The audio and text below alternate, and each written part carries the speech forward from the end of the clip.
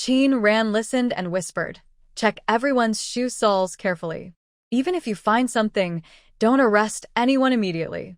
Keep an eye on them secretly and find out who is really behind this." Just then Wuxia came over, sitting tenderly by Qin Yudi's bed, holding her hand tightly. "Darren, you should go back. Mother can take care of everything here. You are waiting in the room for yourself," and she quickly walks toward the courtyard. When you return to the room, she has already left. On the table, there is a letter and a familiar jade pendant. Looking at the sharp handwriting on the letter, a slight smile appears on your lips.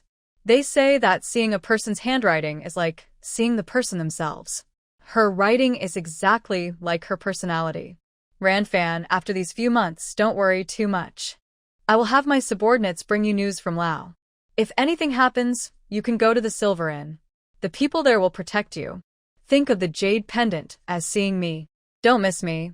Holding the jade pendant in your hand, your eyes flicker slightly.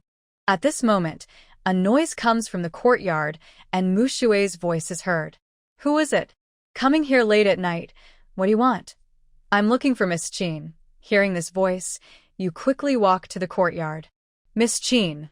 Ling Tian kneels on the ground. "I am Ling Tian, a subordinate. I have seen the young lady. Your master told you to stay by my side." You nod. "In that case, you can go with Mu Shan and the others." Clenching the jade pendant, you ask softly, "Has your master already left?" "Yes, he left some time ago. I think he has already gone out of the city." He looks at your face and softly says, "Don't worry, young lady. Your master will be fine, and Lao will be fine too." In the following days, you spend your time either in the glass pavilion or at the town's medical clinic. The seedlings planted in the glass pavilion finally bloom. Now, the soil is completely different from before. Whatever is planted here grows abundantly and very quickly. No one but you knows why the soil has changed. People really can be more annoying than bugs. When we were planting crops before, we couldn't even harvest much, and just growing a little was considered a blessing. Now, whatever we plant grows well. Look at this rice, it's thriving. Yeah, I don't even know what this is, but the master calls it sacred girl fruit. It sounds delicious. And this one is called strawberries. I want to see what strawberries look like when they grow. Are they like grass or moldy fruit? I think this is a blessing. A blessing? How do you say that? The Qin family has so many children, but only the eldest son is filial. If it weren't for them, the old man of the Qin family might have died long ago. As the saying goes, saving a life is better than building a 7-story pagoda. Heaven has eyes and has seen their filial piety. Yes, the master treats us very well. We work for the Qin family every day and don't feel tired. We earn a good wage and most importantly, we get to eat meat every day. Life is better than that of immortals. Everyone nodded in agreement after hearing this. So, the Qin family moved heaven with their kindness, which is why they earn so much silver.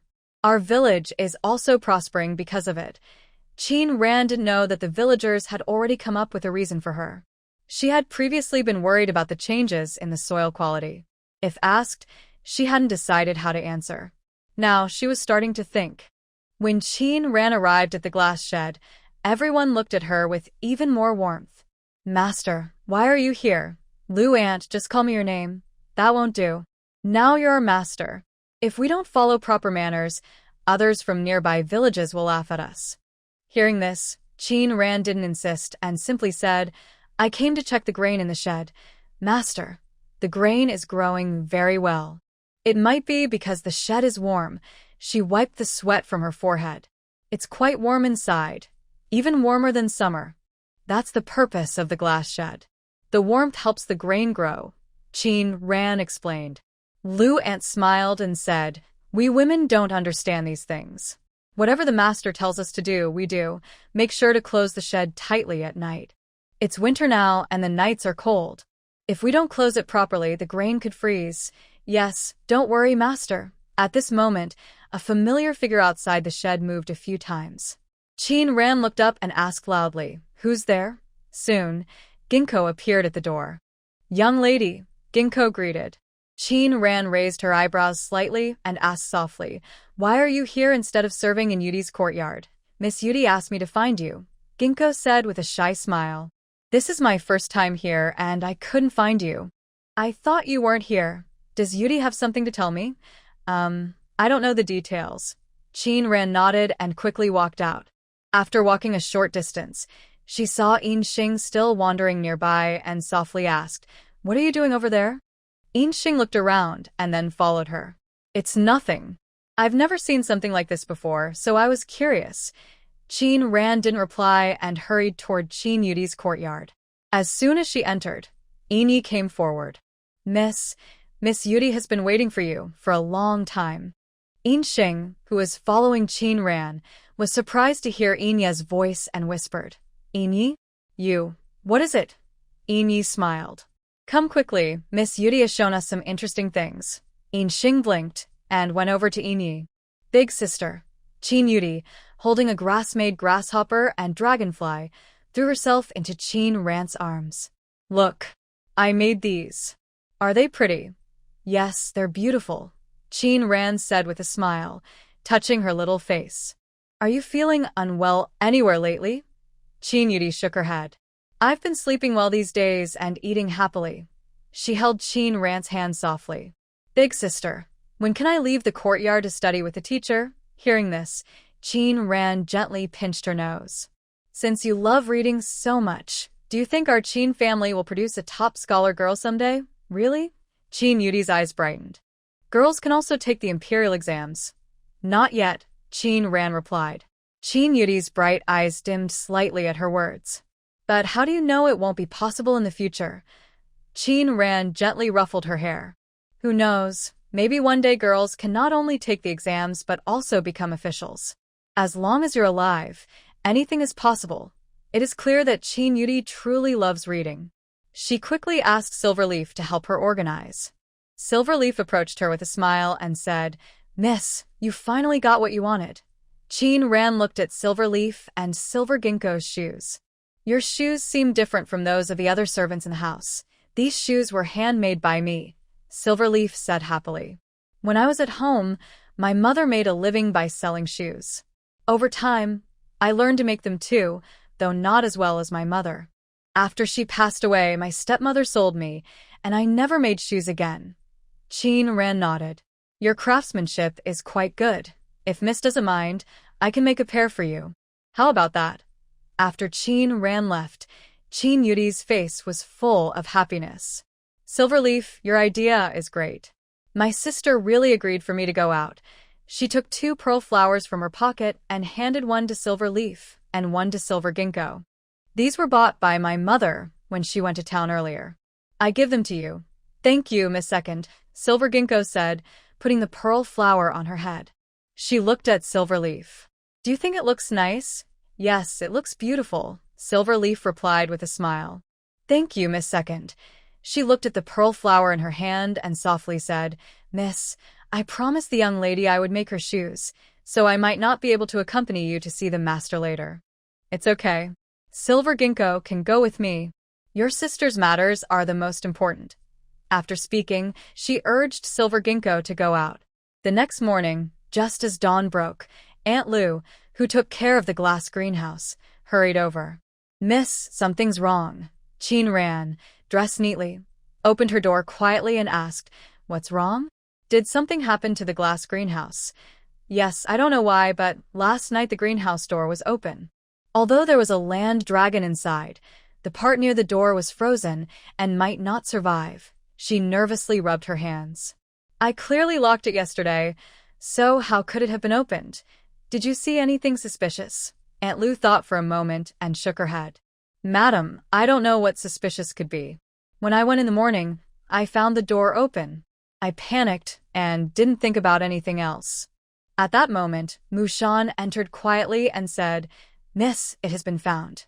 Ran slightly smiled and walked out of the yard, saying, "Let's go and see what tricks they have." When they arrived at the glass shed, it had already warmed up. Mu Qing was standing beside the water tank, while the others working there were on the other side.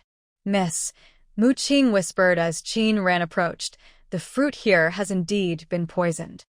Ran sniffed the water in the tank, scooped out a spoonful, and sprinkled some powder into it. The powder instantly turned blue and dark, indicating a strong poison. The water in the tank was used to water the seedlings. The seedlings wouldn't die from the poison, but the grains and fruits they produce would be toxic. These crops were meant to be sold later. If someone found out they were selling poison goods, not only would they lose their business, but their lives could also be in danger. The person who poisoned them was really cruel. They wanted to completely destroy the Qin family. This poison is the same as the one that infected you die before, Qin Ran said, walking around the glass shed. Suddenly, she noticed a familiar footprint. At that moment, Mushan approached with a pearl flower in hand. "Miss, look." Back at the Qin residence, Qin Ran gathered everyone in the main hall. She placed the pearl flower on the table. Qin Yudi immediately saw it. "Why is this pearl flower here?" Qin Yudi asked, walking to the table. She picked up the flower and looked at the ginkgo and silver leaves. "Did you too lose this?" Ini touched the pearl flower on her head and smiled. "Miss, I didn't lose it." In Xing looked happily at the flower. "So it was here. It's easy for us to find." She stepped forward to take the flower, but Qin Ran softly asked, "Where did you lose this pearl flower?" "I don't remember. I didn't see it last night." Ran, call everyone here." "What's going on?" Wu Shi asked softly. Qin Ran recounted what happened that morning. The Qin family members were all shocked. "So you're saying someone poisoned us again?" Qin Ran nodded. "And this time, the person didn't want us to get poisoned but wanted us to grow poisonous crops to sell. Such a crime could lead to the death of an entire family." As Qin Ran finished speaking, everyone in the hall gasped in shock. Who would do such a thing?" Wu's hands trembled slightly with fear. "Doing such a wicked thing, aren't you afraid of retribution?" "Perhaps not." Qin Ran's gaze swept across everyone's faces. She looked at Silver Leaf and Silver Ginkgo. "I found this pearl flower next to the glass pavilion." Wu exclaimed in shock. "Are you saying Silver Ginkgo is the one who poisoned?" Silver Ginkgo was startled and turned pale. She hurriedly knelt down, crying, "Miss, please believe me. I didn't poison anyone. I don't know how this pearl flower ended up there. Please trust me. I am innocent." As she finished speaking, Aunt Lu rushed out and said to Silver Ginkgo, "So it was you. I saw you wandering outside the glass pavilion yesterday. Turns out, you planned to poison all along. You little brat, how can you be so cruel at such a young age?" Silver Ginkgo was so frightened she kept kowtowing. "Miss, I really didn't do it. Now that things have come to this, I can't explain myself. But I was with you all day yesterday. How could I have had the chance to poison? I didn't even go near the glass pavilion." Qin Ran looked at her shoes. "I found a trail of footprints outside the glass pavilion that match your shoe soles perfectly." "How do you explain that?" Silver Ginkgo hurriedly replied, "Miss, Silver Leaf's shoes are the same as mine." Qin Ran's gaze shifted to Silver Leaf. Silver Leaf shifted slightly and whispered, "Miss, I dirted my shoes last night. It doesn't matter. Bring them here so I can see." Soon, the servant brought Silver Leaf shoes. The black shoes had some oil stains on the surface. "Yesterday, I accidentally spilled food while cleaning the dishes, so I changed my shoes," Silver Leaf said with her head down, looking innocent. "Miss, I didn't wear these shoes yesterday. Doesn't that mean I have no suspicion?" Qin Ran looked at Silver Leaf's shoes and smiled. "These shoes are really clean. I stay in the house all day and never go out, so naturally the soles are clean." "Are you sure you never went out yesterday?" I never went out." Silver Ginkgo looked at her in disbelief. "How is that possible? Didn't you go with me to the glass pavilion to find the miss yesterday?" "It doesn't matter." Qin Ran smiled and took out a bottle of medicine. "Before it got dark yesterday, I went to the glass pavilion." Her eyes swept over the ginkgo and silver leaves. "I sprinkled powder around the pavilion. The powder looks just like the soil, so it's hard to see with the eye. But if you put a drop of this medicine on it, the powder turns red. Even if you scrub the shoes thoroughly, it won't help. Now, with this medicine, we can find out who poisoned us." Both Ginkgo and Silverleaf lowered their heads, unable to show their expressions clearly. Mushan dropped the medicine onto Ginkgo and Silverleaf's shoes. In an instant, large red stains appeared on Ginkgo's shoe soles. "It was you." Aunt Lu pointed at Ginkgo. Now the evidence is clear. Do you still want to deny it? Ginkgo looked at the red on her shoes in shock, trembling as she said, Miss, it's not me. I really didn't do it. I never thought you'd refuse to admit it even with the evidence right in front of you. You're so cruel. Why did you poison us? They usually drank water directly from the water jar when they were thirsty. Now, if the water was poisoned, they could have been poisoned just by drinking it. Thinking of this, Aunt Lu's eyes seemed to shoot fire. She wished she could tear Ginkgo apart. Silverleaf's eyes widened as she looked at Ginkgo. Ginkgo, it was you. The Qin family has been kind to us. How could you do such a thing? No, it wasn't me. Ginkgo hurriedly waved her hands. I was with the lady all night yesterday. I never did anything like that. But what about last night? Silverleaf suddenly said. I was watching over the lady outside last night. Ginkgo was stunned. She quickly said, Last night I was sleeping. Hearing this, Aunt Lu turned and stepped forward. Master, Ginkgo must be lying. She's not sleeping. She's probably taken the chance to poison us. Qin Ran sat in a chair, a small smile on her lips. She whispered, Try it on your hand too. Her hand? What does she mean? Mushan walked straight to Silverleaf and Ginkgo and dropped the medicine on their hands. Aunt Lu saw this and said coldly, Let's see what you have to say now. Before she finished, Aunt Lu was speechless. Ginkgo's hands were clean, but Silverleaf's hands were covered with large red stains. This. Now, do you have anything to say? Inya's face changed color, and she exclaimed, Miss, I don't know what's going on. Qin Ran smiled gently. How could you not know? Isn't it you who wore the ginkgo shoes to the glass shed to get the poison, then came back and cleaned her shoes? How could you forget what you did so quickly? I didn't. By the way, the powder was not only spilled on the ground, but also applied on the glass shed. When you did these things, you must have touched the shed with your hands, so it's not strange if you got some powder on them. Even if you didn't touch it, when you returned and cleaned your shoes, your hands would surely have been contaminated. Qin Ran looked at her with a cold smile. I didn't expect that the servant I casually hired would have such a clever plan and careful thoughts. Hearing this, Inya's body stiffened as she knelt on the ground. Suddenly, she looked up, her eyes shifting as she stared at Qin Yu Dai. Just as everyone thought she was going to confess, Inya suddenly lunged forward, reaching out toward Qin Yu Dai nearby. She held a hairpin. The tip pointed at Qin Yu Dai. This sudden change shocked everyone. No one expected her to act so wildly. Qin Ran's expression turned cold. She flicked her finger, and several silver needles shot through the air, piercing Inya's arm. The sharp pain slowed her movements. Mushan kicked out and directly kicked her away. Inya spat out a mouthful of blood, and her mask slowly fell off her face. Everyone stared in shock at her face. Under the mask, an exotic face appeared before them. You are from the Western regions. Qin Ran narrowed her eyes and whispered with a smile. Tell me, who sent you here? The woman clutched her chest and collapsed to the ground, coldly saying, I didn't expect you to find out. When did you? Yesterday, when you said you could make shoes, I already knew. Qin Ran looked at her hands.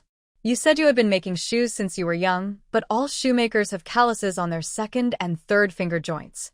But you, Qin Ran pointed at her hand.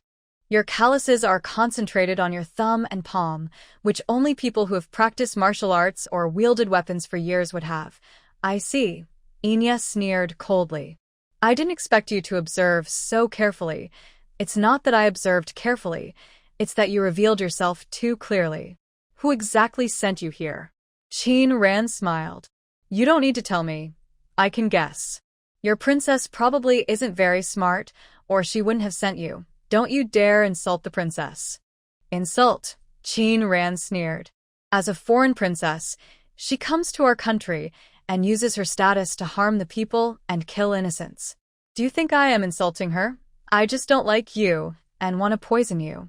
It has nothing to do with our princess. Ini glared at Qin Ran. You're just a village woman. Why do you think you can compete with the princess? Qin Ran looked at her and softly smiled. So what if I am a village woman? Your princess is noble and rich. But what good does that do? She can't even compare to me. a simple village woman. She dares to shout at me. Qin Ran waved her hand. I won't waste my words with you. Mushan, tie her up and take her to the authorities. You can't tie me up, Yi shouted.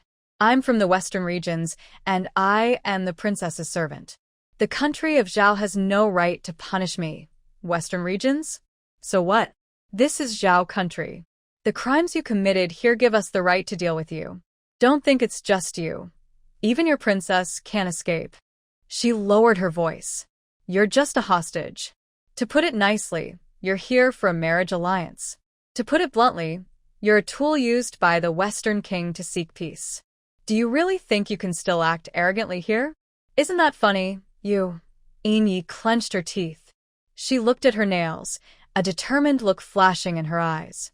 Seeing this, Qin Ran struck out with her palm, her powerful internal energy knocking Yi over. If you want to commit suicide, you need my permission first, Qin Ran said softly. Ling Tian, tie her up and send her to the authorities. Make sure she doesn't die. Yes, miss. Ling Tian's figure fell from the roof, personally escorting Yi to the authorities. Thus, the poisoning incident was finally over. But since she was the one who started it, Qin Ran didn't need to hold back. She was determined to give the Millennium Princess a big gift. Since being sent back to the capital, the Millennium Princess's personality had changed greatly. During the 20-plus days from Yunwu town to the capital, she had dismissed more than a dozen servants for poor service. This time, the person mainly responsible for escorting her back was Zhang He, a deputy general under Ling Tian. One day, as soon as I arrived at the inn, I heard noises coming from Millennium's room. How dare you? How are you serving? You even burned the princess. Do you believe I will cut off your head? Jean Rouet pointed at the young servant bringing water. You're useless. Princess, I know I was wrong. Please forgive me, clumsy fool. Get out now. The servant hurriedly took the water jar and ran out. Just outside the door, he bumped into Zhang He, who had come to see what was happening. Where are you taking our princess? Our princess is noble and important. She shouldn't be living in this shabby place. Princess, we're only about 800 miles from the capital. Even on fast horses, it will take more than 10 days to get there. Let's rest here for now and leave early tomorrow morning. Zhang He spoke without asking for her opinion. Please be patient, princess. Once we arrive in the capital, you can stay wherever you like. Since he was a personal guard of Jun Ci, Millennium had to agree. Just as Zhang He was about to leave, she softly said, The place is fine for now. But where are my servants? Why is only Jean Rouet here? There are many more days ahead. One person isn't enough. Princess, you forgot? The previous servants were dismissed for various reasons. I'm not talking about the servants you gave me. I want my personal maids to serve me. Millennium saw he didn't respond, so she slammed the table hard. Even if I was driven out by the 8th prince, I am still the princess. You can't treat me like this. You're just a little guard. Who gave you the right to hold my maids? Be careful. When I return to the capital, I will report to the emperor and empress. I will gouge out your eyes. Cut off your head. Seeing he still didn't move, Millennium suddenly pulled a small dagger from her sleeve and pressed it against her neck. If you don't do as I say, I will end my life. Let's see how you explain this when you go back. Zhang He frowned at her words. The princess is used to having her servants serve her. If you agree, I promise I won't trouble you for the rest of the journey. Hearing this, Zhang He could only nod. 6 maids entered one after another. Millennium looked at them with a flicker of light in her eyes. From that day on, Millennium seemed to change her personality. Just when Zhang He thought they could arrive safely in the capital, one night, there were continuous sounds of shouting and scolding from her room. Daring to damage the princess's precious hairpin, you should look at whether your life is worth the compensation. Jean Rouet pointed at the kneeling maid and said, You usually work clumsily. Just dismiss her quickly. Qianqi lowered her eyes and said coldly, Since you broke my belongings, simply dismissing her is not enough. Bring the poison wine. The maid begged, Please spare me, princess. Please spare me. The guards outside, hearing this, shook their heads regretfully. It's sad to see how ruthless Princess Qianqi is to her own maid, This girl is probably in great danger. Soon, the sounds inside the room faded away. In the next moment, Jean Rouet came out and told the guards at the door, "You two, handle the body."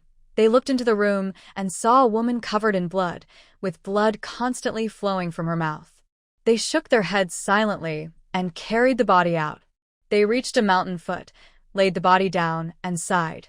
"Girl, may you find a good place in your next life. Don't be a maid again." After saying this, they turned and left.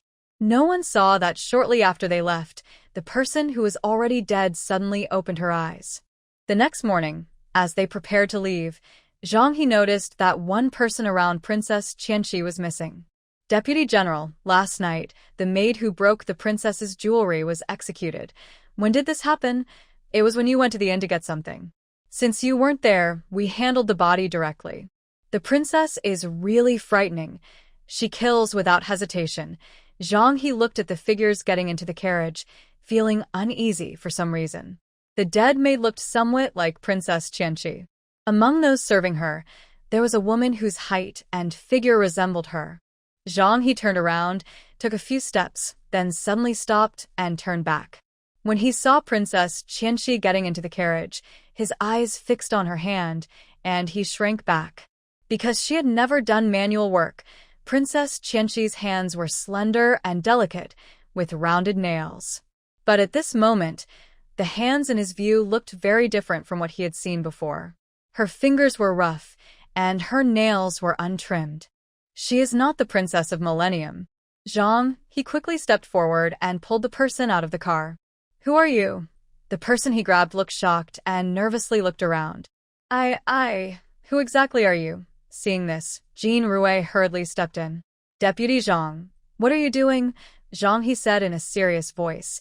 "You better tell the truth, or the prince will blame you.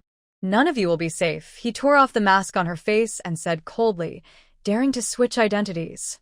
"You have a lot of nerve." When the truth was exposed, Jean Rouet and the others didn't dare to act rashly. They all shrank back like quails. Zhang He arrived at the place where the body was abandoned. There was no sign of the Millennium Princess anymore. His face darkened as he whispered, "Take these people back to the capital. I will report everything to the master." He still didn't know that Jun Si had already set out for the carefree palace. Millennium traveled to a small town, exchanged her jewelry for silver, and changed into men's clothes. A few days later, spies from the western regions in the Kingdom of Summon came looking for her. Subordinates Ada, Aer, and Taishan greet the princess. "Get up." Millennium sat on the main seat and looked at them. She whispered, "Did you see the mark I left?" "Yes, princess. We saw the wine bottle in the tavern, which made us realize you came here, and we also saw the mark you left." "Good." Millennium leaned on a soft cushion. "Have you received any news recently?" Ada thought for a moment. "Princess, some time ago, we received news from Misty Hidden Village that a spy from the western regions was caught. Could it be that the poison was exposed?" Before she could ask, Ada continued, "I've already sent someone to deal with it." Hearing this, Millennium's tense heart finally relaxed. It wouldn't be good if others found out. She had planted someone in the Qin family. "What about the 8th prince? Is he still in Cloud Mist Town?" "Return to the princess. We lost track of him." Aer lowered his head and whispered, "Our people only know that the 8th prince didn't head toward the capital, but went to the border. We tried to follow, but he disappeared without a trace at the border." "Good for nothing." Millennium glared at them. "You can't even handle small tasks. What else can you do?" The others lowered their heads, afraid to speak. "Forget it. There's something more important right now than following the 8th prince," Millennium said with a hint of cruelty in her eyes. "I want you to do whatever it takes to completely eliminate the Qin family in Wuyin village." She touched her still slightly aching chest and said seriously, "That person named Qin ran. I want her alive." The group left, and Millennium opened the window. The night air was very cold. The sharp wind blew through her hair, and her resentful voice slowly faded into the air.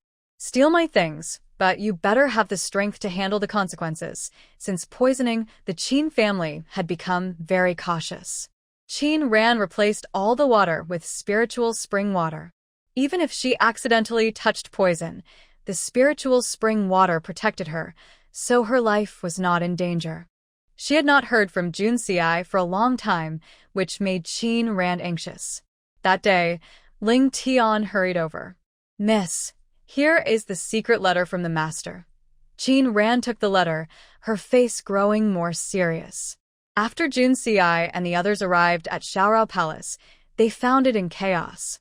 After asking around, they learned that the seventh elder had joined a rebellion with some of the palace's allied sects, trying to take over as palace master. Although those rebels had been defeated, a group of black-clad fighters with high skills suddenly appeared. Yu Lao and Yu Xuanli were captured. Now, Xiaorao Palace is leaderless, desperately searching for their whereabouts, but so far, no results. Reading the letter, Qin Ran's heart pounded. "Miss, what does the master say? He told me to keep waiting here for news." "My master and the others might not have fallen into those people's hands. They could have escaped here. With me here, I can help support them." She thought for a moment, then took out paper and a brush and wrote a reply. She handed the finished letter to Mushin. "Take this letter to Granny Lin and also this." She pulled out a stack of silver notes, 100,000 taels she had received from Yupushin. Granny Lin had already written to her some time ago. The previous 40,000 taels had been used up. This time, 100,000 should last a while, but with so many people needing money, it wouldn't last long. She needed to earn more silver. Now that her master had suddenly disappeared, they had no choice but to wait. Instead of just waiting here, she thought it was better to take this chance to earn some silver for emergencies. Over the next few days, Qin Ran stayed in the town's tea shop all day. The weather was getting colder, and there were no fresh vegetables or fruits left, mostly stored cabbages and potatoes for winter. She entered her space and looked at the vegetables and fruits in the farmland, smiling happily. The vegetables and fruits under the glass roof would be ready to harvest soon. They were watered daily with spiritual spring water, which made them grow very well, even better than in her space. This was a good time to start promoting her products. One day, as Qin Ran opened the shop, she heard a familiar voice say, "Miss Qin." She turned around and smiled. "Shopkeeper Lin, long time no see. Is this tea shop yours?" Lin Yu asked happily. "I haven't seen you in a while, and now you're the shopkeeper?" "This is my master's shop. He's not here right now, so I'm taking care of it," she replied. As she spoke, she placed several baskets of fruit on the table outside the door, making them very noticeable. There was also a sign on the table with big characters that read, "Longevity fruits." Lin Yu's eyes lit up when he saw this. He quickly stepped forward, pointing at the fruits and asking, "Miss Qin, what are these?" As he got closer, he smelled the sweet aroma of the fruits, which made his mouth water just from the scent. Longevity fruit. Longevity? Lin Yu blinked in disbelief. "Can these really help you live longer?" "Of course," Qin Ran smiled. "Do you trust my medical skills, shopkeeper Lin?" When she mentioned her medical skills, Lin Yu nodded quickly. "Yes, I do. Miss Qin's medical skills are the best I've ever seen." He had visited many famous doctors to treat his daughter. In the end, it was Qin Ran who cured her. Others' words he might not fully believe, but what Qin Ran said, he trusted wholeheartedly. "If you trust my medical skills, how can you doubt the fruits I've grown?" Qin Ran picked up a strawberry and handed it to him. "Shopkeeper Lin, you probably haven't slept well these days." Hearing this, Lin Yu smiled and said, "Honestly, my wife hasn't been feeling well these days. She wakes up in the middle of the night, and I can't sleep either." "Do you feel dizzy, tired, nauseous, or sweating?" Lin Yu nodded repeatedly and exclaimed, "Miss Qin, you're truly a miracle doctor. You can diagnose just by feeling the pulse without even looking at the patient. Doctors focus on observing, listening, asking, and feeling. Some illnesses can be diagnosed just by looking," Qin Ran said as she handed over a strawberry. "Shopkeeper Lin, you can try it and see if you feel better after eating." Lin Yu looked at the strawberry. He trusted Qin Ran's medical skills, but he was still doubtful that this fruit could prolong life. The aroma of the fruit was very tempting. Lin Yu swallowed and put the strawberry in his mouth. The sweet, juicy flesh was even more delicious than he expected. He had never tasted such a sweet fruit. Shocked, he looked at the strawberry stem in his hand and swallowed it directly, despite Qin Ran trying to stop him. He thought he would spit out the stem, but instead, the rich fragrance clung to it. Lin Yuyu swallowed it all. Miss Qin, this longevity fruit must be eaten by gods in heaven. Qin Ran smiled and said, of course, it's for humans to eat. Lin Yuyu licked his lips. The fragrance hadn't faded, but he felt his fatigue disappear. Could it really be the fruit's effect? Not only that, but even the feeling of nausea was gone. This is truly a longevity fruit. He hurried forward, smiling. Miss Qin, how much do you sell these longevity fruits for? 2 silver coins for a strawberry, 1 silver coin for a sacred fruit. Hearing this, Lin Yuyu was surprised. What kind of fruit is so expensive? He looked at the 2 piles of fruit and thought, these are not just fruits, they're like mountains of gold and silver. But this small fruit had such a miraculous effect. It was worth it. Going to the clinic for treatment also cost a lot of silver, and the illness might not even be cured. Better to buy these longevity fruits and eat them. Qin Ran took out a small basket, picked some fruits, and handed it to him. This is my first day selling longevity fruits. Shopkeeper Lin, if you like it, just take it and eat. Lin Yuyu quickly said, I can't accept your silver for free. You are our family's savior, and we can't take charity. He placed 20 silver coins he carried on the table. Today, I brought these coins. I'll buy this basket first, and once I get more silver from my family, I will buy more, but they're just a few fruits. Shopkeeper Lin, there's no need to be so polite.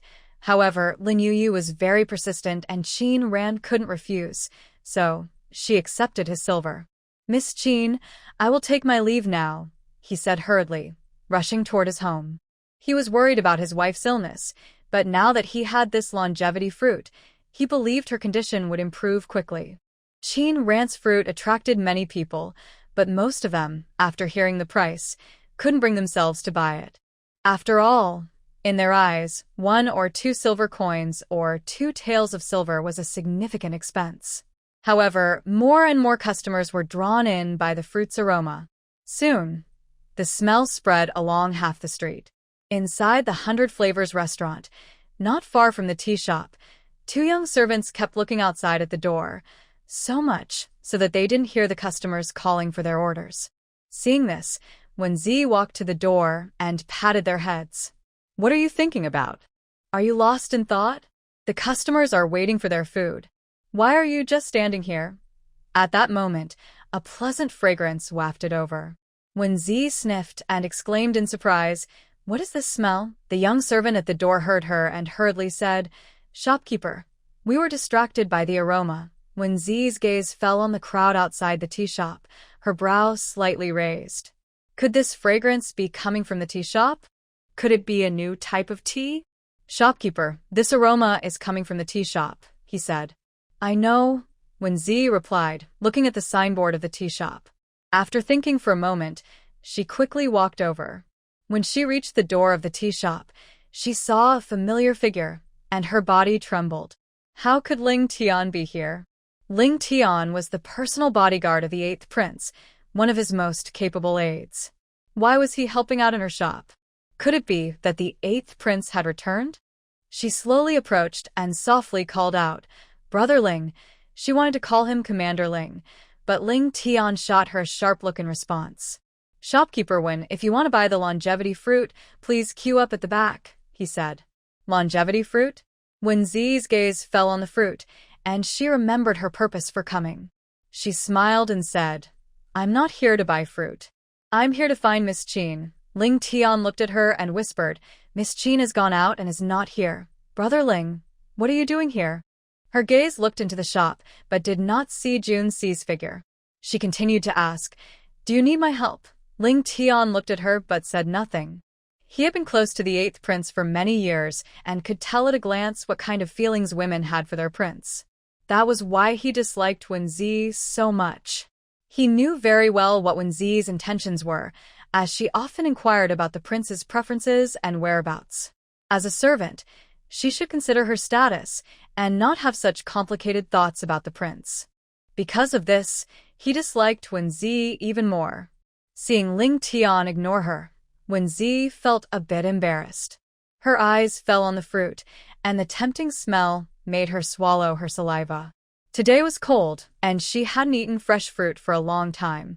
The sweet aroma was something she had never experienced before. Shopkeeper 1. Qin Ran came over carrying an empty basket. She had just visited the herb fragrance residence and brought strawberries and cherry tomatoes. Since she had such good things, she wanted to give them as a gift. Wenzi saw Qin Ran and smiled happily. She already knew Qin Ran's other identity. She was a disciple of Old Yu and the future leader of the Carefree Palace. Having been close to the young master for many years, she understood the importance of the Carefree Palace. Qin Ran was someone she could not afford to offend. "Miss Qin," Wenzi said with a smile, "it's been a long time since I saw you. Why haven't you come to Baiwei restaurant to find me? We agreed that you'd visit for drinks and meet when you had free time." "Recently, I've been very busy," Qin Ran replied with a smile. She withdrew her hand from Wenzi's. For some reason, although Wenzi smiled at her, that smile made her feel uncomfortable.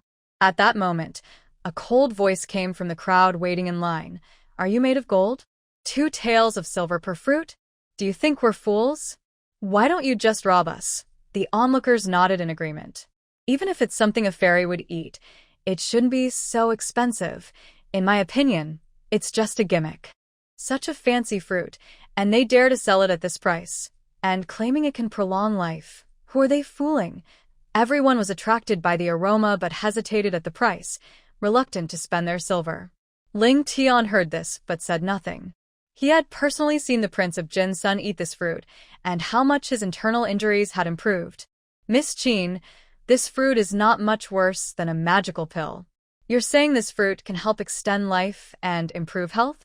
What's your proof?" A man stepped forward, pointing at the fruit. "It's just a bit sweeter than other fruits, yet you dare to sell it at such a high price.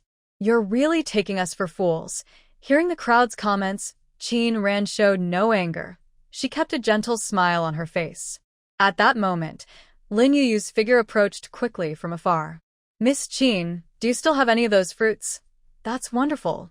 Just then, a few men stopped behind Lin Yuyu. "Miss Qin, your fruit is truly amazing," Lin Yuyu said excitedly. "My wife ate 2 pieces, and then felt sleepy. Now she's asleep, and she's sleeping very deeply. Usually, she wakes up at the slightest sound, but today she didn't wake up at all. I can even hear her gentle snoring. It's incredible. How many do you have?" "I bought all of them." As he finished speaking, the people who came with him hurriedly said, "Brother Lin, that's not fair. How can you buy them all? What are we supposed to do?" Lin Yuyu patted his head and smiled. "Sorry, I got too excited and forgot about you all." He then turned to Qin Ran and said, "Miss Qin, these friends are my close friends. I told them about your fruit, and they all came here eager to buy." Qin Ran smiled and said, "Thank you, shopkeeper Lin, for the introduction." Lin Yuyu quickly waved his hand. "It's just a small favor. Besides, your fruit really works wonders. If it weren't for you, my wife might have suffered much longer. I thought she would have to take that bitter medicine again, but I didn't expect your small fruit to solve all these problems." Lin Yuyu runs a clothing business in town, and most of the townspeople know him. They know he's honest and straightforward. Seeing his high praise, everyone began to look forward to the fruit. Could it really have such miraculous effects? Among the people with Lin Yuyu was a burly man with a dark complexion, who kept coughing occasionally. His voice was hoarse and rough.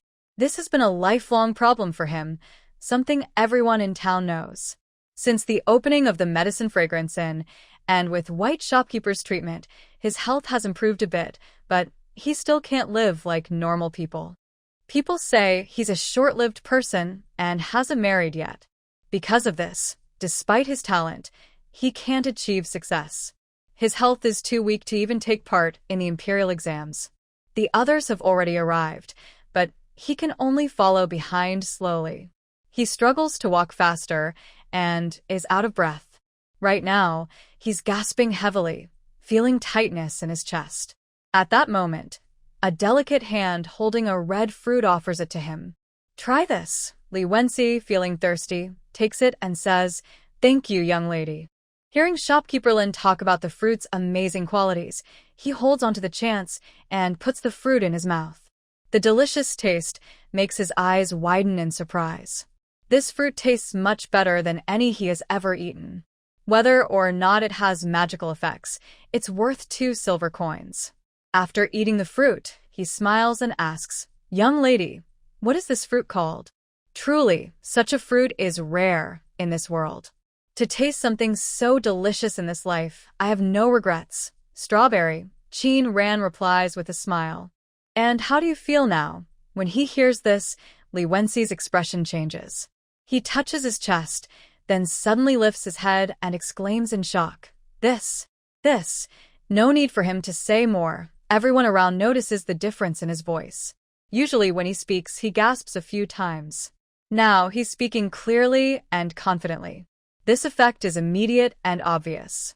If Lin Yuyu was just pretending earlier, Li Wenxi definitely cannot fake this. They look at the fruit, their eyes showing a hint of excitement. Although the fruit is expensive, it's worth it if it can cure his illness. Li Wenxi quickly asks, "Young lady, do you think this fruit can really cure my condition?" Qin Ran places her hand on his wrist, checks his pulse quietly, and says softly, "Your condition is congenital. If you want to rely on this fruit to fully cure it, it's possible, but it will take some time." Hearing that it can cure his illness, Li Wenxi can't help but feel excited. "Really?" Qin Ran nodded. "But young master, your illness isn't very serious. Take some medicine and you'll recover soon. Can it really be cured?" "Really?" He excitedly reached out to touch Qin Ran's arm. Noticing his movement, Ling Tian stepped forward and blocked him, softly saying, "Young master, please show some respect. Men and women should behave properly." Li Wenxi realized he had been too impulsive and kept bowing to Qin Ran. "I'm very sorry for my rashness. Please don't blame me, miss. It's okay," Qin Ran said, patting Ling Tian's arm. Ling Tian gave Li Wenxi a warning look before stepping back behind Qin Ran. Watching this scene, Wenxi felt a wave of shock in her heart. No, this isn't right. If the young master truly liked her, why was the bodyguard of the 8th prince protecting Qin Ran? The young master has many talented people under him. Why would he need the 8th prince's guards? Could it be that the person who truly cares for Qin Ran isn't the young master, but the 8th prince? Wenxi backed away, her face suddenly turning pale as she reached this conclusion. Yes, it must be. Thinking back to earlier, the attitude of the 8th prince's men toward Qin Ran, and the place where the 8th prince stayed when he was seriously ill, a tea shop, all the clues made everything clear. She looked at Qin Ran with disbelief. Her hand, hidden in her sleeve, clenched the handkerchief tightly. How could this be? How is it possible? Her gaze fixed on Qin Ran, filled with unwillingness. When everyone learned about the fruit's effects, their eyes lit up with excitement.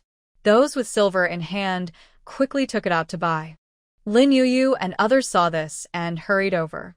Soon, all the fruits were sold out, but many people still couldn't buy any. "Miss Qin, do you have more of these fruits?" "Yes," Qin Ran replied with a smile. "Come back tomorrow. Miss Qin, do you have any small or slightly spoiled fruits?" A woman stepped forward, looking a bit embarrassed. "My child is unwell, but I don't have enough silver. If there are any damaged fruits, could you sell them to me cheaply?" As she finished speaking, everyone around the shop looked at her expectantly. Most people in this town cannot afford it. But when faced with such a good thing, who wouldn't be tempted? Qin Ran smiled and said, "You don't ask, but I was just about to tell you." She returned to the tea shop and took out the fruit tea she had already prepared. "I brewed some tea with these fruits. Please try it." Brewed with fruit? She poured the fruit tea into a cup, and the fresh aroma surprised everyone. The scent of the tea made people feel refreshed, as if their bodies were being purified, and a light sense of relaxation spread. This feeling was most noticeable in older people. After taking a sip, they felt warm and energized. "Miss Qin, what kind of tea is this?" "It's delicious. So good. Even Jade do nectar can't compare. This is fruit tea," Qin Ran said with a smile. It may not be as effective as eating the fruit directly, but regular drinking over time is very good for health. Everyone nodded as they drank the tea. Can this tea be sold in the shop? Of course. A pot of this fruit tea costs only 500 coins, and it will be available for sale in 5 days. Compared to earlier, everyone thought 500 coins was a very good price, and they looked forward to the sale in 5 days. Back at Chin's house, Ran explained her plan to run a tea shop in town. Ran, do you need me to go to town and help? Wuxia asked with a smile. I'm free at home, anyway. After so many hard years, I suddenly have nothing to do, and I feel uncomfortable. Ran smiled and said, Mother, how could I let you be idle? Now I need to manage the shop in town, so the household chores will be left to you. Luli Pavilion will be taken care of by Mushan and Mushui. While eating, Chong looked at Ran and quietly asked, But are you planning to take over that shop? No, that shop belongs to my master. He had to go far away for some business, so he entrusted it to me. As she finished speaking, Chong paused with his food and frowned slightly. The shopkeeper of that tea house is here, master? Ran nodded. Yes. Why? Nothing. Chong didn't say anything further, but his expression grew serious, which even Wuxia noticed. After dinner, Wuxia took Ran to her room. Ron, it seems your grandfather isn't very willing to let you go to the shop. Why? Mrs. Wu shook her head. I don't know, but your grandfather's face doesn't look good. She took Ran's hand. Ron, you're not young anymore. You're at the age to consider marriage. Your parents couldn't do much before, so we couldn't find you a good husband. But now life is better, and you should start thinking about getting married. This is a big event in life. Mom, I'm not in a hurry. You're not in a hurry, but I am. In a few more years, you'll be even older, and you'll really become an old maid. No one will want to marry you then. She looked a bit anxious. Listen to me, I'll help you find someone. Let's get married sooner. Hearing this, Ran couldn't help but laugh. She never expected to be pressured into marriage after traveling here. Mom, does it matter whether I get married or not? Of course it matters. How can a girl not get married? Do you want to become a nun? Why are you so anxious? I never said I wouldn't marry at all. Ran smiled. Mom, marriage is my own choice. I don't want to marry someone I don't love. Even though it's usually arranged by parents and matchmakers, if there's no love, marriage is just going through the motions. If I have to spend my whole life like that, I might as well stay single and be free. Besides, she already had someone in mind she wanted to marry. She wouldn't accept the marriage arranged by Mrs. Wu. Nonsense, Mrs. Wu scolded. How can you be single? Do you know how hard life can be alone? Ran smiled silently and continued, Mom, do you and Dad feel wronged all these years? Mrs. Wu was momentarily stunned. After all these years, you and Dad have suffered a lot. Do you blame him or hate him? Hearing this, Mrs. Wu thought for a moment and smiled. There's nothing to blame. My suffering isn't his fault. Then who is it? Ran softly asked. If he had resisted, refused to be bullied by Zhao, and stood up to protect you when they were mean to you, wouldn't life have been different? Your father. He's a good man. Is being a good man enough? Hearing the words, good person, Ran felt a strange feeling in her heart. She looked at Wuxia and continued, he is a good man, but that doesn't mean he's a good husband or father. When his wife and children are bullied like that, besides understanding and forgiving, there's nothing else we can do. We are all Qin by blood, so why should we accept such humiliation? At that moment, a feeling of frustration rose in her chest. Ran was momentarily stunned. This feeling of sadness and injustice wasn't her own. Could it be that these emotions belonged to the original owner of this body? Thinking about her crossing into this scene, Ran understood. Yes, the original owner of this body was killed violently, so over the years, she must have felt wronged. She gently pressed her hand to her chest, feeling the anger inside slowly fade away. Her body felt much lighter. If you marry someone else, maybe you won't suffer for the past 10 years. But the root of that pain is that you don't really understand what kind of family the Qin family is. Why not find a wealthy family for you? Our family isn't poor, and we won't be looked down upon. Wuxia smiled and said, I've already chosen someone. There's a family in the next village, with good wealth. They have 2 sons. The older son looks handsome and has opened a shop in town. They are a good match for our family. It turned out she had already arranged a match. No wonder she was so enthusiastic today. Qin Ran shook her head. Mother, you still don't understand what I mean. People's hearts are good or bad, and appearances can be deceiving. Their family looks good, but their true character is still unknown. Besides, I don't know him at all. You might like him, but he might not catch my eye. If I don't like him, even if I marry him, life won't be easy. You shouldn't worry about my marriage. I will decide for myself. Seeing her persuasion was useless, Wuxia had no choice but to give up. After Qin Ran left, Wuxia called the maidservant over and whispered a few words. Did you understand? This must not be let Miss know. The maidservant understands. Under the moonlight, Qin Ran walked toward her own courtyard. As she passed by Qin Chong's house, she suddenly saw a figure flicker past the window. Her expression froze. Who was in her grandfather's room? A man, dressed in dark clothes, coldly said, Is this small matter worth risking my life for? Did you already know who Ranfan's master was, right? Qin Chong tapped his cane and said coldly, Have you ever thought about what might happen if? So what? The man interrupted Qin Chong. Great plans don't mind small details. Right now, this is the only chance. Do you want the prince and princess to die with unfinished business? His gaze fell on Qin Chong, and he sneered. You should remember who saved your life. Without the princess, you would have starved or frozen to death long ago. Now they have died unjustly, and the heir is mediocre and useless. He can't avenge the prince and princess, so we have to rely on ourselves. Qin Chong sighed upon hearing this. Innocent children. Innocent? Huh. The man's eyes flashed with coldness. The prince and princess are not innocent either. But that person never planned to let them go. Don't be soft-hearted. It will only ruin everything. Qin Chong sighed silently and said nothing. No matter what, I must avenge the prince and princess. I will defy gods and Buddhas if I have to. After speaking, he jumped out of the window directly. Inside the space, Ranfan listened carefully to the conversation between that man and her grandfather. The prince and princess? The heir? She narrowed her eyes and recalled the signature on the painting. What secrets are hidden behind all this? Even when she returned to her room, she was still deep in thought.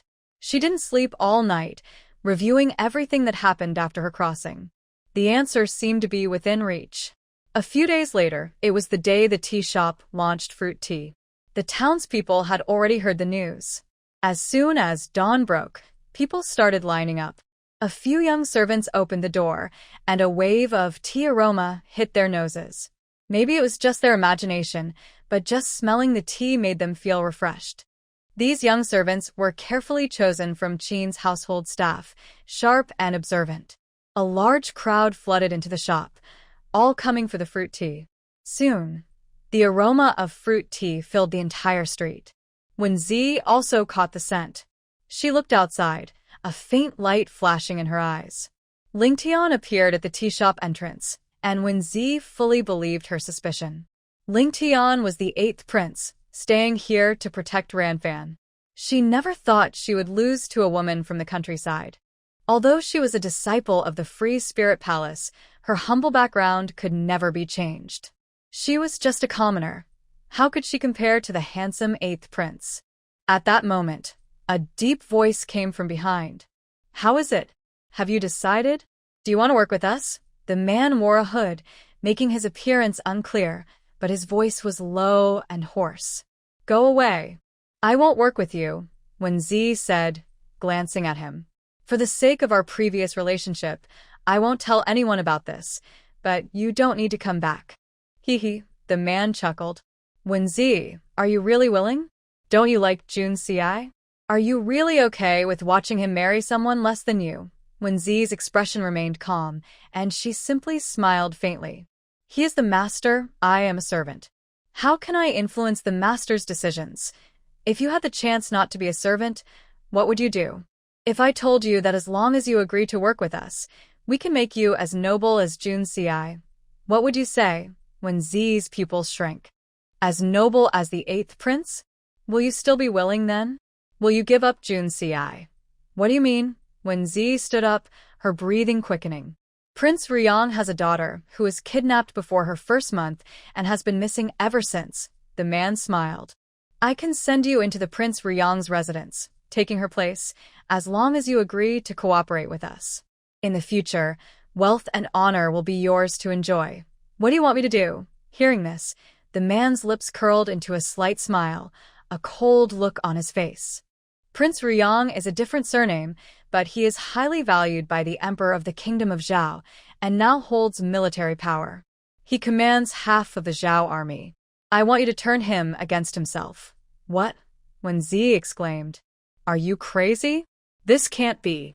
Prince Ryong and the current emperor are close friends. So what? The man lazily lay on the bed. In the face of absolute benefit, no one will give up and no one will abandon what is within reach. His gaze fell on Wen Zi, full of amusement. She was just a perfect example, wasn't she? For the sake of the prince, for status and wealth, she was willing to betray her master. How can you be sure that Prince Yuanyang will listen to me? She had only met the prince once. He is a just and principled man, very firm in his beliefs. Trying to turn him would be more difficult than climbing to the sky. Prince Yuanyang's heir is few, and he only married one wife, who has one daughter. Since that child went missing, the family has no other children. The wife has not had any more children, and the prince has never taken a concubine. If you were that child, where do you think you would stand in the prince's heart? After hearing this, Wen Zi's heart started pounding. Will that child be found again? No, the man smiled.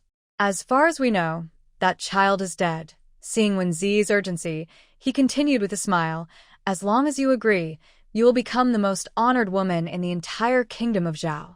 Even the emperor's daughter cannot compare to you. Everything in Prince Yuanyang's household will be yours, and so will Jun Ci. Wen Zi's face lit up with joy, her eyes shining brightly. She looked at the man and asked with a frown, Why is it me? Because you come from the Jin Wang residence. Since you have the trust of the Jin Wang's heir, you must be clever. Besides, you are very familiar with everything about the Jin Wang residence. What I want is simply the death of the Jin Wang and the emperor, nothing more. Once this is done, you will be your prince's wife, the jewel of Prince Yuanyang's household. It benefits both sides. Moreover, there is still some friendship between us. Friendship? I only casually gave you some medicine, nothing more. All right, if you say there is no friendship, then there is none. Their conversation ended, and the room fell into silence. On the street, people were bustling, but Wen Zi could hear her own heartbeat clearly. It was hard to believe this was real. If she truly became the jewel of Prince Yuanyang's household, given his current status, she would live like a fairy from now on. At that moment, a graceful figure entered her line of sight. It was Qin Ran, wearing a blue dress, with a white cloak draped over her shoulders. There was delicate embroidery around the collar, making her skin look as white as snow. She looked especially beautiful. She was giving instructions to Ling Tian beside her. Ling Tian looked respectful and treated Qin Ran the same way he treated Jun Ci. Wen Zi clenched her fists tightly. As the man said, she felt full of resentment inside. A rural woman like her could catch the eye of the 8th prince. Why couldn't she? All right, I agree, Wen Zi said softly after a while. But I need to tell you one thing first. You must not do anything to hurt Jun Ci. Okay? The man replied casually. I have no real grudge against him. He's never gotten along with the emperor. Maybe when the emperor dies, he'll be happier than me. The man's eyes were deep, and he sneered coldly. So, it's a deal. She worked busy all morning, even during lunch. The smell of tea in the shop never stopped. I never thought there would be such delicious tea. I used to dislike drinking tea, but recently I had a doctor come and tell me to drink more tea regularly. I was worried about it, but now this fruit tea has eased my worries. Yes. I've been a regular customer here. When Old Yu was here, the tea was very fragrant. Now that he's gone, I have nowhere to drink tea. Now that the shop has reopened, The tea is even better than before. She worked all day until the last pot of tea was sold, with a long line still waiting behind. Everyone, we're very sorry. Today, our tea is sold out. The people in line complained when they heard. After waiting so long, isn't it a waste? Exactly. It's so cold, and we only got a few sips of water from you. We didn't even get hot tea. Qin Ran knew they would react this way. She smiled and said, "Sorry for making everyone wait so long. To show my apology, everyone in line today can come here and get a number tag. Come back tomorrow, and you can enjoy a discount with this tag." Discount? What kind of discount? Tea is 50 coins cheaper. Hearing this, everyone's unhappiness quickly disappeared. She closed the shop and checked today's earnings. She sold 500 pots of fruit tea today, plus some other fruits, totaling exactly 500 taels. She raised her eyebrows slightly, surprised that her first day brought such good earnings. Qin Ran took out some silver and handed it to Ling Tian. "You've worked hard today. Take this silver to buy some wine and food." Ling Tian shared the silver with the young servants in the hall, who thanked him gratefully. "Where can you find such a good master?" Because they closed the shop late today, Qin Ran did not return to the village. At night, just as she was falling asleep, she heard footsteps outside the courtyard. The door latch was gently lifted, the door opened, and a few figures sneaked inside quietly.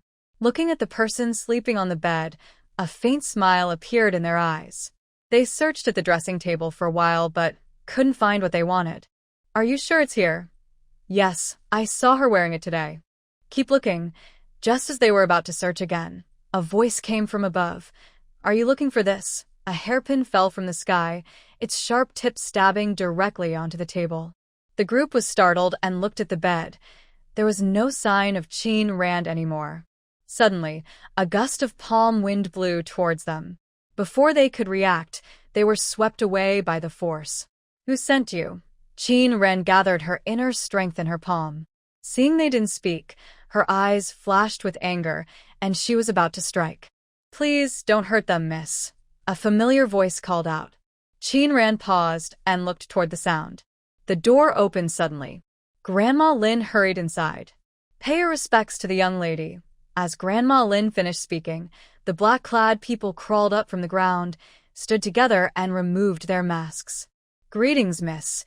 Qin Ran was momentarily stunned, then smiled. "Grandma Lin, you really gave me a scare. I heard your shop just opened. As your elder, I wanted to surprise you, of course." Qin Ran chuckled. "This surprise is quite special." Grandma Lin looked at the young women with her. "These girls are quite skilled among those people, but in your hands, they couldn't even land a single move." Ling Tian, sensing the commotion in the backyard, arrived at the door. Before he could enter, Qin Ran waved her arm, and a burst of energy shut the door tight. Ling Tian was almost pinched by the door and was startled. "None of your business. Go back and stay there." Ling Tian thought for a moment but still felt uneasy.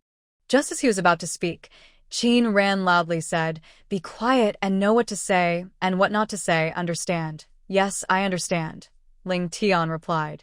He realized that Miss Qin was telling him not to tell the prince anything. After sending the people away, Granny Lin left. Qin Ran looked at them and softly asked, "Tell me, what are your names?" "I am Servant Lung Yu." "I am Servant Lung Xing." "I am Servant Baiji." "I am Servant Xian." They changed out of their night clothes.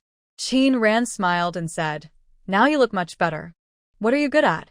"Miss, I am good at martial arts," Lung Yu said shyly, "but compared to you, I am not very impressive." "I am good at making mechanisms," Xian said calmly, looking very steady. Hearing this, Qin Ran whispered, "I think your martial arts are also quite good. My father was a martial arts instructor. I learned some fighting skills from a young age," she explained. "I am also good at making mechanisms, but not as skilled as Xian," Lung Xing said with a smile. "As for martial arts, I know a little." Baiji bowed slightly and softly said, "I can cook and also practice martial arts." Qin Ran smiled and said, "No wonder Granny Lin chose you. I like all of you." She looked at them, her smile fading, and said calmly, "I believe Granny Lin has already told you before. What is the most important thing around me?" "That's right," she said, taking a sip of tea. No matter how talented you are, if you are not loyal, I won't show mercy. Do you understand? Baiji stepped forward and whispered, "It's because of Mrs. Kindness that we have a second chance. No matter what happens, we will never betray Mississippi. Never." Baiji smelled the aroma of the fruit tea and smiled, saying, "Our young lady is really amazing. She managed to grow such delicious fruit." "What's this fruit called?" "Strawberry." Xian shook her head. "You remember so clearly when you're eating, but when it comes to work, you forget everything. We're so lucky to have a young lady like her. If we were sold elsewhere, who knows what kind of life we'd have," Baiji said as she washed her teapot. She looked at her hands and blinked. "My hands seem a bit whiter than this morning." Although her name was Baiji, she was the darkest-skinned among them. Lung Xing heard this and walked over with a smile. "You're dreaming if you think your skin can turn white. Your skin and body are given by your parents. They are already fully developed, so how can they turn whiter?" Baiji raised her hand and said loudly, "Look." The others looked at her hand and were surprised. It really did seem a bit whiter. "What are you looking at?" Qin Ran asked. "Did your hand get hurt?" "Young lady, look." Baiji held her hand up to Qin Ran's face. "Is my hand a bit whiter and softer?" Qin Ran examined it carefully for a moment. Lung Yu smiled and said, "Maybe it's because you're too dirty. You haven't washed properly for the past few years. Go away." Baiji glared at her. "The day before we left the base, didn't we all take a bath? Who says we're dirty?" A glimmer of light flashed in Qin Ran's eyes as she remembered the thick dirt on her body after coming out of the spiritual spring. A new idea appeared in her mind. She looked at Baiji and smiled. "You're really a lucky star." "What? A lucky star?" Baiji pointed at herself, a little surprised. "Young lady, are you talking about me?" "Yes, you." Qin Ran reached out and gently pinched her cheek. "Later, you and everyone go to the ledger to withdraw silver as your reward. Getting rewarded with silver on the first day here. What kind of divine lady is this?" "Thank you, young lady."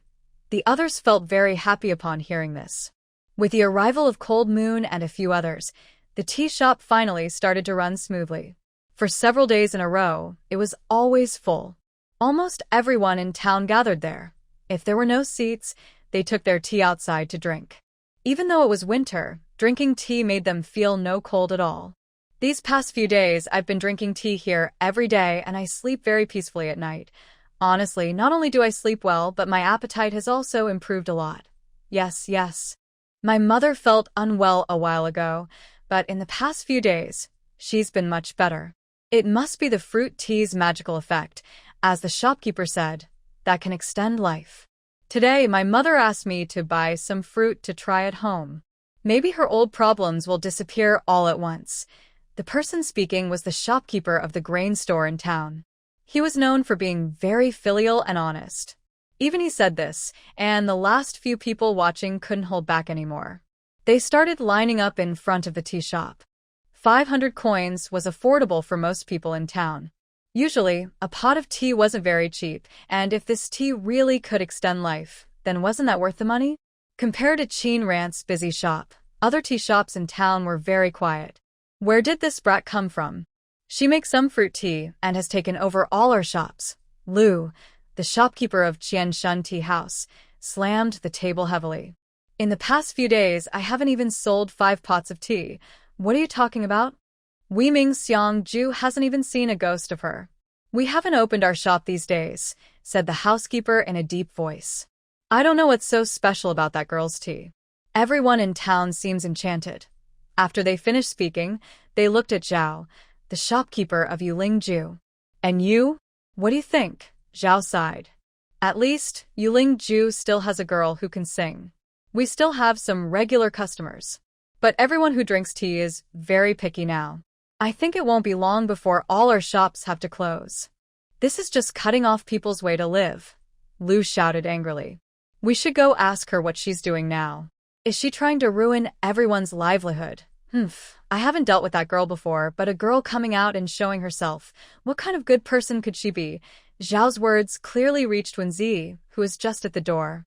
She narrowed her eyes, and her gaze instantly grew colder. At that moment, the conversation inside the room was still ongoing. After so many years in Union Town, how can we be defeated by a girl who suddenly appeared from nowhere? So, what do you suggest? Should we smash the shop? Smash the shop? What good would that do? Causing trouble openly. Do you think the officials will let us go? Hearing this, the shopkeeper frowned tightly. That won't work, and neither will that. We're just waiting here for the shop to close. The three of them discussed for a while. Just then, when Z's voice came in. Why do the three shopkeepers have time to visit me? A young servant behind her set down a tray of snacks and stepped back outside. When Z chuckled softly. Seeing your frowns, it seems you've encountered some trouble. Trouble? What trouble? Do you, when shopkeeper, have a solution? Zhao snorted coldly. If a woman can handle our problems, then what are us men supposed to do? In his words, Zhao clearly looked down on women. A cold light flashed in Wen Zi's eyes, but she quickly masked it. Shopkeeper Zhao, your words are harsh. Though I am a woman, I run the 100 Flavors Inn successfully. How could I be worse than you? She rolled her eyes at him. If shopkeeper Zhao is so capable, why come here with a worried look? All right, the shopkeeper chuckled. We're all shopkeepers here. Harmony brings wealth. We all know Wen Zi's skills, so we really shouldn't offend her. Since Wen Zi entered, Lu's shopkeeper's gaze had been fixed on her. Has Wen shopkeeper had any happy news these days? I can see her complexion is quite good. Wen Zi touched her face and smiled. There's no big news. I just drank some fruit tea for a few days. Maybe it's because of the tea. I slept well these days and have a good appetite. Their faces changed instantly, turning grim. Seeing their expressions, Wen Zi's lips curled slightly. They say this fruit tea has the effect of prolonging life. It must be good for the body. As the saying goes, people eat grains and everyone gets sick sometimes. If drinking this tea can make a person healthier, no matter how much money it costs, it is worth it.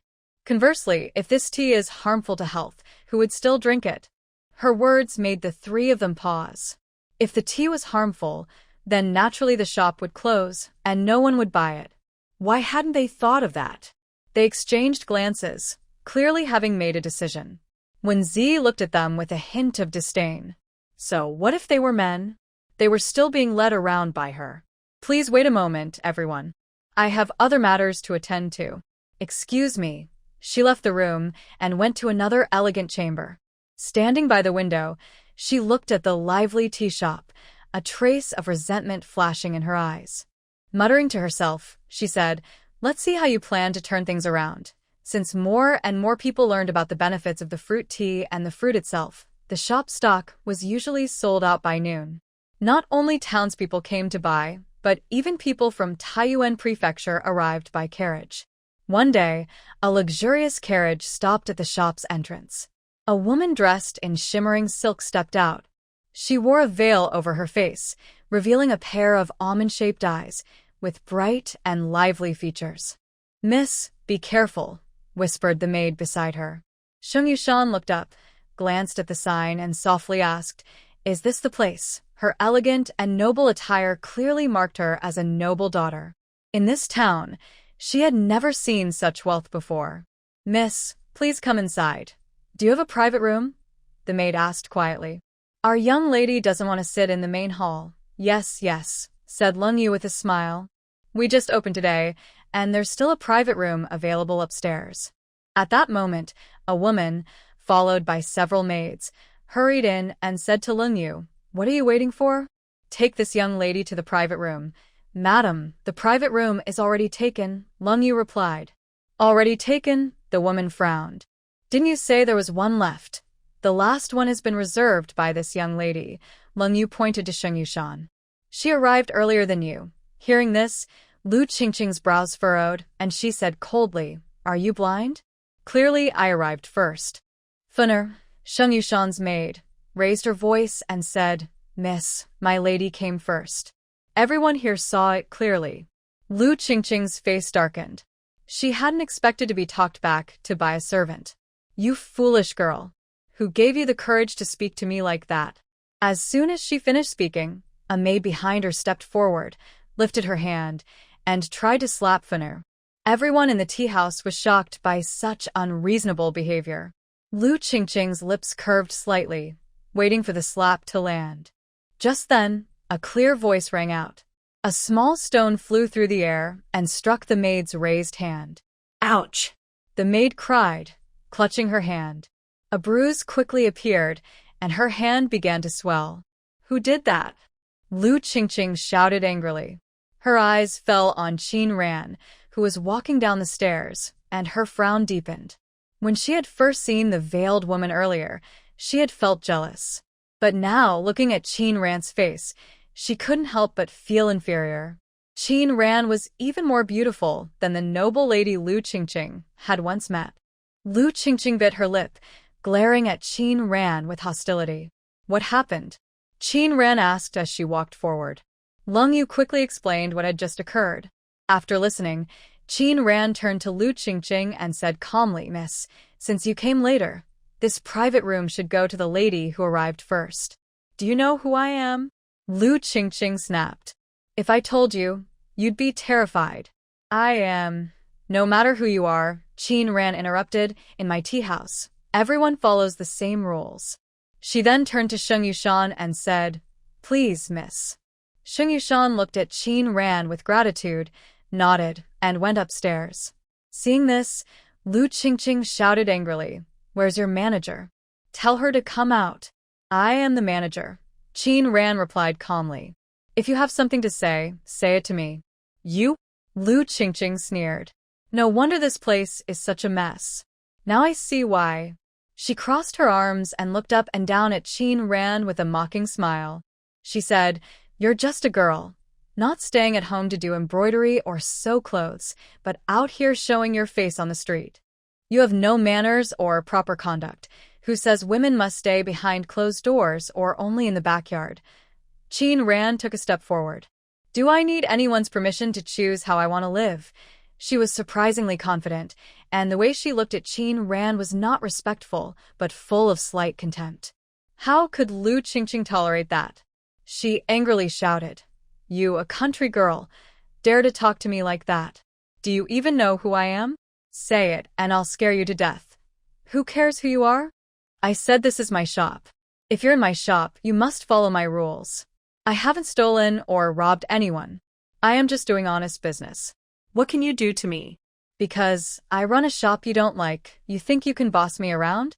This girl is too overbearing. My father is the prefect of Taiyuan Prefecture. He oversees the entire county. Do you think I can't control you? Everyone around gasped in surprise. The daughter of the prefect. The people in the shop whispered, Why would the prefect's daughter come here? That's it. The shopkeeper has really hit a nerve. Angering the prefect's daughter. This shop might have to close. Tifa, what a pity. Everyone looked at Qin Ran with sympathy. Such good fruit tea, they probably wouldn't get to drink it again.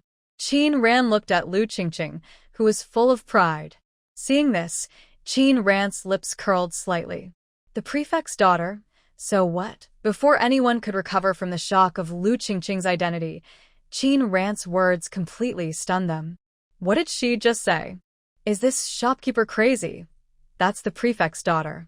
Does she have no sense of shame to talk like that? Lu Qingqing was also stunned, not expecting Qin Ran to say that. Her eyes looked like sharp swords, wanting to pierce her. What did you say? Lu Qingqing pointed at Qin Ran, angrily shouting. Dare you say that again to me? Could it be that because you are the daughter of the county magistrate, you believe you should enjoy special privileges? Qin Ran sneered. They say that the emperor and commoners are punished equally under the law. Can a daughter of a county magistrate be greater than the emperor? More powerful than royal authority? What are you talking about? What I mean is, I believe you understand very well. No matter what your background is, in my shop, you are no different from others. If you want to drink tea, my small shop welcomes you, but you need to wait in line. Lu Qingqing looked very upset. In her more than 10 years of life, she had never been humiliated like this. You. Lu Qingqing pointed at her and shouted angrily. I am not like you, an uncultured person. Look at the women on this street. Few dare to show themselves openly. With a shopkeeper like you, the tea here probably isn't even good. She stepped closer to Qin Ran and lowered her voice. If you dare to embarrass me in front of everyone, we'll see. Let's see whether you, a lowly person, can last longer or I, a noble lady. If you don't want to lose too much, you better close your shop early. Qin Ran smiled softly and whispered, "Thank you for your advice." She slightly raised her eyes, and her cold gaze made Lu Qingqing take a step back. She felt a bit ashamed, and her anger grew even more. "Let's go." Lu Qingqing turned and left. "It's just some lowly people who like to drink that stuff. I don't bother competing with them." Although she walked away, her words were clearly heard by everyone nearby. They looked at Lu Qingqing with some disgust. Such an arrogant attitude. It's just because her father is the county magistrate. She acts like she's the ruler. Exactly. She won't even bother competing with us. Puffed. She probably has never even heard of such delicious fruit tea. All right, speak softly. Don't let her hear, or we'll all be in trouble. Lung Yu and the others looked at Qin Ran with concern. "Miss, I think I caused you trouble." Qin Ran looked at Lung Yu and smiled. "You did very well today. When you go to collect your reward, you should be like this in the shop. For those who don't follow the rules, there's no need to be polite. Besides, trouble isn't something you can avoid just by not looking for it. Good fortune and bad luck are often intertwined. Have you heard of this principle?" Sitting in a private room, Shung Yushan muttered, "A blessing it is, not a curse you can't escape." I didn't expect the shopkeeper to be such a perceptive girl. Funner stood beside her, smiling. "If you say she's perceptive, is there anyone in the world who can compare to Miss?" Shung Yushan looked away and said to Funner, "You, girl, are just good at saying nice things to comfort me." "Miss, I am not just flattering," Funner replied, glancing at Qin Ran. "But this shopkeeper is indeed a clever person. She even helped me today." Shung Yushan nodded softly. "Go and call her here." "Yes." Funner took a few steps but then turned back. "Miss, what do you want to do with Lu Qingqing? Her father is the county magistrate. What do you think I should do? Does it matter that he's a magistrate?" "You still." "Enough," Shung Yushan said calmly. "Status is just an external thing. There's nothing to boast about. Hurry and invite the shopkeeper." "Yes, I will go now." When Qin Ran learned Shung Yushan wanted to see her, she was a bit surprised. She entered the room and smiled. "Miss, is there something you need from me?" "It's nothing. I just feel a connection with you and admire your personality. I usually stay at home and rarely go out. Meeting you today makes me very happy. I also feel we get along very well," Qin Ran said, her gaze falling on her veil. Noticing Qin Ran's stare, Shung Yushan reached up and touched her face, her eyes flickering with slight hesitation. "Miss, why do you cover your face with a veil?" Funner, hearing this, changed her expression and spoke more seriously. "Qin girl, is it okay for a lady to wear a veil?" She was surprised by her strong reaction. "Does Miss have some secret difficulty? Feel free to tell me. Shopkeeper, our young lady kindly invited you up because she wants to be friends. Yet in just a few words, you keep poking into her heart. It's okay," Shung Yushan said softly. "My face isn't much of a secret." She gently touched her left cheek. "I've had a red mark on my face since I was a child. I've sought many treatments, but it never went away. I'm used to it now, but I don't like to see people face to face, afraid I might scare them." Thinking of how someone once saw her red mark and how she still feels sad about it. Funner saw that her young lady's face was growing paler and angrily said, "What is wrong with you? Didn't I tell you? Our young lady doesn't like to talk about these things. Why do you keep talking about it? Maybe I can cure it." Funner was about to speak but suddenly stopped, her eyes widening. "What did you say?" Qin Ran looked at Shung Yushan's face. "You just need to lift the veil, so I can see clearly. Are you a healer?" Qin Ran nodded. Shung Yushan bit her lip, hesitating for a moment, then slowly raised her hand and took off the veil. She nervously looked at Qin Ran, afraid she would see shock or fear in her eyes. Her gaze fixed on Qin Ran's eyes. She was stunned. Qin Ran was carefully examining her side face, gently touching the red spot. She asked softly, "This red mark probably wasn't there from birth, right?" "It appeared after I had a serious illness when I was 4, Shung Yushan replied. Funner asked anxiously, "Can it be cured?" Your red mark isn't a scar or caused by illness. Then what is it? Qin Ran whispered. It's poison. What? How is that possible? The poison is called the red demon spider. This spider's belly is red, and as it grows, the color deepens. Its silk is blood red. If you collect the silk, soak it in medicinal wine for 49 days, it becomes transparent and the blood color merges into the wine. Then, burn the spider that produced the silk until it's charred, grind it into powder, and mix it with the wine. Steaming it over fire for a while will remove the wine smell, leaving behind the poison of the red demon spider. Red demon spider? Qin Ran nodded and continued. People poisoned by it will first seem very sick and need to lie down for 3 days and nights. The red mark will gradually form, mostly on the face and neck. The patches grow larger, and the red spots become harder and sometimes painful. When the patches cover the entire face, it means the poison has reached the lungs and cannot be cured. After she finished, Shung Yushan's face turned even paler, her chest rising and falling rapidly. How could this be? How could I have been poisoned like this? This kind of poison is not something that can be caused by accident. Making this poison takes a very long time, and it must have been planned carefully for a long time. Qin Ran whispered. Think about it. Who would give you such a poison? Funner, hearing this, anxiously asked, Shopkeeper, please tell me, is there a way to cure this poison? Shung Yushan also looked at her with hope, clutching her handkerchief so tightly that it was deformed. This poison is not hard to cure, but it might cause some pain. I wonder if the young lady can endure it. Shung Yushan, usually not good with words, hurriedly said, as long as the poison can be cured, no matter how much pain there is, I can handle it. She reached out and grabbed Qin Ran's arm. Please help me remove this poison. The red spots on her face had been there for over 10 years. She often woke up from nightmares, trembling when she saw people's disgusted looks. She didn't want to live like this anymore.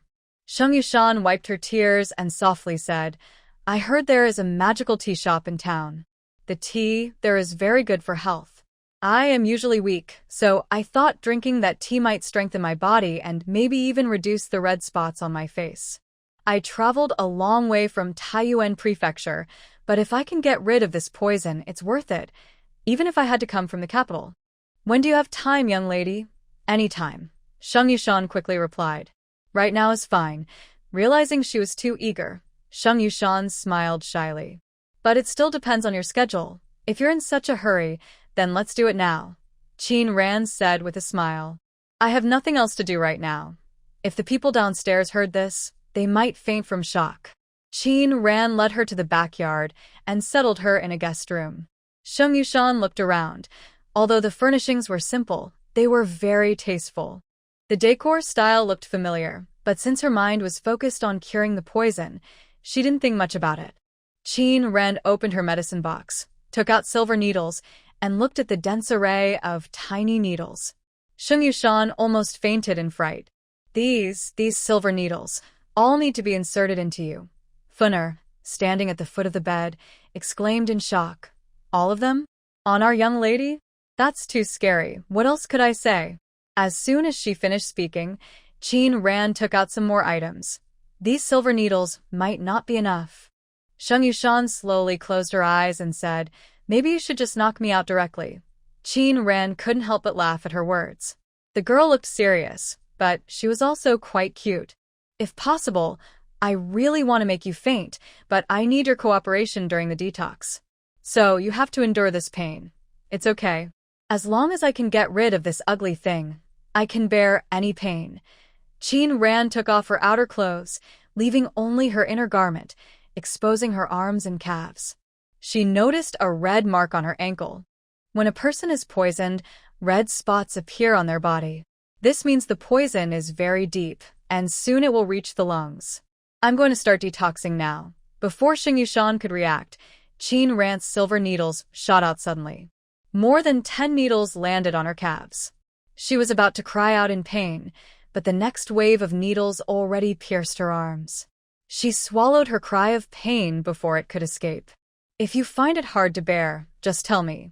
Qin Ran whispered. No need. Keep going. Don't stop. Shung Yushan said.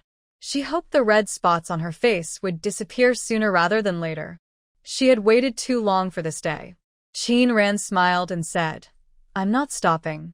I just want to tell you, if you can't hold it, bite on a handkerchief. Once detox begins, you can't stop. She pressed hard and inserted a silver needle into her shoulder, causing Shung Yushan to flinch from the pain.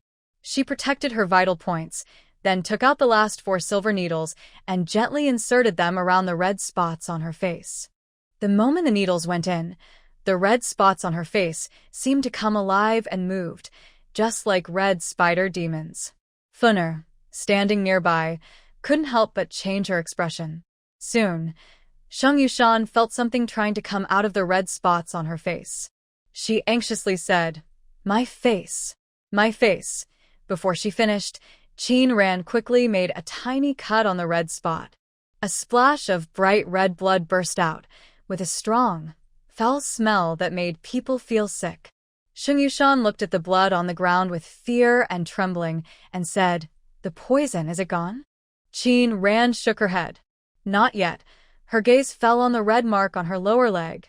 Although the mark on her face had disappeared, there was no change on her leg, which meant the red magic spider was still inside her body. Qin Ran stretched out her hands, and powerful internal energy appeared in her palms. Next, it might hurt even more than before. Be prepared. No matter how painful it gets, you must endure. Your body cannot move. Do you understand? Shung Yushan's face changed. She blinked and, looking weak, said, Can I bite on a cloth? Holding a cloth tightly in her mouth, Qin Ran activated her internal energy. In the next moment, her strong internal force struck Shung Yushan's body. Silver needles embedded in her skin also pushed further inside. Being pierced by dozens of silver needles at once, Shung Yushan nearly fainted from the pain. Stay awake, a voice mixed with internal energy exploded in Shung Yushan's ears. She opened her eyes and looked at Qin Ran. Just then, a wave of bloody smell rushed into her throat. Wow! She spat out a mouthful of blood. A large pool of bright red blood spilled onto the ground, and an unprecedented feeling of relief spread through her body. Shung Yushan gasped for breath, lying on the bed, exhausted as if drained. Yet, her eyes sparkled with light. So this was what it felt like to be a normal person. Miss. Funner stepped forward softly. How do you feel? Shung Yushan nodded. Funner helped her sit up. Thank you, young lady.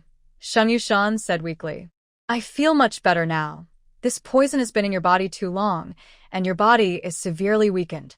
To fully recover, it will take many days. Qin Ran took out a porcelain bottle. 1 pill a day. In 2 months, your body will be restored.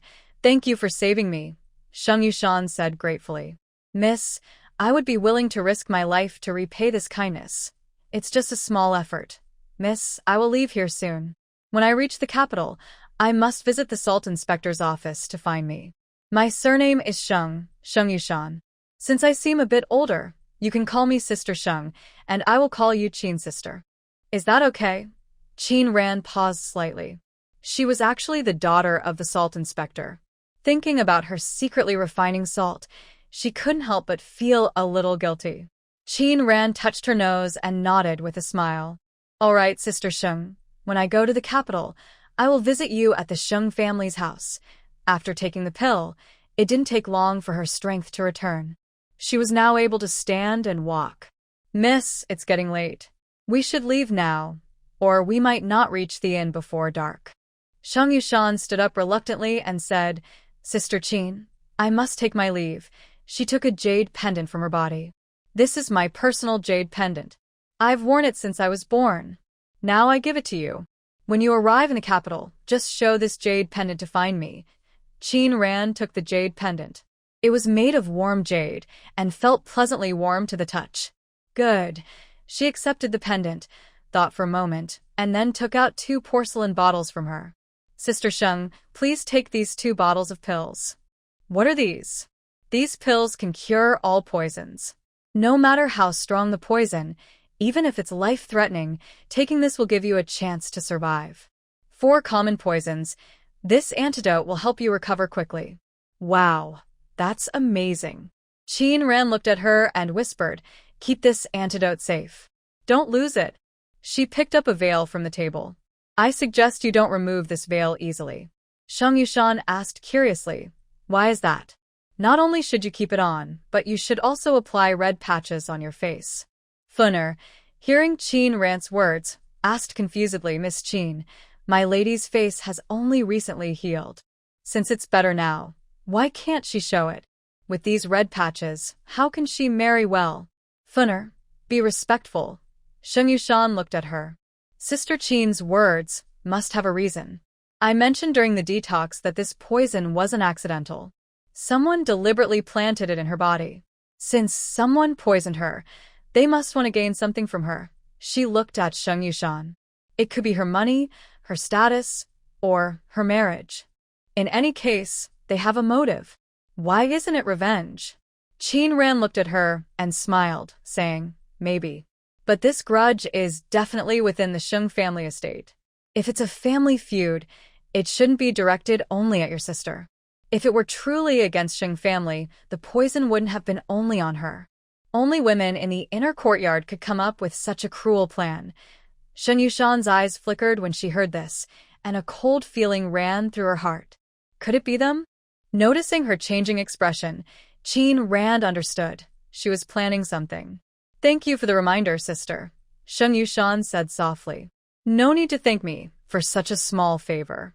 As for the great kindness you've shown, I will repay it someday." After leaving the tea house, Shung Yushan sat in the carriage, her eyes full of sadness. "Miss, what's wrong?" Funner looked at her with confusion. "The poison in your body is gone now, so you should be happy." "The poison in my body is gone, but what about the poison in my heart?" She slowly closed her eyes and whispered, "For Shung family, I poured my heart out and gave everything. In the end, I paid with my life. It's not worth it. It's too unfair." "Miss, what are you talking about?" "Nothing." Shung Yushan opened her eyes, a flash of hatred passing through them. "Miss, we're almost at the inn," someone announced. Throughout the journey, Shung Yushan said nothing. When she heard Funner's words, she slowly opened her eyes, lifted the curtain, and looked at the increasingly close inn. Her heart was like turbulent waves. She clenched her fists inside her sleeves and narrowed her eyes. The carriage stopped. Just as Funner helped her out, a voice came over. "Elder sister." A woman in a pink jacket stepped out of the inn. "Where did elder sister go? Why weren't you here all day?" Shung Yushan didn't speak. She simply smiled faintly. "I've never been here before. I told father this morning I was going out for a walk. I returned a bit late. Is that a problem?" Hearing her somewhat sharp tone, Shung Yao paused for a moment. "What's wrong with sister today? Are you in a bad mood?" She glared at Funner and the others. "How are you all taking care of her?" Funner lowered her head and secretly rolled her eyes. "It's not their fault," Shung Yushan said softly. "Today, I met some unpleasant people, so I'm feeling upset. I'm a bit tired, so I'll go back to rest." After speaking, she walked straight into the inn. Shung Yao watched her leave, the flattering smile on her face fading. Narrowing her eyes, she spat and muttered, "Who does she think she is, acting all high and mighty, like a noble lady? She's just an ugly girl without a mother, yet she dares to show off in front of me. Just wait and see. I'll make sure she regrets it. A young lady staying out the whole day and coming back this late. Who knows what she's been up to?" The maid beside her whispered, "Second miss. With the way the eldest miss looks, what man would want to spend time with her? It's better she keeps that veil on. If she took it off, she might scare people." Shung Yao's expression softened slightly, and she sneered. "You silly girl, what do you know? Shung Yushan looks rather charming with that veil on." "Miss, it doesn't matter. Soon, there will only be one young lady in the Shung family, you. Everything that belongs to the eldest miss will be yours. Her things? What in this house truly belongs to her? Mother said everything in the Shung family belongs to me and my brother." With that, she followed the others into the inn. No one noticed a shadow quietly slipping away from outside the inn. Late at night, Ling Tian returned to the tea house. Qin Ran was still awake, working with herbs to make medicine. "As you guessed, everything happened just as expected," he said. Qin Ran gave a cold laugh, her eyes flashing with a sharp light. All these messy troubles start because men insist on having multiple wives. I'll never understand it. Why isn't one woman enough? They marry several, have many children, and then everyone fights for affection and inheritance. If they could live peacefully, it might be fine, but people are greedy. Everyone wants the best, and in the end, brothers turn against each other. Children fight their parents. What's the point? It's all so meaningless. You're right, miss, he replied. He could already imagine that if his master ever ended up with Miss Qin, there would be no other women in the household. But if his master truly rose to power one day, what then? Miss, should we send someone to keep watch on the Shung family? Good idea. She called for Shi Yan and whispered a few words in her ear. Shi Yan nodded and quickly left. The next morning, just as the tea house opened, the street outside grew noisy. Oh no! My stomach hurts, cried a woman lying at the tea house door, clutching her belly and groaning in pain. People quickly gathered around to see what was happening. Help! At that moment, an old man approached, checked the woman's pulse, and said in a serious voice, "Is she poisoned?" The onlooker stepped back and whispered, "What kind of poison is this?" She screams so loudly, it's really frightening. Yeah. Could the poison spread to us? Hearing this, everyone took a step back. The shouting from the street was clear inside the tea shop. Qin Ran arrived at the door, looked at the woman lying on the ground, and felt a bad premonition. When the woman saw Qin Ran, she trembled and pointed at her, saying, "It's her." The crowd looked where she pointed and saw it was Qin Ran. They were surprised. What does this have to do with Miss Qin? Because I drank your fruit tea, I got poisoned. Qin Ran sneered when she heard this. Sure enough, it was just as she expected. Someone came here to cause trouble. Hearing that she was poisoned after drinking the fruit tea, the crowd started murmuring. The fruit tea was supposed to be good for health. How could it be poisonous? The woman saw no one agreed with her and continued, "Since I drank it on the first day, I haven't felt well. Today, I woke up with stomach pain that won't go away." She then started crying loudly again. Lung Xing stepped forward and said loudly, "You woman, don't be unreasonable. You say you got poisoned after drinking our fruit tea, but in this town, no one else has ever felt unwell. If our products were poisonous, our shop would have been shut down long ago. These past few days, I haven't eaten anything else, only your fruit tea." Suddenly, her face turned pale, and in the next moment, she spat out a mouthful of blood and collapsed backward. She's dead. She's gone. Someone has died. Oh my God. The crowd screamed in shock. The doctor standing beside the woman was startled. He checked her pulse and exclaimed, "This poison is very strong. It has reached her lungs." He shook his head regretfully and said, "It's no use now. She probably won't survive." At that moment, a young man ran out from the crowd. He quickly picked up the woman and held her in his arms, crying, "Yunner." Yunner. "What's wrong with you, Yunner?" The doctor patted his shoulder and said, "Be strong. Prepare for the worst." What? The aftermath. The man was stunned, then shouted angrily, "What is going on?" Everything seemed fine. How did it turn out like this? "I checked her pulse," I said. "Your wife was poisoned, so..." The man looked at Qin Ran and shouted, "It's you. Your fruit tea is poisonous." "Isn't it?" Qin Ran glanced at him, a slight smile on her lips. In front of everyone, she stepped into the shop, picked up a freshly brewed jar of fruit tea, and drank it in full view of the crowd. "What do you mean by that? If I had poisoned the tea I sell, would I drink it myself? Who knows if your tea isn't poisoned?" The man stared at her. "My wife drank your tea these past few days and got poisoned." Qin Ran looked at the woman with her eyes closed, then turned to the man and said calmly, "Are you sure?" She then looked at the doctor, who checked her pulse. "Did you come to the same conclusion after examining her?" The old doctor stroked his beard and said softly, "I've been practicing medicine for many years. I have never been wrong when diagnosing." She was indeed poisoned. Qin Ran nodded. "In that case, what do you want to do?" Seeing that Qin Ran did not argue, the man's eyes flashed with pride. Killing someone must be punished, debts must be paid. Your wife was poisoned by your tea. You owe me 1,000 taels of silver. If you don't pay, I will take you to the authorities. Let the officials seek justice for me." The onlookers looked at Qin Ran with unfriendly eyes. They said they wanted to promote health and longevity, but now that there's a problem, they only care about money. They would never come back to the shop again. Hearing this, the man felt a bit happy. Just as he was about to reach out for the silver, Qin Ran said, "Someone go to the government office and ask the officials to come here. Say that someone is plotting to frame, extort, and attempt murder." "Yes," Ling Tian responded immediately. The man's face stiffened. What do you mean by that? What do I mean? "Don't you know?" Qin Ran sneered. "You, a man, risk your wife's life for money, and you're not ashamed? What kind of person are you? Stop talking nonsense." "Nonsense." Qin Ran smiled and slowly stepped down from the platform to stand beside the three of them. "Did you really give your wife snake lotus powder?" The man's pupils shrank suddenly. What is snake lotus powder? This snake lotus powder has no color or taste. When added to food, you can't tell it's there. A small amount won't cause immediate poisoning, but there's one thing you don't know. When it reacts with tea, it causes stomach cramps.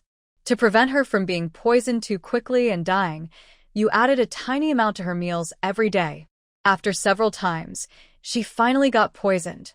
The man's expression grew anxious.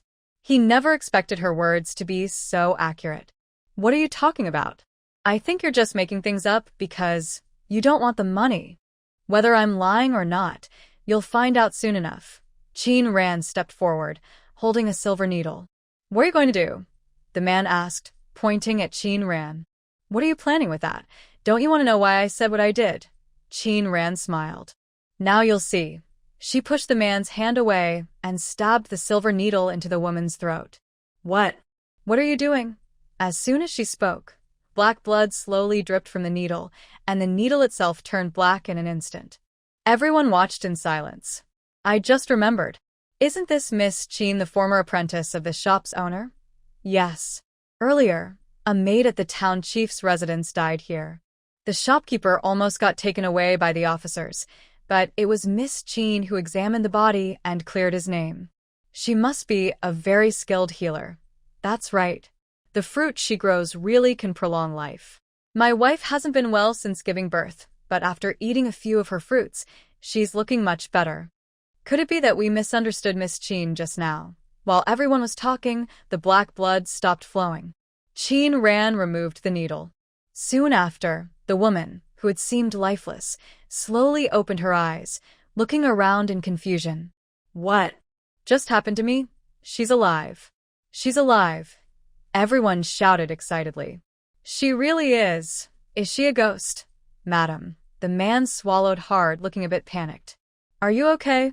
Zheng Yun'er touched her belly and smiled, saying, "Yes. I'm fine now.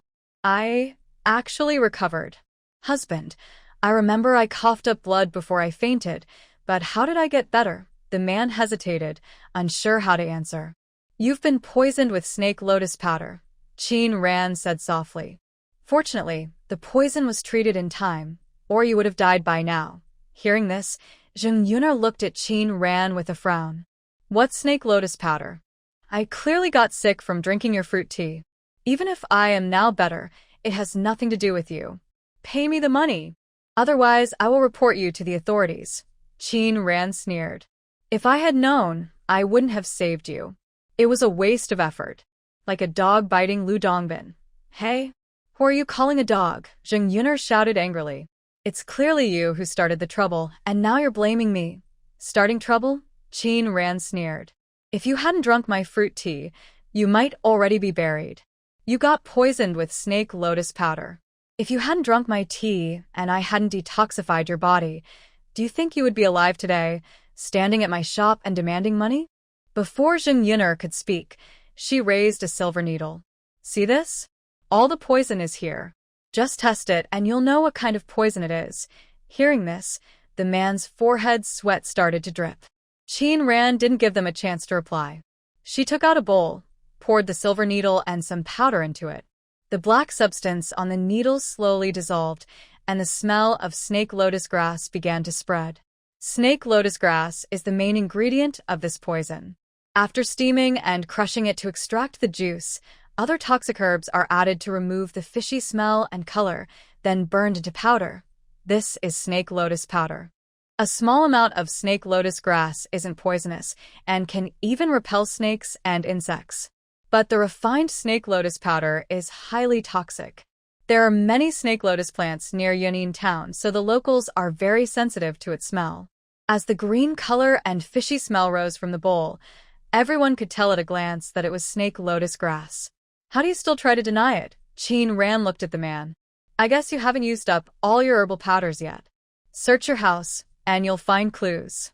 Hearing this, the man stepped back, muttering, No, that's not right. It's not like that. I didn't do it. I didn't take the snake lotus powder. I took. What is it? Realizing he had spoken the wrong words, the man suddenly turned around and ran away like crazy. Seeing this, Qin Ran smirked coldly. Don't let him escape, the onlookers shouted loudly. In the next moment, a figure descended from the sky and kicked the fleeing man back.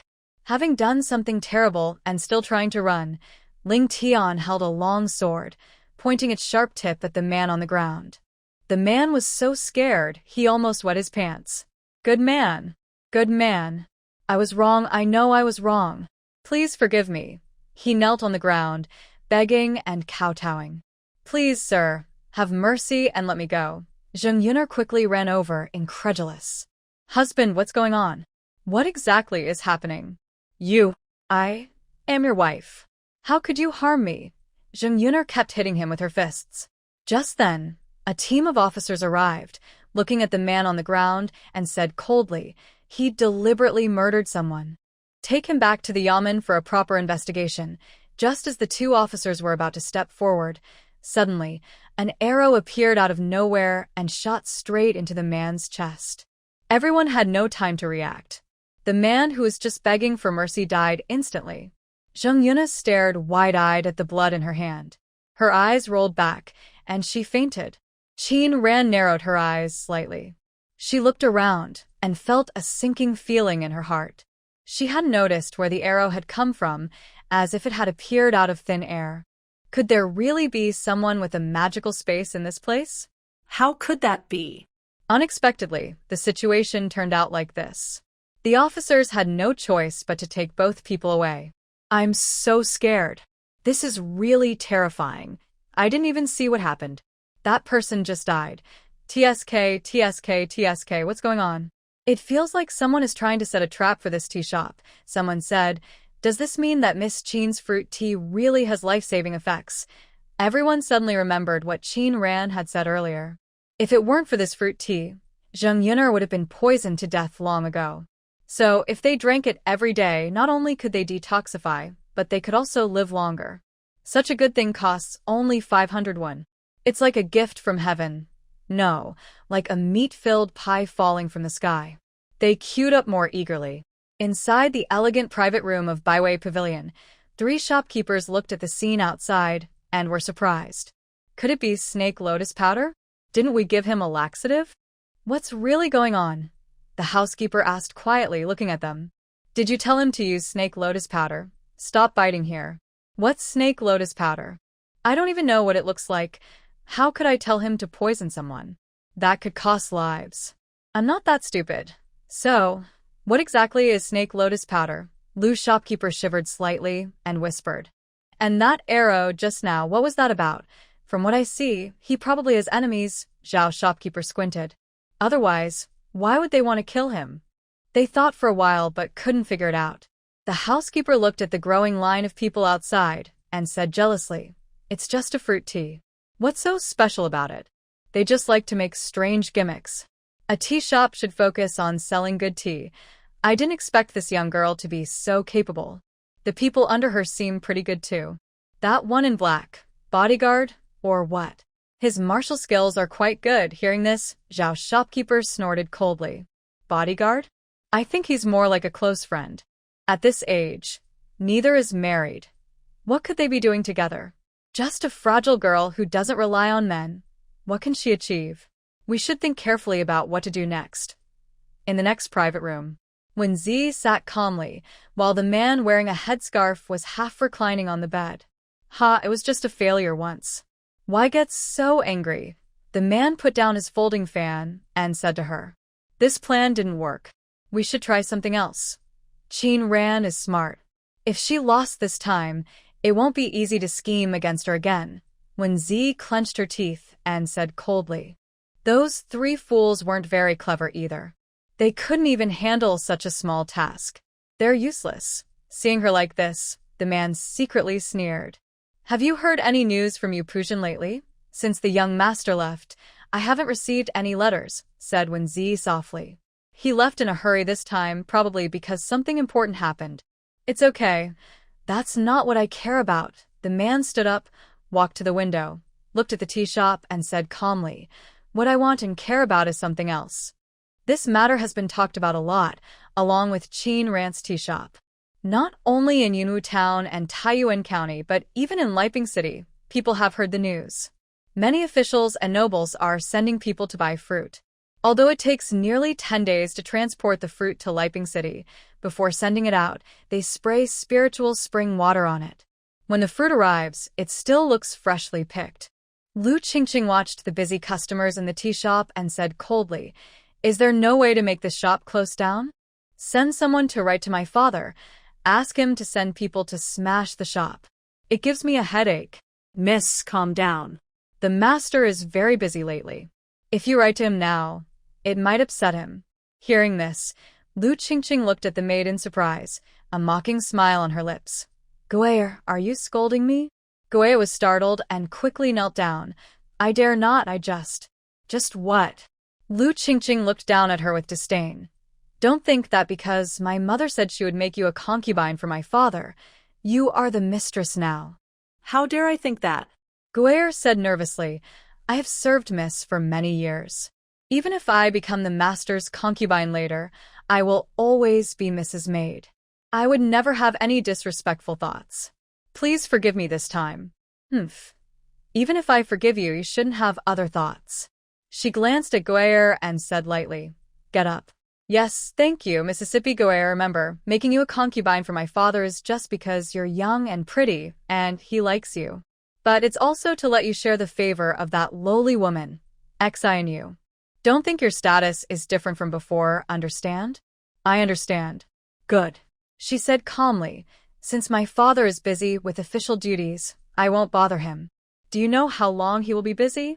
"I am not very clear about it, but I heard the old master mention that recently the Salt Patrol official is coming to Taiyuan County." Lu Qingqing looked at Guer. "Such a big matter. It seems your father hasn't told your mother. I didn't expect you to know first. It shows your father values you a lot. I only overheard it by chance, not from the old master." Hearing this, Lu Qingqing's face looked a bit better, but she still kept a cold expression. "Remember, if you hear about such matters again, tell my mother immediately." Guer felt relieved and hurriedly left the room. Lu Qingqing looked outside, a trace of resentment flashing in her eyes. The tea shop's business was very good, and they earned more and more silver each day. Lung Yu and the others looked at the tall stacks of silver, their faces full of smiles. "If this keeps up, we will get rich," Lung Xing said. "Miss, the other fruits in the glass pavilion are ripe now. Should we send some over? There are also many fresh vegetables." "What do you plan to do, miss?"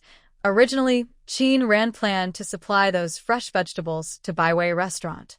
But a few days ago, all the mushrooms sent there were returned, and manager Wen said they wouldn't send any more in the future. The dish with red mushrooms would no longer be on the menu. Although she didn't know the reason, since they didn't want it, Qin Ran didn't insist. But since there are so many raw materials, it would be a shame not to use them fully. The next morning, Qin Ran handed the shop over to Xian and the others, then took Bai Ji out. "Miss, where are we going?" "To buy a shop." "Buy a shop? Do you want to move this tea shop?" "Not exactly," Qin Ran smiled. "You'll find out later." Qin Ran wandered around the town but didn't see any shops for sale. "Miss Qin," she turned around and raised her eyebrows slightly. "Manager N." The visitor was in Tingjun, the shopkeeper of Wangu's silver store. "Long time no see. How have you been, Miss Qin? Although we haven't seen each other in a while, You should already know which tea shop is the most popular in town now. With your personality, how could you not investigate the shop's manager? Since you already have the answer, isn't it a bit hypocritical to ask like that? Since the last time I interacted with Yin Zhuang, Qin Ran has developed a strong dislike for Intingjuan's strange way of handling things. He looks like a very proud person, but deep down, he looks down on others. Hee, Miss Qin is very straightforward, he said with no embarrassment, smiling. But since we are old acquaintances, Miss Qin doesn't need to be so angry. Am I angry? I don't think so.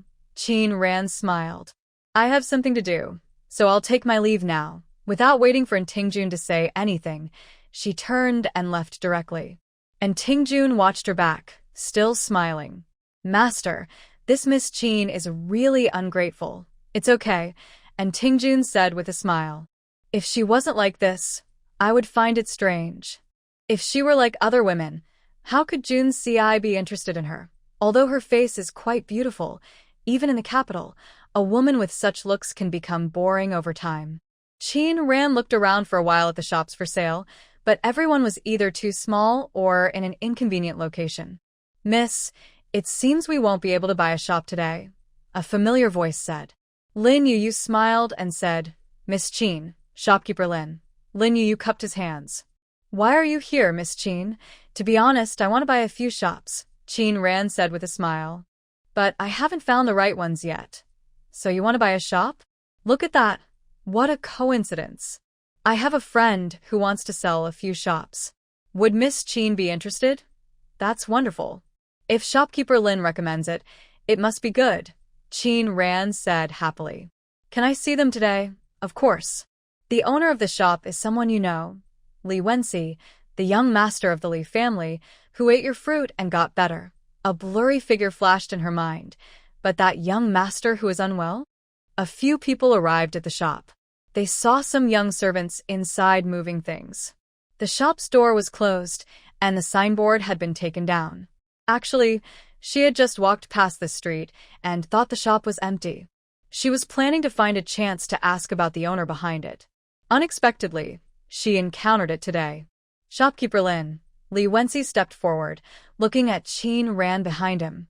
Miss Qin, shopkeeper Li. Qin Ran smiled. I heard you want to sell this shop. Li Wenxi nodded. Thanks to you, miss. If it weren't for your fruit, I might not be able to enjoy today's success. Your shop is in a great location, and the Silver Towers business is booming. Why are you selling it? Honestly, I want to sell the shop and exchange it for silver. I will leave soon, and this shop is no longer useful to me. It's better to turn it into silver and have more cash on hand. Lin Yu heard this and quietly asked, I know you're leaving, but where are you going? To the capital. I have a distant relative there. I want to go to the capital to take the imperial exams. His eyes flicked across Qin Ran's face. Once I succeed, I can marry the girl I like. Lin Yu patted his shoulder. Do you know which family she's from? Such good luck to catch your eye. The Li family was quite wealthy in this town. If Li Wenxi weren't in poor health, it would be hard to get past the family's gate for marriage. But Li Wenxi had been sick since he was young. People said he was a short-lived man. Good families' girls wouldn't marry him, and ordinary girls' families looked down on him. Over time, he still hadn't found a match. The Lin family and Li family were friends. Lin Yu, though 10 years older, was like a brother to him. Hearing about his love interest, Lin Yu was genuinely happy for him.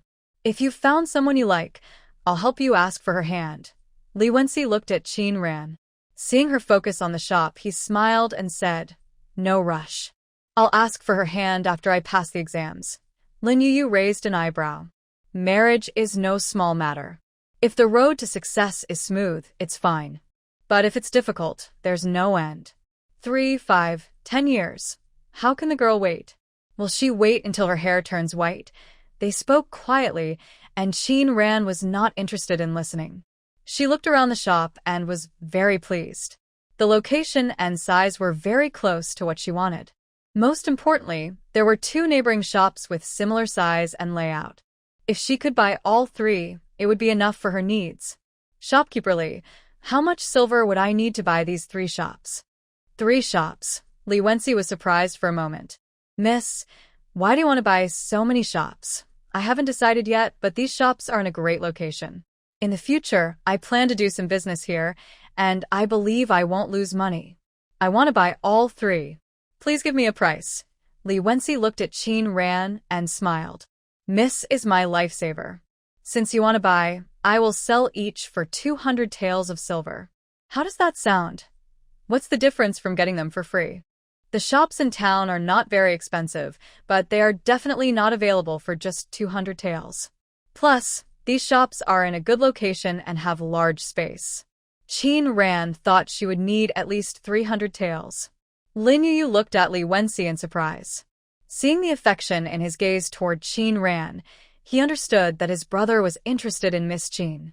He had initially wanted to help him set up a match, but if the girl was Miss Qin, there was no need to say anything. Miss Qin was not someone an ordinary man could match. Even if he spoke, it would be useless. Qin Ran liked everything about the shops. She signed the papers and paid with a silver note. In the future, if Miss Qin's shop opens, please send me an invitation. No matter where it is, I will come to celebrate with you. After buying the shop, Qin Ran already knew what she wanted to do there. She went to a shop that sold pottery in the town and handed over her drawn plans. Shopkeeper Qin, what is this? The shopkeeper was a regular customer of the tea shop and recognized her.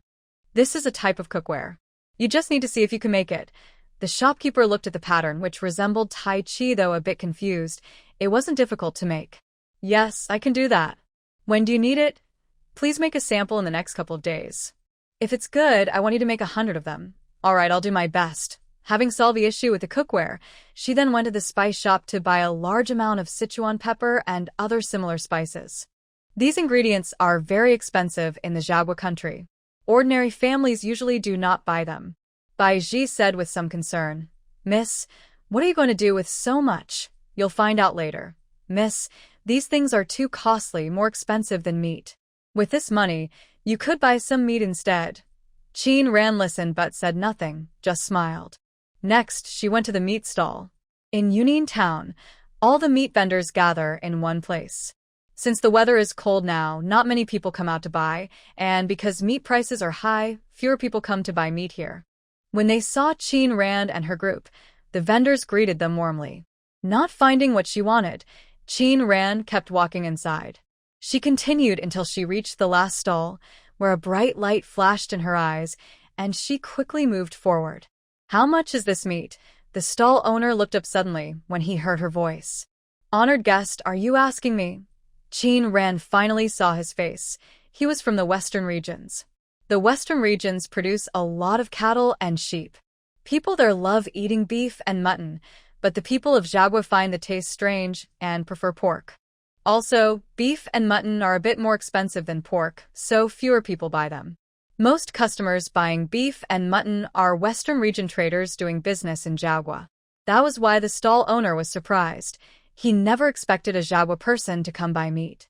Beef and mutton are 45 coins per jin, he said with a smile. Honored guest, how much do you need? At that moment, a young man selling pork nearby said, Honored guest, what's so good about mutton? Pork is better, only 30 coins, cheap and tasty. You don't know yet. The strong smell of beef and mutton can be removed, and the flavor after cooking is even more delicious than pork. Really? I've been selling pork here for years, and I've never heard of anyone removing that unpleasant smell from beef or mutton.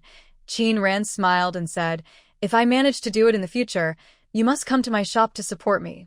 At this point, several stall owners recognized her as the owner of the shop currently doing the best business in town and greeted her with smiles.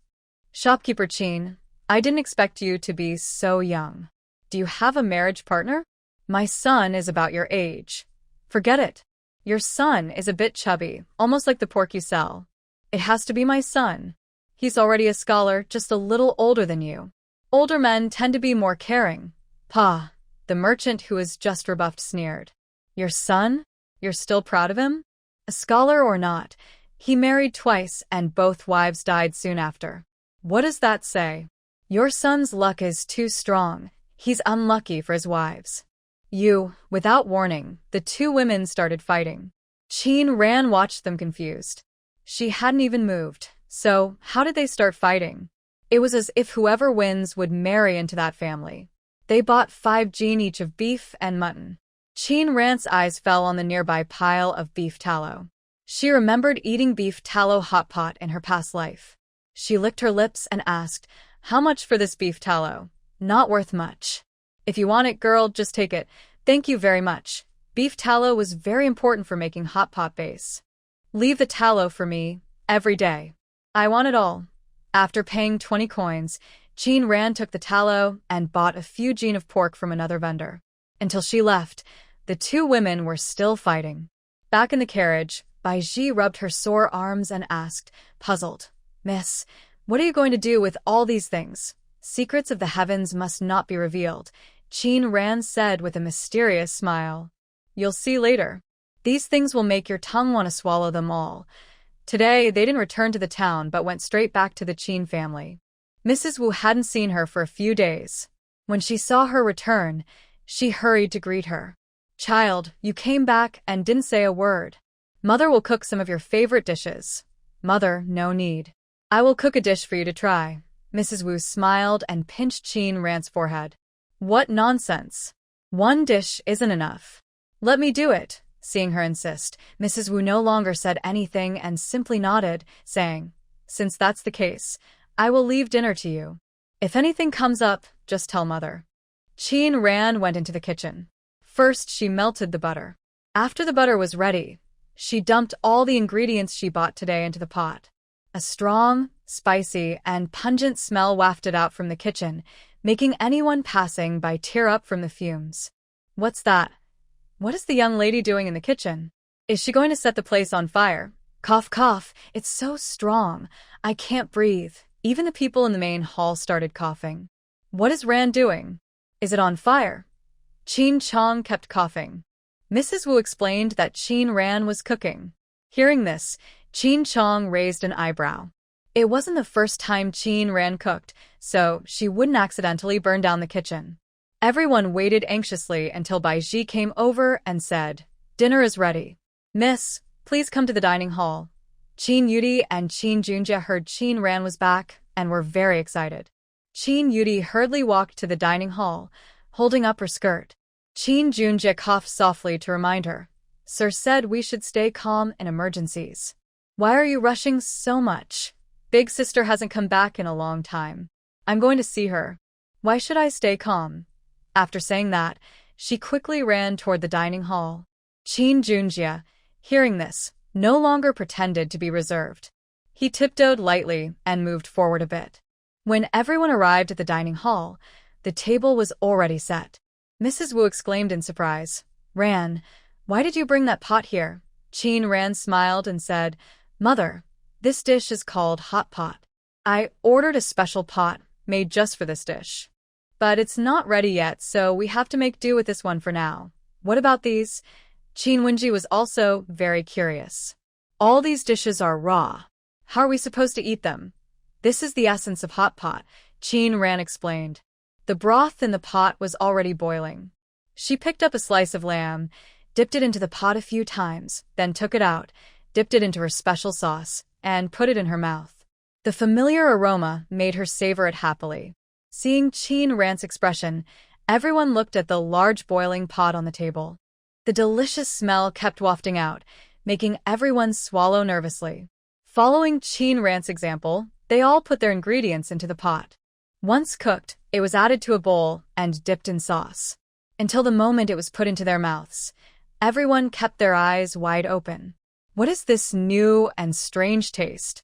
It's fresh, fragrant, spicy, and leaves a long-lasting aftertaste. The meat is tender, and even the vegetables that she usually didn't like became quite tasty. The only thing was the spicy, numbing sensation in the mouth, like fire burning, but they couldn't stop eating. For a moment, no one spoke at the table. Only the sound of the soup boiling in the pot. "It's so spicy." Chin Yudi fanned her face with her hand, sticking out her small, pink tongue. A servant nearby quickly brought over the juice Chin Ruo had made. Chin Yudi didn't look at what it was and drank it straight away. "What is this?" Chin Yudi licked her lips and looked at Chin Ruo with big, surprised eyes. "Sister, this tastes so good." "This is called juice," Qin Ruo smiled. Right now, you're drinking passion fruit juice. There's also lemon juice. Everyone picked up their cups and took a sip, and they were all amazed. Qin Ruo watched the servant standing nearby, swallowing nervously. She smiled and said, "You don't need to serve anymore. I've already told the kitchen to make hot pot for you too. Go and enjoy it." "Thank you, young lady." Bai Ji's eyes sparkled. "Young lady, so all these things you bought today are for making hot pot? And your shop?" "That's right. I plan to open a hot pot restaurant," Qin Ruo said with a smile. "Miss, let the servants go to the hot pot restaurant." Bai Ji wiped her lips and looked at her. Qin Ruo nodded at her. "You're so greedy." "Miss, please," Bai Ji begged. "Even if I can't eat it, just smelling it every day is enough." Qin Chong looked at her and softly said, "Rora, managing 2 shops alone might be too much for your health." "Not 2. Qin Ruo looked at Qin Chong. 4. "I bought 3 shops today, and they will all open soon." "For shops?" Qin Wenji was shocked. Ruo, managing for shops isn't easy." "It's okay. I have a plan," Qin Ruo said, serving him a piece of lamb. "It's just that the family business and the glass pavilion need you and Mother's attention. We don't have much to do." Wuxia looked at her with concern. "But you're so busy with business and your lifelong happiness. Young lady, just keep your heart in your stomach. Are you worried that your daughter won't get married?" Whenever she saw Mrs. Wu, she would mention her own marriage. She knew it was for her own good, but after a while, she felt helpless. "Mother, I told you already, you don't need to worry about my marriage. If I don't want to marry someone, no matter how strong or capable he is, I won't marry him." "What do you mean, strong and capable?" "That's nonsense," Mrs. Wu said with a flicker of amusement in her eyes, smiling. "Forget it, I won't interfere anymore. Children and grandchildren will have their own happiness. I prefer to enjoy my peace." After dinner, Qin Ran returned to the courtyard. She picked up a teacup from the table and poured herself some tea, a faint smile appearing in her eyes. She turned the teacup in her hand and threw it toward the dark corner. "Secretly sneaking around? What are you trying to do?" As soon as she finished speaking, a figure stepped out from the shadows. Qin Junjie rubbed the bandage on his head and slowly came out, placing the teacup on the stone table in the courtyard. "What's wrong? Last time I saw you, you looked upset. Are you unhappy about not wanting to learn martial arts, study, or write?" Qin Junjie shook his head, his small hands constantly fiddling with his clothes, looking hesitant to speak. "What happened, big sister?" Qin Junjie suddenly hugged her, burying his head in her embrace. "You're always my big sister, right?" "Yes." Qin Ran pinched his little nose. "No need to ask." "Of course, I will always be your big sister," he nodded, gripping her hand tightly. "Big sister, I will work hard to practice martial arts and protect you." "Good. I'll wait for that day." After Qin Junjie left, Bai Ji smiled and said, "Miss, I think the young master is upset because today the madam wanted to choose a husband for you." Qin Ran narrowed her eyes, her smile slowly fading. "Is that really the case?" In her memory, Mrs. Wu had mentioned her marriage more than once, but Qin Junjie never reacted so strongly. Thinking back to how Qin Junjie looked last night, she felt a sinking feeling in her heart. There must be more to this. She looked at her grandfather's courtyard. Could it be him? Just then, a bird landed on the table. "Miss, this is a letter from Grandma Lin." Qin Ran took the note. When she saw the contents, her heart sank. "Miss, what's wrong?" Reply to Grandma Lin, send more people, and make sure to find out the current situation at the Carefree Palace. Also, the shop needs staff, so have her select 20 people to send over. If what Grandma Lin wrote in her letter is true, then the Carefree Palace is now in someone else's hands, and Jun Ci and the others are nowhere to be found. Even if she wanted to go look for them, she wouldn't know where to find them. At that moment, she suddenly remembered the conversation she overheard outside her grandfather's courtyard. Their voices were quiet, but she vaguely heard the words, tea shop and apprentices. Could it be that her master's disappearance is related to that person? She stood up and was about to walk toward her grandfather's courtyard. After taking a few steps, she stopped slowly. No. She must ask now. but her grandfather wouldn't tell her the truth. Right now, she can only lure the snake out of its hole. The next morning, the Qin family was having breakfast. Mrs. Wu peeled an egg for her. Ran Fan, eat more. You have to work at the shop and make fruit tea. You need strength. Mother, it's okay. I don't have to worry about the shop since I won't be involved in the decoration. I'll ask Mushin and the others to watch over it. I'll stay at home and keep you and father company for a while. Not going to the tea shop? Why? Mrs. Wu asked curiously. I heard there's a long line of people waiting to drink tea every day. My master sent me a message. He'll be back in a couple of days. With him here, I can naturally take a few days to relax. When she said this, her gaze intentionally or unintentionally fell on Qin Chong. Sure enough, when she said that, Qin Chong paused for a moment while picking food, but it was only for a second. He quickly returned to normal. If she hadn't been watching him closely, she wouldn't have noticed. After breakfast, Ranfan went to the school to attend Zhang Lao's class for the two little ones. Qin Junjie still looked distracted and was hit several times by Zhang Yuan. Qin Ranfan smiled and said, I guess I was the one distracting them here. Zhang Yuan shook his head. He clearly had his mind on something a few days ago. It seems her guess was right. Qin Junjie must have known something. Then let's rest for the day. I'll take them out for a walk. Maybe they'll feel better when they come back. Zhang Yuan nodded. That's a good idea. Has old Zhang heard any news about the ghost-faced demon? Qin Ran lowered her voice, her gaze fixed on his face, not wanting to miss any change in his expression. No, he is always unpredictable and no one knows his true identity. Usually, if something happens, he will contact me. If not, maybe there's no news for a year or so. Qin Ran nodded and smiled. I understand. She turned to Qin Junjie and the others. How about I take you to buy clay figurines today? Qin Yudi's eyes lit up, and she clapped her hands happily. Yes. Sister is the best. Qin Junjie thought for a moment and whispered, Sister, I still need to practice. Mu Qing and Mu Bai said I can't delay even a day. I won't go. Practicing is good, studying is good, but you need to balance work and rest. Otherwise, you'll become a fool. Qin Ran said with a smile. Today, the teacher made an exception and let you rest. If you miss this chance, you'll regret it. Qin Junjie looked at her, clenched his small fist, and nodded. Okay. Qin Ran took them to the town, watched a play, made clay figurines, and bought many fun little things. As the sky darkened, the two children still weren't satisfied. Lung Yu, send someone to tell my mother that Yudi and Junjie will stay in the town today. I'll send them back early tomorrow morning. Qin Yudi hugged Qin Ran and said, Sister is the best.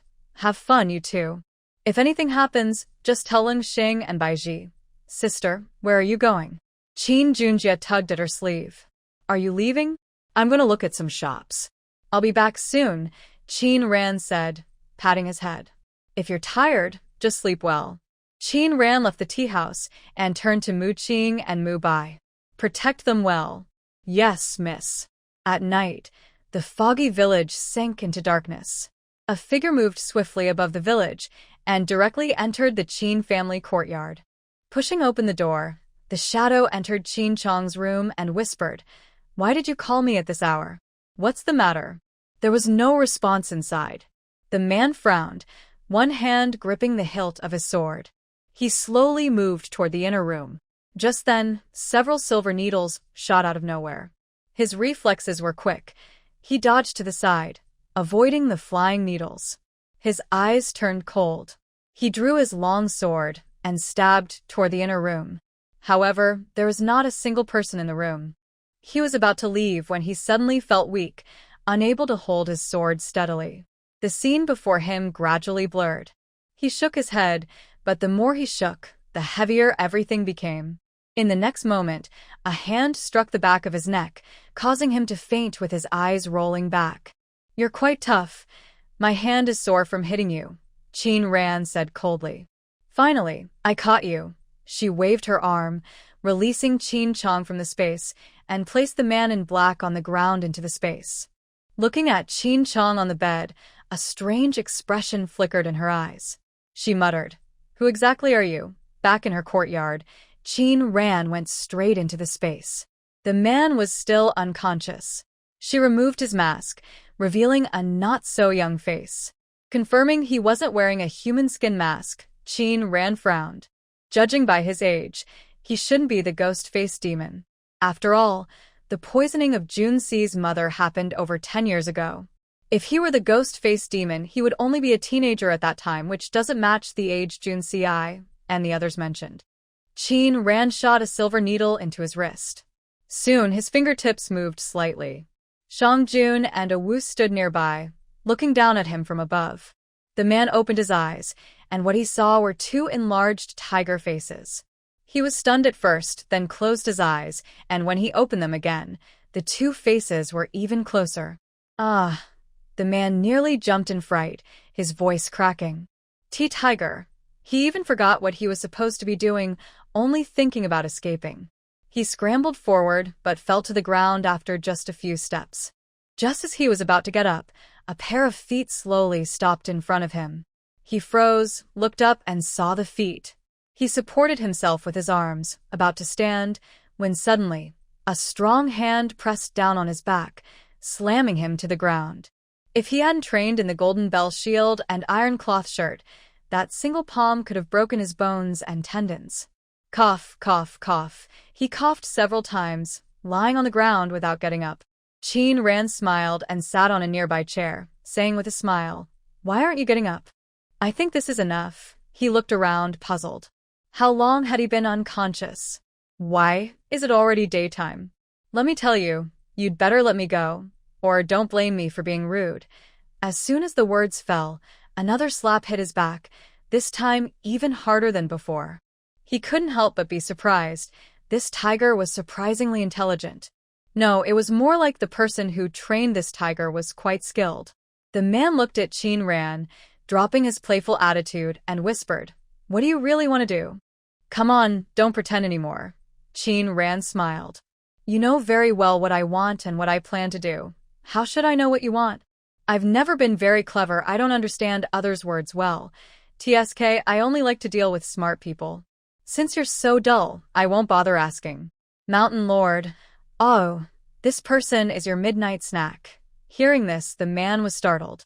He felt the tiger's breath on his back, and his body hairs stood up in fear. "Wait," he said in a deep voice. "What do you really want?" "Where is my master?" "Your master?" The man's face darkened at those words. "I also want to know where your master is." His tone grew more agitated. "Because of your master, we lost many brothers. We were led to the Palace of Leisure and fought those unknown people for a long time, with many dead and injured, only to find out we had the wrong target. Your master escaped, and I want to ask you, where did that old man go?" Seeing his agitation, Qin Ran raised an eyebrow. He didn't seem to be lying.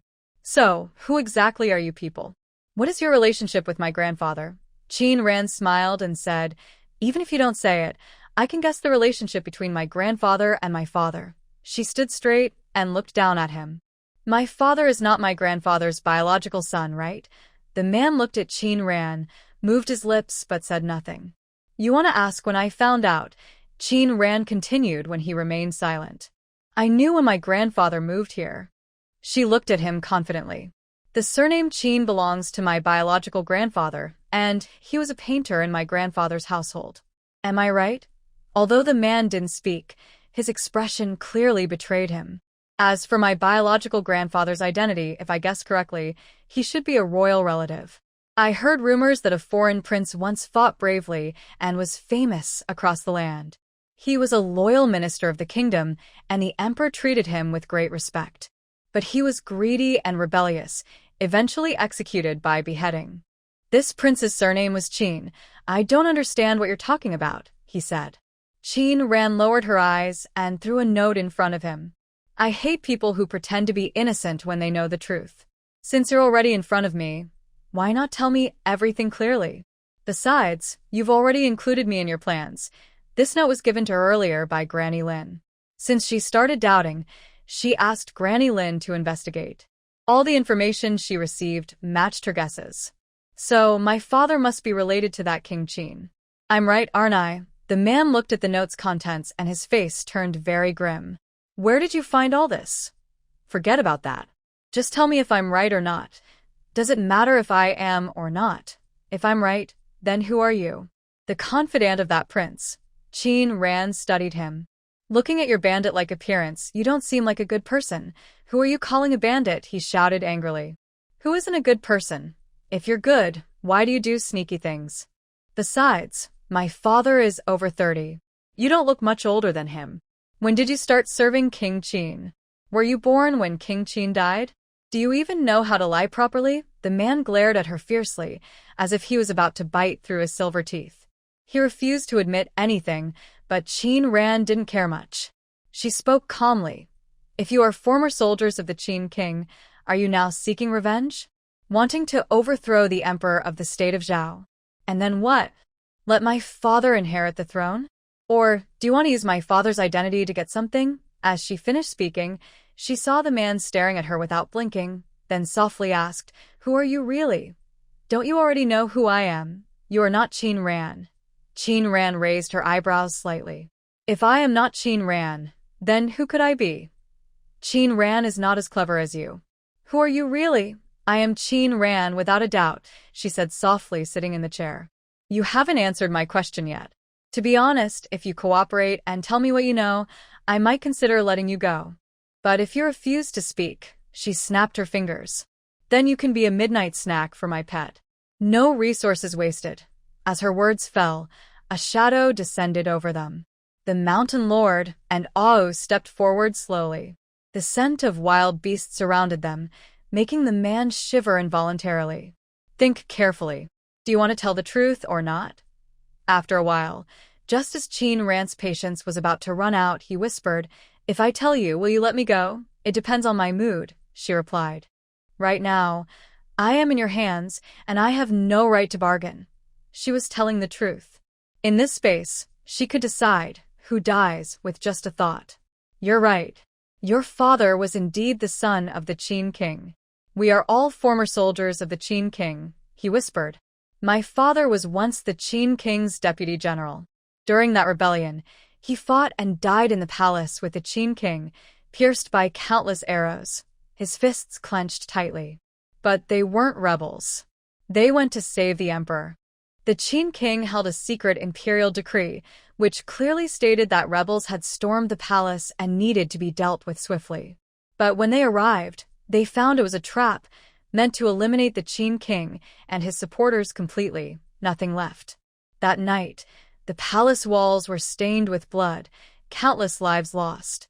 My father's body was hung on the city wall, his chest pierced with arrows.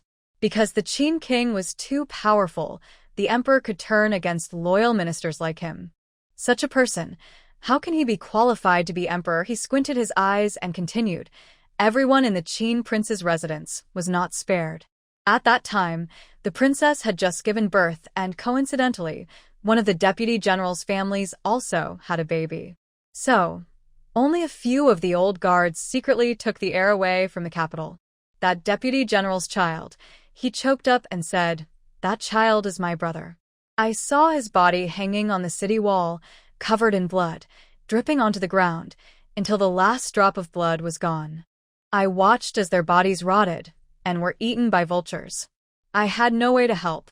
Why can't I hate them? Why? The king of Qin is loyal to the emperor, fighting bravely for the country. And them? They enjoy their lives and still want to kill to silence others. With such a nature, what right do they have to sit on the throne?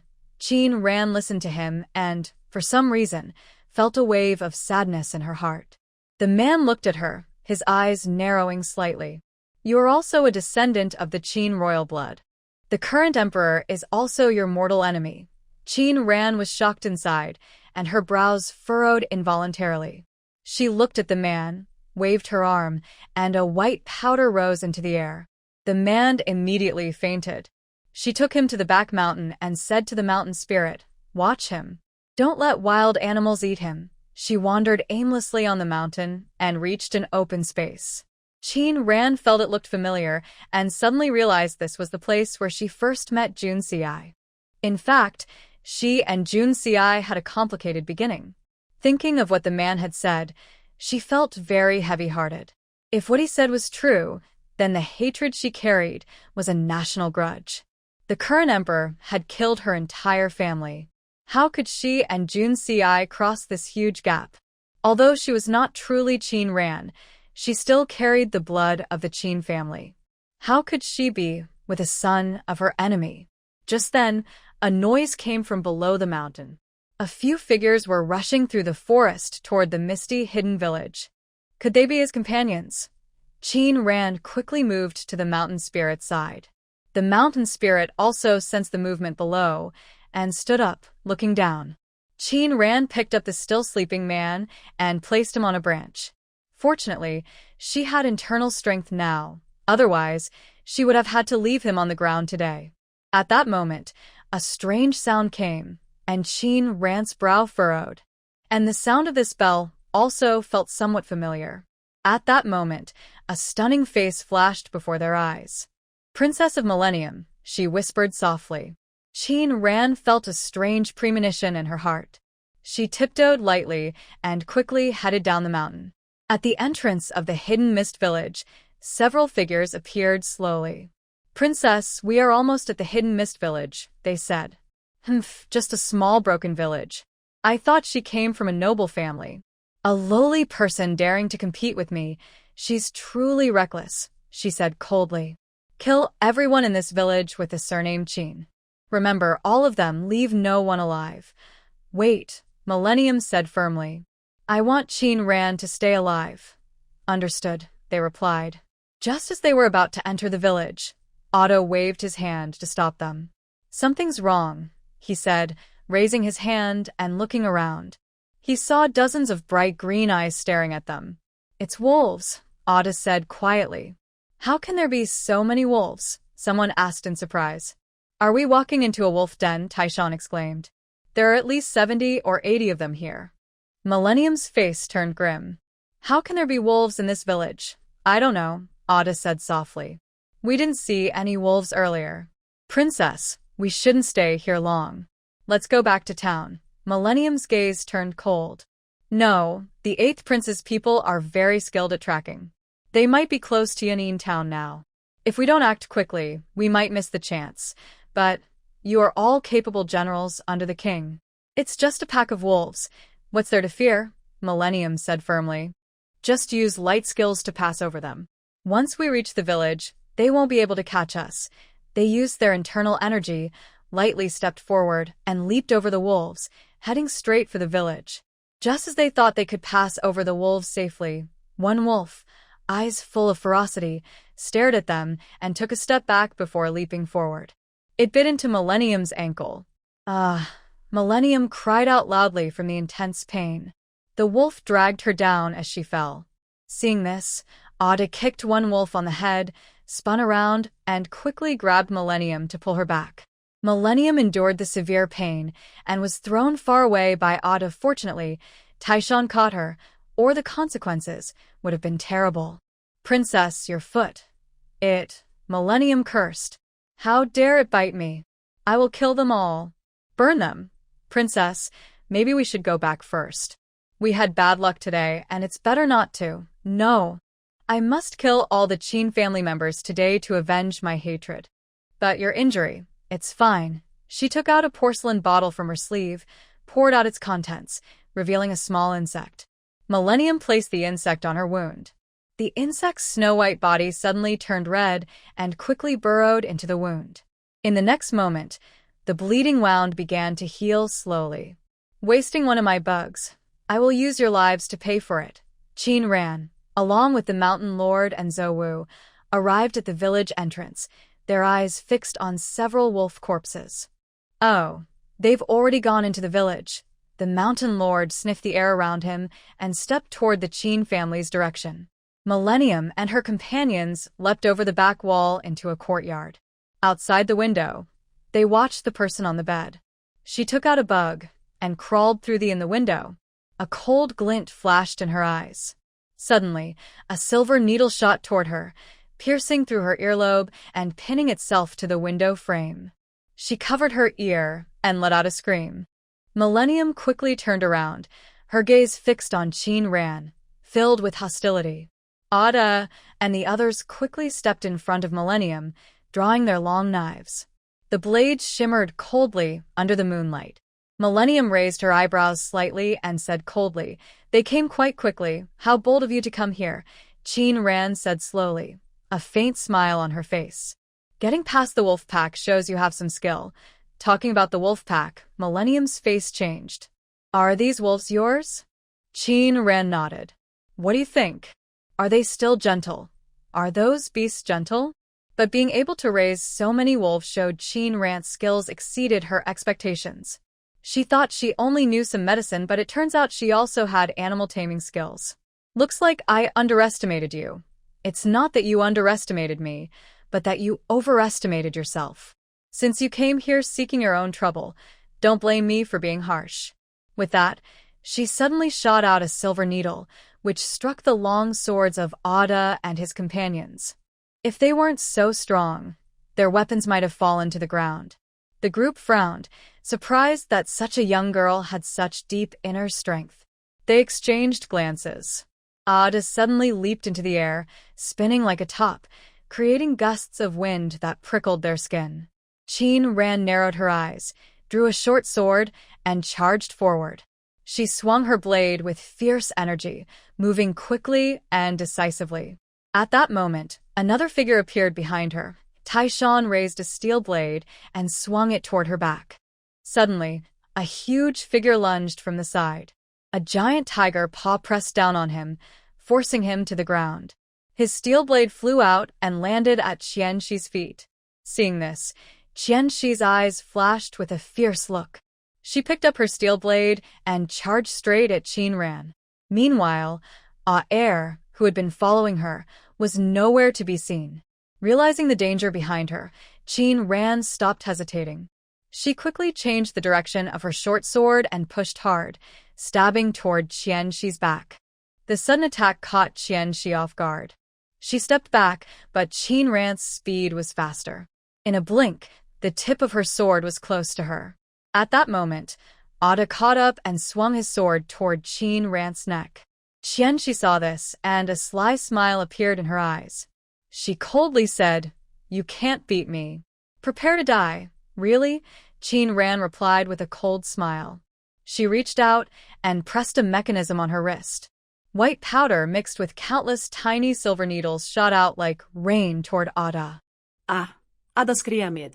After the smoke cleared, he was lying on the ground, clutching his face and wailing. Qianshi was shocked. She said sharply, "Despicable. Using such low tricks, what kind of skill is that?" "Low tricks? Despicable." Qin Ran couldn't help but laugh. "Compared to you, I still have a long way to go." Just then, sounds of fighting came from the courtyard behind them. Soon, Aer's figure slowly appeared, and a long sword was gradually revealed. Zhao Yuan, holding a sharp blade, stepped out quietly from the shadows. Zhao Yuan looked serious and said softly, "This person sneaked into Junjie and Yudi's yard. It seems he wants to take them away. He lives behind the two children's yards." When he heard the noise, he immediately prepared to come here. As soon as he left the yard, he saw this sneaky figure. Qin Ran heard this, and his face turned cold. He whispered, "Why did you go to their yard?" Aer didn't speak. He stared at Qin Ran with faint red eyes. "I'm asking you, why did you go to their yard?" Qin Ran said coldly. "Since I'm still willing to ask, you'd better answer honestly. If I lose patience, I won't want to hear your answer anymore. Where did you hide them?" Aer's voice was cold. Qin Ran raised an eyebrow and said, "You're not from the Western region." Millennium looked at him with disbelief. How could Aer not be from the Western region? They were raised in the royal palace since childhood. His father and mother were servants there. Now, to say Aer wasn't from the Western region, how could that be? "Stop talking nonsense." His eyes flashed with cold light. He waved his arm, and several hidden weapons shot out from his sleeve toward Qin Ran's face. "Be careful," Zhao Yuan shouted loudly. Qin Ran's lips curled slightly. He flipped his wrist, and a surgical knife shot out, shining with silver light. The knife cut through the hidden weapons in the middle, but its force didn't weaken at all. Before Aer could react, The knife directly stabbed into his shoulder blade. Air took a step back. Seeing this, Zhao Yuan kicked out with his foot, causing Air to fly backward. Seeing the situation was bad, Air immediately wanted to escape. Just as he was about to leap away, a huge body pounced forward. One palm struck his chest. The surgical knife, which was only halfway into his body before, was now stabbed straight through. Ugh! Blood spurted out, and Air fell heavily to the ground. He struggled to get up, but a long sword was pressed against his neck. A flicker of hostility appeared in Air's eyes, but he wisely didn't move anymore. He could feel that Qin Ran truly wanted to kill him. Millennium saw this and quietly stepped back. She moved to the wall, jumped up, thinking that as long as she could leave the Qin family, she would be safe. But as soon as she stepped outside, she was surrounded by a pack of wolves. Qin Ran had a faint smile on her face, standing on the wall, watching her being pushed into the corner by the wolves. The wolves had been changed by spiritual spring water, so their attacks on Millennium were not very painful. The Wolf King saw an opportunity, dodged her swinging hand, and lunged at her. He knocked her to the ground. Her back hit the stones, causing a sharp, burning pain. The Wolf King's sharp claws pierced through her clothes and into her body. She couldn't help but cry out in pain. "Help! Save me!" Thinking the Wolf King was going to eat her, Millennium finally understood what fear was. "Help! Help me!" Her screams quickly attracted nearby villagers. The villagers saw a girl surrounded by wolves and paused in surprise. "What's going on? Where did that girl come from? It doesn't seem like one of our villagers. It's so late, and a girl appears out of nowhere. Isn't that strange? Probably not a good person. Who else would come here in the middle of the night?" They thought they would go forward and chase away the wolves. Millennium looked around for a while, but didn't see anyone. She shouted loudly, "Someone's here. Don't eat me. If you want to eat them." Her voice was loud, and everyone could hear her clearly. "You see, I told you she's no good. She's probably the one who told the wolves to attack us. Just now, I felt sorry for a little girl surrounded by wolves. Now I think they should have bitten her to death." Everyone nodded in agreement. These lowly dogs. They just watched the princess get bullied by wolves and didn't help. The Wolf King's paw pressed on her stomach. She remembered it, but for some reason, she had no strength left. "Enough," Qin Ran said calmly. "Someone come and tie her up." Several guards opened the door and used ropes to tie her up like a dumpling. "Let me go," Millennium shouted angrily. "Qin Ran, you wicked woman. Send her to me immediately, or I'll take your life." "Take my life?" Qin Ran smiled faintly, her expression turning serious. "You're not worthy. She is just a sent for marriage, yet she still dares to act arrogantly on my territory. Look carefully, this is the Hidden Mist Village, the territory of the Kingdom of Summons, not your Western regions. As citizens of the Kingdom of Summons, how can we accept your threats?" Hearing this, Millennium's face changed. She whispered, "Qin Ran, even if I came for marriage, I am also a princess of the Western regions. If you dare to hurt me, it means you don't respect the Western regions. If my father, the king, finds out, you will suffer the consequences. Be smart and let me go." Qin Ran's expression was calm, and she was not moved by her words. Just as Millennium was about to be pushed into the woodshed, she shouted loudly, "Do you think Jun Ci can protect you? Dream on. He can't even protect himself, let alone his mother. What are you? When you're no longer useful, he will throw you away just like trash." Qin Ran's voice made Millennium smile triumphantly. She knew Qin Ran was just a paper tiger. She was an ordinary civilian. What could she do to fight her? "As long as you let me go, I will give you anything you want," Millennium said, looking at her. Qin Ran slightly lifted her lips and whispered in her ear, "I want you to shut up." Millennium's face suddenly changed. She saw the servant use a torn cloth to cover her mouth, tying it tightly. The servant even used some force, because Qin Ran had said to be silent, no sound at all. After locking Millennium in the woodshed, several servants guarded inside and outside. Now, the best fighters, Mushan, and 3 others, were not in the house. They had some basic skills, but against strong enemies, they probably couldn't even land a single move. They could only rely on numbers. Just then, a figure slowly approached. A Wu whose eyes were low, full of cold light. Its size was much larger than a tiger in the forest. It walked straight into the woodshed, looked at Millennium, who was trying to bribe the servants, and she was so frightened she almost fainted. She remembered how that tiger had bloodied Taishan with a single paw, and she felt a bit scared. She shrank back, and a Wu who heard the noise and opened its eyes to look at her. Its fierce gaze was like a knife stabbing her. Only then did she realize she probably shouldn't have provoked Qin Ran, but now it was too late to regret. At this moment, Ada and Taishan were unconscious, and only Air was still awake. The pain from the wound was so intense that he couldn't even faint. He never expected that this seemingly harmless girl actually had so many tricks up her sleeve. "What do you want to do?" Seeing Qin Ran sitting on the chair, Air clenched his teeth and whispered, "No matter what you ask, I won't tell you, okay?" Qin Ran nodded casually. Her attitude surprised Aya. "You must be a loyal soldier, right?" Qin Ran looked at him calmly and said, "Your disguise skills are pretty good." Air didn't speak, and Qin Ran wasn't angry. She continued, "But your fighting skills, I can't praise them." Hearing this, Air glared at her fiercely. "If you don't want to say anything, that's fine. I'll tell you, just listen." She picked up the teacup beside her and took a slow sip, then turned to Baiji and said, "The tea is too weak. Make a new one." After Baiji left, only she and Air remained in the room. "I never thought that the former members of King Qin's team would do such sneaky things." Hearing this, Air's gaze toward Qin Ran suddenly became sharp. "What did you say? Today, everyone is acting strange. Clearly not deaf, but pretending to be deaf. What are you talking about?" "I don't understand. Pretending to be deaf, blind, or confused. These tricks I stopped using when I was a child." Qin Ran looked at him and showed a silver needle with her fingertips.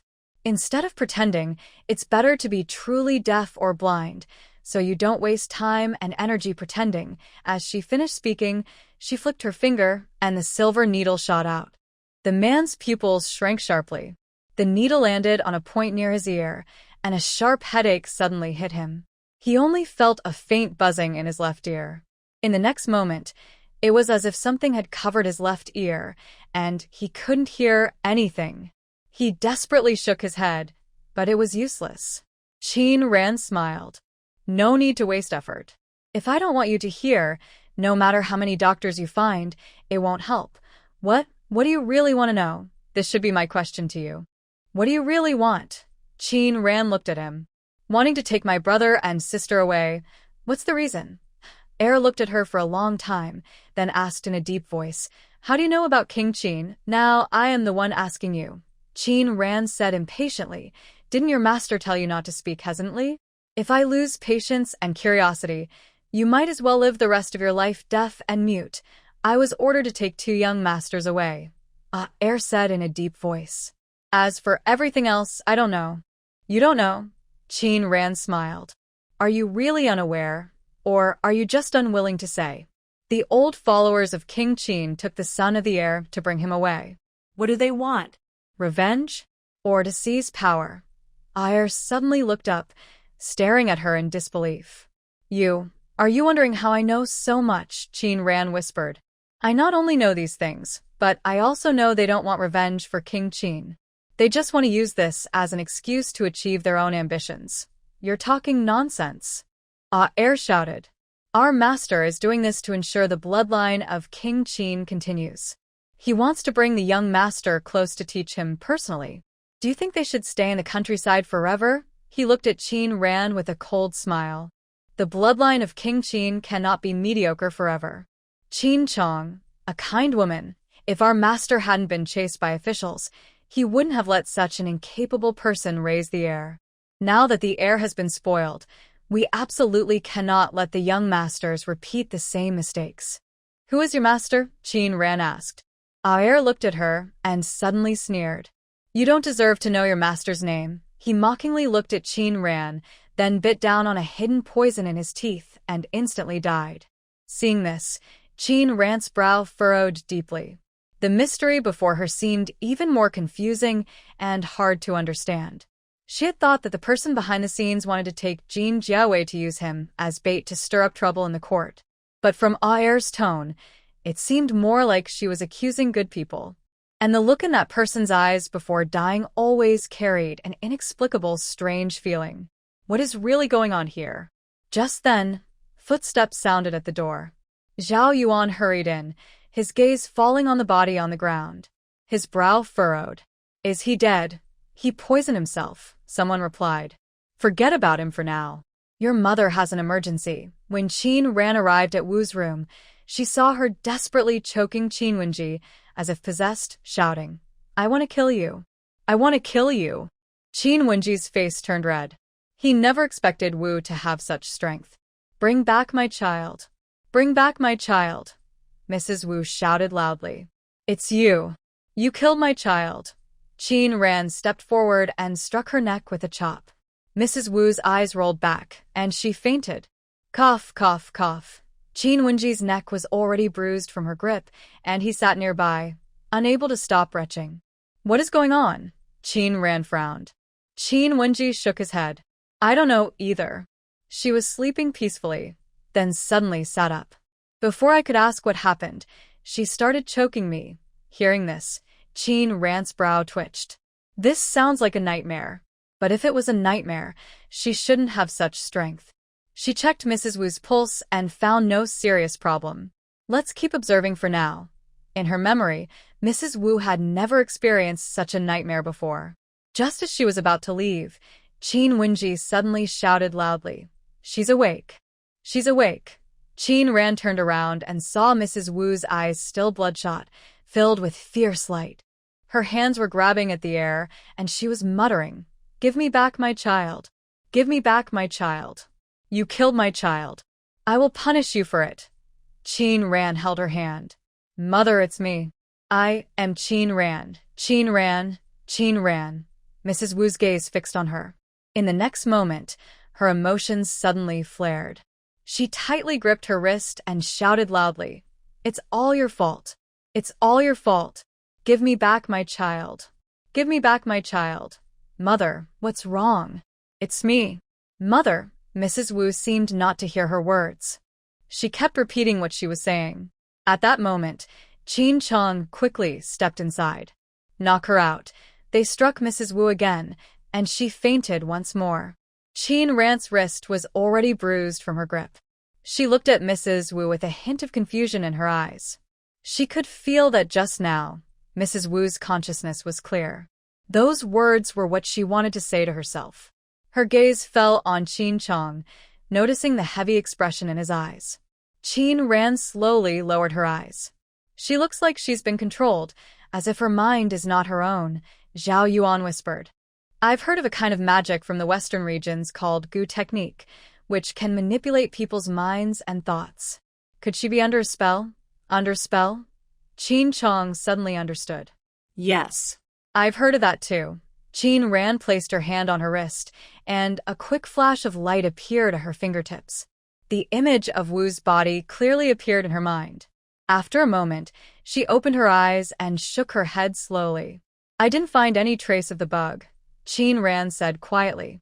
And mother. She is pregnant. What? Qin Wenji's eyes lit up. Really? Qin Ran nodded. Yes, really. That's wonderful. Qin Wenji looked very happy, but Qin Ran was a bit worried. She didn't know why Wu suddenly changed like that. She wasn't sure if the baby could be saved. It was still uncertain. After giving her calming medicine, Qin Ran left with Qin Chong.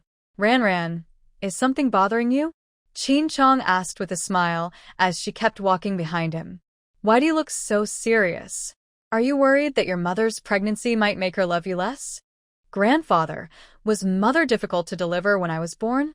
Qin Chong thought for a moment and shook his head. That was a long time ago. I can't remember clearly. They arrived at Qin Chong's courtyard. He sat on a chair, and snowflakes started to fall from the sky. It's so late. Why aren't you resting? Qin Chong had been drugged earlier by her, so he just woke up and probably didn't know what had happened that night. Qin Ran smiled and said, I think grandfather slept very well today. I didn't even realize there was a thief in the house. A thief? Qin Chong's face suddenly changed. What thief? They are quite skilled. It's not an ordinary thief, Qin Ran didn't say directly, just wanted to see how Qin Chong would react. Sure enough, Qin Chong immediately became tense. Where is the thief now? Grandfather, don't worry. I've already caught him. We just need to question him carefully to find out who he is, why he came to our house. It's quite a coincidence. Normally, when Mu Qing and Mu Bai are here, no thief ever comes. Today, they all went out, and the thief came instead. If someone didn't tell him, it would seem like someone in our house leaked the news. Hearing this, Qin Chong whispered, Ran, how can we question such a thief ourselves? I think we should hand him over to the authorities. It's okay. I have something good, Qin Ran replied. She took out a porcelain bottle, a hint of pride in her eyes. This was given to me by my master. If I encounter someone who doesn't listen, I just give them a drink. They will tell me everything I want to know, no secrets left. Qin Chong cleared his throat and awkwardly smiled. I didn't expect your master to have such skills. Grandfather, you should rest now. I'll go back and sleep so I'll be fresh tomorrow morning to question the suspect. Qin Chong nodded slowly until Qin Ran left. His face then turned serious. He frowned, looking very serious. He thought for a moment, then stood up and went outside. He arrived at a wood storage shed. Looking around, he saw the guards were dozing off.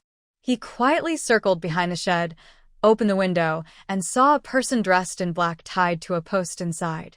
There was no candlelight, only moonlight, so it was hard to see clearly. But Qin Chong recognized the outfit and knew this was the person he was supposed to meet. He easily climbed inside and quickly moved behind the person in black. He reached out to untie the ropes. Why are you caught all of a sudden? I told you, in the future, come to my house and only enter if you hear my secret signal. If someone finds out, all these years of effort will be wasted. He struggled with the ropes for a while, but they wouldn't come loose. What kind of knot is this? Why won't it come undone? He said, pulling out a small dagger from his sleeve, ready to cut the ropes. At that moment, a soft laugh came from the person. Qin Chong froze, his pupils shrinking. He took a step back. Who are you? Suddenly, the ropes on the person fell away. She lifted her hand, revealing bruises on her wrist. She took off her hood. Qin Chong's face stiffened. He muttered, How? How is it you? Grandfather, you really came. Qin Chong clenched his teeth. Why are you here? If I weren't here, how would I know what your relationship with him really is? She looked at Qin Chong with a strange expression. Who are you really? Qin Chong wavered. I don't know what you're talking about. Tonight, 3 groups came to the house. One of them wanted to take away Jade Butterfly and Junjia. Qin Chong stopped in his tracks and suddenly turned to face her.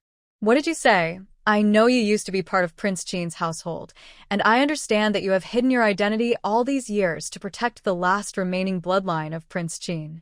Qin Ran's words made Qin Chong stiffen. He looked at her in disbelief. How do you know this? I know more than you might think, Qin Ran said calmly. At this point, aren't you going to tell me the truth? Child, it's not that grandfather doesn't want to tell you. Some things are better left unknown. Today, let's pretend nothing happened, and don't bring it up again. He was about to leave when Qin Ran continued, It's too late. The man in black who was planning to take them away has already died. She whispered, They must have noticed something. Some things can't be hidden just by pretending not to know. How did he die? He committed suicide by poison. Qin Chong's face was cold. He lowered his voice. You said 3 groups of people came today. Why did the other 2 come here? One was the man in black who appeared in your room last time. I believe you called him. The other is someone I have a grudge against. Last time you heard about this. Yes, Qin Ran smiled. So, I need to ask you something. Where is my master now? Qin Chong sighed and shook his head with a smile. I never thought I would be outsmarted by a little girl like you.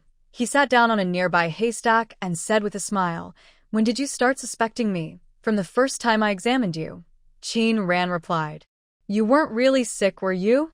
The reason you were always unconscious was because you took poison yourself. Am I right? Yes, Qin Chong nodded. I didn't expect your medical skills to be so good. Ordinary people, if they haven't woken up for years, their muscles would atrophy. Even healthy men would be the same. But your legs show no signs of wasting.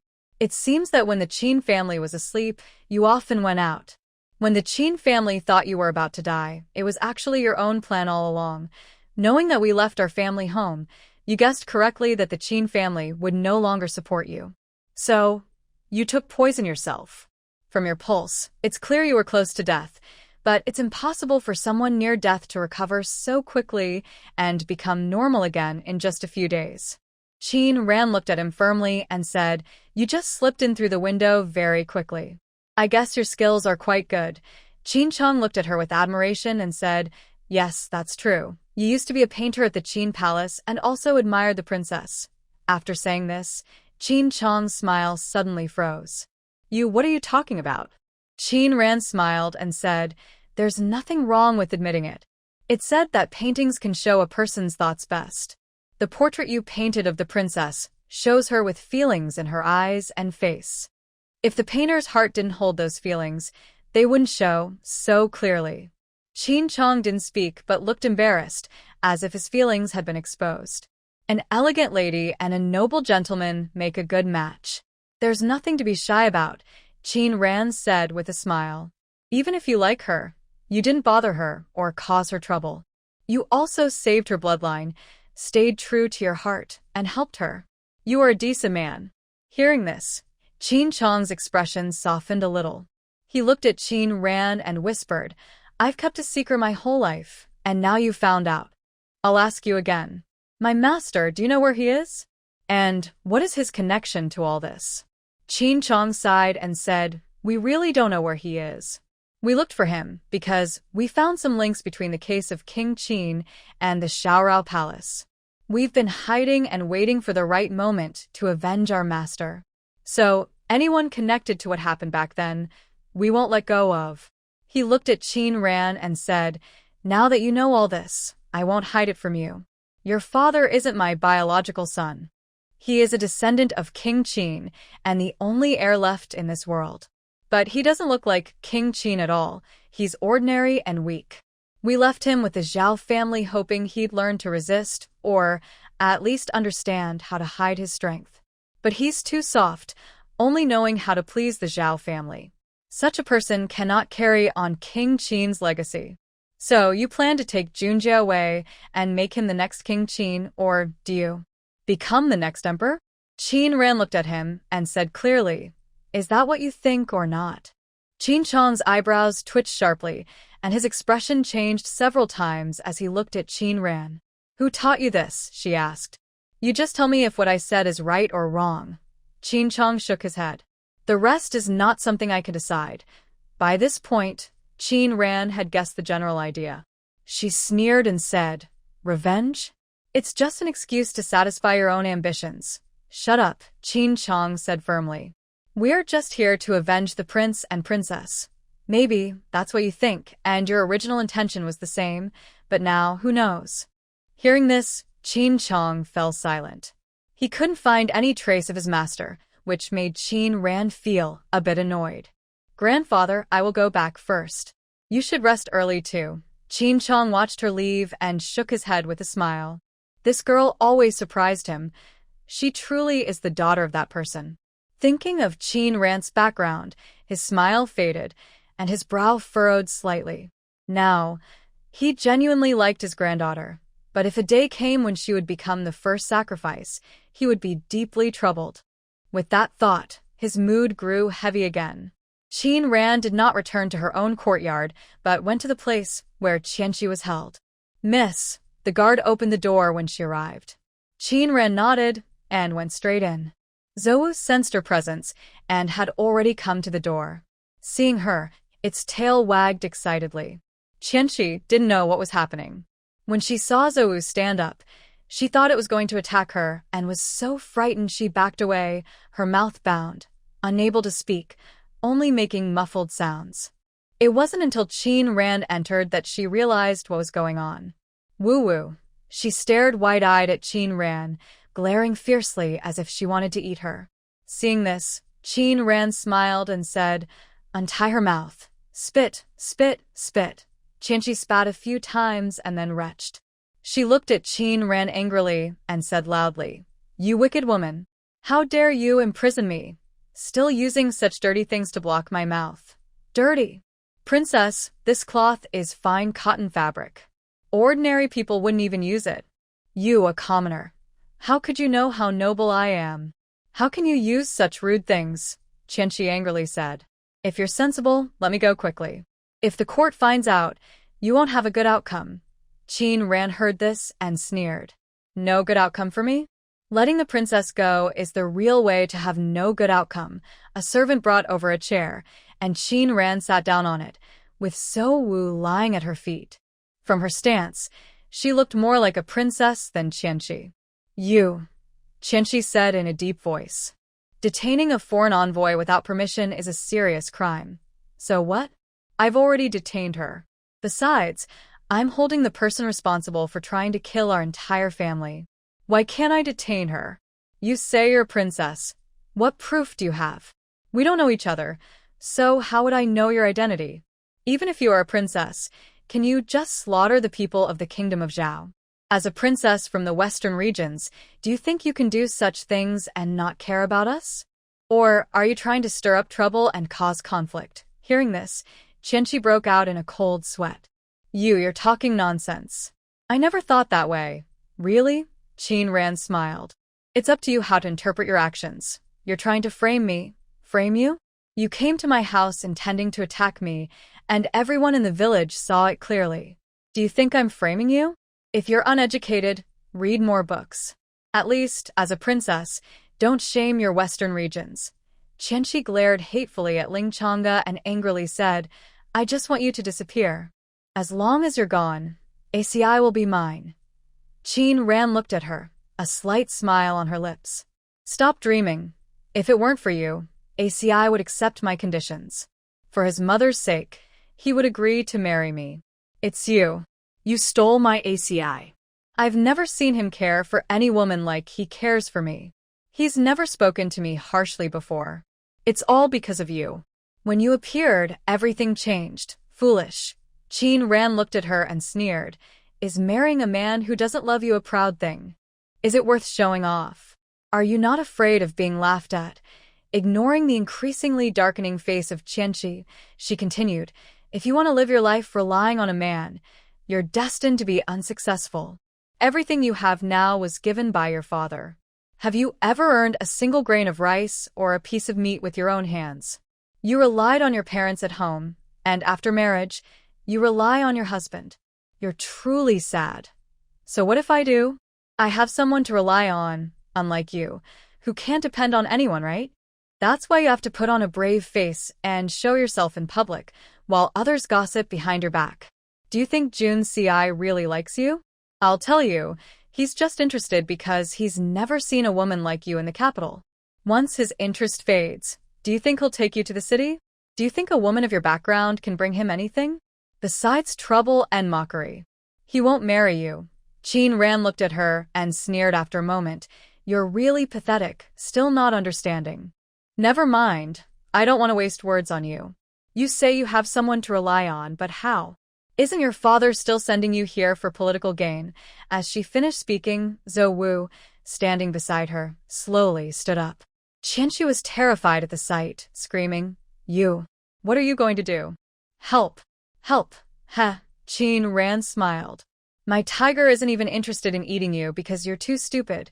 Qianqi looked at Zhou Wu, trembling with fear. Zhou Wu rubbed against Qin Ran's hand affectionately, showing a very close relationship. Qin Ran took out a pill, pinched Qianqi's chin, and pushed the pill into her mouth, pressing on the acupuncture point on her throat. The pill slid down naturally. Cough, cough, cough. Qianqi gagged a few times, trying to spit out the pill.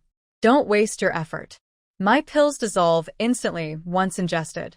Just swallow, and don't think about spitting it out. What did you give me?" "A strange poison," Qin Ran said calmly, watching her face change. "Only I have the antidote." If you want to live, you must come to me regularly for the antidote. Otherwise, you'll suffer internal bleeding and eventually, even your bones will melt. Knowing she didn't believe her, Qin Ran smiled and said, "You can ask all the famous doctors to examine you. If they can find an antidote, then I lose. The antidote for this poison is made with spiritual spring water. Unless there are other people in the world with access to the spirit spring, only she can cure this poison." What do you want? You're not too stupid yet, Qin Ran said with a smile. I heard that the Western region has unique and powerful insect magic. Since you are the princess of the Western region, you should be very skilled in insect magic. Hearing this, Qianqi's eyes flashed with pride. I didn't expect it to take effect so quickly. Qin Ran's expression turned serious. She suddenly grabbed her by the throat. Did you do this? Qianqi's face showed a calculating smile. The insect she was infected with is our Western region's royal insect. Once inside the body, unless we use special Western region methods, the royal insect will stay in her. Soon, it will consume her completely, and she will have no way to ask for help. Seeing Qin Ran's face grow darker, she seemed to have found the upper hand. Want to make a deal? Give me the antidote, and promise to leave a sea. After I marry him, I will remove the royal insect. Qin Ran's grip on her neck tightened. Qianqi's face turned purple, and she almost couldn't breathe. Just as she was about to faint, Qin Ran loosened her hand. Qianqi fell to the ground, gasping for air. Qin Ran stood there, looking down at her with a cold smile. You're not worthy to bargain with me. After speaking, she headed toward the door. Qianqi touched her neck, just barely avoiding suffocation. Watching her disappear at the door, Qianqi's voice was hoarse as she called out, Aren't you going to save her? Do you want to see her die? Qin Ran suddenly stopped and looked back at her. How do you know she's pregnant? Hearing this, Qianqi froze. Qin Ran's lips curled slightly and a clear, understanding flashed to her eyes. Calling you stupid isn't wrong.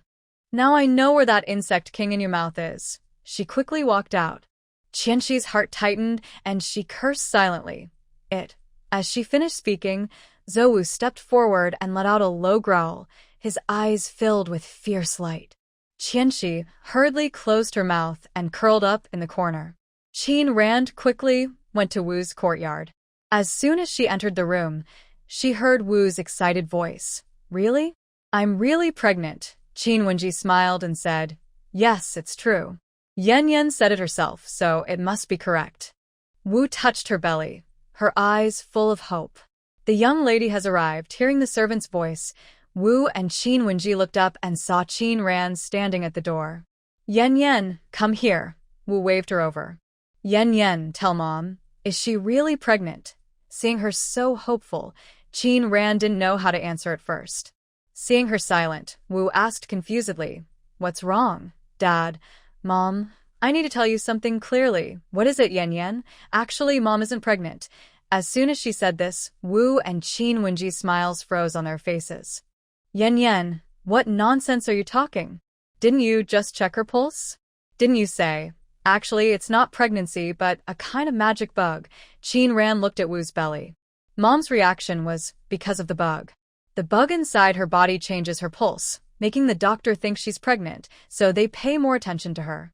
The bug then takes this chance to grow and settle in her body, feeding on her nutrients. After 10 months, it will be fully grown, and that will be the end of her life. Mom's concern for the baby in her belly is the best proof. I see, Qin Wenji muttered. So that's why your mom reacted so strongly, saying we killed her child.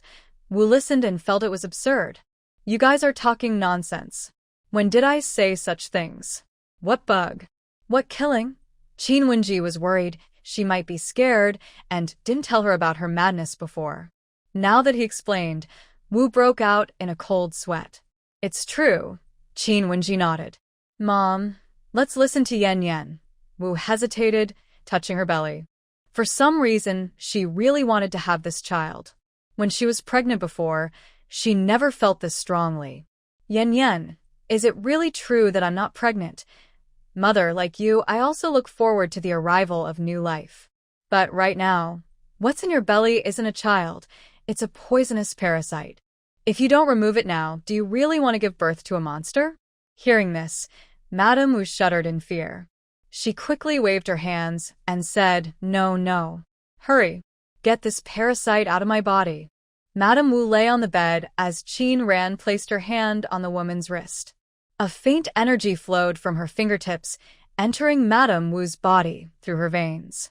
Soon, Madame Wu began to feel sleepy. Outside the room, Qin Wenji paced back and forth anxiously. The energy reached Madame Wu's abdomen, where Qin Ran could sense the faint rhythm of a heartbeat. She carefully guided the energy closer. After searching for a while, she still couldn't find the parasite. It seemed to sense danger and even hit its heartbeat. As expected of a powerful creature, Qin Ran narrowed her eyes and increased the flow of energy. The parasite, tempted by the energy's presence, began to stir restlessly. In that moment, Qin Ran located where it was hiding. Drawn by the energy, the parasite slowly crawled toward it. Just then, Madame Wu's brows furrowed in pain, and she began to stir, as if waking up. Qin Ran quickly placed a pill in her mouth, and Madame Wu soon calmed down again. "How can I get this parasite out?" Qin Ran murmured. She tried several times, but the parasite was cautious, moving only near the energy. Once the energy faded, it hid again. Her strength was beginning to wane. Every time she used the energy from her inner space, her body felt drained. This couldn't go on. If she continued, she might faint before removing the parasite. Since it's drawn to the energy from my space, maybe the spiritual spring water can lure it out, she thought. She poured a small amount of the spring water into Madame Wu's mouth and pressed a point on her throat, so the liquid stayed there. The sweet scent quickly caught the parasite's attention. It moved around inside her abdomen, searching for the source of the fragrance. After a while, it realized the scent was coming from the esophagus. It slowly climbed upward. At this moment, Qin Ran's forehead was covered with sweat, and a feeling of weakness spread through her body. Seeing the bug about to reach Wu's throat, she felt relieved but dared not relax her vigilance. Just as the bug reached Wu's throat, Qin Ran suddenly turned Wu's body to the side and struck her back. The bug, along with the spiritual spring water, was expelled completely. Wu had already regained consciousness and watched helplessly as a white flesh bug was spat out from her mouth. Her face turned pale suddenly. Ran this," she stammered. "This is the bug," Qin Ran said weakly. "Fortunately, it's been removed." Hearing the noise inside the house, Qin Wenji hurried in and saw the flesh bug on the ground. He shouted in surprise, "Is that the flesh bug?" Qin Ran nodded. Fortunately, the bug didn't stay inside her for long and didn't harm her body. If it had been there longer, who knows what could have happened. Ran, it's all thanks to you," Wu said, trembling. Otherwise, the thought of giving birth to a bug after 10 months made her feel faint. After leaving Wu's courtyard, it was already dawn. Thinking of the 2 little ones waiting for her in town, she decided to go back. At that moment, a smell of blood reached her nose. Qin Ran frowned, and in the next moment, Ling Tian appeared at the door. Seeing his injuries, Qin Ran's heart sank. "What happened?" "Miss, it's not good." Just now, a group of people broke into the tea shop and took the young master away. Hearing this, Qin Chong hurried over and asked anxiously, "Who was taken?" "Young Master Qin Junjie." Qin Chong's face stiffened. "Do you know who they are?" Ling Tian shook his head. "I am powerless. I couldn't stop any of them." Qin Ran's face grew cold. Her gaze fixed on Qin Chong, and she said seriously, "Grandfather, it seems only you can handle this matter personally. If you don't look carefully, the bird in the forest looks like the others, but if you examine closely, you will notice a yellow line on its beak. The bird flies very fast, more than twice as fast as ordinary birds. If they took Junjie, he wouldn't be in danger." After leaving Qin Chong's yard, Qin Ran noticed Ling Tian always looked hesitant and wanted to say something but didn't. "Is there something else?" She rubbed her forehead, feeling a bit annoyed. She poured herself a cup of tea and was about to drink when Ling Tian said, "I don't know if it's just my feeling, but when those people took the young master, he didn't resist. The teacup in her hand suddenly stopped. Qin Ran frowned slightly and whispered, "He didn't resist." "Yes, not even struggling." Qin Ran's heart sank. "It seems like he was drugged." Ling Tian thought for a moment, but shook his head. The young master was alert and not drugged. Junjie, who had been practicing for a long time with Mu Qing and Mu Bai, definitely wouldn't forget how to fight. She had seen him practicing boxing herself, and he was quite skilled. He still couldn't do light work well, but he was starting to get the hang of it. Ling Tian said he didn't resist, which means he chose not to. This made her realize that Junjie went with those people willingly. At that moment, Qin Ran suddenly remembered his strange behavior recently. He kept telling himself that no matter what, he was her brother. She thought it was because she had been away from town for a while, and Junjie was not used to it, which caused his strange actions whenever they met. Thinking of this, she quickly got up and ran outside. Back at the town's tea shop, it was already dawn. There was a long line outside. Bai Zhi had been following Qin Ran and was unharmed. The others, like Ling Xing, had minor injuries but were okay. They started working inside the shop. Ling Chang'e came to the backyard, where Qin Yudi was curled up at the foot of the bed, looking scared and holding the quilt. When she heard footsteps, she hurriedly hid under the quilt. Qin Ran entered and saw this scene, her brows furrowing deeply. "Yudi, it's sister." Hearing Qin Ran's voice, Qin Yudi immediately pulled down the quilt and threw herself into her arms, crying, "Sister. Don't be afraid, sister is here." Qin Ran gently patted her head and comforted her, saying, "It's okay now, everything is fine." Qin Yudi cried for a long time. When she finally stopped, Qin Ran noticed she had fallen asleep in her arms. It seemed this child was truly frightened. Qin Ran gave her some spiritual spring water and placed a pill in her mouth to calm her nerves. She wanted her to sleep peacefully. After placing Qin Yudi on the bed, her arm brushed against a pillow at the edge. A brown envelope caught her eye. She opened the letter and looked at the handwriting, which was still somewhat immature.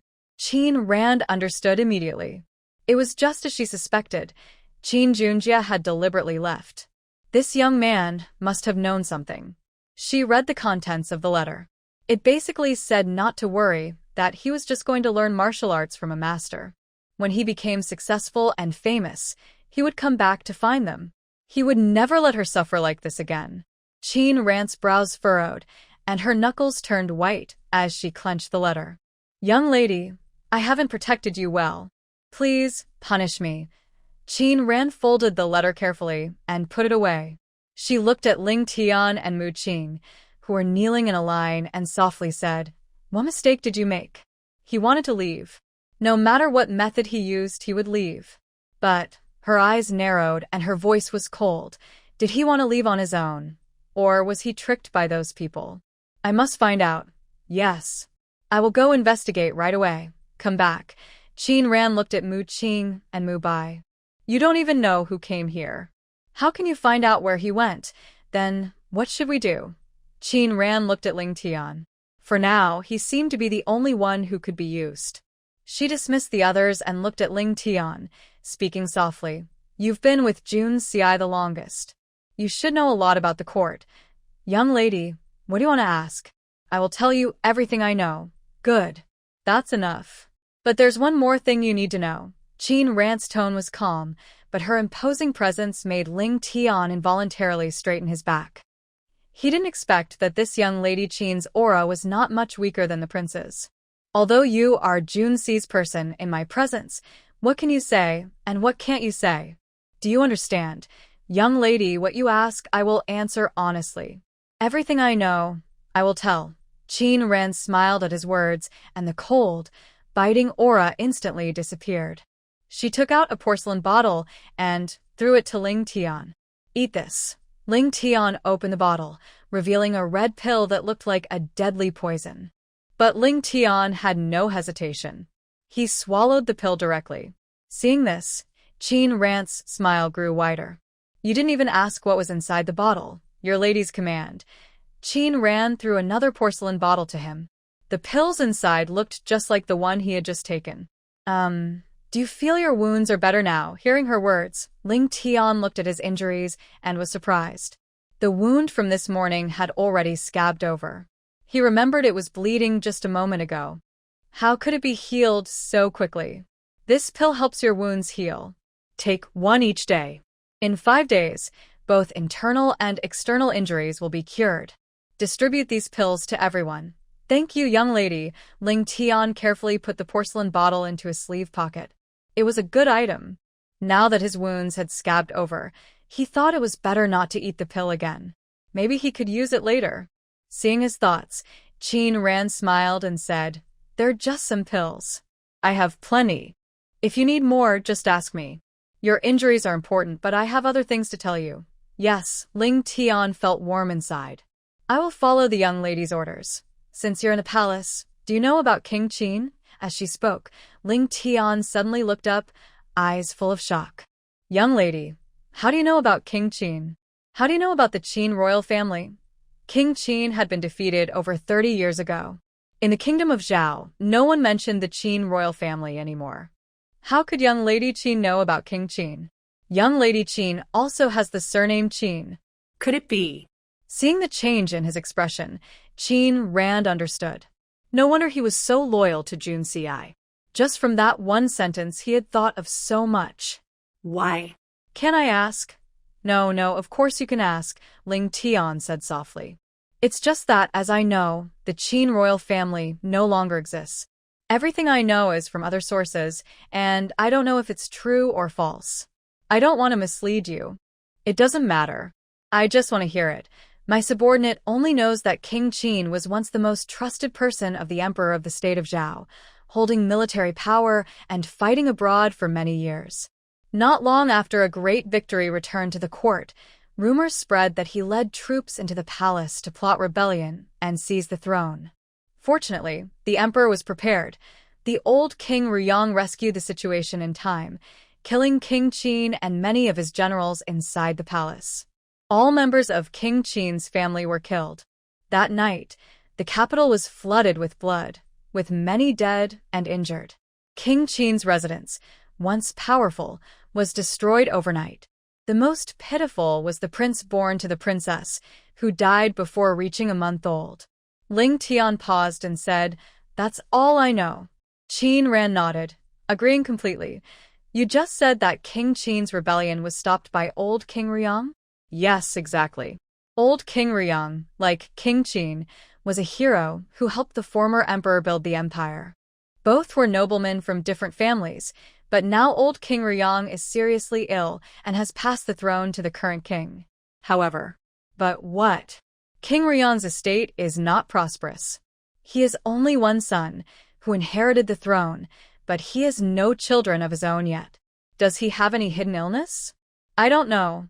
But the queen of King Ruyang was pregnant and seemed to have a daughter, but she lost the baby shortly after. Since then, she has had no children. King Ruyang has never taken a concubine, so naturally, he has no other children." Ling Tian softly said, "There's a rumor that the old King Ruyang's heavy killing led to the extinction of the family line." After speaking, Ling Tian looked at Qin Ran and asked, "Miss, why are you asking about these things?" "It's nothing, just curious," Qin Ran replied calmly. "I heard some rumors the other day. Maybe because I also have the surname Qin, I became a bit curious." Hearing this, Ling Tian didn't ask further. After Ling Tian left, Qin Ran looked again at the letter left by Qin Junjie, feeling very heavy in her heart. Could it be that the current emperor, Jun Ci, is really the one who killed her grandfather? What is the truth behind all these years? Qin Ran did not entrust the investigation of Qin Wang's former officials to Ling Tian. Instead, she asked Mu Shan and Mu Shui to do it. She handed the letter from Qin Junjie to Qin Chang. So, Jie left voluntarily. He is willing to take on the responsibility of restoring order, Qin Chang said with a complex expression, part pain, part relief. It is hard for a child of only a few years to bear such a heavy burden. Naturally, he is reluctant. However, if the prince and princess can clear their unjust accusations and restore the Qin family's reputation, he feels it is only right. They lied to Qin Wenji and his wife, saying Qin Junjia had gone to Bailu Academy to study, and they believed it. After Qin Yudi was sent back to the Qin family, she couldn't sleep peacefully every day. There was nothing they could do, so Qin Ran took her to the town. As long as Qin Yudi stayed close to Qin Ran, she could fall asleep quickly.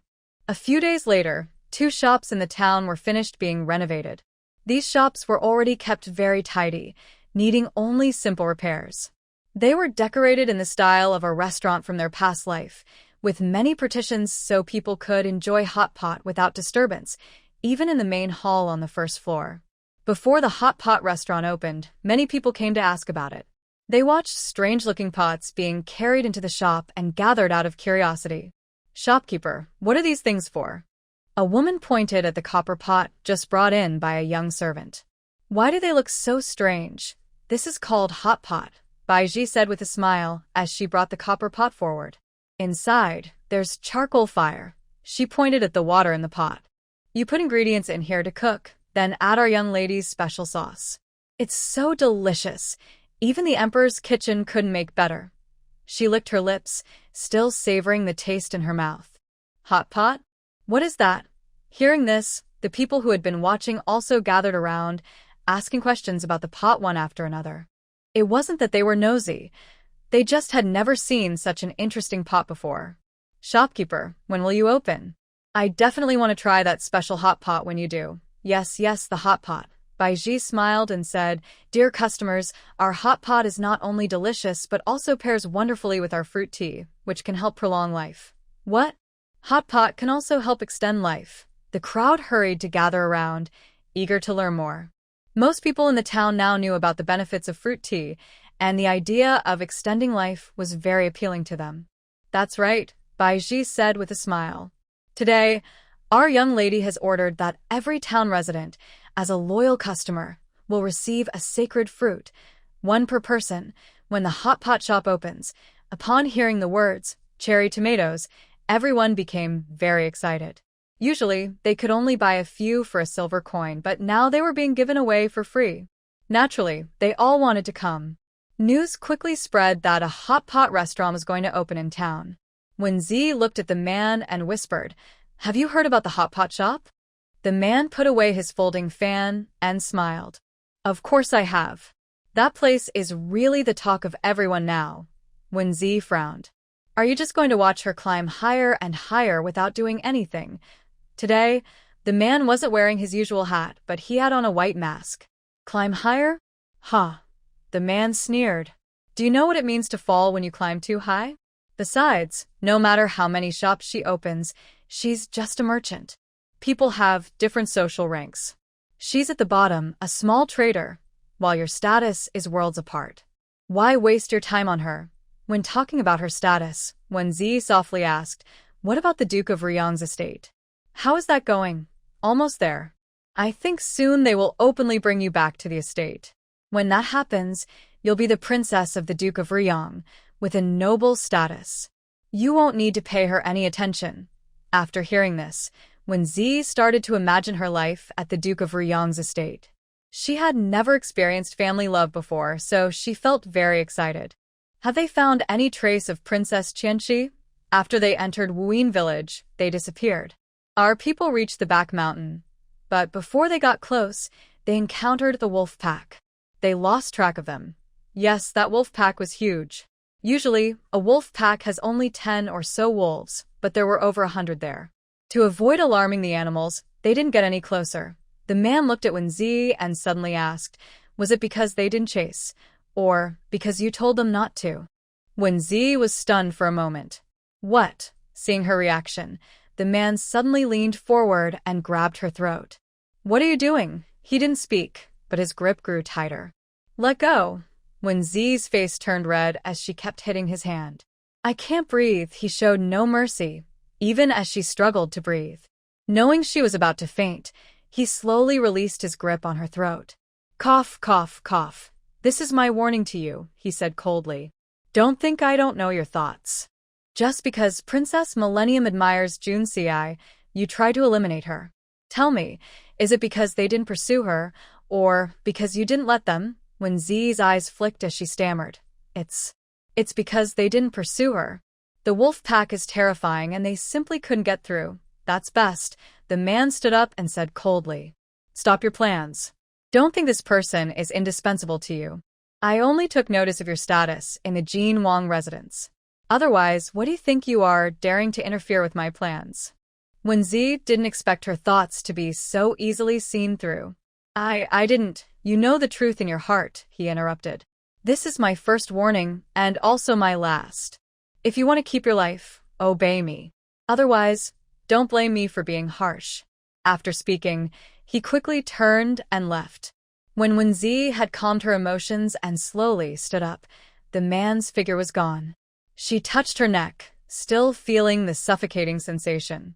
Just closing her eyes, she could almost feel that firm hand gripping her throat tightly. Thinking of his words, Wenzi couldn't help but feel lingering fear. She clenched her fists, her face full of resentment. She had planned to let Princess Millennium and Qin Ran fight each other.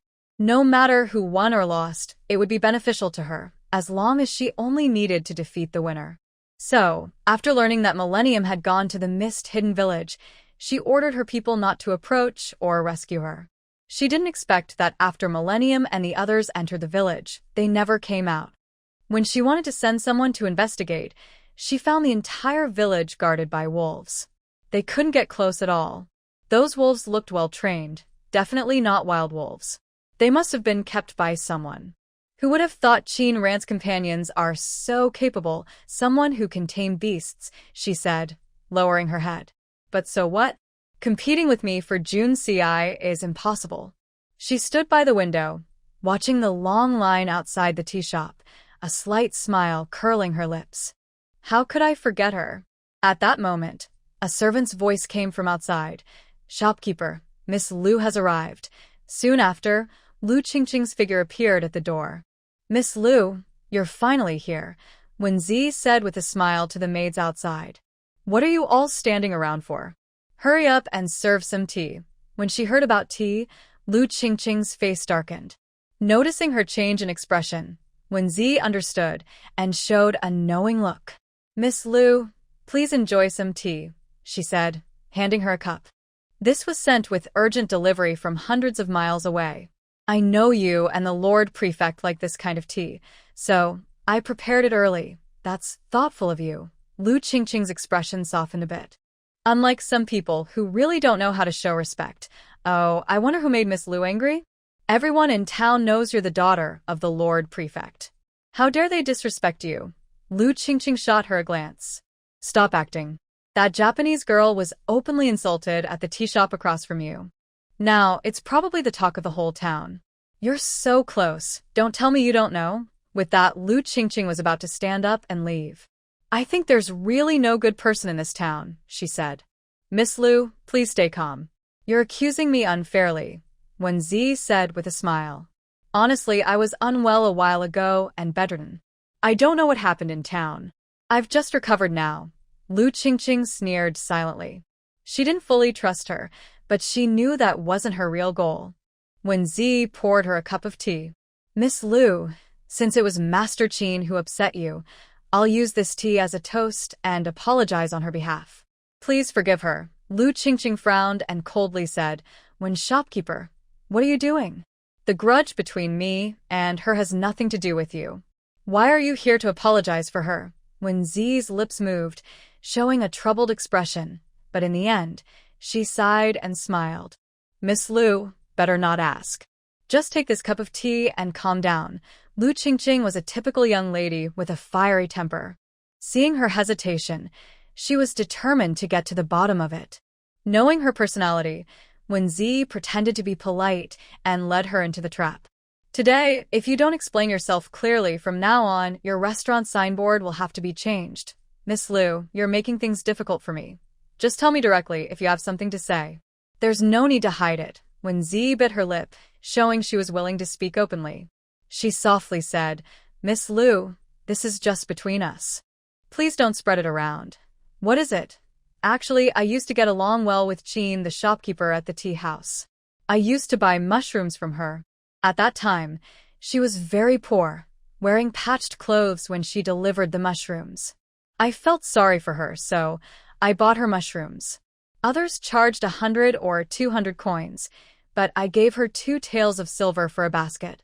Since then, she kept sending us mushrooms. You know, our kitchen staff at Byway Restaurant are very skilled, and our dishes are very tasty, loved by the townspeople. I thought we could keep working together, even if it meant losing some money. But recently, she started trying to make more money for herself and stopped supplying us with mushrooms. That's really unreasonable, just a greedy person. I want to apologize on her behalf, hoping you can forgive her. If she asks who told me, maybe she will consider giving us mushrooms again for your sake. She pointed to the outdoor stall, her expression slightly sad. Look, now that we have no mushrooms, there are hardly any customers here. Her words were true. Since losing the mushrooms, fewer people came to eat. How can mushrooms from such an untrustworthy person taste good? Lu Qingqing sneered. I think none of you have seen anything good. Well, now she's doing well. She opened a new shop in town called Hot Pot. I've never even heard of such a strange thing. But I hear customers often talk about it, probably because the mushrooms sell well and she wants to make her own fortune. After she finished speaking, Wen Zi looked at Lu Qingqing's face and saw a hint of scheming in her eyes. She knew Lu Qingqing had some plans for that hot pot shop. Is that hot pot shop open now? Wen Zi smiled and said, but I heard it will only be a few days now. All right, Lu Qingqing smiled. I am generous and don't want to argue with her. Since she has opened a shop, I will give her a big gift. These days, the tea shop was busy. People in town heard that she also opened a hot pot restaurant, and they were very curious. Many came daily to ask about it. Today, Qin Ran was looking at the ledgers when Lin Yuru came over with a smile. Miss Qin, shopkeeper Lin, why are you here? I came today mainly to ask about your new shop. Lin Yuru smiled. When you open, make sure to invite me. Don't worry. The day after tomorrow, I will reserve the best spot for you. While they were talking, a figure quietly left from the door. The day after tomorrow? Did you hear that clearly? Miss, don't worry. I heard everything clearly. It's the day after tomorrow. Good. Lu Qingqing smiled. Remember to do everything well that day, and don't let anyone see through your plan. Her eyes narrowed slightly, and she said coldly, I want to ruin her reputation. Miss, rest assured. Soon, the day of the hot pot restaurant opening arrived. People looked at the signboard and whispered, Tianshang Xiang, that's a really good name. It means this flavor only belongs in heaven. If it really is like that, then our lives won't be wasted. Bai Ji and the others opened the door, and Qin Ran stepped out slowly from inside. The moment the door opened, an unprecedented fragrance wafted out. They had never smelled such captivating scent before. Just the smell made everyone drool. What? What is that smell? It's so fragrant. Truly unheard of. Oh my God. I've traveled all over the south and north, tasted countless delicacies, but I've never even smelled this.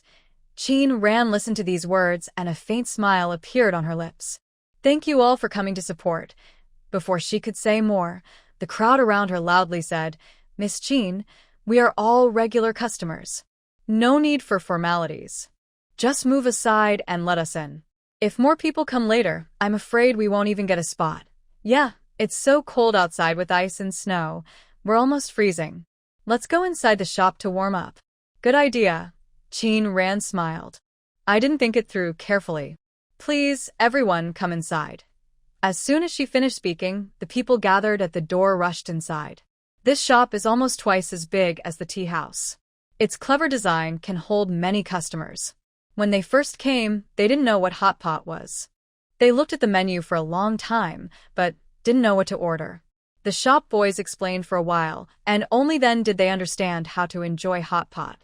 At first, they thought cooking their own food would be troublesome, but after trying it a few times, they found it fun. The shop boys wanted to help cook, but the customers quickly waved them off. This new experience of choosing what to cook and how much to cook was very exciting. Most importantly, the taste was amazing. People in the country love spicy food, but the chili here only has a spicy flavor without the fragrant aroma of chili peppers, so the taste was not as good. However, the space-enhanced chili peppers were completely different. They made an excellent base for hot pot. Also, in this season, fresh vegetables are hard to find, but here, vegetables are plentiful and affordable. Wow, this is amazing. Truly incredible, an old man said, shaking his head. I've lived my whole life and have never tasted anything so delicious. Why does this lamb have no gamey smell? Everyone kept praising each bite they took. Inside the shop, everyone was eating happily, while outside, people in line drooled with longing. Meanwhile, in a private room on the second floor, Bai Chongqing picked up a piece of lamb and put it in his mouth, exclaiming, "Really good. The meat is tender and soft, with no gamey smell. It's truly delicious." Ran, I'm really curious. How did you come up with these new ideas? Next to him, Bai Wenyan smiled and said, "Little sister, you might not know if you haven't been to the shop recently. Ever since you introduced fruit tea, our master's medicine shop has had no patience. He's been so bored every day. Recently, he's been talking about moving somewhere else, saying that the business he carefully built up is all ruined because of you. Go away." When did I say such things? You little brat, you have no skill in making poisons, and yet you learned how to frame others. White Chang'an glared at him. If you're so bored, go serve dishes downstairs. Can't you see they're so busy they don't even step outside? Bai Wenyan could only awkwardly shut his mouth. Qin Ran looked at White Chang'an.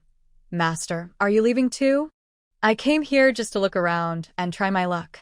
I hope to find a good apprentice. Now that my wish is fulfilled, I want to pass on my teachings to you. But now, it seems your poison skills are as good as mine. Maybe even better. I don't need to teach you. I think I'll go explore other places. Master, the other masters have also left. Now, the head teacher is missing and you want to go too? Ran, I am not like old you. I have the broken, carefree palace. I was just traveling the world with your senior brother. I will come back someday. Hearing this, Qin Ran couldn't say anything more. She nodded. Master, where should I look for you in the future? Western regions, 10,000 Poison Valley. After leaving the hot pot shop, White Chang'an's smile disappeared from his face. Master, why didn't you tell the young sister that you received a message from old you? When mentioning the letter, White Chang'an's face grew serious. He whispered, that old guy treasures his disciple so much. How can he bear to let her go into danger? Do you mean this letter isn't from old you? Bai Wenyan frowned. Master, if this isn't from old you, then you might be in danger. White Chang'an sneered. Danger? As for me, this old body isn't afraid of danger. If I didn't want to involve Ran, I'd be waiting here for them to come to me. Bai Wenyan sighed. Ever since you took in the young sister, you don't care about my life anymore, you brat. Bai Wenyan said this, but he didn't stop walking out of the city. White Chang'an left, and Qin Ran, though reluctant, didn't stay upset for long. Troubles soon found her. Miss, Bai Ji hurried over. Something's happened. Qin Ran's heart tightened. When she reached downstairs, she saw a guest sitting in the corner had already fallen to the ground, bleeding from the mouth, unconscious. Qin Ran frowned and quickly stepped forward. She checked her breathing. She was almost out of air. Bai Ji opened the medicine box and handed it over. Qin Ran took out a silver needle, pricked her at the center of her forehead, and poured spiritual spring water into her mouth. She checked her pulse and managed to save her life, but the poison was still inside her. If it wasn't detoxified quickly, even the spiritual spring water wouldn't save her for long. The diners at the hot pot restaurant were startled by this scene. What's happening? A man asked. It's poisoning, Qin Ran whispered. A very strong poison. Poisoned? Everyone was frightened by this and threw down their chopsticks. They stood up, looking at the food on the table with fear. The man who came with the woman said, How could she be poisoned? He pointed at the hot pot. It's your food. It must be poisoned. Pay with your life. You caused my wife's death, and I want justice. He reached out to grab Qin Ran's neck. Bai Ji saw this and quickly grabbed his arm, twisting it. With a sharp, the man's arm dislocated. Ah! He yelled in pain, his arm hanging awkwardly. You're killing someone. Help! Call the police. I want justice, he shouted loudly. As he raised his chin and yelled about calling the police, Qin Ran calmly said, "You're right. We must call the authorities." "What do you mean?" Qin Ran didn't look at him. She turned to Bai Ji and said, "Make sure the magistrate comes personally." The diners in the restaurant didn't leave. They watched nervously.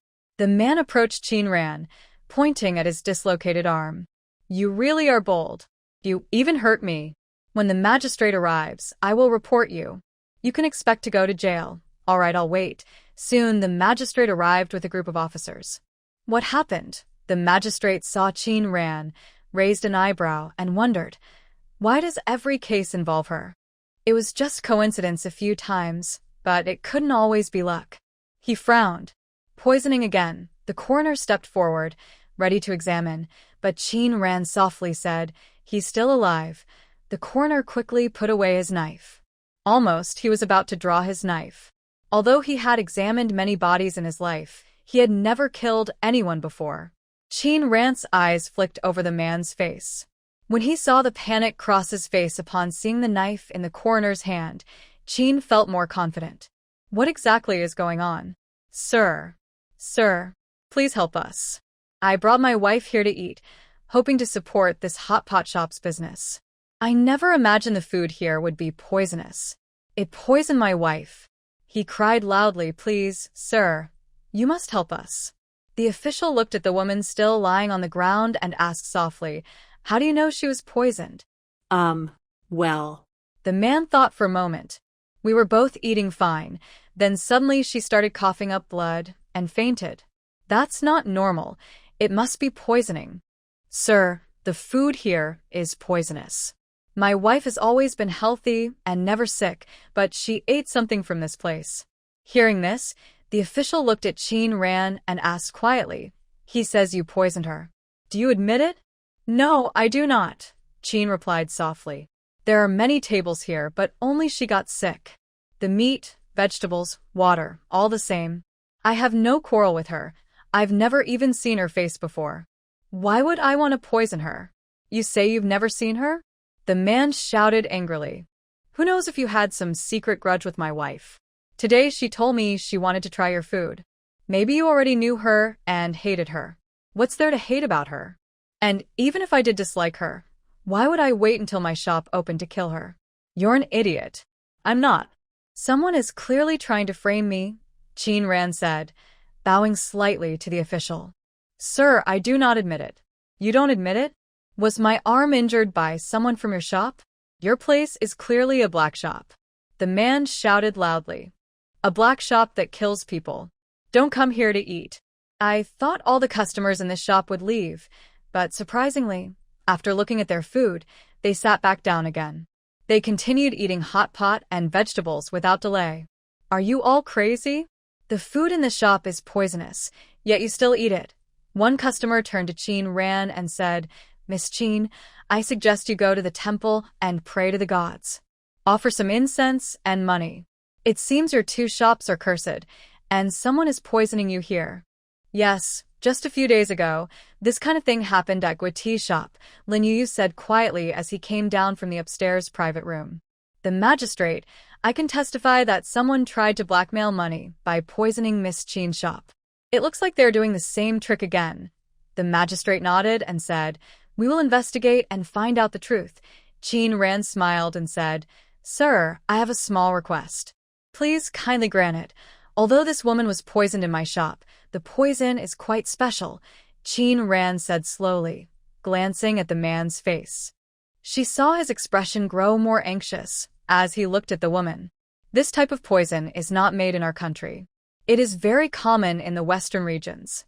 If someone is poisoned with it and does not take an antidote within an hour, they will die. Half an hour has already passed.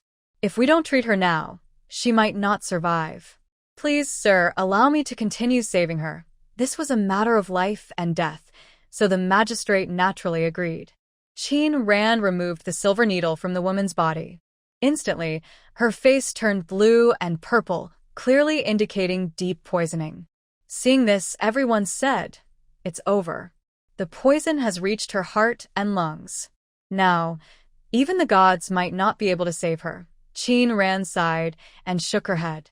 Alas, my medical skills are limited. I'm afraid I can't save her. The magistrate looked at the coroner and asked, "Can you save her?" The coroner hesitated and said, "Sir, I mostly deal with autopsies. I've never saved a person." At that moment, a customer loudly said, "Her face looks even darker. She's about to die. She's doomed." Ran nodded. "Yes, it seems she can't hold on much longer." Everyone watched as the woman's breathing grew weaker and she was about to pass out. The man quickly rushed forward and took out a pill, ready to put it into her mouth. Ran saw this and threw a small stone, causing the pill to miss its target. "What are you doing?" the man shouted angrily, holding the pill again. Ran softly said, "If you want her to die, just give her the pill." The man was stunned. "What do you mean?" "I'm giving her the antidote." "Antidote?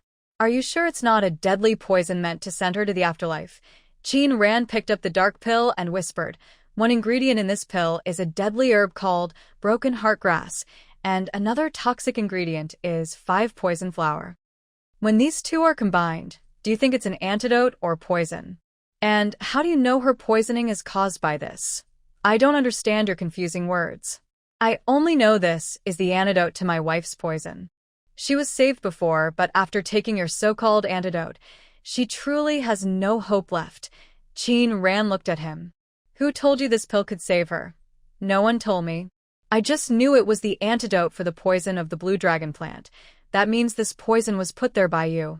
Otherwise, how would you know her poison is from the blue dragon plant?" "I only said the poison came from the western regions, but I didn't specify what kind." "You're not a doctor. If you didn't put the poison there, how do you know it's from the blue dragon plant?" The man looked panicked. Just then, he saw a trace of black blood at the corner of the woman's lips and nervously said, "Quick, save her. There's no time, really no time." Ran looked back. "Why should I save her? You and your wife are causing trouble in my shop, trying to frame me, and now you want me to save her? Dream on." She walked to the woman and pointed at her hand. "Look at her fingertips. Only the first 3 fingers are turning purple and blue. That shows contact with the blue dragon plant poison. She probably used these 3 fingers to pinch the powder and swallow it." She told the coroner, "Come and check if her hands are contaminated with this poison." The coroner stepped forward, tested with the powder, and nodded. "Yes, sir," just as Miss Chen said. Everyone listened and looked at Ran with admiration. The coroner usually needs powder to identify poison, but she can do it just by looking. Since she took the poison herself and you know what it is, it shows this is a planned act between you two. As for this pill," she looked at the black pill in her hand, "if you want her to die faster, give it to her." Then she threw the pill back to him. The man stepped back and sat down the ground. "How could this happen?" he muttered. "No, that person said she would get better if she ate this." He remembered what Ran just said and crawled to her feet. "Shopkeeper, I was wrong. I won't do it again. You said you could save her, right? Please, save her. I beg you. We are desperate. We wouldn't do such cruel things otherwise. Please have mercy and save her." The governor frowned and asked in a deep voice, "What exactly is going on?" "Sir, I'll tell you everything." The man knelt and said anxiously, "Our child is very sick and needs money for treatment. We've spent everything we have."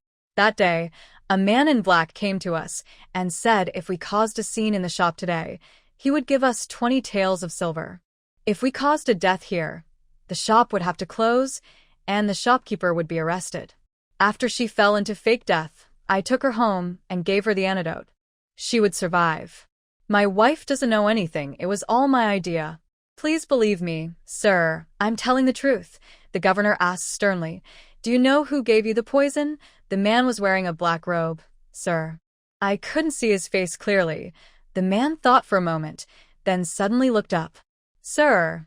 That man had a black mole on the back of his hand. Suddenly, Ran remembered seeing a hand holding a rein. That hand had a black mole on the back. She tried to recall more, but only had a vague impression. She couldn't be sure who that person was. Just then, the sound of wheels outside the hot pot shop came closer. Ran suddenly remembered where she had seen that person before. If you can't remember, then go to the yamen to think about it. The man knew he couldn't escape his fate and kept begging Qin Ran, "Shopkeeper, please save her. My child is still at home waiting for treatment. Please, I beg you." After the man was taken away, no one paid attention to the woman lying on the ground. Qin Ran walked over to her and watched as the dark bruises on her face slowly faded. She took out an antidote pill and put it into the woman's mouth.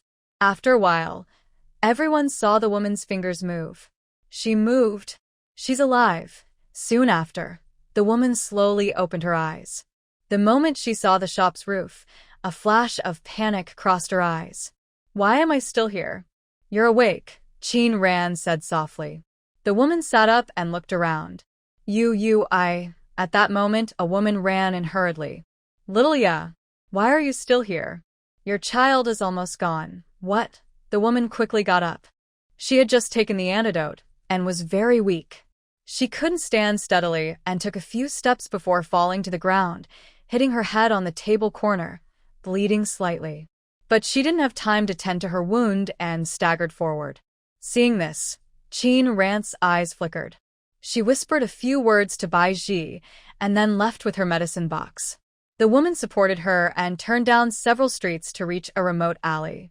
This was the outskirts of Yun'in town, very old and run down. Little Ya. "Little Ya," the woman's voice echoed from the deepest part of the alley. "Look at your mother." "Little Ya, my child," she cried out heartbrokenly. "My child. Little Ya's mother, be brave. Little Ya probably won't make it. Mrs. Jiang, can you lend me some silver? I want to take Little Ya to see a doctor." Mrs. Jiang wiped her tears with her sleeve and choked out, "Little Ya's mother, how many doctors have you already taken her to? It's useless." The woman knew this well, but how could she give up her child? "Little Ya, open your eyes and look at your mother. Look at your mother." Just then, a cold voice came from above. "Move aside." The woman, with tears in her eyes, looked up and recognized the visitor. She stepped in front of Xiaoya and firmly said, "Miss, it was wrong of us to deceive you, but you can't take her or my child. Please, we know we made mistakes. Let me stay with her and see her through her last moments, okay? If you don't move aside, your daughter will really die." Seeing she was still a bit confused, Qin Ran gently pushed her aside and looked at the small girl lying there, looking pale and weak. After checking her pulse, Qin Ran softly said, "She has some prenatal deficiency, but it's not a serious illness. With proper care, she will recover quickly." The reason she was in such a weak state was because she had never had a proper meal since birth. How could she be nourished? Qin Ran gave her some spiritual spring water and took out silver needles. Just as she was about to insert them, the woman behind asked, "Miss, what are you doing?" "Just treating her," Qin Ran replied. She inserted the needles into several key points on the girl's body, protecting her heart, and also pricked her on the top of her head and the soles of her feet.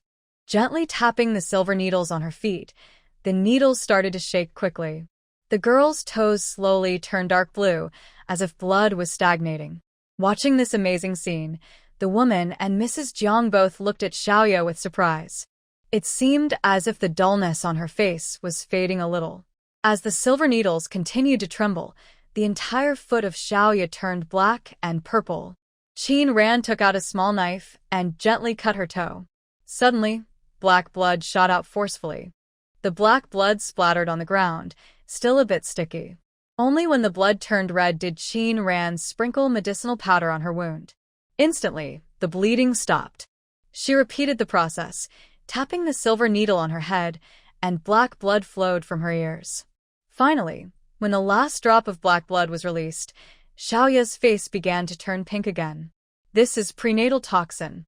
It has been in her body since she was a baby. Over the years, her health has naturally declined. You haven't treated her properly, so she became weaker and weaker, almost losing her life. Now, my daughter, Qin Ran put her things back into her medicine box. Her life is no longer in danger. However, she will need some time to recover fully. No longer in danger?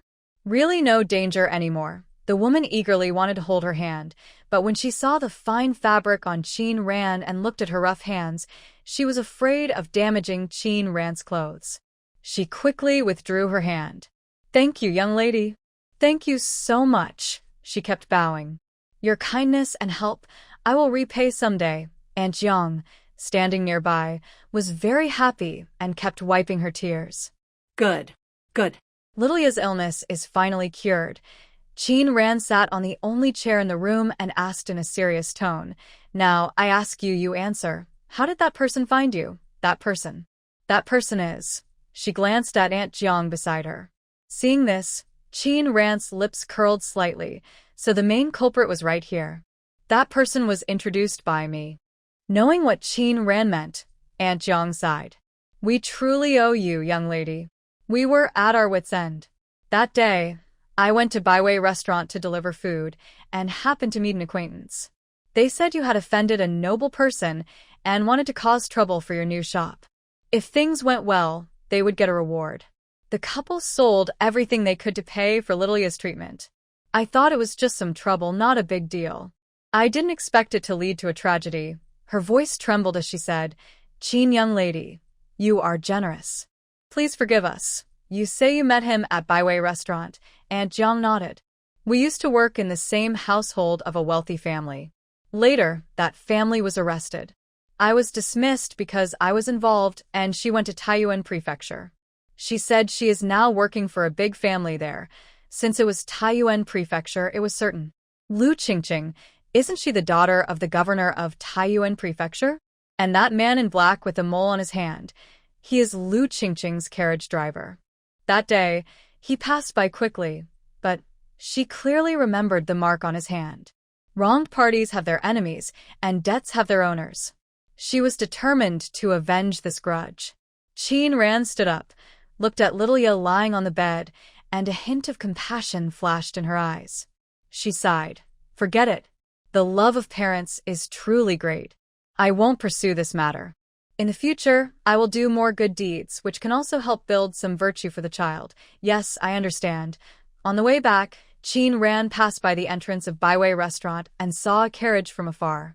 The sign on it was outlined in red, with the character, Lu, written on it. Qin Ran's lips curled into a slight smile as she calmly walked past the carriage, secretly sprinkling a fine powder into it without anyone noticing. At this moment, inside the private room of the 100 Flavors restaurant, Lu Qingqing was listening grimly to her servant's report. So, that worthless person managed to slip away again. Miss, please calm down and don't get too upset. How can I not be angry? Lu Qingqing snapped. They're all useless. They can't even handle such a small task. How can they do anything right? Miss, Qin Ran is truly skilled in medicine. She's been able to detect our poisons several times. Maybe next time, we should try a different plan, Guayer whispered. Perhaps we could find some strong fighters to capture her and let you vent your anger. Would that be okay? Hearing this, a cold glint appeared in Lu Qingqing's eyes. She said firmly, That's a good idea. Every time I see her face, I feel an itch in my palm. When I catch her, I will make her suffer. I want to personally scar her face and sell her to a brothel. Guayer, standing beside her, shivered uncontrollably. She knew how cruel her young lady could be, but now her cruelty had become even more vicious and ruthless. Recently, because a dog belonging to the lady's concubine scared her, she ordered the dog to be killed immediately. She absolutely could not afford to offend her young lady. Guayer, yes, miss. Guayer responded after a moment of hesitation. What are you thinking about? I've been calling you for so long, and you only just responded. Lu Qingqing pinched her harshly. I warn you, remember your place. Yes, miss, I understand, Guayer replied. Lu Qingqing looked outside, growing impatient. She asked, Where did Wenzi go? When will the food I ordered be delivered? Even after her patience ran out, Wenzi did not come. Miss, I just asked about it. Wen Zongguan has been unwell these past few days and hasn't come to the shop, her servant explained. Lu Qingqing looked at the dishes on the table, suddenly stood up, and shouted angrily, That little brat must be in cahoots with Qin Ran. How dare she play tricks on me? Just wait and see. She then flipped all the bowls and chopsticks on the table onto the ground and stormed out, furious. Next door, Wenzi in the private room heard the noise and sneered indifferently. A useless person who can't accomplish anything and causes trouble everywhere, she muttered. I've never seen someone so stupid, tripping over the same stone twice. She knows Qin Ran is skilled in medicine, yet she still uses such a foolish method. At that moment, a bird landed on the window.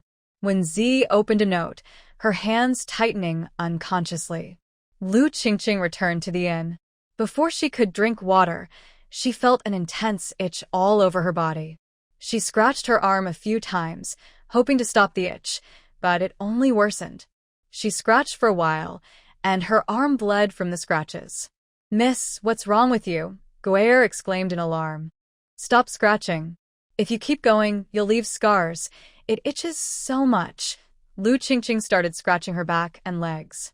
Everywhere on her body felt like countless ants crawling, an unbearable itch. Why are you just standing there? Hurry and call a doctor. Yes. Guer quickly ran out. Lu Qingqing scratched herself like a monkey inside the room. Soon, Guer returned with a doctor. Seeing this, Lu Qingqing angrily said, Foolish girl, why did you find a man to see my illness? Go find a female doctor instead. Miss, there are no female doctors in town, Guer whispered. Let him check your pulse first and see what the problem is. Lu Qingqing glared at her fiercely. I'll settle this with you later. The doctor checked her pulse for a long time, his brow furrowed tightly, occasionally making a clicking sound. Lu Qingqing felt nervous inside. What exactly is wrong with me? Speak up. The doctor withdrew his hand. Miss, you don't seem to be sick. How is that possible? Lu Qingqing forced herself to endure the itching and shouted. Are you blind? If I wasn't sick, how could I be so itchy? But according to your pulse, everything seems normal. At that moment, Lu Qingqing couldn't help but scream. She felt as if something was biting her on the head. Ah! There are bugs. Bugs. They're biting me. Help! She screamed. My hair. My hair. The doctor was surprised to see her like this. He quickly stood up, packed away his medicine box, and said to Guer, Miss, your lady's illness is not physical. It's here. He nodded his head.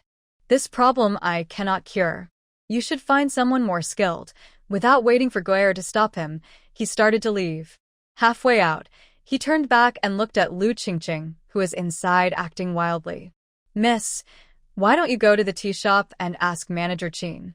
I have seen her medical skills before, and they are truly impressive. After speaking, he bowed slightly and left quickly, afraid Lu Qingqing might follow him. When Guer returned to the room, she was shocked. She saw Lu Qingqing lying on the ground with her hair messy, constantly grabbing her head. Bug, bug, she kept shouting. There were also a few blood marks on her face. If she kept scratching like that, she might ruin her face. Guer thought for a moment and told the servant at the door to go to the tea shop. Then she ran there herself. At this time, Qin Ran was waiting at the tea shop for her to arrive. Miss, Guer from Lu Qingqing's side has come. Got it, Qin Ran said calmly, setting down her teacup. No need to rush. When she arrives, just tell her I have something to do, and we'll be back later. Soon, Guer's voice came from downstairs. Where is the shopkeeper? Xian stepped forward. Miss, what do you want with our shopkeeper? Good sister, just tell me where your young lady is now. I have urgent matters to discuss with her. Xian smiled. Recently, many people have been looking for our young lady. She's very busy these days. Good sister, our young lady is the daughter of the county magistrate. She's been hurt here. If your young lady can heal her, our county office will surely reward her well. Wouldn't that be better than opening a shop here? You could also benefit from it. Hearing this, Xian smiled and said, It's not that I won't tell you where our young lady is. As a servant, how could I know? She just returned from a trip and left again shortly after. I don't know where she went or when she'll return. Hearing this, Gueo was anxious and pacing at the door. Qin Ran watched this scene quietly from upstairs, drinking her tea. It was just a little itch, nothing serious. She could endure it a bit longer. Until she finished her tea, Qin Ran slowly walked to the door. Guyer saw her and brightened up, rushing forward eagerly. Miss Qin, Miss Qin. Qin Ran heard this and stopped casually, pretending not to recognize her. Who are you? Miss, You're so busy that you forget things. I am Geyer, the personal maid of the county magistrate's daughter. She introduced herself directly, thinking that her status might make Qin Ran pay attention. Qin Ran only nodded without asking more and continued walking ahead. Seeing that she was about to leave, Geyer hurriedly said, "Please, Miss Qin, save my lady. Save her." Qin Ran frowned slightly. "We don't know each other. So how can I save her?" "Geyer, you can eat your fill, but you shouldn't talk nonsense." "I'm not saying it like that," Geyer said anxiously. "My lady is sick. We asked the town doctor, but he couldn't cure her. The last doctor said only you can save her now. Please, Miss Qin, help my lady." Hearing this, Qin Ran nodded seriously. "Miss Qin, as long as you save my lady, everyone in the county magistrate's office will remember your kindness." Qin Ran looked at her and smiled. "Why should I care about your gratitude? I don't mind these things." After speaking, she tried to walk on. Geyer didn't expect that mentioning the county magistrate's office wouldn't make Qin Ran pay attention. She hurriedly said, "Miss Qin, Our Lady is very dear to the magistrate. Whatever reward you want, no matter how much, we can give it." When she finished speaking, Qin Ran paused and looked at Geyer, smiling. "Are you telling the truth? No matter how much reward, can you really afford it?" Geyer nodded. "Don't worry, Miss Qin." "Good," Qin Ran said with a smile. "In that case, I will go with you. But your lady's illness is quite serious, so it won't be easy to cure. I believe in Miss Qin's medical skills." "She will definitely cure my lady," Geyer said confidently. Qin Ran looked at Geyer. "You are quite the talker. Thank you for the compliment, Miss Qin." Qin Ran took her medicine box and arrived at the inn. As soon as she entered, she heard loud, piercing cries. Many people were standing downstairs, looking up anxiously. What's wrong with this person? Why are they crying and laughing at the same time? This shouting and yelling, I thought something serious had happened. That room seems to belong to a young lady from a wealthy family. Didn't you see the guards outside? TSK, I thought that place was haunted. Maybe they hired someone to jump rope and catch ghosts. At that moment, someone said that the person inside the room was the daughter of the county magistrate. People looked up at the upstairs with even more curiosity. After all, recently, the town mayor's wife had passed away. Before she died, there were long rumors of ghosts in the mayor's house. The mayor's wife was the sister of the county magistrate, making her the aunt of Miss Liu. Now, Miss Liu was acting crazy too. Could she be suffering from the same madness as the mayor's wife? More and more people believed this was the truth and whispered among themselves. It seems this girl is also sick. TSK, what a pity. She's not married yet. Who would want to marry a girl like that? Probably won't be able to get married. Guaya heard these comments and her eyes flickered. Qin Ran saw this and understood that the maid wasn't entirely loyal to Lu Qingqing.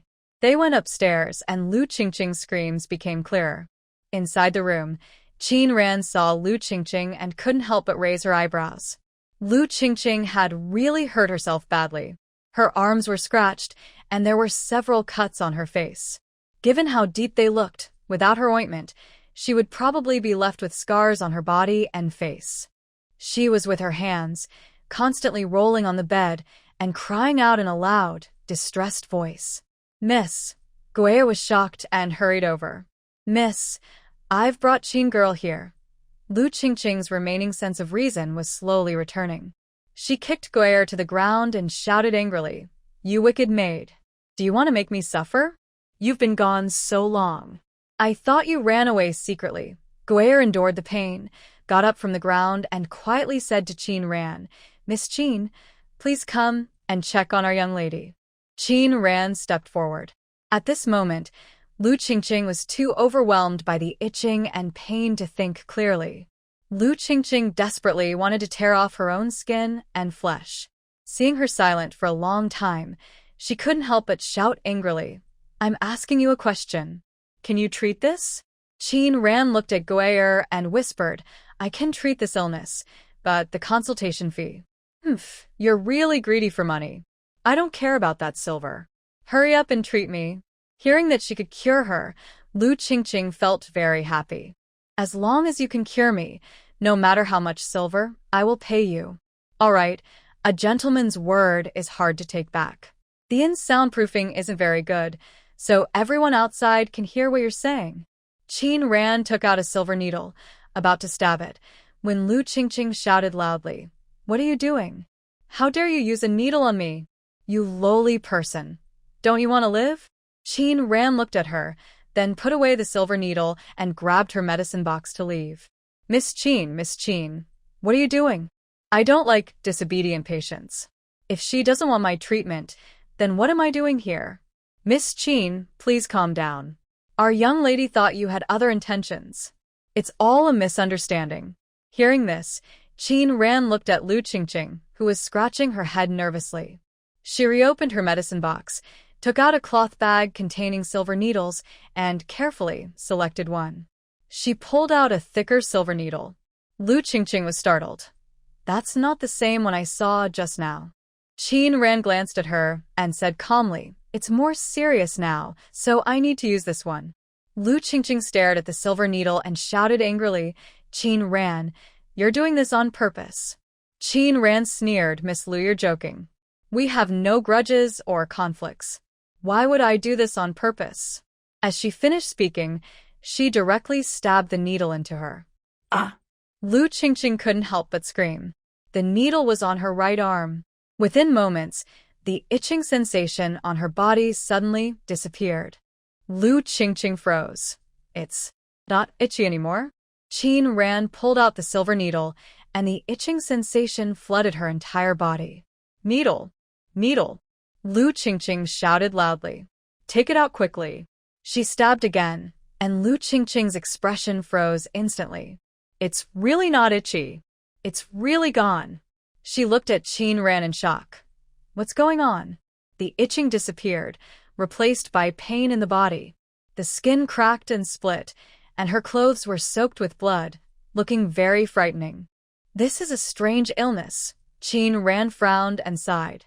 "Treating this disease is very difficult." "Why do you say that?" "Besides acupuncture, she needs to soak in medicinal baths every day. The most important thing is that the herbs for the baths are very rare, each one worth a lot of money. Miss Lu's body needs to soak for 49 days, which is a big expense. That's so expensive," Lu Qingqing said loudly. "You might as well just rob." Qin Ran's lips curled slightly. "Isn't she just doing that now? Miss Lu doesn't have to treat it." "I didn't force her," Qin Ran said with a smile. "But I do need to keep the silver needles. If she pulls out the needles, won't she become like she was just now?" She shrank her hand back. "How much silver do these needles cost?" "I will buy them." Qin Ran knew she would say that, and smiled. "In that case, I will give the silver needles to Miss Lu. You just need to pay my consultation fee." Lu Qingqing's smile looked better after hearing that. She was smart to realize. "So, how much is your consultation fee?" Qin Ran held up one finger. She shook her head. Seeing this, Lu Qingqing frowned. "Just one visit and you want 10 taels of silver? You're really a greedy merchant. Miss Lu, you are mistaken. It's not 10 taels but 100 taels. 100 taels, Lu Qingqing shouted. "Are you crazy? Who do you think you are, asking for 100 taels of silver for a consultation? Even the imperial doctors in the palace wouldn't ask for so much. Miss Lu, you are wrong again. It's not silver but gold. My consultation fee is 100 gold. How much?" 100 gold. Lu Qingqing bit her lip, staring at her in disbelief. "Are you out of your mind? Asking for 100 taels of gold? That's impossible. Miss Lu just said that no matter how much the fee is, as long as I ask, it will be fine. So, is it no longer valid now?" "Bitch, what? No longer valid? Who would have thought you would ask for so much gold?"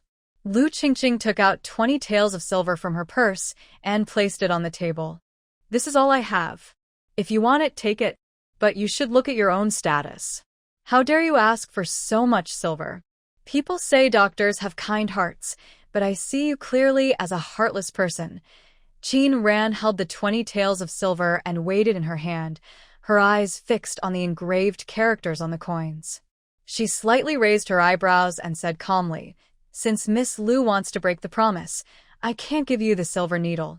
However, I can consider this 20 taels as your payment for the silver needle." She smiled and added, "Remember, you still owe me a consultation fee." After speaking, she took the silver and turned to leave. Lu Qingqing saw her leave and carefully took her arm back. There was a silver needle stuck in it, gently swaying. "Miss, do you really plan to keep the silver needle in your arm forever? What's the big deal? After today, I will be able to return to Taiyuan County. My grandmother wants me to marry someone from a poor family, but I can't accept that. I never expected to catch such a strange illness here. Tomorrow, those two destitute men will leave the house, and once they go, I can go back home. The doctors here are not very skilled, but Taiyuan County has many famous doctors. I don't believe no one can cure this strange disease." Mrs. Wright.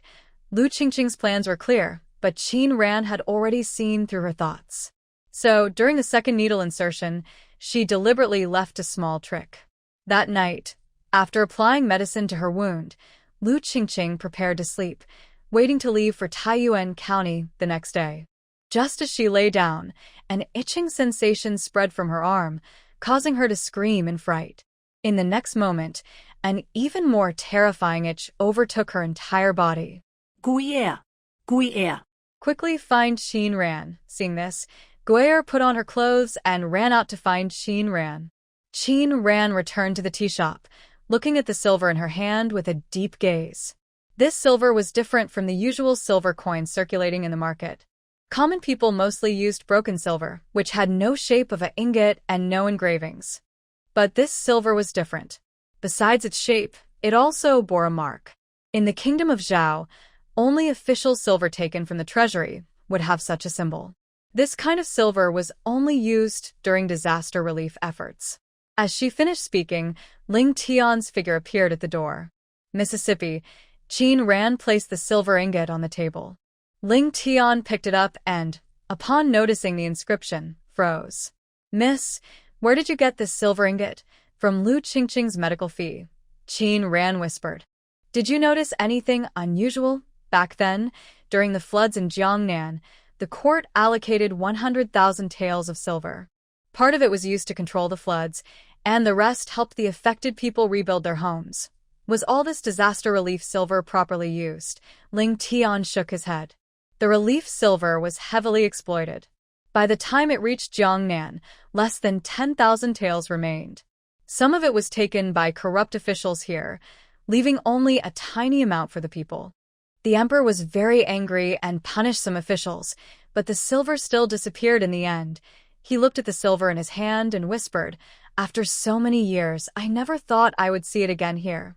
Where was the governor of Taiyuan County stationed a few years ago?" "I'm not sure," Ling Tian replied. "If you want to know, I can find out."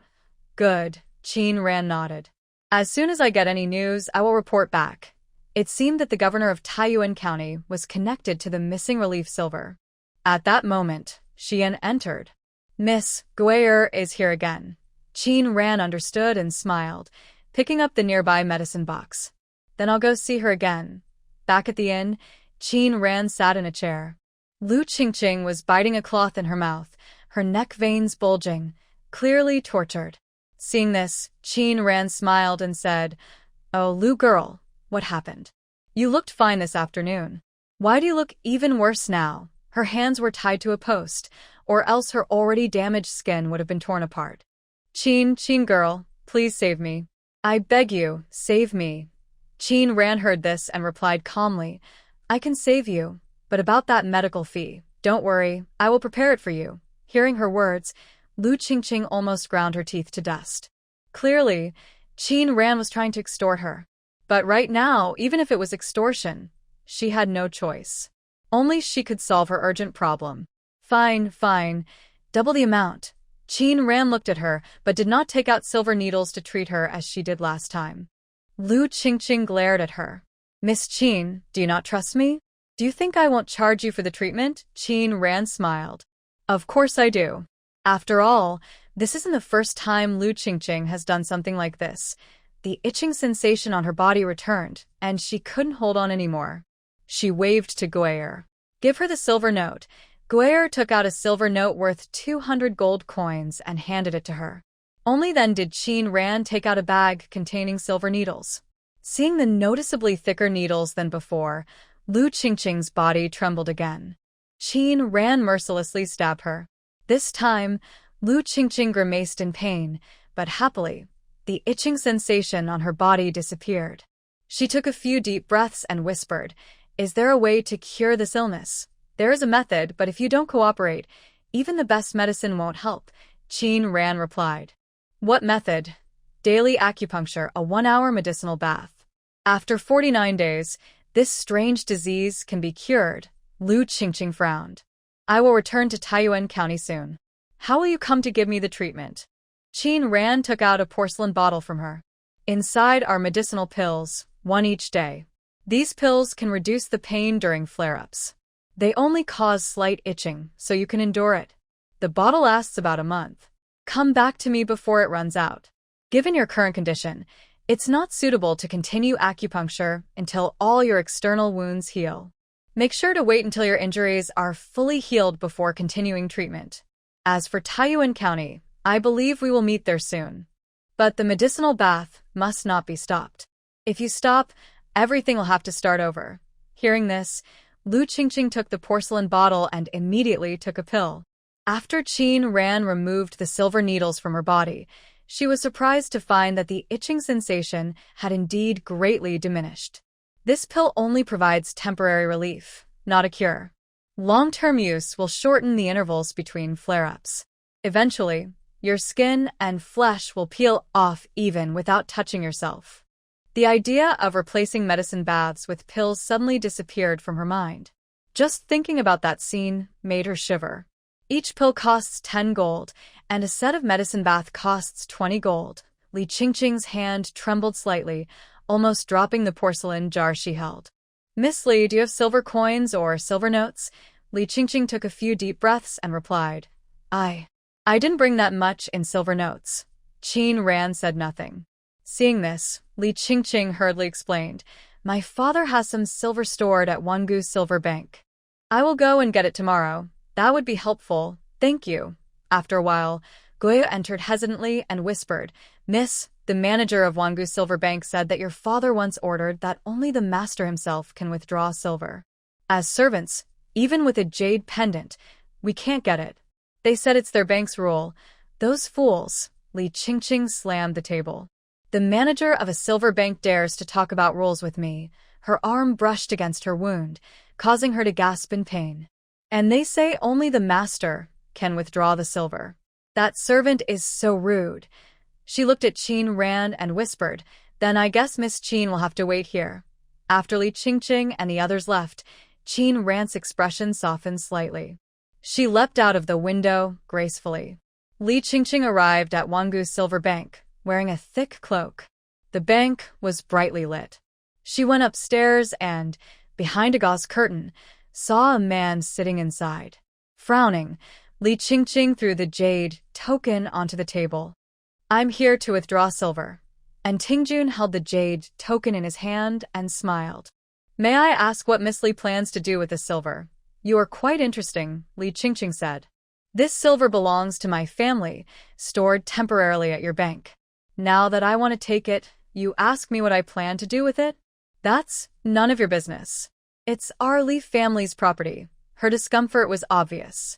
Her clothes clung to her skin, and every breath caused her pain, as if her skin was on fire. This made her mood even more irritable. "I've come personally now and brought a token. Please give me the silver quickly, or don't blame me for being rude." And Tingjuan's eyes flickered with a strange light.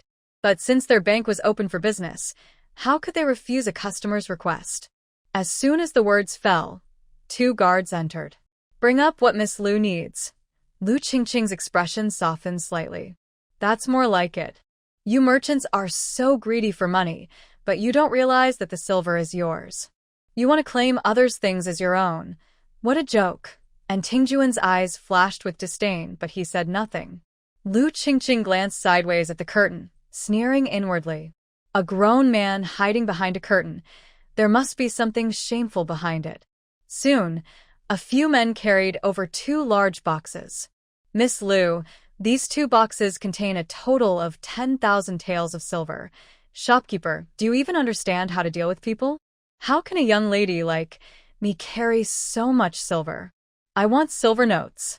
Silver notes. You don't know, miss. Your father keeps silver in our bank, and what I can give you is only silver. Lu Qingqing coldly replied. Then I want to exchange this silver for silver notes now. Your bank should have them, of course, and Tingjun looked at her and smiled.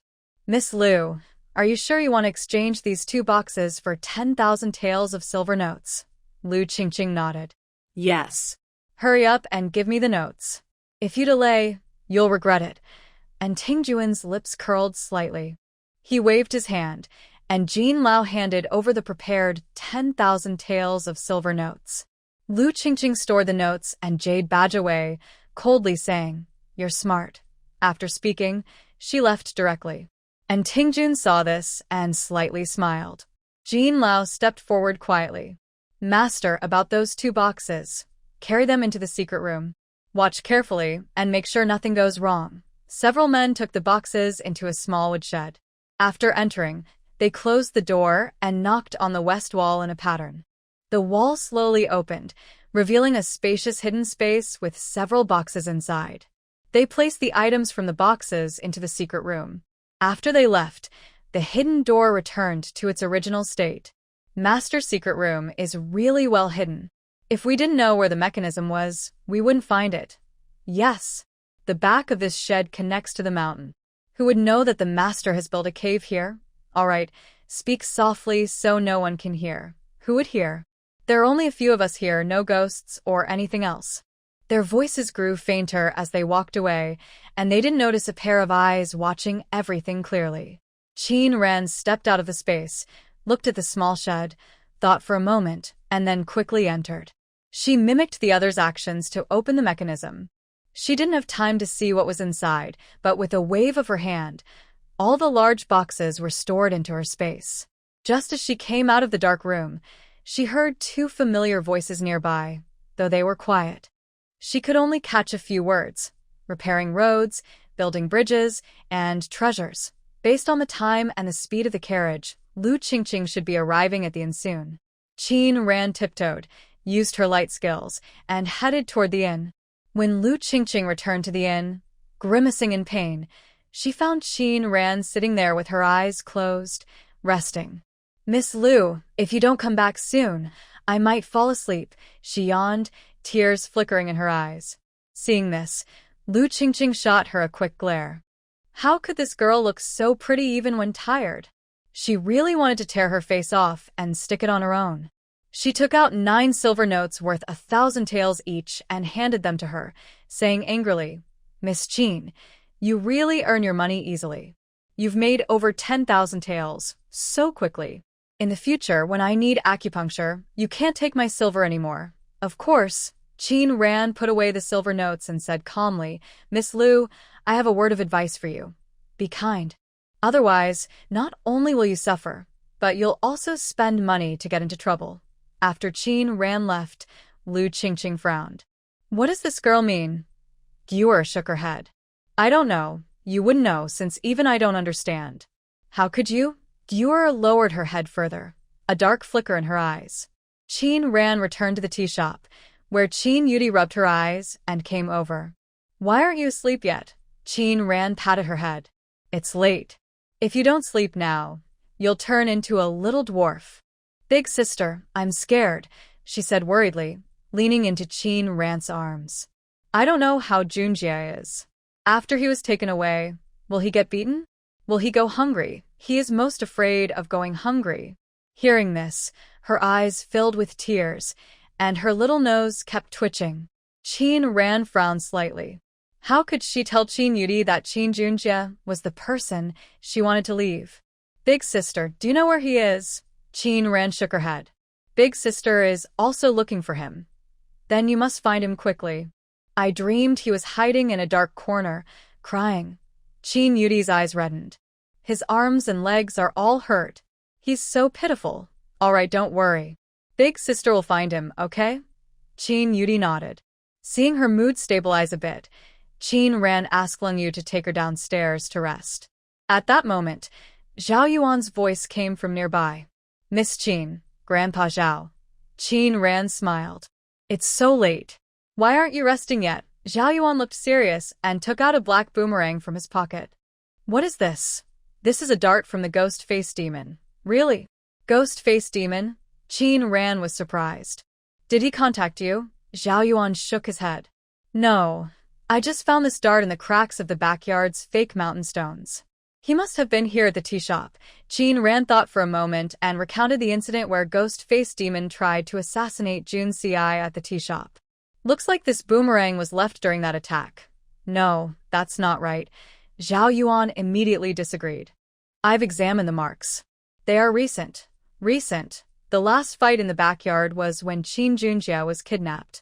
Could it be that the person who kidnapped Qin Junjie was Ghost Face Demon? Was Ghost Face Demon also a former member of the Qin royal family? Seeing her changing expression, Zhao Yuan understood she was planning something. Just then, Ling Tian entered and bowed. Miss, Princess Qianxi is demanding to see you, along with her 2 guards. What do you plan to do? The princess has been missing for days, and the court is already sending people to investigate. Qin Ran smiled. It's about time. She stood up, hands behind her back, and walked outside. When she reached the courtyard where Qianxi was held, she hadn't entered yet and heard her shouting loudly. Let Qin Ran come to see me. Let Qin Ran come to see me. Princess, our young lady is very busy. She doesn't have time to see you. Can't you understand what I'm saying?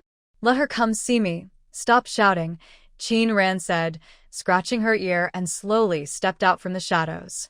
Qianxi heard her voice and quickly looked toward the sound. When she saw Qin Ran, her eyes lit up. She hurriedly said, Let me go now. You're a prisoner now, so I can't untie you. Qin Ran turned around. Ling Tian brought a chair and placed it behind her. Qin Ran sat on the chair, looking calmly at Qianxi. She was wearing a light yellow long dress with a white cloak draped over her shoulders. Seeing this, Qianxi's eyes flashed with jealousy. Tell me, what do you want? Qianxi's lips moved, and after a moment she whispered, The thing you mentioned earlier, I agree. Qin Ran raised her eyebrows slightly. Really? You agree? She didn't want to agree, but today her body was feeling strange, making her scalp tingle. As Qin Ran said, she felt like she was being bitten by countless ants. Her bones seemed to be softening. If she didn't get the antidote soon, she was afraid she would melt into a pool of blood. Is it so hard to just obey your orders? She clenched her teeth.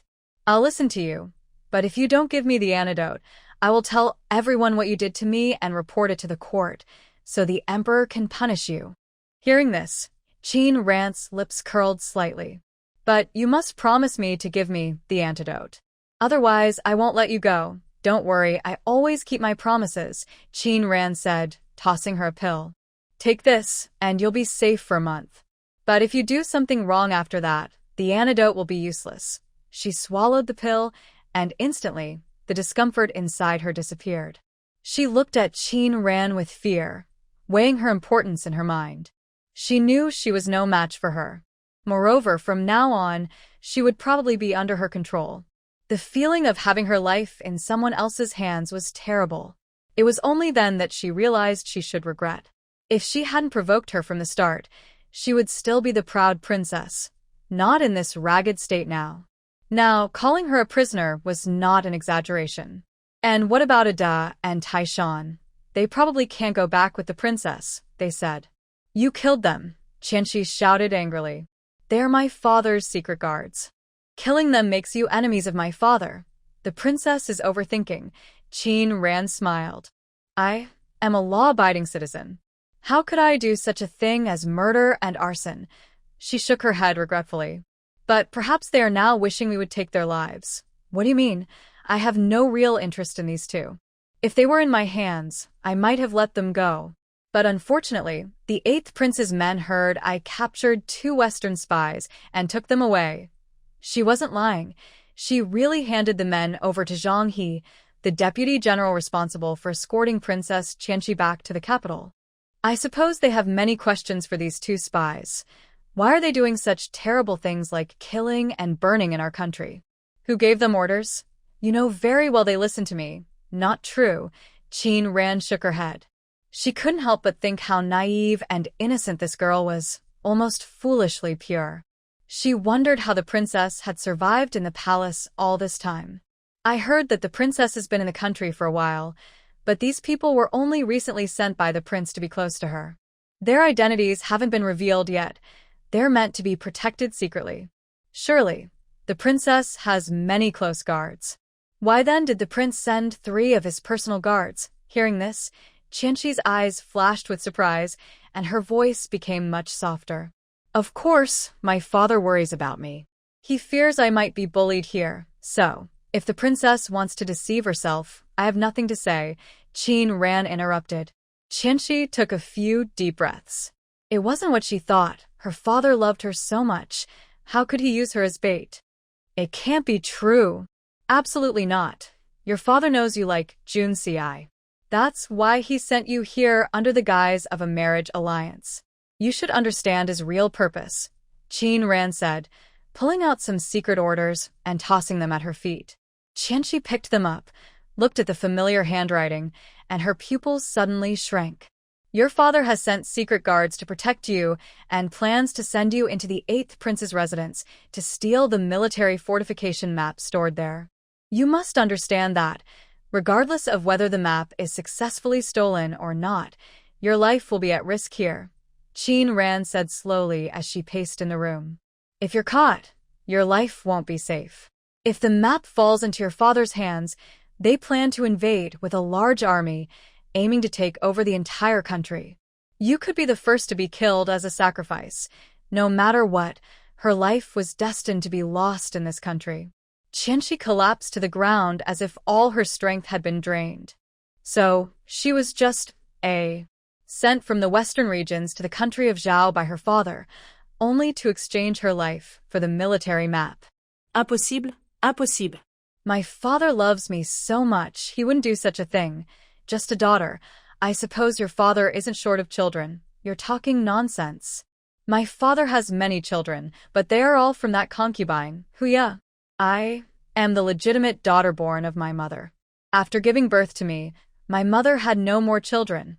At this point, if she still couldn't understand, she would truly be a fool. So, her father truly favored Huya and her children. Her mother had no sons, but Huya had 2 sons and 3 daughters. When her father sent her to the country of Zhao for marriage, the future heir to the palace would naturally be Huya's son. Why did she only realize this now? Qianqi looked at Qin Ran, trembling as she asked, "What should I do? What should I do?" Qin Ran looked at her silently. Knowing what she wanted, Qianqi hurriedly said, "I will tell you all the secret techniques of the Western region's poisons, as long as you help me." "What does the princess need me to do? I want to inherit the throne." Qin Ran raised her eyes, a hint of interest flashing in her gaze. Though she seemed a bit foolish, she showed some courage. "I don't understand the laws of the Western region. Can a woman inherit the throne?" "Yes." Qianqi narrowed her eyes. "I absolutely cannot let this throne fall into someone else's hands. If you help me, I will give you all the secret techniques." "All right." Qin Ran smiled.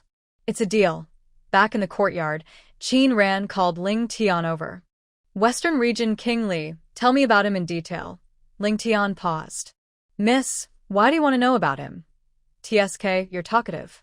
Just tell me what I ask."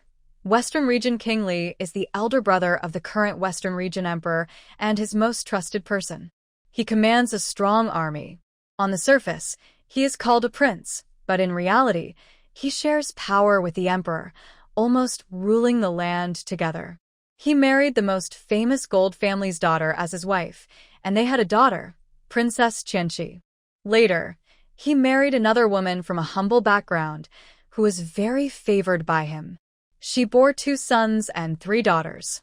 Sadly, these children were spoiled and unaware of their limits. They often indulged in pleasures and caused many deaths, which Li had to settle. "I understand."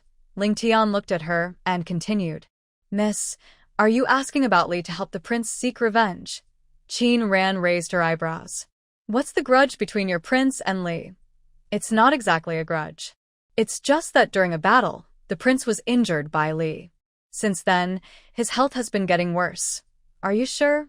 When Ling Tian saw her expression change slightly, he nodded. Yes, I am sure. Qin Ran's brow relaxed and she muttered, I see. I understand now. Ling Tian was startled. You know what? Of course, I know how to cure the poison in his body.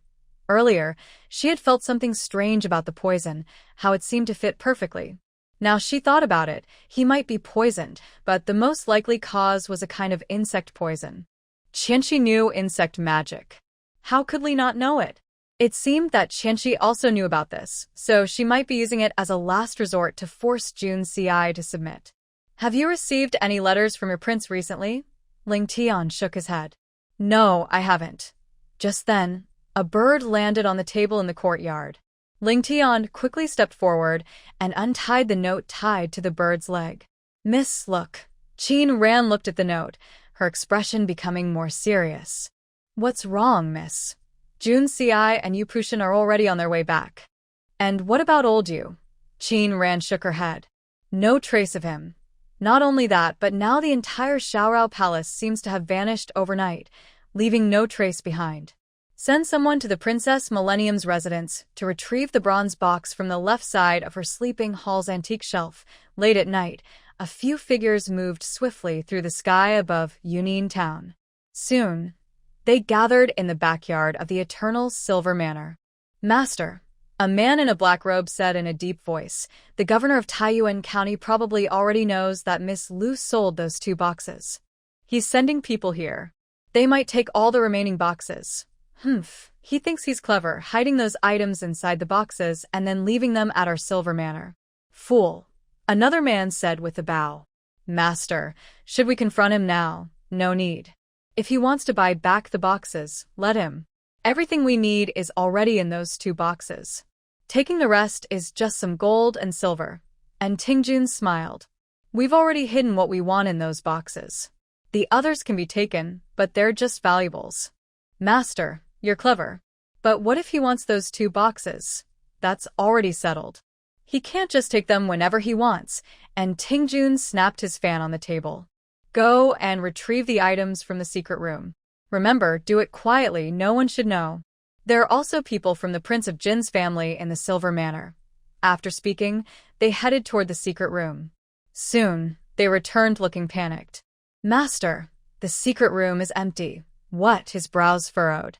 Say that again. Our people checked the secret room. It's completely empty, nothing inside. Old Jean exclaimed in shock. How is that possible? I saw clearly, they put everything in that room. And Tingjun quickly went into the secret room. Sure enough, as they said, not only were the 2 boxes from the Lu family gone, but the boxes that had been there earlier were also missing. Those boxes were very heavy. It was impossible to quietly take them away without anyone noticing. It was as if they had vanished into thin air. Master, even a few strong men couldn't carry these items away easily. How could they just disappear? Old Jean whispered. Could someone have dug a tunnel here? Maybe there's a secret passage. And Tingjun shook his head. The walls of this secret room are made of stone that's not easy to break through. There are no mechanisms here. Ordinary people wouldn't be able to take these items away. There must be something they overlooked. At that moment, his gaze fell to the ground. The footprints there were very messy. Old Jean looked in the same direction and softly said, These footprints were probably made when the boxes were delivered today. And Tingjun didn't speak. Instead, he squatted down and measured one of the footprints with his hand. It's a woman's footprint. Master, are you saying the person who took these things is a woman? And Tingjun nodded. Yes. His eyes narrowed. This footprint must belong to a woman. Everyone looked at the footprints he pointed to. They were indeed very small. But how could a woman quietly move those extremely heavy boxes? A beautiful face flashed in Tingjun's mind, but he shook his head. She was different from others, but it was impossible for her to do this. Let's search the town carefully in the next few days. In such a short time, the boxes definitely haven't left the town. They're still here. Search every household. No one can be missed. Everyone received the order and left. And Tingjun clenched his fists tightly. No matter who it was, no one could block his way. After a tiring night, Qin Ran was very exhausted. She slipped into her space, drank several big sips of spiritual spring water, and still felt very thirsty. Then she went to the farmland and picked some fruit to eat. Just then, the mountain spirit came over and played with her for a while. She then lay on the mountain spirit and fell asleep. In her dream, she seemed to see a woman's face, but she couldn't see the woman's true appearance clearly. She only heard the woman affectionately call her dear. Qin Ran blinked, trying hard to see her face. But no matter how hard she tried, she couldn't. The woman's face remained blurry. Suddenly, an old voice spoke again. A gray-haired old man in a red and purple robe entered. In the mist, she saw his white hair but couldn't see his face clearly. However, his laugh was very hearty. Who were they? Then the scene changed. She only heard swords clashing outside and flames soaring into the sky. Her body was held in someone's arms. She wanted to struggle, but just as she moved, she woke up. She blinked and looked around in confusion. It was just a dream in her space. She rubbed her head and said, "This dream was so strange. It was so strange that she almost thought it wasn't a dream, but something she had experienced herself." At that moment, the mountain lord gently nudged her hand. Qin Ran turned around, hugging his neck, and whispered softly, "Junjun." When Qin Ran left the space, she realized it was already midday. She went to the tea shop, where business was still very busy. "Miss, someone came today and asked me to give this to you," Xian said, handing her an envelope. Qin Ran opened it and smiled slightly. It was a letter from Shung Yushan. The letter said that their family was now in Taiyuan County, and if she had free time, she should visit them there. It also mentioned that her younger sister was with them. Qin Ran understood and smiled, thinking she must have encountered something important. Counting the days, Jun Ci and the others should pass through Taiyuan County soon. She put away the letter and said happily, "Ling Tian, let's also go to Taiyuan County for a visit." That afternoon, Qin Ran sent Qin Yudi back to the Qin family. She also asked Ling Tian to bring some secret guards to protect the family and arrange the shops. Then she set off in a carriage heading to Taiyuan County. "Miss, it's not far from here to Taiyuan County. We should arrive around sunset," Ling Tian said, handing her a hand warmer. "His Highness has a few estates in Taiyuan County. Would you like to stay at one of the estates?" "No need," Qin Ran replied calmly. "Just find a good inn." As soon as they left, a carriage also departed from the Baitai Inn. When Zi sat inside, looking a little nervous. Her hands were cold, and she tightly clenched a handkerchief, fidgeting constantly. The man in the carriage saw her actions and sneered, "You're going to meet relatives, not to kill anyone. Why are you so nervous? Better to go meet relatives than to go kill someone." When Zi took a deep breath, relaxing a little, but her face remained tense. He had no idea how nervous she really was. What if they recognized her as a fake? She had waited so long. Her noble background, endless luxury, and the unreachable Jun Ci. All of it was now within her grasp. The man looked at her with a hint of mockery in his eyes. At that moment, the coachman's voice came over. "Young lady, the carriage ahead belongs to Miss Qin." When Zi's expression changed, she said in a low voice, "Go past them, but the road ahead is narrow. Forcing through might be dangerous. Then push her off the road." When Zi's eyes flashed with coldness. "Hurry up." Seeing this, the man slightly smiled. "Just do as she says." The coachman harshly cracked his whip. The horse felt the pain and suddenly sped up, charging straight toward Qin Ran's carriage. Hearing the noise behind, Ling Tian frowned and whispered, "Is that coachman crazy? Doesn't he see the carriage ahead? It's fine. We're not in a hurry. Maybe they have urgent matters. Let them go first." "All right." Ling Tian looked at the road ahead, which was a bridge only wide enough for one carriage. He pulled the reins and stopped the carriage. Just as they stopped, the carriage behind caught up and rushed past them. When it nearly collided with Qin Ran's carriage, a gust of wind suddenly blew, lifting the curtains of both carriages. Qin Ran looked to the left and saw a familiar figure. She frowned slightly. Ling Tian's voice came over. "Miss, I've seen that carriage a few times in town, But is it from Baiwei Inn? No, Ling Tian replied. Baiwei Inn belongs to the Prince of Jin's estate. They have several carriages, and we know their style well. This carriage only appeared in town recently. Should I send someone to investigate? No need. We need to keep moving. Qin Ran leaned back at her seat, already sensing Wenzi's change in attitude toward her. Since Baiwei Inn stopped selling their mushroom dishes, she knew Wenzi was unhappy with her. She had been so attentive before, but ever since she sold fruit tea, Wenzi's attitude became very subtle. After the hot pot restaurant opened, she didn't even bother to pretend anymore.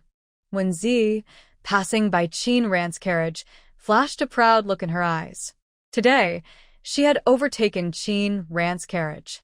From now on, she planned to take Jun Ci away from her. What right does a lowly commoner have to compete with her? The man in the carriage saw her changing expression, and a slight smile appeared on his lips. He had always said that women are the same. As long as there is enough benefit, they can betray anyone. Conscience and loyalty are useless to them. Just a little reward can make them eager. But this Qin Ran was somewhat interesting. A hint of curiosity flashed in his eyes, and a thought slowly formed in his mind. At that moment, Qin Ran in the carriage sneezed twice in a row. She rubbed her nose and softly asked, "Who is talking about me behind my back?" Bored, she picked some fruits from her space to eat. Faint scents of fruit drifted from the carriage, and Ling Tian outside could smell them clearly. He licked his lips and swallowed hard. Suddenly, a delicate hand reached out from the carriage, holding a few strawberries. "Do you want to eat?" "Thank you, young lady." He took a strawberry into his mouth, and the sweet flavor instantly made his fatigue disappear. He looked curiously at the fruit in his hand. Was this something humans eat, or something divine beings enjoy? They hurried along on horseback and finally reached Taiyuan County before the city gates closed. Taiyuan County, the largest county in Leping City, was very prosperous. Even though the gates were locked, many merchants still had their shops open, and many townspeople were walking on the streets. The carriage stopped in front of an inn. As Ling Tian lifted the curtain, Qin Ran's gaze fell on a figure not far away. A woman dressed in purple walked into a nearby inn. Although only her back was visible, Qin Ran was sure that was Wenzi. So, the figure she saw just now through the carriage curtain was indeed her. Seeing her staring in a certain direction, Ling Tian also looked that way, but didn't see anyone suspicious. "It's nothing." Qin Ran shook her head. "Let's go." Without further delay, she walked straight into the inn. They chose 2 rooms upstairs. Qin Ran handed Ling Tian a jade pendant and said, "Find out the whereabouts of the Salt Patrol Inspector Shung's family. Shung, once you find their residence, look for an opportunity to give this jade pendant to Shung Yushan, Shung's legitimate daughter. When she sees it, she will understand my meaning." Ling Tian received the order and left. Qin Ran went to the window, opened a small, and looked at the busy street. Her gaze settled on the inn across the way. Soon, Ling Tian returned. "Miss, I found out that Shungda and his people just entered the city yesterday and are staying at the inn across the street. However, Shung's guards are very strict, and I haven't been able to find out where Shung's eldest daughter is. Then I will go there myself," she said, rummaging through her bag and pulling out 2 masks made of human skin. "Be careful. Making these masks took me a lot of effort." They put on the masks and their appearances changed greatly. "Miss, your human skin masks are so clever. They look thinner than paper and you can't see any flaws when worn on the face. I put a lot of effort into them. I gathered all the materials together to make these 2 masks." She looked at herself in the mirror and nodded with satisfaction. After walking around the street, they arrived at the inn. "Guests, do you want to stay or dine?" Qin Ran smiled sweetly. "Innkeeper, 2 rooms for me and my brother, please," the innkeeper said warmly. "Miss, what a coincidence. We only have 2 top rooms left. Today we have many guests. If you come a little later, those rooms might be gone. Is it because you have so few top rooms?" she asked. No, no. "You see, a big family came yesterday and 3 more arrived today. This inn is the best in Taiyuan Prefecture. We can't lack top rooms. Because we have so many distinguished guests, we don't have enough rooms." Qin Ran nodded. I see. She looked at Ling Tian and smiled. Brother, we are really lucky. When Qin Ran called him brother, Ling Tian almost kneeled. Seeing her look, Ling Tian quickly said, Yes, yes, very lucky. The innkeeper glanced at Ling Tian and shook his head secretly. The gap between the siblings was too big. The older brother was so dull, while the young girl was very clever.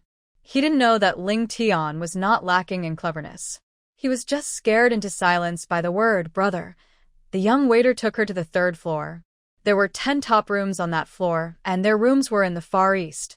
Waiter, who are the people staying in the other rooms? The waiter looked uncomfortable and said, Sir, the guests in the upper rooms are all important people. I dare not speak too much.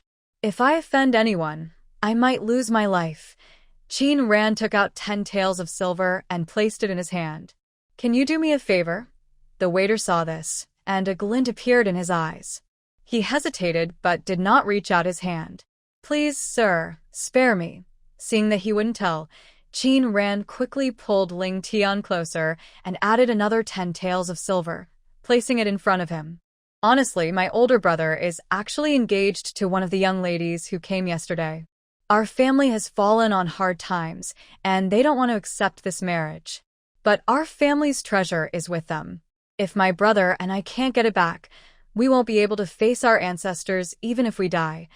Tears welled up in Qin Ran's eyes. Please do me a favor. Just tell me what you know. If I can get it back, I'll give you more silver. The waiter sighed and said, All right, I'll tell you. The people who came yesterday are staying in 5 rooms to the west. There was a young master and 4 women. One of the women is unconscious, as if she's very sick.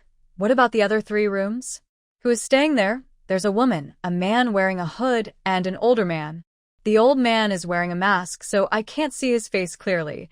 Did they come together? Yes, they did. It seems the man with the hood is the leader. The young lady and the old man are following behind him. Qin Ran nodded. Seeing she had no more questions, the waiter took the silver and was about to leave. Just as he reached the door, he turned back and warned, Miss, please don't tell anyone what I just said. Don't worry. I won't tell a soul. The waiter left, feeling reassured. Miss, we should investigate ourselves. Why are you asking him? It's nothing, just curious. In fact, what she really wanted to ask was who the person accompanying Wenzi was. Her intuition was usually accurate.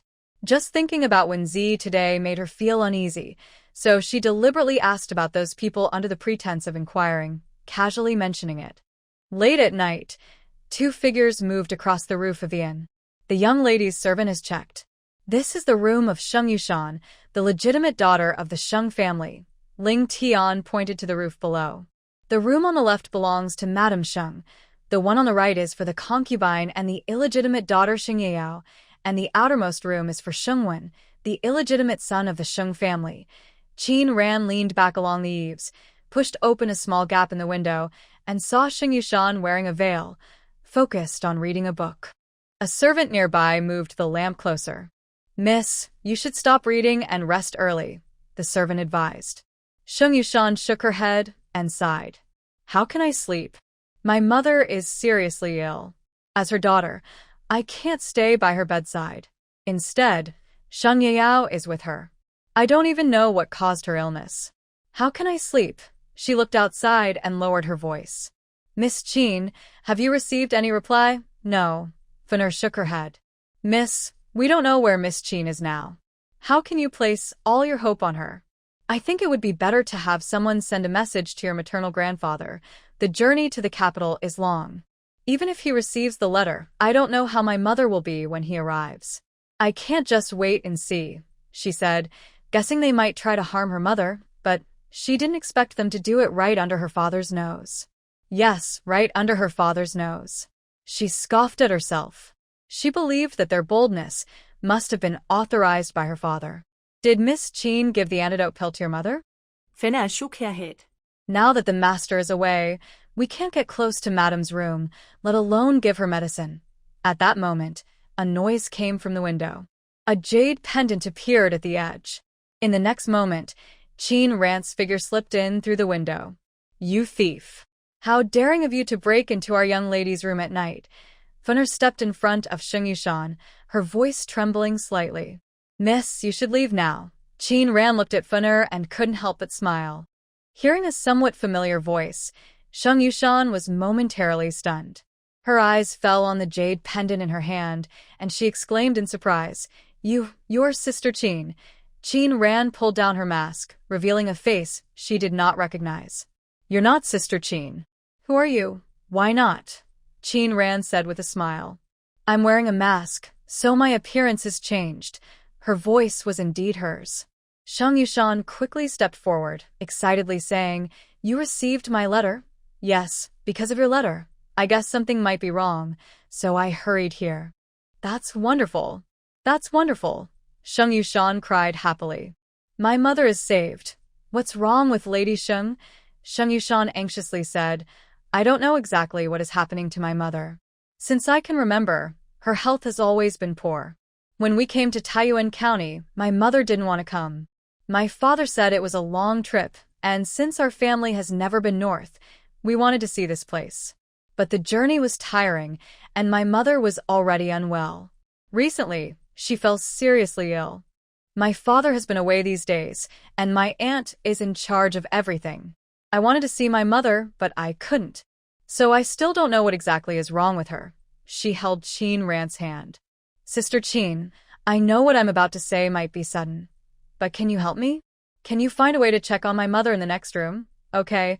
Qin Ran looked at her and softly said, That's not difficult, but I will need your cooperation. Meanwhile, in the next room, Aunt Lu, Shung Darren's sister-in-law, and Shung Yao looked at the sickly Lady Shung lying on the bed with a cold smile. Mother, does this method really work? Shung Yao whispered. Will we really not get caught? Of course not. Aunt Lu crossed her arms and said proudly. Even if someone finds out she was poisoned, I have a way to pin the blame on Shung Yushan. This place is far from the capital. Once everything is settled, even if Lord Zhao comes knocking, there will be no proof. She is the murderer who poisoned her own mother. According to the rules of the Shung family, she must be punished. Even if old Master Zhao comes, it won't change anything. Besides, the red mark on her face shows that even if we don't accuse her of poisoning, she won't live much longer. Lu's eyes flashed with pride as she reached out to tuck Xing Yuyao's stray hair behind her ear. When the time comes, you'll be the only young lady of the Shung family. Everything in the family will belong to us. Mother, you are truly wise. From a young age, you poisoned Xing Yushan, making her look very ugly. Even father doesn't want to look at her. Having you too, I must plan for your future. When you get married and become mothers, you'll understand my good intentions. Lu smiled. Fortunately, your father is easily influenced and has always disliked Lady Zhao. That gave us a chance. We've endured for so many years, and now it's finally coming to an end. Thinking about becoming the only young lady of the Shung family, Shung Yuyao couldn't help but feel excited inside. Shung Yushan, everything you have belongs to me. Just then, there was a commotion outside. Open the door. Quickly open the door. Young lady, second madam and second miss have ordered you not to go in, a guard whispered. Please return to your room. How dare you? Shung Yushan shouted loudly. You're just a servant. How dare you interfere with my affairs? And who is second madam? Where did she come from? The guard lowered his head silently. Everyone in the Shung family knew that the true head of the household was Lu, the concubine. The first lady and the young lady were just titles. Real power had long been taken away. Seeing the guard ignore her, Shung Yushan grew anxious. Move aside. I want to go in, young lady. You shouldn't trouble the servants. At that moment, the locked door suddenly opened. Lu came out with a frown. What's all this noise? She looked at Shung Yushan with a look of disgust. Young lady, weren't you told to stay in your room? Why are you coming out? Every time you see the lady, she looks weaker than before. Even old master specifically told you to stay away from her. It shows you two are incompatible. Now that the lady is sick, you should obediently wait in your room. When she gets better, then you can show filial piety. Shung Yushan angrily said, Aunt Lu, do you even know what you're talking about? It's not me who said this, but a master who came to our house years ago. The master's words are never false, so it shows that you are incompatible with the lady's fate. She lowered her voice and whispered to Shung Yushan, whether it's a clash or a curse, I don't know. Hearing this, Shung Yushan felt a surge of anger rush to her heart, almost fainting from her rage. Lu smiled coldly. Take the young lady back. Without the master's orders, she is not allowed to leave. Let go of me. I want to see my mother, Shung Yushan said coldly. If you don't let me see her today, I will definitely not go back. Mrs. Lu frowned and thought to herself, why is this young lady so difficult today? What happened? A man's voice asked. Shung Daron appeared, dressed in a blue robe, walking slowly over, yelling loudly in the middle of the night. What kind of manners is this? This is an inn, not the Shung family's backyard. You're embarrassing us outside. He glared at Shung Yushan. What are you making a fuss about at the door? Father, I want to see my mother. Mrs. Lu quickly said, Sir, after the young lady saw the madam that day, the madam fell ill. I remembered the words of the master from back then, and I was worried that the illness might be caused by a clash with the young lady. That's why I didn't let her in. I didn't expect her to cause a scene here. Good for nothing. Shung Daron said in a low voice. Your aunt cares for you and your mother, but you, as the legitimate daughter, trample on her kindness and refuse to listen. Go back to your room and reflect. Without my orders, you are not allowed to go out. Go back. We've brought shame to the Shung family. If you could only be half as sensible as your sister, I wouldn't have to punish you, Shung Daron said softly to Mrs. Lu. Thank you for your care these days. It's nothing. It's what I should do, she replied gently. She turned around and, when her gaze fell into the room, she was suddenly shocked. You? Who are you? A woman dressed in pale yellow sat by the lady's bed, holding a silver needle and measuring the lady's body. Shung Yuyao stood there like a piece of wood, staring with wide eyes and a frightened look at the woman sitting beside the bed. At this moment, a silver needle was inserted into her neck, and she couldn't move her hands or feet. Who I am doesn't matter. What's important is that the lady next to Shung Daron, Aunt Lu, is really impressive with her skills. Qin Ran pulled the silver needle out of Zhao's body, and it instantly turned black. Such a large dose of poison. Aunt Lu is really cruel. Hearing this, Aunt Lu was startled and shouted loudly, Someone! An assassin! Catch the assassin! Her voice was loud enough to wake everyone in the inn. An assassin? Where is the assassin? The innkeeper rubbed his eyes and ran out. Where's the assassin? The door to the room in the middle opened, and Wen Zi came out, looking over curiously. Her gaze fell on Shung Yushan's masked face. She was stunned. Wasn't that Shung Daron, the salt inspector? One of the emperor's trusted officials? Why was he here?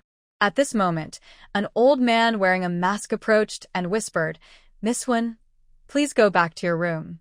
There are many people here, and it's not convenient.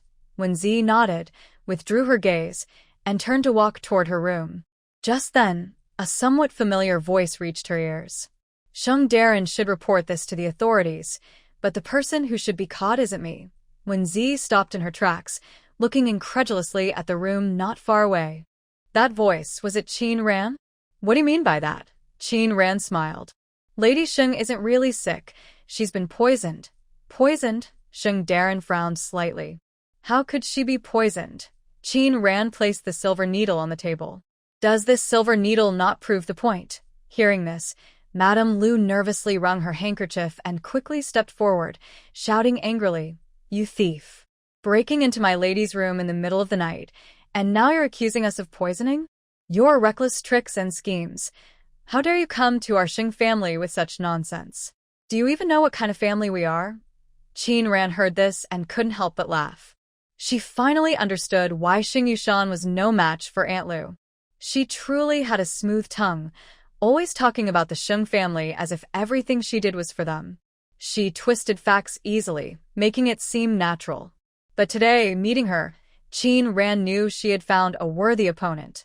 At this moment, she felt somewhat glad that her step-grandmother was the first person she met after crossing over. Even someone as unreasonable as her was no match for Qin Ran, let alone others. Aunt Lu's words received Shung Daren's full support. He looked at Qin Ran with cold eyes and said, "Young lady, you seem quite young. Why are you doing such deceitful things? If you cooperate, I won't make things difficult for you. I will have the officers take you away. But if you refuse, don't blame me for being harsh. Attacking government officials and their families is a serious crime." "Really?" Qin Ran nodded seriously. "And what about insulting superiors? Giving someone poison? What crime is that?" "That is also punishable by death," Shung said with a frown, speaking in a deep voice. "Young lady, it's better for you to surrender now." Shung Yushan, standing at the door, was shocked to hear this. She quickly stepped forward, crying as she said, "Father, don't blame her. Actually, she's a divine doctor I found, specially to treat mother." "What?" Shung shouted angrily. "You found her." Hearing this, Aunt Lu's face stiffened. She looked around, then took out a handkerchief, crying as she said, "Master, I can't go on like this." Shung saw her distress and hurriedly helped her up. "What are you doing?" "Master, I have served you and the madam for over 10 years, caring for you both sincerely. Whenever the madam was ill, I stayed by her side, tending to her tirelessly. I have dedicated myself to the Shung family. Yet, the eldest daughter still treats me with suspicion, even secretly inviting doctors to treat the madam. Do you not trust me? After all these years of my hard work, what does it mean if you do not trust me?" Although Aunt Lu was no longer young, she had enjoyed a good life in Shung's household, maintaining her beauty and health. Her tears were like pear blossoms, pitiful and touching. Shung was too concerned with Qin Ran's words to pay attention. He quickly comforted her softly. "What have you done? What benefits do you get from it? Others may not know, but I do. Yushan is still young and naive. She hurt your feelings. I won't let her get away with it. I will punish her severely to make it up to you." Qin Ran watched this scene and sneered. If this person is blind, they are truly more blind than a real blind person. Mrs. Lu glared at Qin Ran fiercely, then pretended to be weak and fragile. "Sir, I think this young lady might be mentally ill. You should quickly send her away to prevent her from doing any more harm. I believe it's best to report her to the authorities." Master Shung nodded. "Come here, Dad." Shung Yushan knelt down. "Dad, it's all my fault. It has nothing to do with this young lady." "Humph. You wicked girl, do you think you can escape punishment? When we return to the capital, I will lock you in the ancestral hall to reflect on your actions. Dad, don't you think Mother's illness is strange? And why does Aunt Lu insist on taking care of Mother herself? Others aren't even allowed to touch her. I just want to see Mother, but I'm not allowed. Are you accusing me of selfishness, miss?" Aunt Lu covered her face with a handkerchief, crying, "I am the concubine. Serving the madam is my duty. How can you say such things about me? Go back to your room now," Master Shung said angrily. "If you don't repent, don't blame me for punishing you." Mrs. Lu's lips curled slightly under her handkerchief. At that moment, Qin Ran's voice sounded again. "Whether you want to serve her yourself or are forced to do so, I believe Aunt Lu knows best. What are you talking about? Talking nonsense." Qin Ran smiled. "Aunt Lu says she personally cares for her." "Then tell me, what causes Madam's illnesses each time?" "Why should I tell you?" Aunt Lu shouted angrily. "You're just a liar from nowhere, daring to speak so boldly here." Seeing this, Qin Ran looked at Master Shung and quietly said, "Sir, today you are feeling sore and weak, with a poor appetite, shallow sleep, and you haven't gone to the bathroom for several days." Master Shung was surprised. "How do you know?" These symptoms only appeared after he arrived here recently, and he hadn't told anyone about them. Medical skills rely on observing, listening, asking, and feeling. "I can tell your condition at a glance." Qin Ran's silver needle flashed, and 3 needles suddenly flew out, landing directly on his back and wrist. "You! How dare you hurt someone?" Aunt Lu was about to order someone to arrest Qin Ran when Master Shung suddenly said, "Stop." Lord Shung did not look at Lady Lu but focused on Qin Ran, who was slightly surprised and said, You can actually perform flying needle techniques." Seeing his surprised expression, I was reminded of my master carefully handing me the flying needle secret manual. It seems that this flying needle skill is a secret of the Xiaorao Palace. From Lord Shung's expression, he must know the key to this technique. Many years ago, I was fortunate to meet a master who guided me, and I learned this needle method. Unfortunately, that master left without leaving a name. Do you know him, Lord Shung? No, I have only heard of it, Lord Shung replied politely, having seen her skill. Miss, you just said my lady was poisoned. Lady Lu, hearing his question, felt nervous and stepped closer, whispering, Sir, how can you be so confused? She doesn't know any medical skills. She's just a lucky amateur. A woman from the martial world. You can't trust her. Lady Lu, that's quite funny. Who do you call a lucky amateur and who is a lucky fool? Qin Ran looked at her calmly, a hint of teasing in her eyes. It seems that Lord Shung holds this position in Lady Lu's heart. Lady Lu couldn't argue with her. She turned, looking aggrieved, and said, Sir, enough, say less. Lord Shung's face darkened. He was also displeased with Lady Lu's words, especially her using fool to refer to himself. He usually appeared clever and quick-witted, but now he seemed foolish and… Madame Shung was poisoned with cinnabar toxin. Qin Ran picked up a silver needle from the table. This needle is coated with the toxin that has already penetrated into Madame Shung's lungs. Yes, Qin Ran's voice was heavy. The poison has almost eaten away her body. If not treated, I fear she won't survive more than 3 days. Kneeling on the ground, Shung Yushan suddenly lost strength, and her eyes dimmed. She looked at Qin Ran trembling and took out a detox pill from her. The antidote you gave me earlier, has my mother taken it? The antidote can temporarily suppress the poison, but it cannot completely remove it. What should I do? Shung Yushan choked. Is my mother really hopeless? Not entirely. Qin Ran quickly changed her tone and looked at Shung Derun. The method to detoxify is very complicated, but it's not completely impossible. What method? Shung Derun looked at Qin Ran's expression and understood in his heart. Miss, just tell me what reward you want.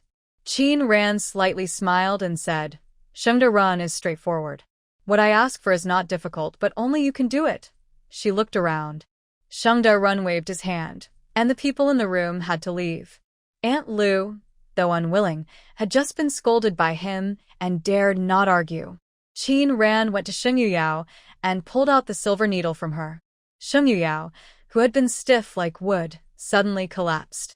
Shung Derun saw this and became more convinced of Qin Ran's medical skills. Shung Yuyao glared at Qin Ran with hatred. You lowly person! How dare you treat me like this? I will kill you! Hearing her father's cold shout, Shung Yuyao's expression trembled slightly. As a noble daughter of the court, you speak such harsh words. Have all your years of learning etiquette been wasted? Shung Derun said angrily. Get out quickly. Shung Yuyao's face turned pale, and she sheepishly walked to the door. After the door closed, Shung Yuyao's face gradually regained color. Aunt Lu looked at Shung Yuyuan and coldly glanced at her. The doctor you invited is really not what I expected. You're such a scheming person. Shung Yuyuan heard this and looked at her. I'm scheming. I just want to know what happened to my mother. What's wrong? Aunt Lu, are you afraid because you're guilty? I'm guilty. Aunt Lu clenched her teeth. Miss, if you want to slander someone, there should be limits. Whether it's slander or not, you'll find out soon. Aunt Lu wanted to say more, but Shung Yuyuan tugged her sleeve and shook her head. Seeing this, Aunt Lu gave up and looked very serious at the door. Inside the room, Qin Ran and Shung Derun stood facing each other. Miss, you've gone through so much trouble. What exactly do you want to do? Without waiting for Qin Ran to reply, he waved his hand and said in a serious tone, If this matter is involved, young lady, please do not speak out. I am a servant of the Emperor. Since His Majesty has entrusted me with such an important task, I will not let down his trust or the court's support. Don't think about trying to repay kindness with favors. Even if you threaten my life, I will not agree. Seeing his passionate words, Qin Ran smiled and said, Master Shung, don't be angry. I am not asking for salt, but I also want to do salt business. Master Shung looked at her in surprise. Salt business? Young lady, are you confused? Now, all salt fields belong to the court. All salt fields in the country are registered. Whether it's drying salt or selling salt, the court controls everything. How do you plan to do this business? According to the country's law, salt fields belong to the court, but I don't have salt fields. I only have salt. What do you mean? Qin Ran smiled and took out a porcelain bottle from her. Master Shung, look at this. What is it? He opened the bottle and poured out its contents. A fine, white, flawless grain appeared in his palm. He licked a bit and suddenly looked up, eyes wide with surprise. Salty. This is salt. He stared at the fine salt in his palm in shock, muttering, "How is this possible? How can salt be so fine? Not to mention the coarse salt they usually eat. Even the Imperial Kitchen doesn't have such fine salt." Where did you get this? Qin Ran smiled. Of course, this is my own salt. Yours? How is that possible? Sir, you only said that good salt is good, right? Master Shung nodded without hesitation. Of course, it's excellent. I have been a salt inspector for many years and have never seen such high-quality salt. How did young lady manage to do this? I came up with this method myself. I can't easily share it. If you are willing to cooperate with me, I might consider selling my salt to the court at a lower price. Hearing this, Master Shung frowned. Young lady, it's not that I don't want to help you. I'm afraid I can't do anything about this. Also, I want to remind you that selling private salt is illegal. If caught, you will be executed. Selling private salt? Qin Ran smiled. Sir, are you confused? This isn't salt at all. This thing I call salt crystal is just somewhat similar to salt. You also said you've never seen such fine salt before, so since it's not actually salt, it shouldn't be considered illegal, right? Wow. Lord Shung blinked, unsure how to respond for a moment. If Lord Shung is interested, you could take my salt crystal home and think about it carefully. Lord Shung looked at the porcelain bottle and asked softly, If I am willing to help you, what would I do? I am willing to share my salt-making method with the court, but I want 10% of the profits from salt sales each year. What? 10%? He suddenly stood up. Why don't you just go and take it? Please stay calm, Lord Shung. Qin Ran waved her hand when he looked angry. I haven't finished speaking. If the court uses my method to make salt, it can reduce waste by at least half. So, I probably don't want much in return. It seems the court is actually getting a good deal. Hearing this, Lord Shung was surprised. Can it really cut waste by half? Qin Ran nodded. But I must say this first. I can provide the salt-making method, but to produce the fine salt like mine, you must use my secret formula. I won't share that formula. If you promise to keep your word and give me 10% of the profits, I will provide the method on time, without hiding anything. Lord Shung thought for a moment and then said softly, This is a big matter. I need to report to the Emperor before making a decision. Please give me some time.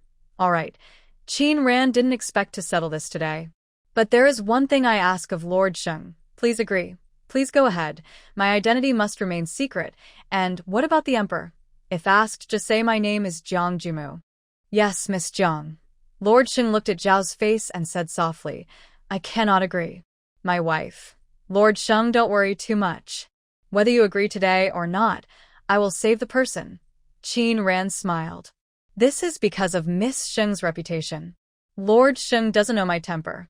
If I want to save someone, even if they are despised by everyone, I will save them. If I don't want to save someone, even the Emperor himself can't make me. She looked at the door and loudly said, If your concubine is poisoned today, I am willing to spend all my family's wealth, but I won't even glance at her. Their previous conversation was very quiet, and standing at the door, no one could hear a word. But this sentence they heard very clearly. Madame Lu's face changed, and she angrily said, Who is this rude girl? How dare she speak like that? Madame Lu, Shung Yushan said coldly when she tried to push the door open, The doctor is treating my mother. If you can stay quietly here, wait patiently. If not, go back to your room quickly. Hearing this, Madame Lu dared not say anything more. She had already angered the master, and she couldn't afford to make him unhappy again. If she did, all her efforts over the years would be lost. After a while, the door opened from inside. Shung Darren was the first to come out. His gaze fell on Madame Lu, with a hint of coldness in his eyes. Seeing her pretending to be weak, he couldn't help but recall what she had just said. Master Shung, The lady is seriously poisoned. It's clear she's been exposed to this poison for many years. It causes the internal organs to gradually fail and prevents having children. The person who poisoned her must be skilled in medicine. I believe you already suspect someone.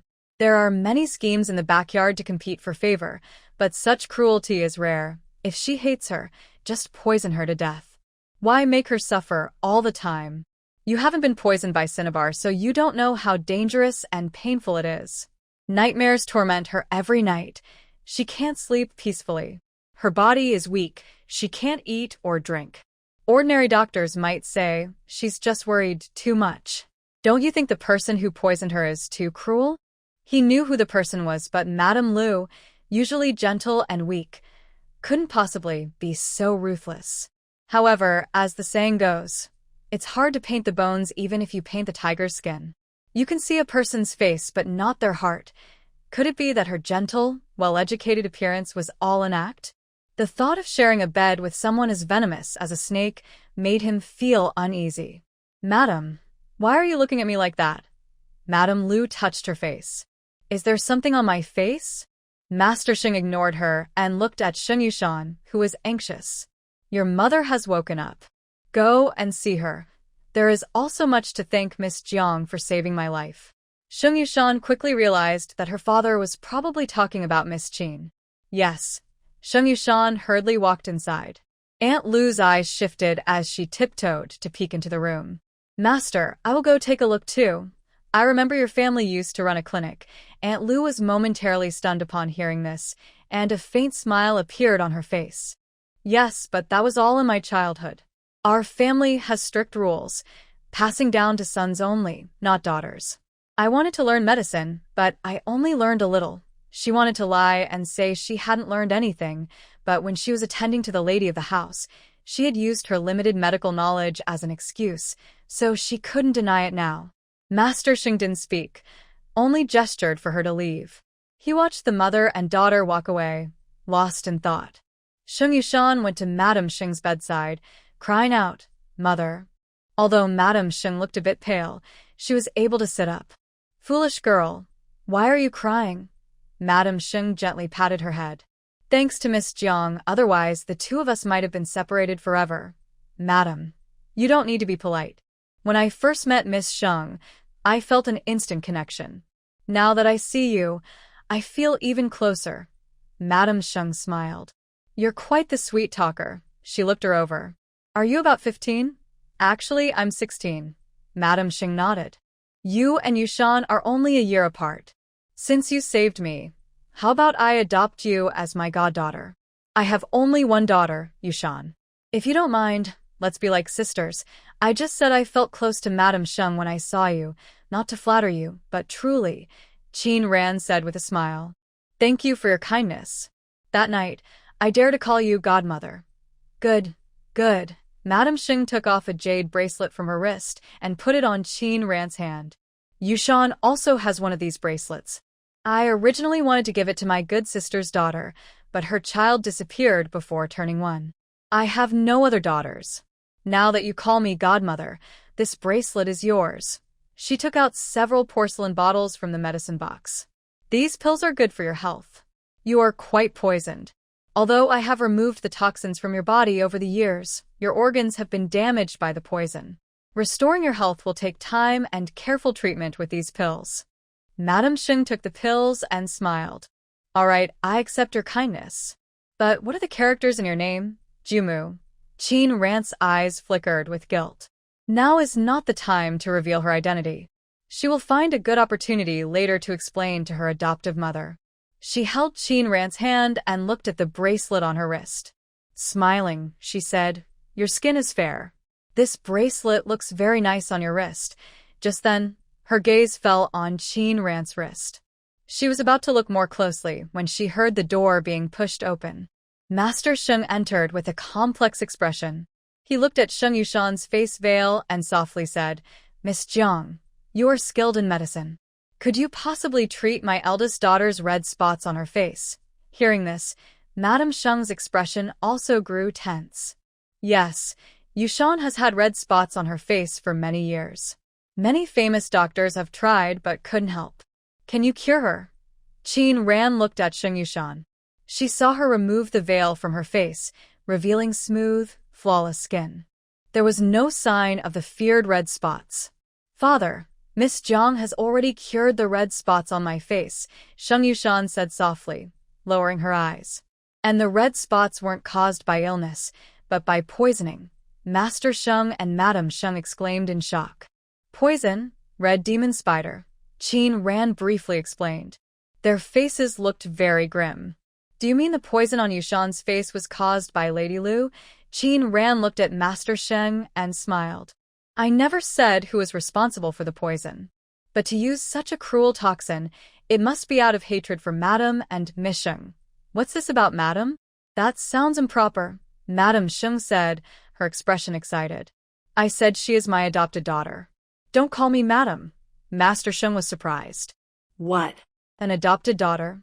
Madam Shung shot him a cold look and said calmly, This is my own matter. It has nothing to do with you. The Shung family was silenced by her words.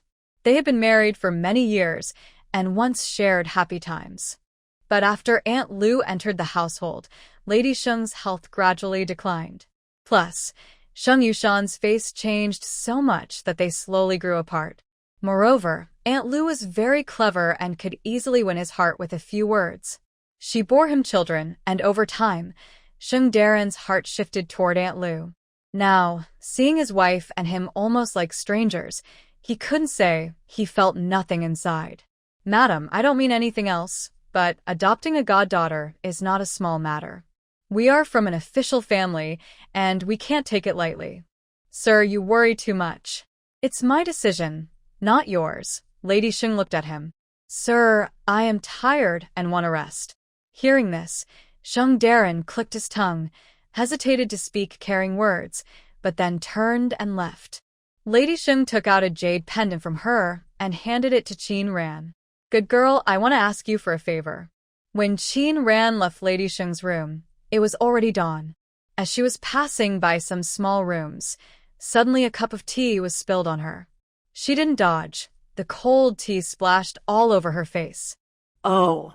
When Zi's voice came, she was dressed in a purple robe, wearing a veil, and looked anxious as she hurried out. Sorry. I slipped and dropped the cup. Are you hurt, girl? She used a handkerchief to wipe the tea from her face.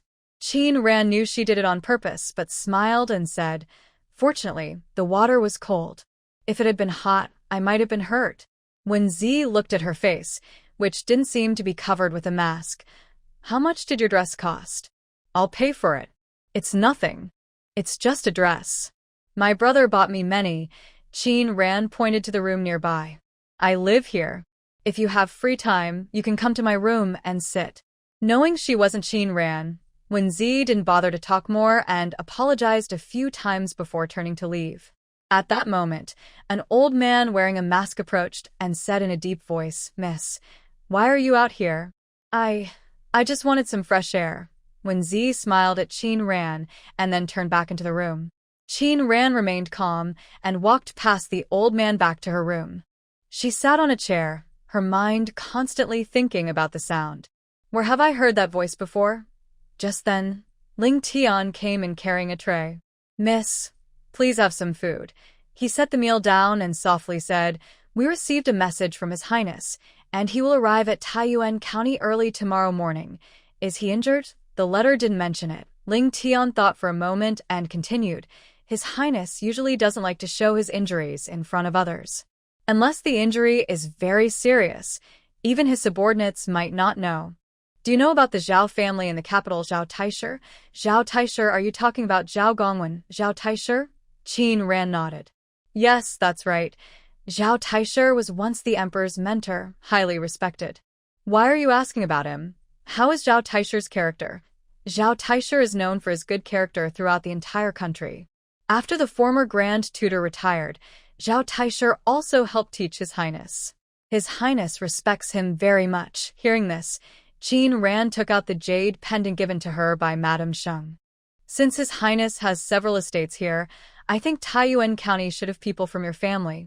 Please deliver this jade pendant to Zhao Taisher as soon as possible. Yes.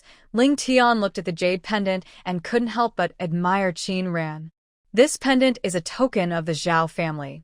Only trusted people would be allowed to see it, let alone touch it. I saw a shopkeeper when in the room nearby, Qin Ran whispered. I don't know why, but I've been feeling restless these days. It's better to be cautious in everything. After finishing breakfast, Qin Ran went to the street and visited various shops. At that moment, a familiar scent reached her nose. Fruitea. Fruitea. It can prolong life. Come and try it, everyone. Qin Ran raised her eyebrows slightly. She saw that the shop in front was crowded with people outside. The signboard was similar to Yunin Town, simply written as tea shop. Shopkeeper, is your fruit tea the same as the one in Yunin Town?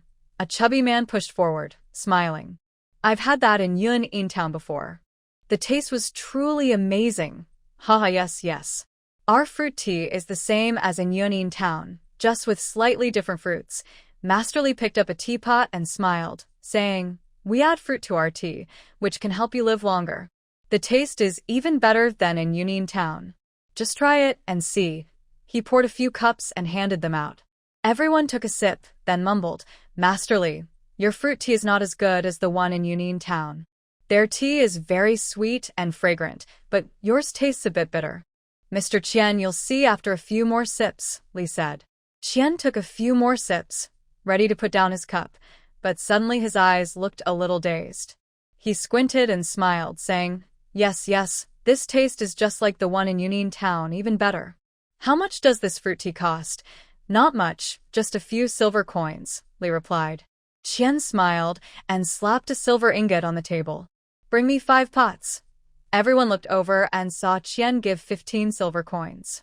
Qian is known to be very stingy, so everyone thought, if he's willing to spend so much, the tea must be very delicious. Yeah. Let's try some too. More and more people ordered tea.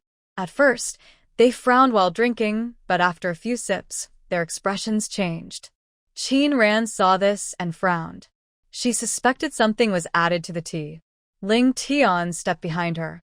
Miss, this con artist is pretending to be from a tea shop in Taiyuan County, but he's just tricking people. I'll shut down his stall and break his shop. Not yet, Qin Ran smiled. Don't accuse him wrongly. Let's go inside and see what kind of magical taste makes these people unable to stop drinking. Ling Tian nodded, putting away the dagger that had slipped into his hand, and followed Qin Ran inside. Shopkeeper, 1 pot of fruit tea, please. Sure. Masterly smiled and brought the tea to the table. His eyes flicked between Qin Ran and Ling Tian. You two look unfamiliar. Are you new to Taiyuan County? They still wore masks on their faces. Qin Ran smiled and said, Honestly, my brother and I just arrived in Taiyuan County yesterday. Seeing how busy your shop is, there must be some special delicacy. Miss, you've come to the right place. What we have here isn't just magic pills, but it's very good for health. Wow, this is so amazing. My older brother hasn't been feeling well these past few days. Since your place is so famous, I wonder if you could help cure his illness. Shopkeeper Li smiled and said, If it's just a minor problem, drinking a few pots of tea will surely make him better. All right. Qin Ran looked outside with curiosity and asked, That person just now mentioned a tea shop in Yunin Town. Does Yunin Town also have such shops? I haven't been there before. Is it far from here? If it's not too far, I'd like to go and try it. Shopkeeper Li's eyes flicked, and he lowered his voice, saying, Miss, you don't know. The tea shop in Yunin Town is copying ours.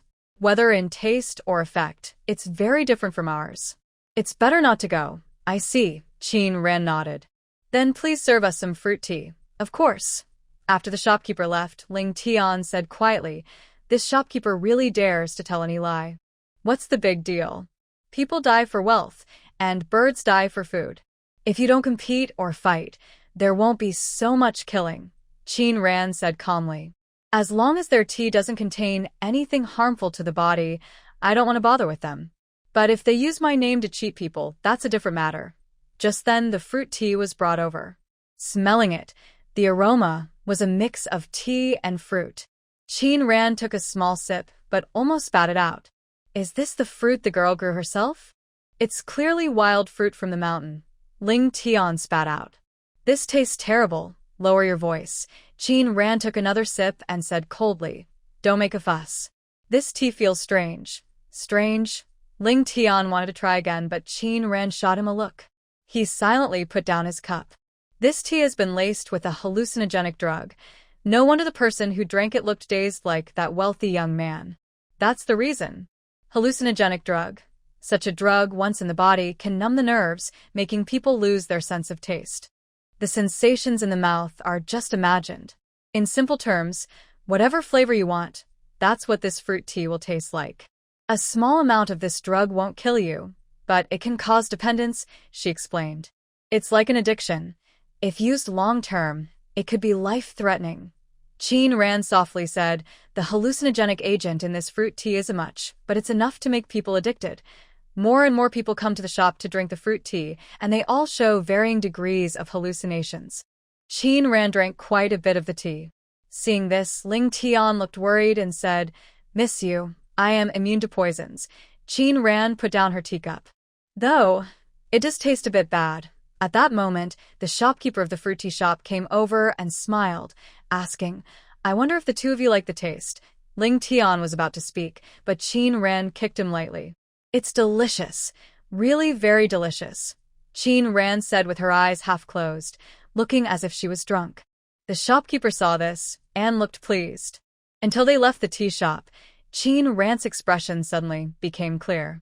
Miss, you just now. If I didn't pretend a little, how could I hide from that shopkeeper's eyes? Qin Ran squinted and whispered, looks like tonight, we have more work to do. When she returned to the inn, she heard some noises from the Shung family side, with occasional crying sounds. From the sounds, it seemed to be Lady Lu and Shung Yuyao. It was probably because Madame Shung's health had improved, and she wanted to settle some scores with them. As night fell, the lively fruit tea shop closed, and the young servant locked the door. Manager Lee whispered, has the young lady arrived? Manager, the young lady has been waiting in the backyard for a while, someone replied. Manager Lee nodded and headed to the backyard. He knocked on the main door of the house and respectfully said, young lady. Manager Lee entered the room and saw a man dressed in a black robe, wearing a golden mask. His deep eyes shimmered with cold, bloody light. The man stood with his hands behind his back, playing with a short sword. How did things go? Replying to the young master, everything went smoothly, Manager Lee said with a smile that was very different from his daytime expression. These people from the kingdom of Zhao are indeed, as Lu Wenchong said, very stupid. Just adding a little hallucinogen and they were completely confused. Just some lowly commoners, utterly foolish. The man's voice was deep. He took out a porcelain bottle from his and said, find a way to put this illusion potion into Shangqing's food, and also into the drinks of the king of Ruyang and his wife. They will arrive at Taiyuan soon, so naturally, they should experience it too. Remember to use a larger dose. Yes, my lord. Rest assured, I will handle this carefully. You won't be disappointed. He held the porcelain bottle in his hand and smiled. None of these people will escape. Qin Ran and Ling Tian stood outside, listening clearly. Ling Tian frowned and took a step back. Suddenly, he stepped on a dry branch with a. The man's figure instantly moved through the window, standing at the window and looking around, but he saw no one. His face, hidden behind a mask, was tightly furrowed. Master, it might be the cat's voice. A black cat came out of the woods. The man sniffed the air, his brows tightly knit. No, there's a different smell. Someone has been here before. People. Surround the house and search carefully, Shopkeeper Lee shouted loudly. Search every inch. Dig 3 feet underground if you have to, and find that person. Dozens of people came out from the backyard, holding torches and searching everywhere. Qin Ran wiped sweat from her forehead inside the space. She looked at Ling Tian, who was unconscious on the ground, and felt relieved she acted quickly. Otherwise, she might have been caught red-handed. Through the space, her gaze fell on the man. She suddenly realized that the people in this yard seemed a bit shorter than those from the Zhao kingdom. Not only that, their swords at the waist were different. The Zhao people's swords were straight, but theirs were curved. Looking at the swords that gradually matched her memory, and recalling how the man had suddenly appeared from the room and the move he used, Qin Ran's eyes flashed with coldness. Fusang? Japan? She didn't know what they called themselves here. Master, this yard has been searched completely. There's no one else, Shopkeeper Li whispered. Maybe we heard wrong. The man replied softly, this matter is very important. We must be careful. Any mistake could cost us our lives. Yes, my lord. Rest assured, I will do my best. After everyone had left, Qin Ran stayed hidden in the space for a long time. The backyard was very quiet, with not even a breeze. Just as Qin Ran was about to come out of the space, she saw a figure standing in the yard. She was startled and secretly glad she hadn't left the space yet. The man looked around the yard with sharp, eagle-like eyes. When he confirmed no one else was there, he stepped lightly and flew away. After this incident, Qin Ran stayed in the space for a while longer. It wasn't because she couldn't fight him, but because she was worried about alerting others. If they found out her plan was overheard, they would change their strategy. Finally, she returned to the inn and released Ling Tian from the space. She opened the door, took off her mask and paused. A glow appeared in her palm, and several silver needles appeared on her fingertips. She moved quietly, and suddenly a figure appeared beside her. The person shot silver needles quickly. The person's body was turned to the side, and one hand reached out, catching the needles with their index and middle fingers. You want to kill? A deep voice said. Qin Ran's expression changed, but her tense nerves relaxed instantly. Aren't you supposed to arrive at Taiyuan County tomorrow? Yun Xiai smiled. I heard you were here, so I came back first. I waited here for a long time. It was hard to finally return, and I almost lost my life to your silver needles as soon as I entered. The needles were aimed right at his throat. If he hadn't dodged in time, blood might have spilled on the spot. Jun Xiai finished speaking, and Qin Ran remembered what he hadn't finished saying when he entered. She was sure his original words were, murdering my own husband. Seeing her face change, Jun Xiai was about to speak again, but Qin Ran sniffed and said, You're hurt. No, Junchi replied softly. On the way back, I encountered some ambushes. I took care of them easily. I might have some blood on me. Hearing this, Qin Ran finally relaxed. My master. When mentioning old Yu, Jun Xiai shook his head. We searched many places along the way, but couldn't find old Yu or Yu Xuanli. Not only that, but the entire Xiaorao Palace, even its hidden spies, disappeared overnight. Now, it's impossible to find them. Why was it like this? Qin Ran frowned, her eyes full of worry.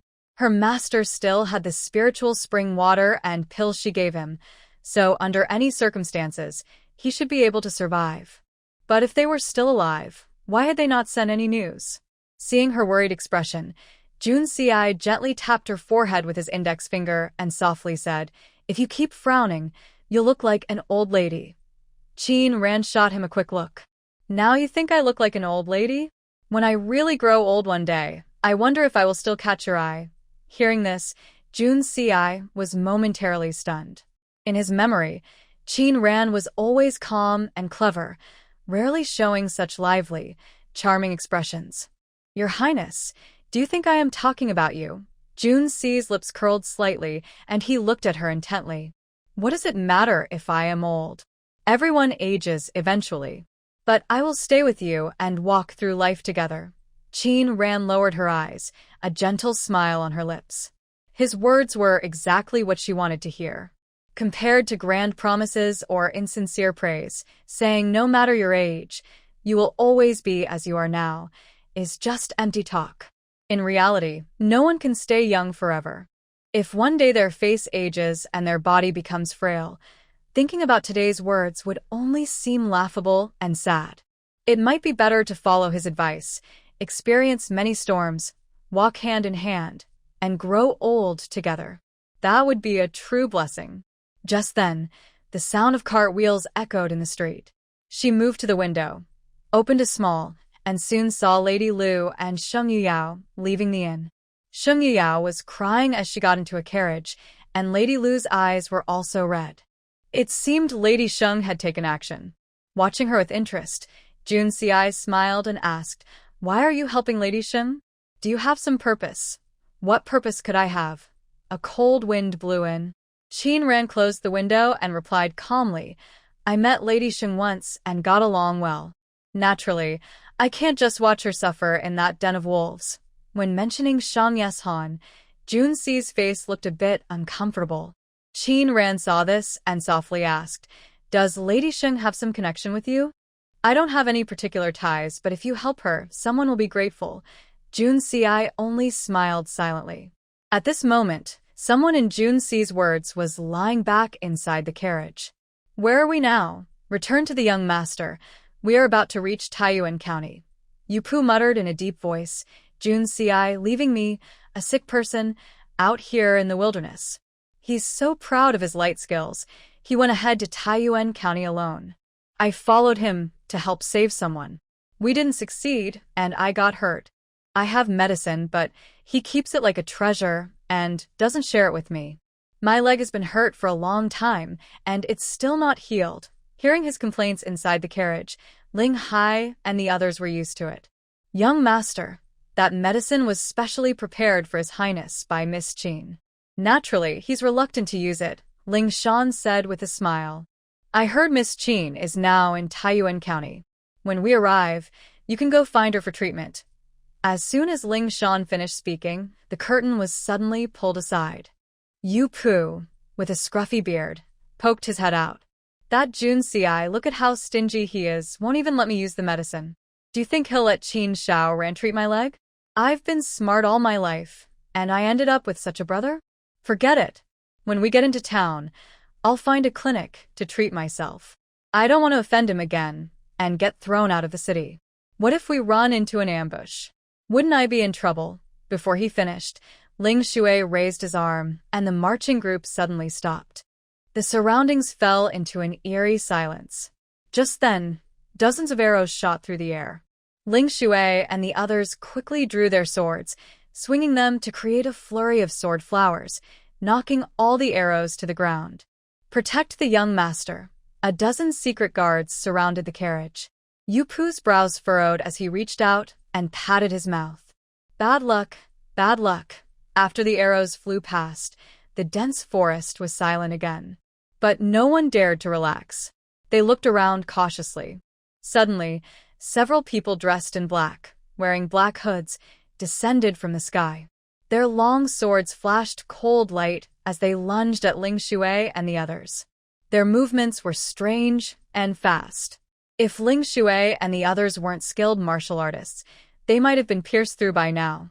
Not far away on the mountain, two people stood there, watching everything in the forest. "The master is really clever. We actually met the 8th prince of the Zhao kingdom here. Just a coincidence." The man's eyes narrow slightly, and he whispers, "It's a pity, but the person in the carriage is not Jun's.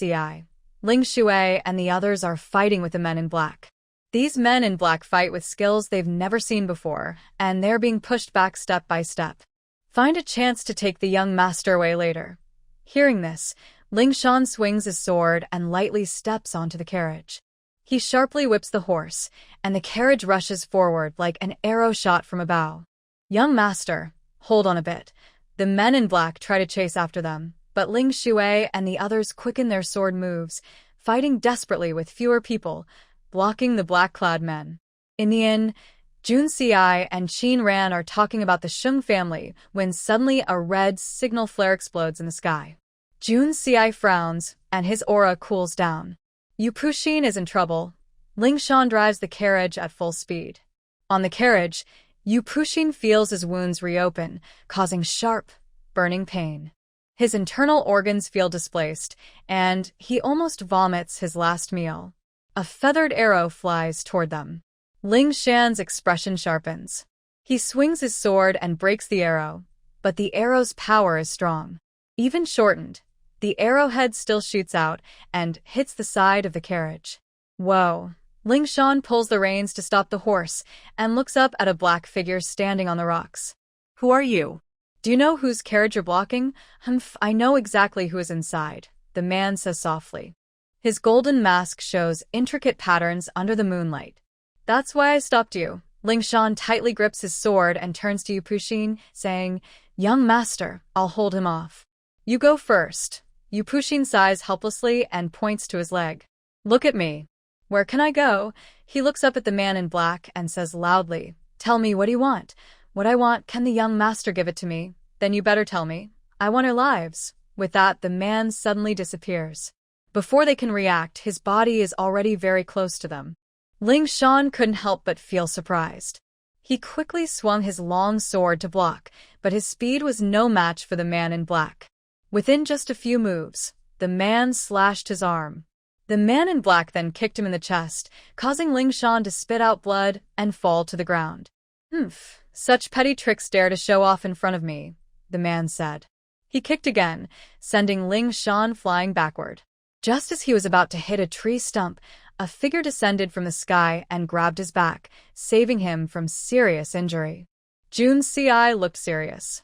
He examined Ling Shan carefully and asked, "Are you from the east?" The man raised his eyebrows, surprised that he was recognized after just one encounter. "How do you know?" "Just by looking at the sword in your hand," Junci replied sharply. "A small country like yours dares to cause trouble in my land. Are you ready to lose your life here?" The man's eyes turned cold.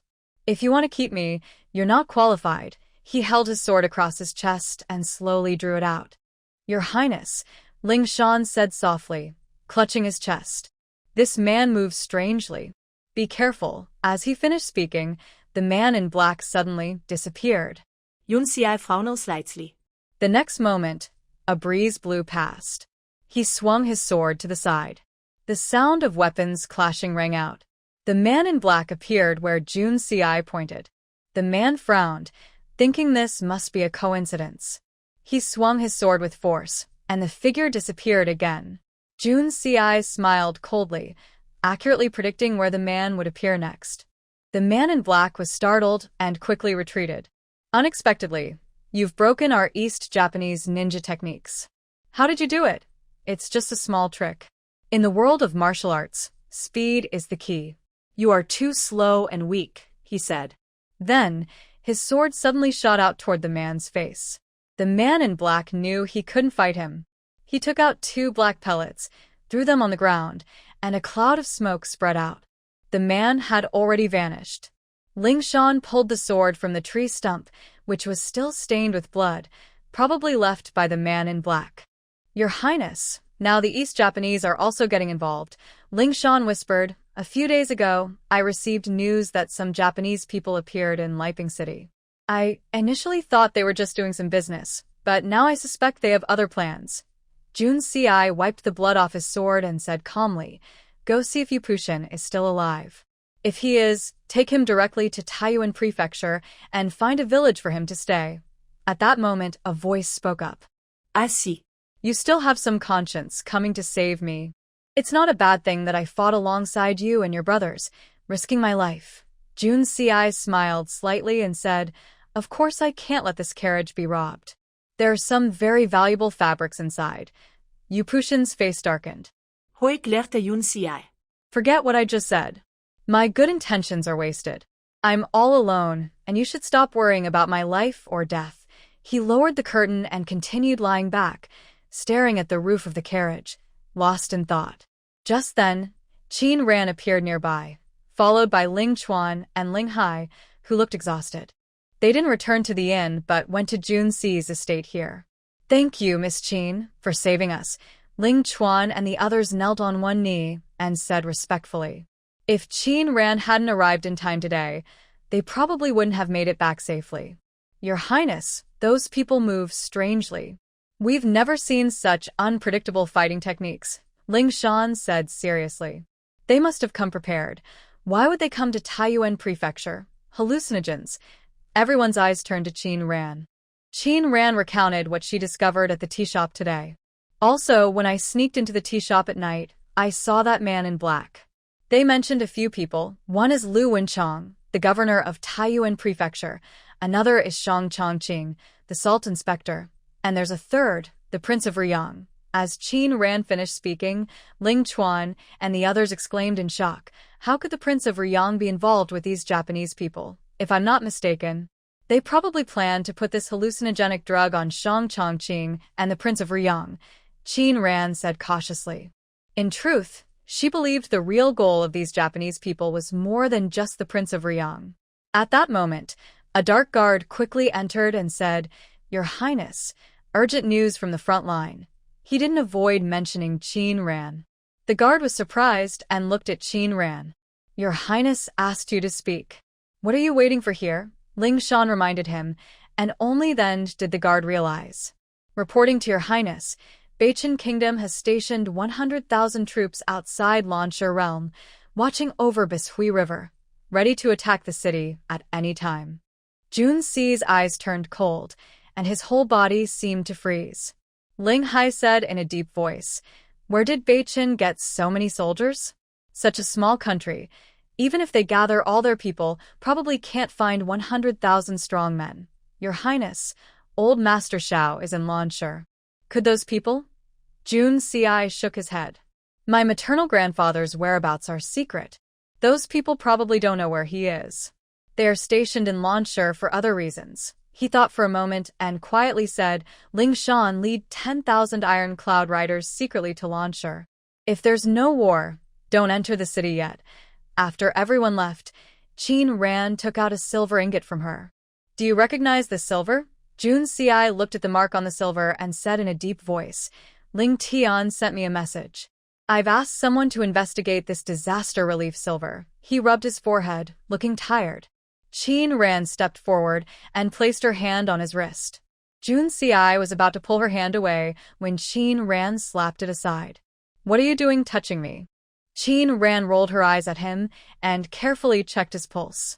Jun Si saw her serious expression and couldn't help but secretly smile, thinking he was being overly sentimental. While Qin Ran was checking his pulse, he carefully looked at her eyebrows and eyes, as if trying to remember her face forever. He had never thought he would feel this way one day. Since he left, Qin Ran's face had been lingering in his mind. Whenever he had free time, he couldn't help but take out the pill she gave him and examine it carefully.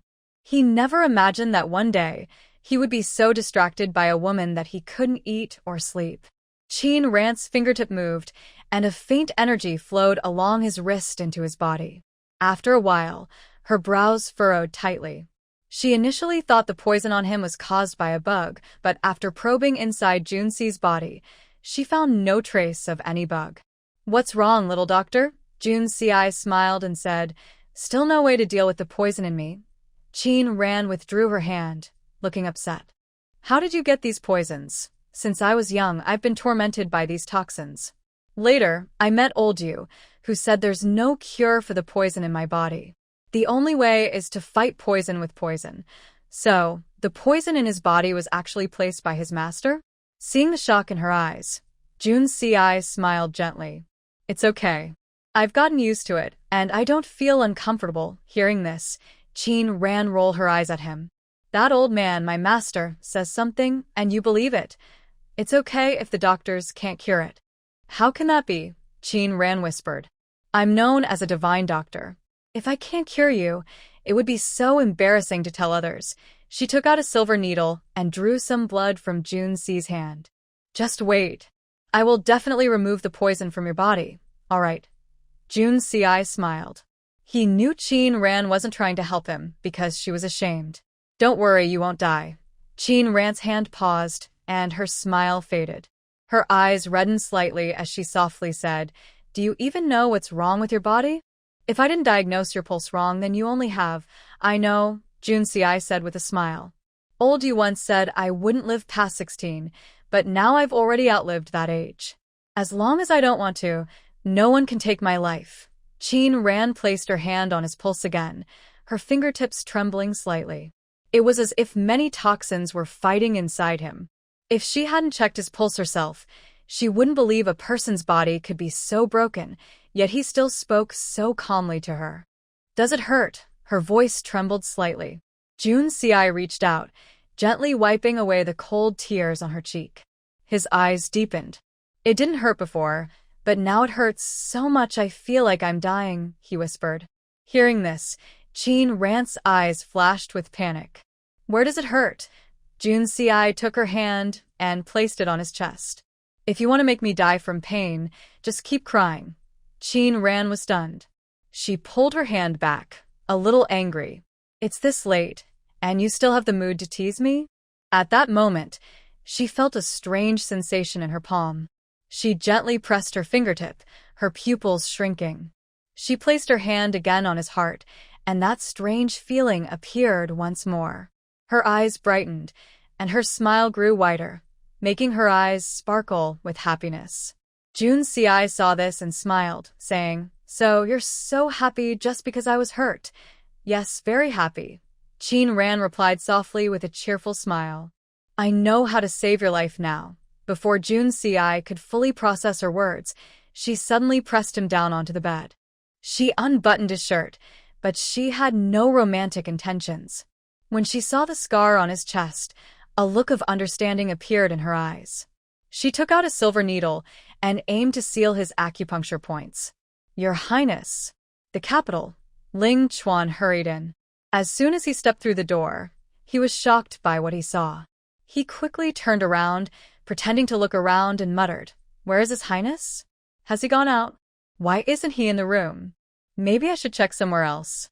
Why is there no candlelight in this room? It's so dark, I can't see anything. My eyes haven't been good lately. Why are they so blurry? Where am I? Oh, there's a pillar here. Where is this? Ling Chuan's voice grew fainter. Qin Ran blinked and wondered, Is he not very smart? Jun Si didn't speak. He just looked at her steadily.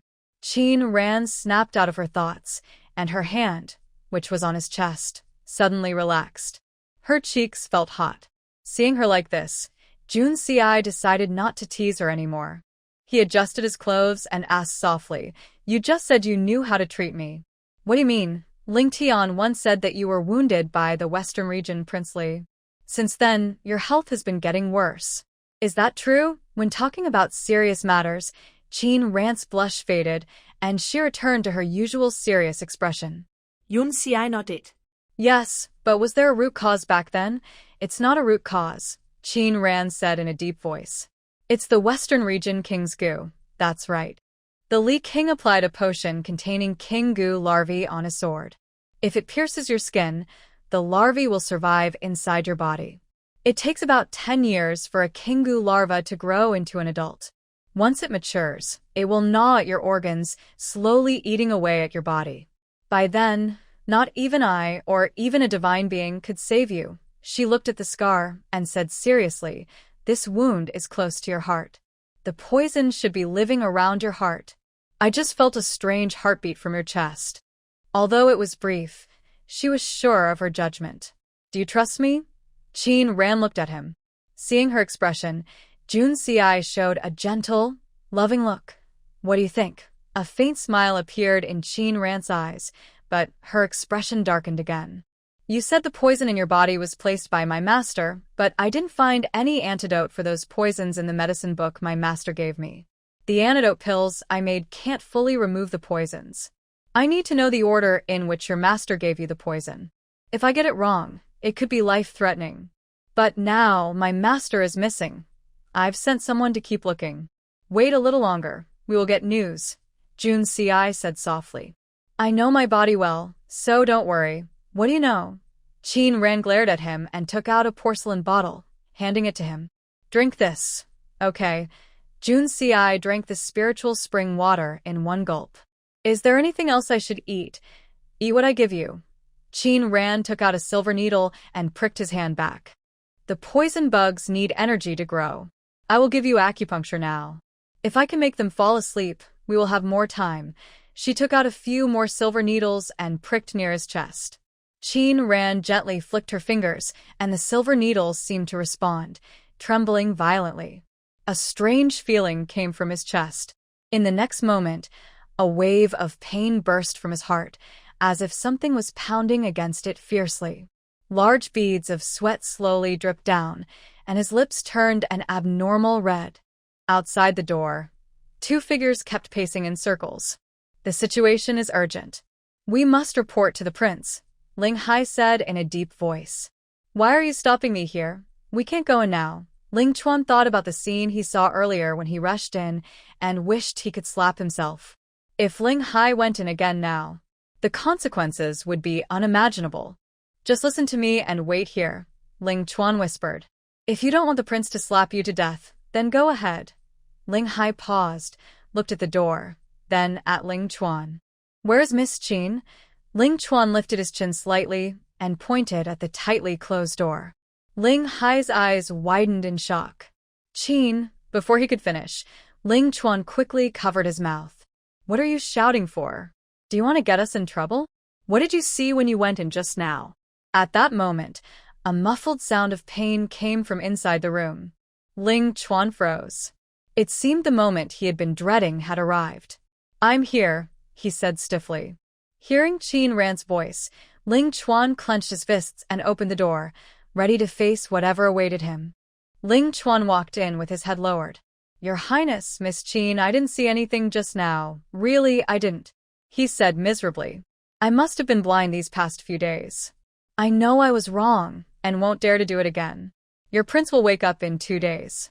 When he does, give him one of these pills each day for 10 days.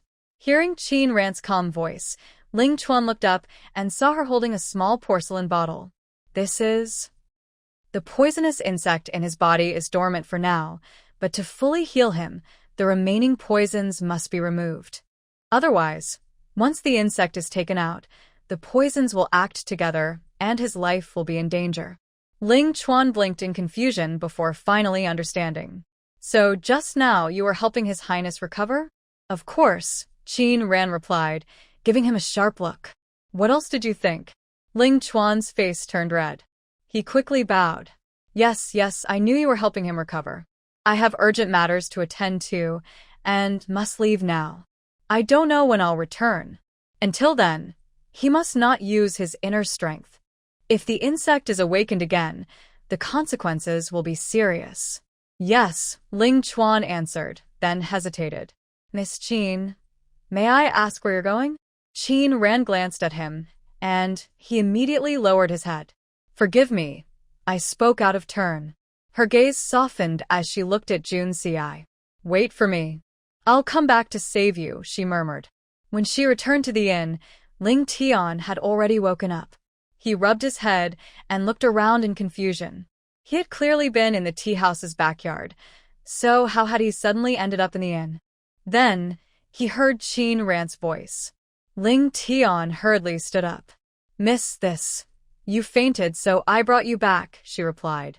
Ling Tian touched his sore neck and said seriously, I don't know who attacked me so secretly. Qin Ran, hearing this, showed no guilt and said calmly, It was too dark. I didn't see clearly. My subordinates didn't do well.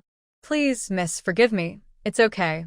Seeing him apologize, Qin Ran felt a bit embarrassed, especially since she was the one who caused the trouble.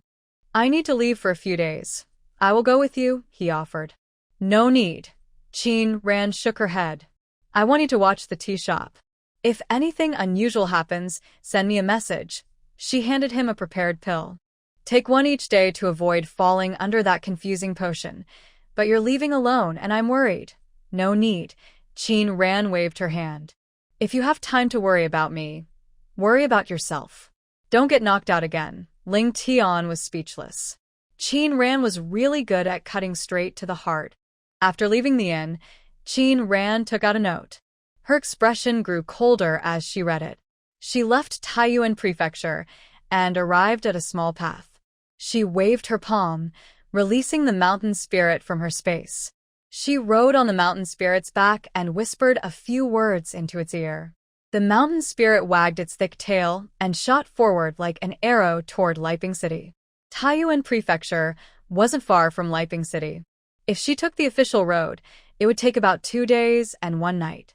But riding the mountain spirit, which was very fast, she avoided the main road and took a forest trail, making the journey even quicker. In just 1 day, Qin Ran reached Leping City. Although Leping City was on the border, it was very prosperous with many merchants coming and going. She stored the mountain spirit in her space, dressed as a man, and wore a fox fur coat. After wandering around the city for a while, she found an inn. She looked up at the sign, Xiang residence and went straight inside. Young master, are you staying overnight or just grabbing a quick meal? Staying overnight in the best room. Got it. The innkeeper smiled warmly and took a key from a drawer. Follow me, young master. He led her around through the back door to a courtyard with 4 sections. Young master, this is your room. The shopkeeper pointed to a house within the courtyard. The best room you requested is no longer available, but this one is also very good. Please take a look and see if you're satisfied. The courtyard was very elegant, different from other inns with row houses. Each upper room was a separate courtyard, very quiet and peaceful. This house is nice, but you said the best room is gone. I wonder what the best room looks like. The shopkeeper smiled when she asked. It's clear you're from out of town. Our inn, Tianxiangju, is famous in Leping City. The best room is a private 2-section courtyard. Only we have such beautiful courtyards in the whole city. Even visitors from Yenzhou or the capital praise us. Qin Ran nodded. She had to admit, this was a very good place to stay, and the shopkeeper was very good at business. Young master, rest well. I will leave now. If you need anything, just pull this rope. He pointed to a black rope by the wall. When the bell rings, someone will come to help. After the shopkeeper left, Qin Ran looked toward the 2-section courtyard. Her eyes narrowed slightly. She waited until nightfall. Dressed in night clothes, she flipped her body and flew toward the courtyard. If the note was correct, her master and Yu Xuanli should be inside that courtyard. She lightly landed on the roof, lifted the tiles, but didn't see old Yu and the others. She changed rooms several times and finally found familiar figures in the most remote room of the courtyard. She saw 2 people tied to a pillar. One had white hair, and the other, from the back, appeared to be a young man. There were guards in the courtyard. Qin Ran tiptoed down from the roof, using the space to avoid the patrols. She quietly entered the room and hurried to the 2 tied-up people. She was about to untie the ropes when suddenly, a strange smell hit her nose. Her hand froze, and she stepped back. You're not my master. Who are you? She asked, frowning, her steps unsteady. At that moment, the door opened from outside, and a group of people dressed in black entered. Looking at their outfits, Qin Ran couldn't help but feel they looked very familiar. They were dressed exactly like the black-clad person from the tea shop. Ha ha ha, det man låg het ludle. Finally found you, the direct disciple of the Xiaorao Palace master. Who are you? Qin Ran's voice was weak, and her breath was unsteady. How do you know my master?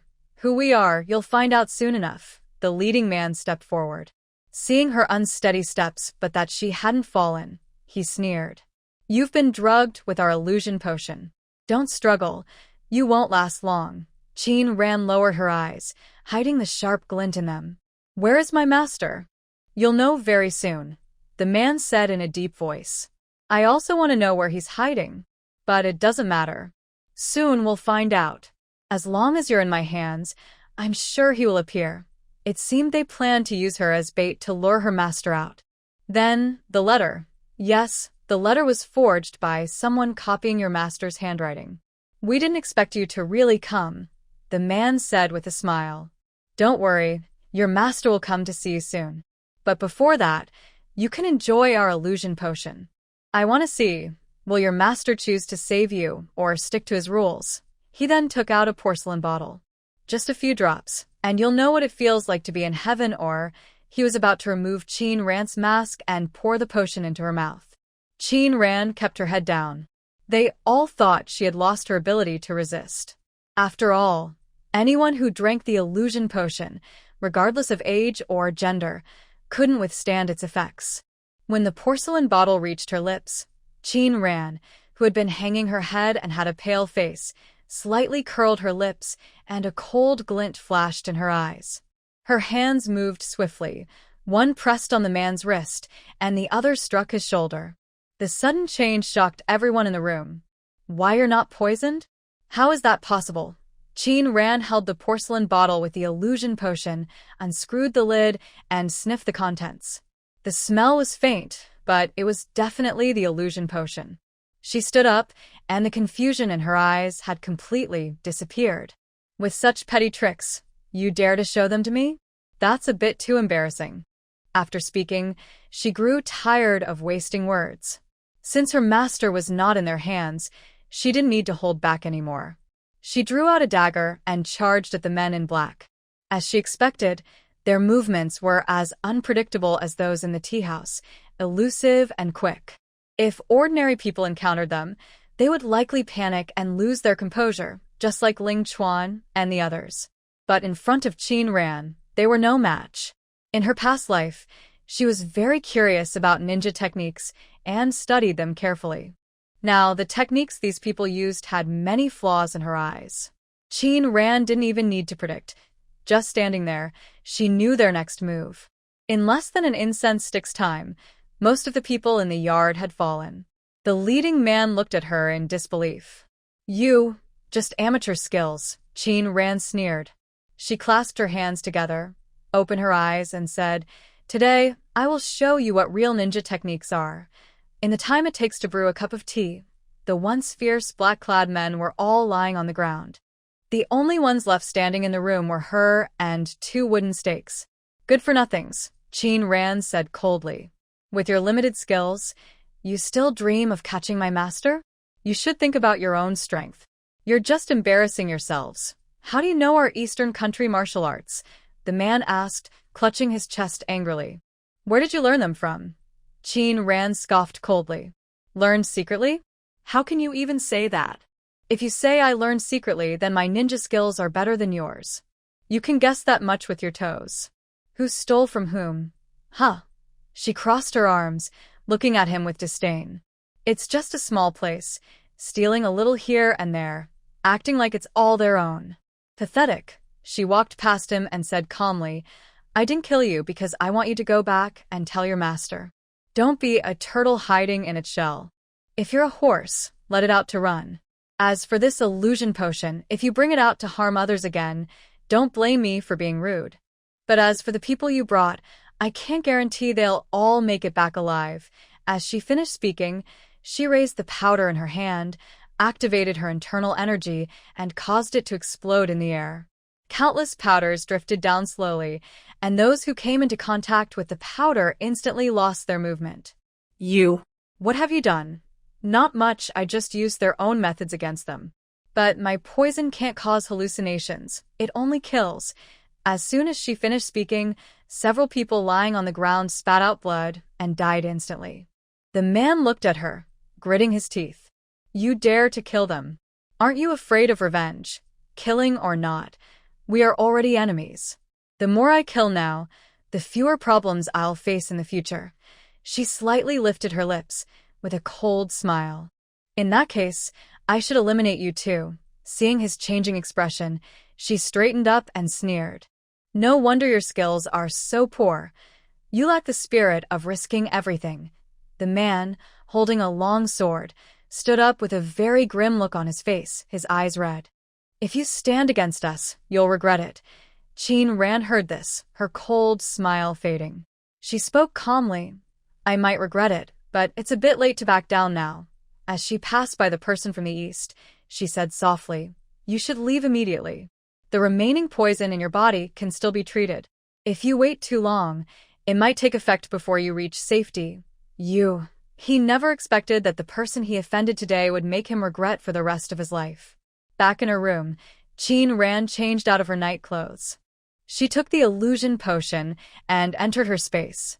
After tinkering in her laboratory for a while, she finally figured out where these potions came from. The medical books mention that in the Western regions, there is a flower called the illusion spirit flower. Its fragrance is refreshing and unforgettable after just one smell. When boiled and refined, it can produce a drug that controls people's thoughts and minds. Long-term use damages nerves, and some people become addicted, unable to quit. But this illusion spirit flower grows in the Western regions. How did the East Asian people get it? Her master no longer had it, so where was it now? A series of mysteries appeared in her mind. She rubbed her temples, a look of exhaustion flashing in her eyes. At this moment, in a village in Taiyuan County, Ling Chuan was trembling as he knelt on the ground, not daring to breathe. "Your Highness," Jun Si looked at the note in his hand, his eyes cold. He paid no attention to Ling Chuan's words. Seeing this, Ling Chuan's sweat kept dripping down his forehead. Just then, Ling Tian's voice came from outside. You paused your reading and looked at Ling Tian. Noticing the coldness in His Highness's eyes, Ling Tian was surprised. He glanced at Ling Chuan kneeling beside him and shook his head silently. What trouble had they caused now? If he had known His Highness was in a bad mood, he wouldn't have come at this time. Your Highness, these past few days, I have been watching the tea shop as you ordered. The people coming to drink tea every day are increasing and they want more tea. More and more people are coming to drink tea, and after drinking, they start seeing hallucinations, Ling Tian said softly. Also, every night, someone sneaks into the tea shop, probably delivering medicine. I followed them once, but their movements are strange and unpredictable. I was worried about alarming them, so I didn't follow further. Said Jun Si, placing his hand on the table with a calm expression. That is the art of ninjas from the Eastern Land. Your Highness, there is news from the capital. An envoy from the Eastern Land is bringing Princess Fuan to summon the country. They're almost arriving now. It is said that Princess Fuan is also coming for you, Ling Tian said seriously. The people from the Eastern Land have ambitious plans. Should we stop them from entering the city? How can we stop them? They have already crossed the clear path to the country. If we try to block them too much, the emperor will suspect. Jun Si replied coldly. There's no need to interfere, but the emperor asked you to return to the capital.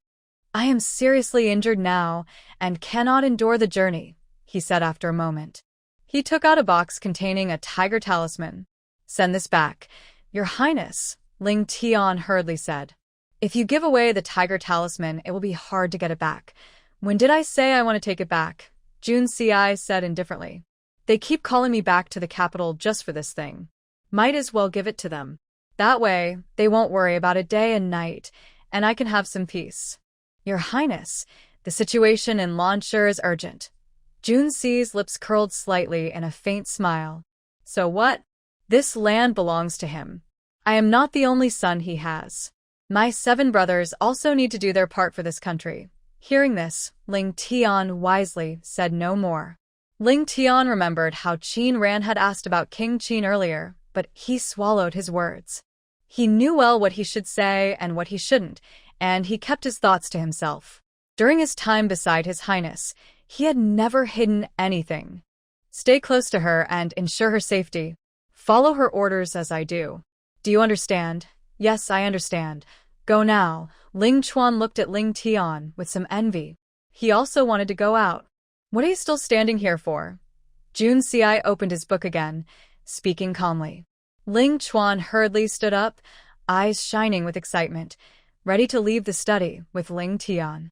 Just as the door was about to close, he heard someone inside say, Don't kneel in front of me.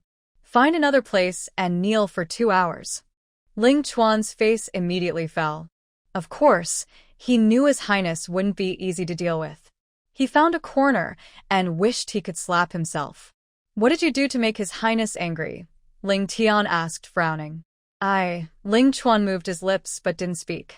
Ling Hai smiled and said, he pretended to be blind in front of Miss Qin. Ling Hai recounted what happened that day. His Highness said he ordered someone to make a silk band, and he's supposed to wear it over his eyes every day. Since he loves pretending to be blind, let him experience what real blindness feels like. Serves him right. Ling Tian shot him a glance. No matter how urgent, you should knock first. Isn't that just because the door wasn't closed? Ling Chuan muttered. Who would have thought Miss Qin suddenly wanted to treat His Highness?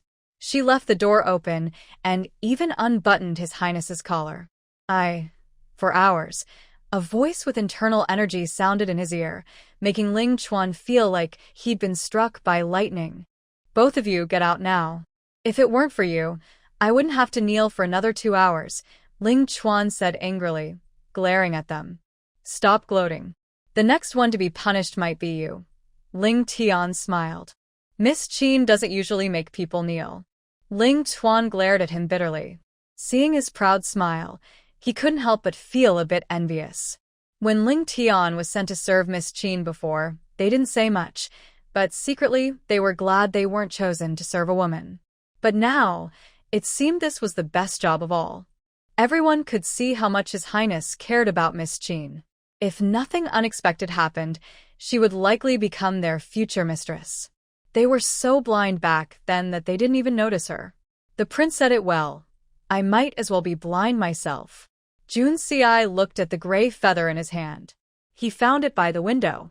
He had seen this kind of feather before. It belonged to a special bird used by the Carefree Pavilion to send secret messages. This bird flies very fast and is very rare. Its gray feathers reflect a dark shine in the sunlight. So, the urgent reason she had to leave was because she received a message from the Carefree Pavilion. At this moment, in Leping City, the gray bird landed on Qin Ran's shoulder. This time, it didn't have any note tied to its leg, but Qin Ran became excited. This smell. Before her master left, she gave him many pills made with purple butterfly flowers. Besides herself, probably no one else in the world has purple butterfly flowers anymore. Her master knew this too, so he chose this way to send her messages. But since the bird's leg had no note, it meant he couldn't write a letter now. He was being watched. Qin Ran thought for a moment, took some powder, sprinkled it on the bird's leg, and released it. After doing this, it was already morning. The courtyard on the second floor was empty when the morning staff from Xiang Qingju came to clean. Qin Ran looked inside and saw no signs of a fight. After finishing her breakfast, she prepared to leave for Taiyuan County. Just as she finished her last bun, she heard a commotion outside. She opened the door and saw several doctors carrying medicine boxes walking quickly toward a nearby courtyard. The shopkeeper followed behind, looking very anxious. Hey, shopkeeper, Qin Ran stopped him. Why are you in such a hurry? Did something happen? A noble guest who stayed here yesterday isn't feeling well. We've called the best doctors in the city, but it didn't help. The shopkeeper wiped his sweat. When he thought of that person's identity, his heart sank. If something happened to him in his shop, he knew he wouldn't survive, even if his head was on the line. Not feeling well? What kind of illness? Oh, young master. Why do you ask so many questions? I don't have time to talk to you, he said hurriedly, and left quickly. I don't know why, but I feel a strange sense in my heart, as if I don't save this person, I will regret it later. Qin Ran thought for a moment and then walked over. At this moment, inside a house next to the second courtyard, a tall man was pacing back and forth in the room, angrily saying, "A bunch of useless people. Can you even see what this illness is?" A doctor tremblingly cupped his hands and said, "Prince, the princess's illness is fierce, and she has been sick for many years. I really don't know what to do. I'm not skilled in medicine. This illness is in her mind, not her body. I can't cure it." The doctors all offered to resign. The king of Ryang's face turned pale, his hands clenched tightly, and blue veins popped on his forehead. He shouted angrily, "If you can't cure her today, I will not forgive you. Your Highness, the princess's illness is caused by worry and sadness. The problem is in her heart, not her body. Even if you threaten us, we are helpless." The doctors knelt down and begged. "We have elders and children to take care of. Please, Your Highness, show mercy." Their pleas kept coming, but the Ryang king's expression remained unmoved. "Your Highness," a weak voice was heard. The Ryang princess, Li Shuha, slowly opened her eyes, filled with sadness. The Ryang king quickly stepped forward and took her hand. "Shuha, you'll be fine." Li Shuha shook her head. "Your Highness, I know my body best. I'm afraid I won't live to see our daughter again." "Nonsense. We will see our daughter soon. You're just a little tired." Li Shuha smiled faintly. "Your Highness, the imperial doctors already said my illness has no cure." Cough, cough, cough. She coughed a few times, her face turning even paler. "They are just ordinary people. Please don't make things difficult for them." Hearing this, the doctors heaved a sigh of relief. With the princess's words, their families' lives were safe. When Qin Ran arrived at this courtyard, the doctors were wiping sweat and walking out quickly. Their steps were faster than when they entered, as if something terrifying was chasing them. If it weren't for the princess pleading, we might have died here today. So scary, so frightening. Let's go quickly. If the Ryong king changes his mind later, none of us will be able to leave. Qin Ran's heart suddenly tightened. Those people from the east had said they would put a hallucinogenic drug into Prince Ryong's food.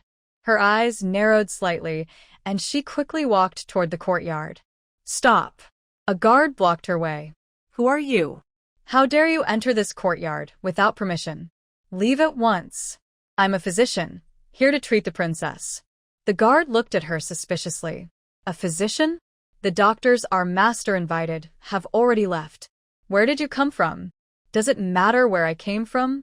As long as I can save your princess, isn't that what matters? Qin Ran said quietly. If you don't believe me, go and report it. But time is running out. Not for me, but for your princess. She may not have much time left. The guard's expression changed. Wait here. He hurried inside.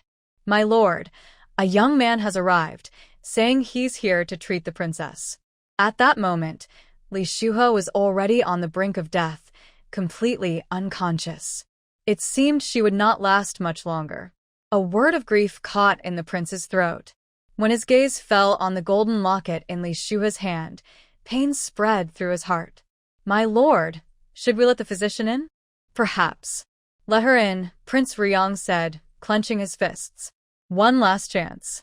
If heaven has mercy, let Shuhe live a few more days. Don't let her leave this world with regrets. Li Shuhe's breathing grew weaker, her pulse almost gone. At the final moment, Qin Ran reached her bedside and poured a few drops of spirit spring water into her mouth. The faint heartbeat slowly returned, still weak, but at least there was a sign of life. Qin Ran sat by the bed, placed her fingers on the pulse, and looked into Li Shuhe's sunken eyes. A shadow of death surrounded her. Qin Ran took out her silver needles and inserted them near the heart meridian, then a few more in her arm. She completely ignored Prince Ryong standing beside the bed. You? How dare you act so rudely before the prince? Before he could finish, Prince Ryong raised his hand, signaling him to stop. The guard fell silent and stepped back. Qin Ran gathered her inner energy into her palms and moved it through the silver needles. The needles rose and fell rhythmically, glowing faintly as they swayed in a steady pattern. Feeling the steady heartbeat coming from the person lying there, Qin Ran finally stopped her actions. Before the Prince of Ryong could speak, she waved her hand, and the silver needles shot out. She held the princess's wrist, sending a small amount of energy into her body. The energy in the space attached around Li Shuhe's heart, nourishing her weakening organs. After finishing, Qin Ran looked a bit pale. Every time she used the energy from the space, she felt very tired. Phew. She took a deep breath and looked at the still-standing Prince of Ryong. The princess's health is now safe. Really? Perhaps it was her illusion, but Qin Ran saw a familiar expression on the man's face, and his voice sounded familiar too. She felt like she had heard it somewhere before. The Prince of Ryong stepped forward, watching her steady breathing, his hands trembling slightly. My wife. Qin Ran stood up and bowed slightly. Your servant greets the prince. The Prince of Ryong waved his hand and sat down by the bed, looking at the person lying there with a hint of happiness in his eyes. So, you mean the princess is no longer sick? Qin Ran shook her head. Not exactly. It's just under control for now. She looked at Li Shuhe's face and softly said, the princess has a heart condition. As the saying goes, heart illness needs heart medicine.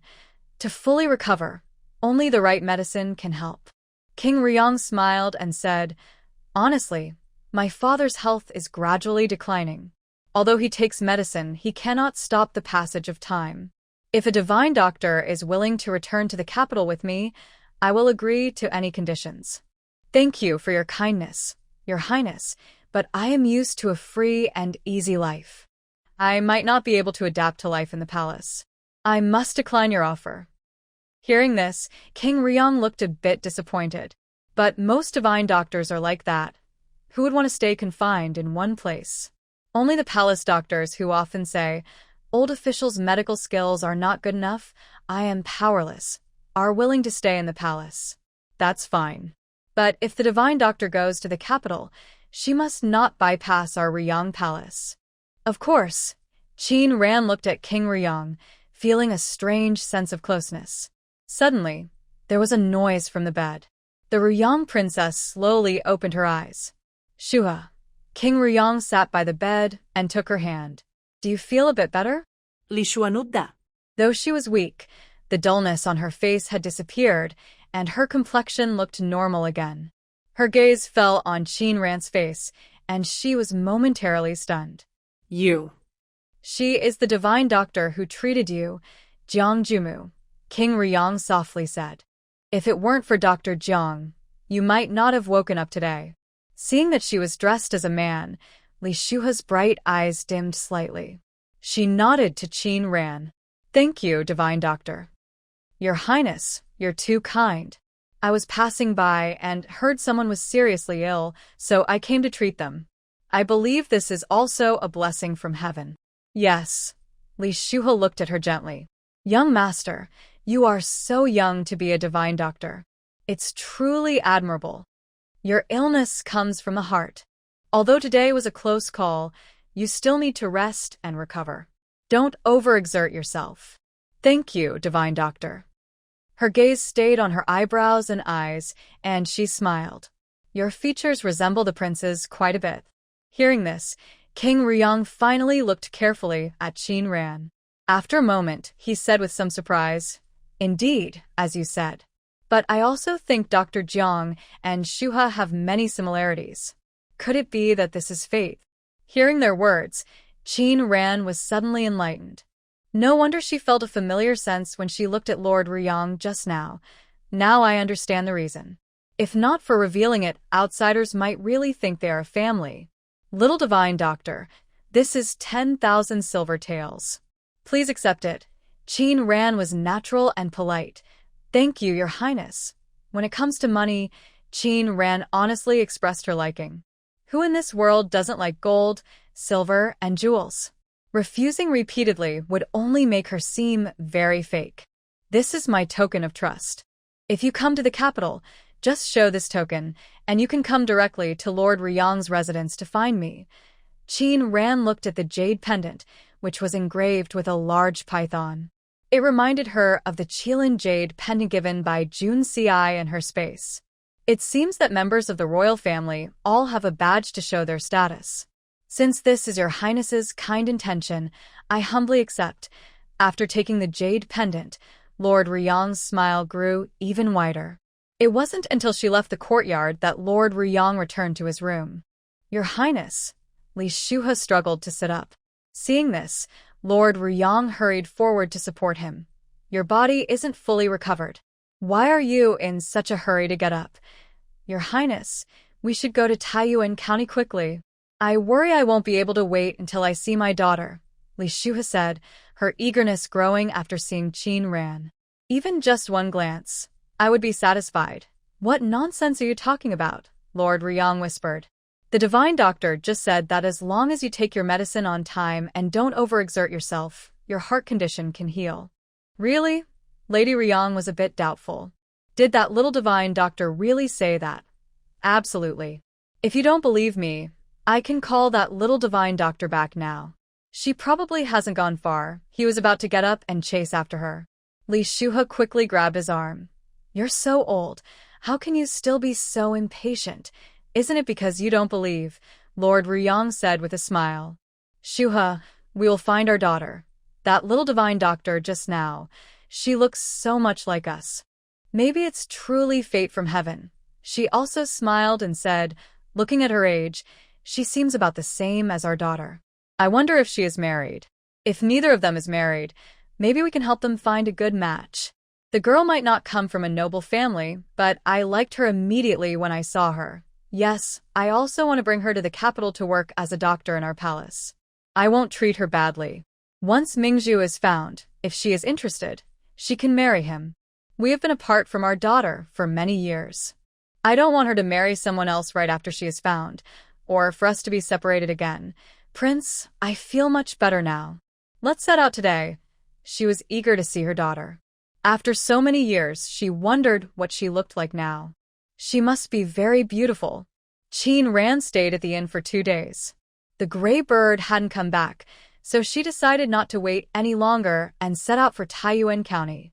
As soon as she left the city, she saw a group of people fleeing towards the city. They were stopped at the city gate by soldiers. Stop! One soldier, with his hand on his sword, walked forward with his chin raised and said coldly, "Where are you from? What are you doing entering the city?" "Sir, we come from Lansher," said the man at the front, adjusting his cloak with a worried face. "There is war in Lansher. We had no choice but to come to Leping City to seek relatives. Please, sir, kindly let us in." The soldiers frowned when they saw this. They had heard today that the Northern Army was stationed by Bishui River. They didn't expect refugees to arrive so quickly. "Do you have relatives here?" "Yes." The man secretly took out a few taels of silver and handed them to the soldier. "Sir, please help us." The soldier weighed the silver in his hand and smiled. "You're smart. Fine, I'll let you in." He waved his hand, allowing them to enter the city. Qin Ran looked at the group trying to get in and frowned. "Wait," she called out, stepping in front of them. "Fellow villagers, you just said there is war in Lansher?" "Yes, that's right." "What's the matter, young lady?" "I have relatives in Lansher." "Do you know if the enemy army is attacking the city now?" "When we set out, the city wasn't under attack yet. We were just afraid it would fall, so we escaped early." "I see. That's good to know." Qin Ran looked at them and slightly smiled. "You people are really unkind. How did you manage to escape on your own? You left the elderly, women, and children at Lanshi without caring. I see that your steps are steady, so you must be trained fighters. All brave warriors. When war breaks out, instead of protecting your home and country, you abandon your wives and children. Fiske, society is really declining." As she finished speaking, the group of refugees looked a bit nervous. We just came to see if we could find a place to stay in Leping City. If we can, we will go back to get others." "Then why bother? Didn't you just say you ran away because you were afraid the city would be attacked?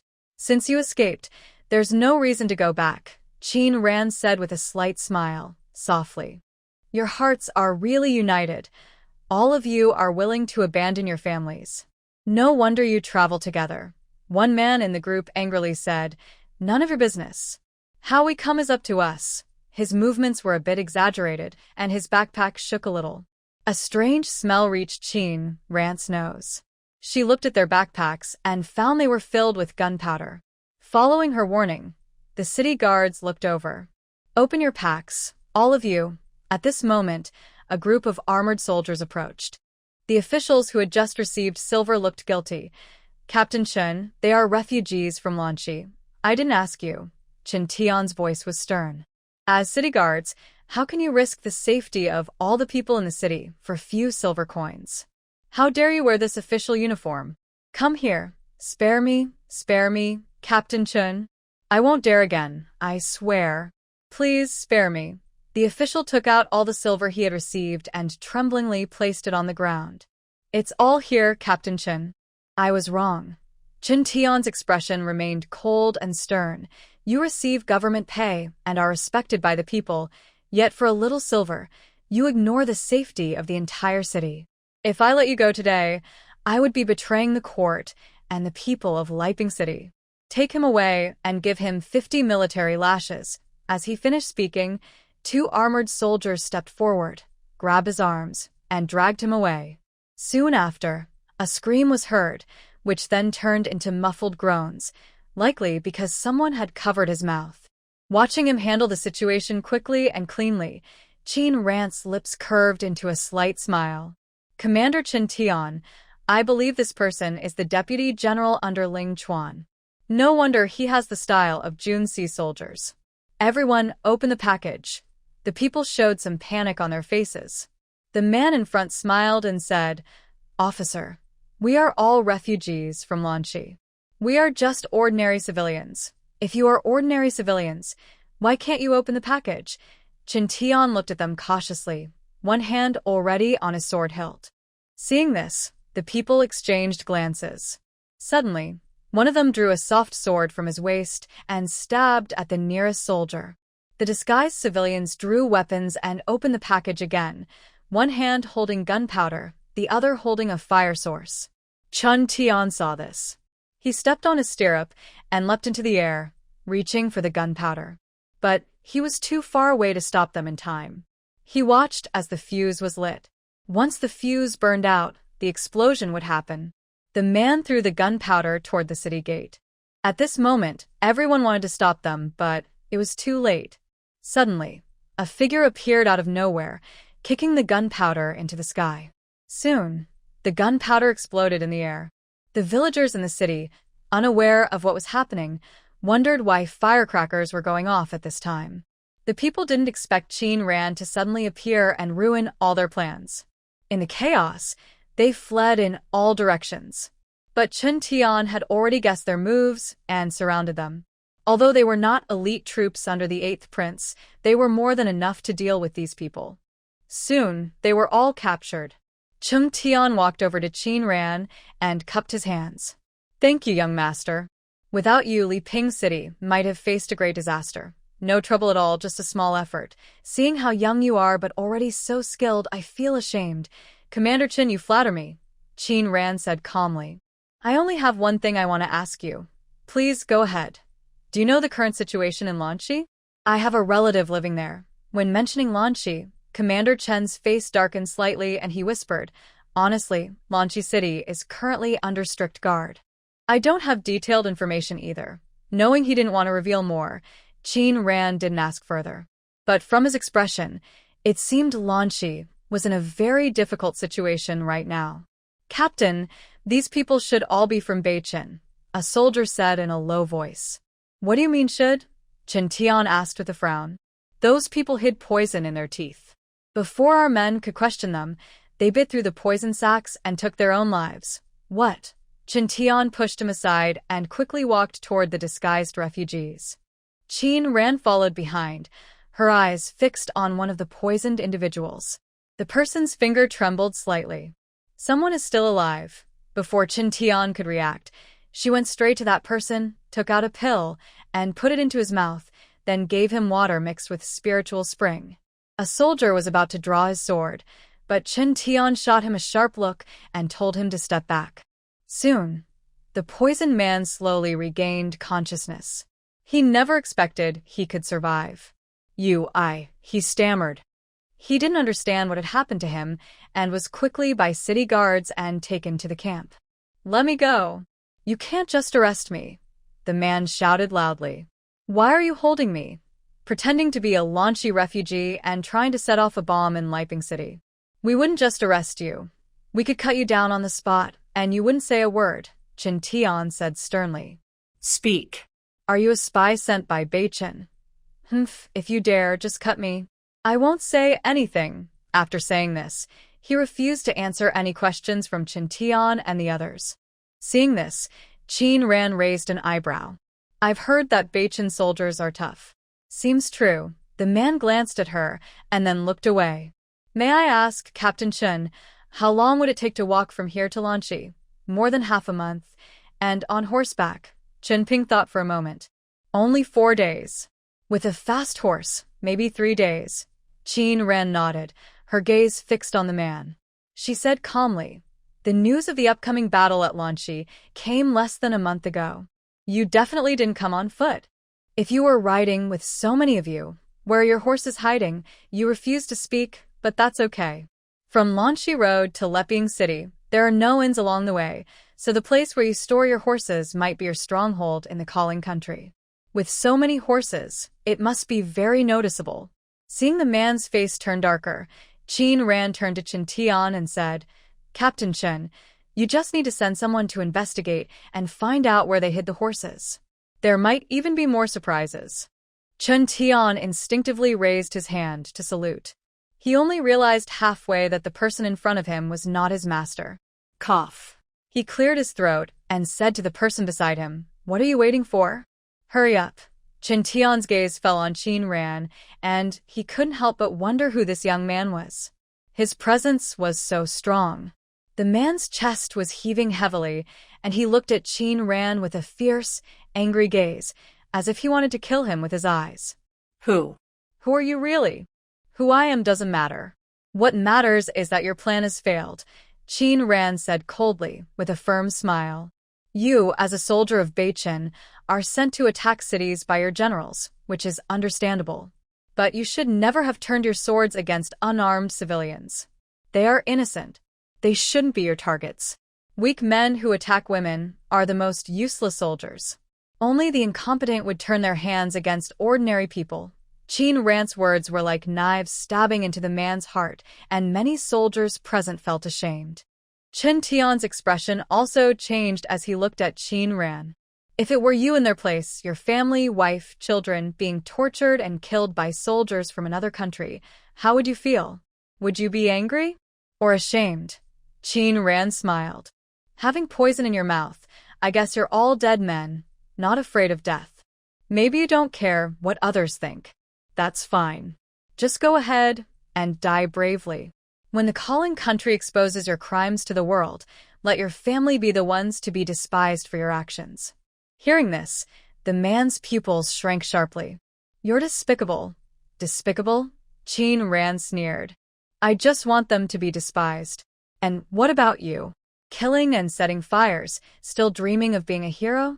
Wanting to be praised by thousands? Do you know the saying, the king wins, the loser perishes? You are the villain now. How will history write about this? We decide that. What exactly do you want? Is there anyone inside the city to help? Where are the outposts outside, and how do you communicate with them? Tell me all of this, and I might spare your life. One soldier was about to refuse when he heard her plan to let this man go, but Chen Tian raised his hand to stop him. Captain, She. Chen Tian squinted, his gaze fixed on Qin Ran's moving hand. At this moment, a silver needle was rhythmically moving at her fingertips. The man's eyes were perfectly focused on the silver needle, which shimmered in the sunlight. Soon, his expression became dazed, as if under some spell. Who are you, and where do you come from? I am Zhao Wu, from Beichen, the man replied blankly, answering whatever Qin Ran asked. What is your purpose here? The general sent us to create chaos, to make the court of the Kingdom of Summons think we are attacking from the east. When they shift their attention here, we will launch a big attack and capture Launcher. So it was. Do you have any contacts inside the city? When asked this, the man's brow furrowed tightly, as if trying to break free from the hypnosis. His emotions started to stir. Qin Ran's silver needle moved again, and his expression became dazed once more. Do you have any contacts inside the city? Jean. Before he could finish, several daggers shot toward them. Qin Ran drew her short sword and swung it to deflect the incoming daggers. Chen Tian waved his long sword, knocking the daggers aside. When they looked closer, they saw that the man from Beichen had already been pierced with several daggers and had died. Chen Tian's face turned pale. He left the tent and looked around. Where did these daggers come from? Captain, just now, a few riders on horseback passed by. It was them. My brothers have already gone after them. Make sure to find them. Perhaps they are the contacts inside the city. Qin Ran approached the man and looked at the daggers, her eyes narrowing slightly. These daggers looked somewhat familiar. Young Master Zhang, Chen Tian said as he stepped in, speaking in a serious tone. Thank you for your help today. No need to thank me for the great kindness. If I can help in the future, just tell me. Captain Chen, you can send someone to check the city for these daggers. Maybe we'll find something. Chen Tian looked at her and smiled, saying, Young Master Zhang, I see you are both brave and clever. Why not join the army to protect our country? If you wish, I can help introduce you. Our master is strict, but treats soldiers very well. Maybe another time, Qin Ran replied with a clever smile. Perhaps we will meet again soon. Since he was a soldier under Ling Chuan and also a subordinate of Jun Ci, there would surely be a day for them to meet again. After dealing with the situation at the city gate, Qin Ran originally planned to return to Taiyuan County, but change her route to Lansha. She arrived at a small path where there was a dense forest. She released the mountain spirit and was about to head toward Lansha when suddenly, the mountain spirit's tiger eyes flashed with anger, and it let out a series of low roars toward the deep forest. Having raised the mountain spirit for a long time, she knew its temper well. There must be something very dangerous there. Let's go and take a look, Qin Ran said, patting the mountain spirit's head. Be quiet, don't let anyone notice. She and the tiger moved into the forest. After a while, Qin Ran suddenly caught a familiar smell. A lot of realgar. She patted the mountain spirit's head again. The tiger lay down in place, and Qin Ran slowly moved forward. In the deepest part of the forest, she saw several tents set up. A few people dressed in black, with swords at their waists, looked around cautiously. She hid in a space and observed the tents. At that moment, a few black-clad men approached the tents and whispered, "Your Majesty, I request to see you." They quickly entered the tent. The person sitting in the main seat looked serious and spoke coldly. "What is going on?" Reporting to the Major General, "Our people were stopped outside the city. The gunpowder they carried was spilled, and the explosion earlier was caused by them igniting a signal. How did they find out? Weren't your patrols the loosest at this time?" Zhao Wentian said angrily. "They can't even handle such a small task. What's the use of them? Where are they? They all committed suicide. Those who didn't succeed, I have already dealt with." A bunch of useless fools." "Major General, I saw someone under the command of the 8th Prince." Zhao Wentian paused his movements. "Whose?" "Prince Zhaoguo Junxiai. One of his officers named Chen Tian." If there's a way in the sky, he won't take it. If the gates have opened, he'll come in himself. If we can't kill Junxiai, killing his officer is the same." Zhao Wentian waved his hand and sneered. "Since that's the case, I will take all the people they sent here. Major General, I don't yet know the troop arrangements inside the city. Let me gather information first, then we can take them all at once," the man in black said thoughtfully. "Today, at the camp, a strange person appeared out of nowhere. It seems she drugged our people, trying to gather intelligence. A strange person? Yes, I couldn't get close, only saw her from afar. She wore a mask, so her face is hidden, but she seems quite capable." Zhao Wentian narrowed his eyes. "Junxiai has many talented people. Find a chance to eliminate her." Listening to this, Qin Ran sat in the space eating fruit. She looked at the pit in her hand, a small smile on her lips. She threw the pit out of the space, and it directly hit Zhao Wentian on the head. "Ouch," he picked up the pit. "What kind of thing is this?" "It looks like a wild fruit seed," a man in black said confusedly. "How could such a thing be in this tent?" Zhao Wentian looked around but saw nothing suspicious. Just as he was about to speak, another seed hit him again. This, the man in black said nervously. "Major General, could there be something strange in these woods?" "Nonsense," Zhao Wentian shouted angrily. "What strange things could be here? Besides, these superstitious stories are just to disturb the army. Be careful or I'll punish you according to military law." "Yes, I was wrong," the man in black replied. Though Zhao Wentian said this, he was a bit uneasy inside. But as a Major General, he couldn't show any fear or panic. "Major General, if we attack the city gates, what will happen to the people of Leping City?" "Arrange them," Zhao Wentian sneered. "Why should I? I will write a letter to the general soon. Once we break through the city gates, let him send troops to support us. We will directly take Leping City and trap Lanchi. Won't that be easy? As for the civilians inside, I don't want to see a single survivor of the nation. Not even a dog should remain. Do you understand?" Basically, he planned to burn the city. Everyone knew that Beichin was cruel and rough, and now it seems the rumors are true. If they want to destroy the city, besides Leping City, Lanchi probably won't be spared either. After leading them away, Qin Ran sniffed the air to find the direction from which the sulfur smell was coming. She reached the last tent, where the smell was strongest. There were many guards there. She thought for a moment, took out some broken silver coins from her pocket, and threw them into the nearby forest. Looking back, a few of them quickly headed into the woods. Taking advantage of this moment, Qin Ran slipped into the tent. Inside, she saw large boxes stored there.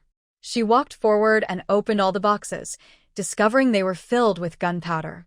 She couldn't imagine what would happen if these gunpowders were hidden inside the city. Without hesitation, Qin Ran waved her arm and stored all the gunpowder into her space. Only a few large boxes were left behind. After finishing, Qin Ran was about to leave when she heard Zhao Wentian's voice outside the tent. "What are you guys doing?" Reporting to the Major General, "We heard some sounds in the woods just now." "We want to check," a soldier from the Northern Army said with a smile. "Probably just rabbits or mountain chickens." "Is there any unusual activity here?" "Good. Keep an eye on the gunpowder. When we attack the city, it will be very useful." "Yes, Major General. Rest assured, I will keep these things under tight control."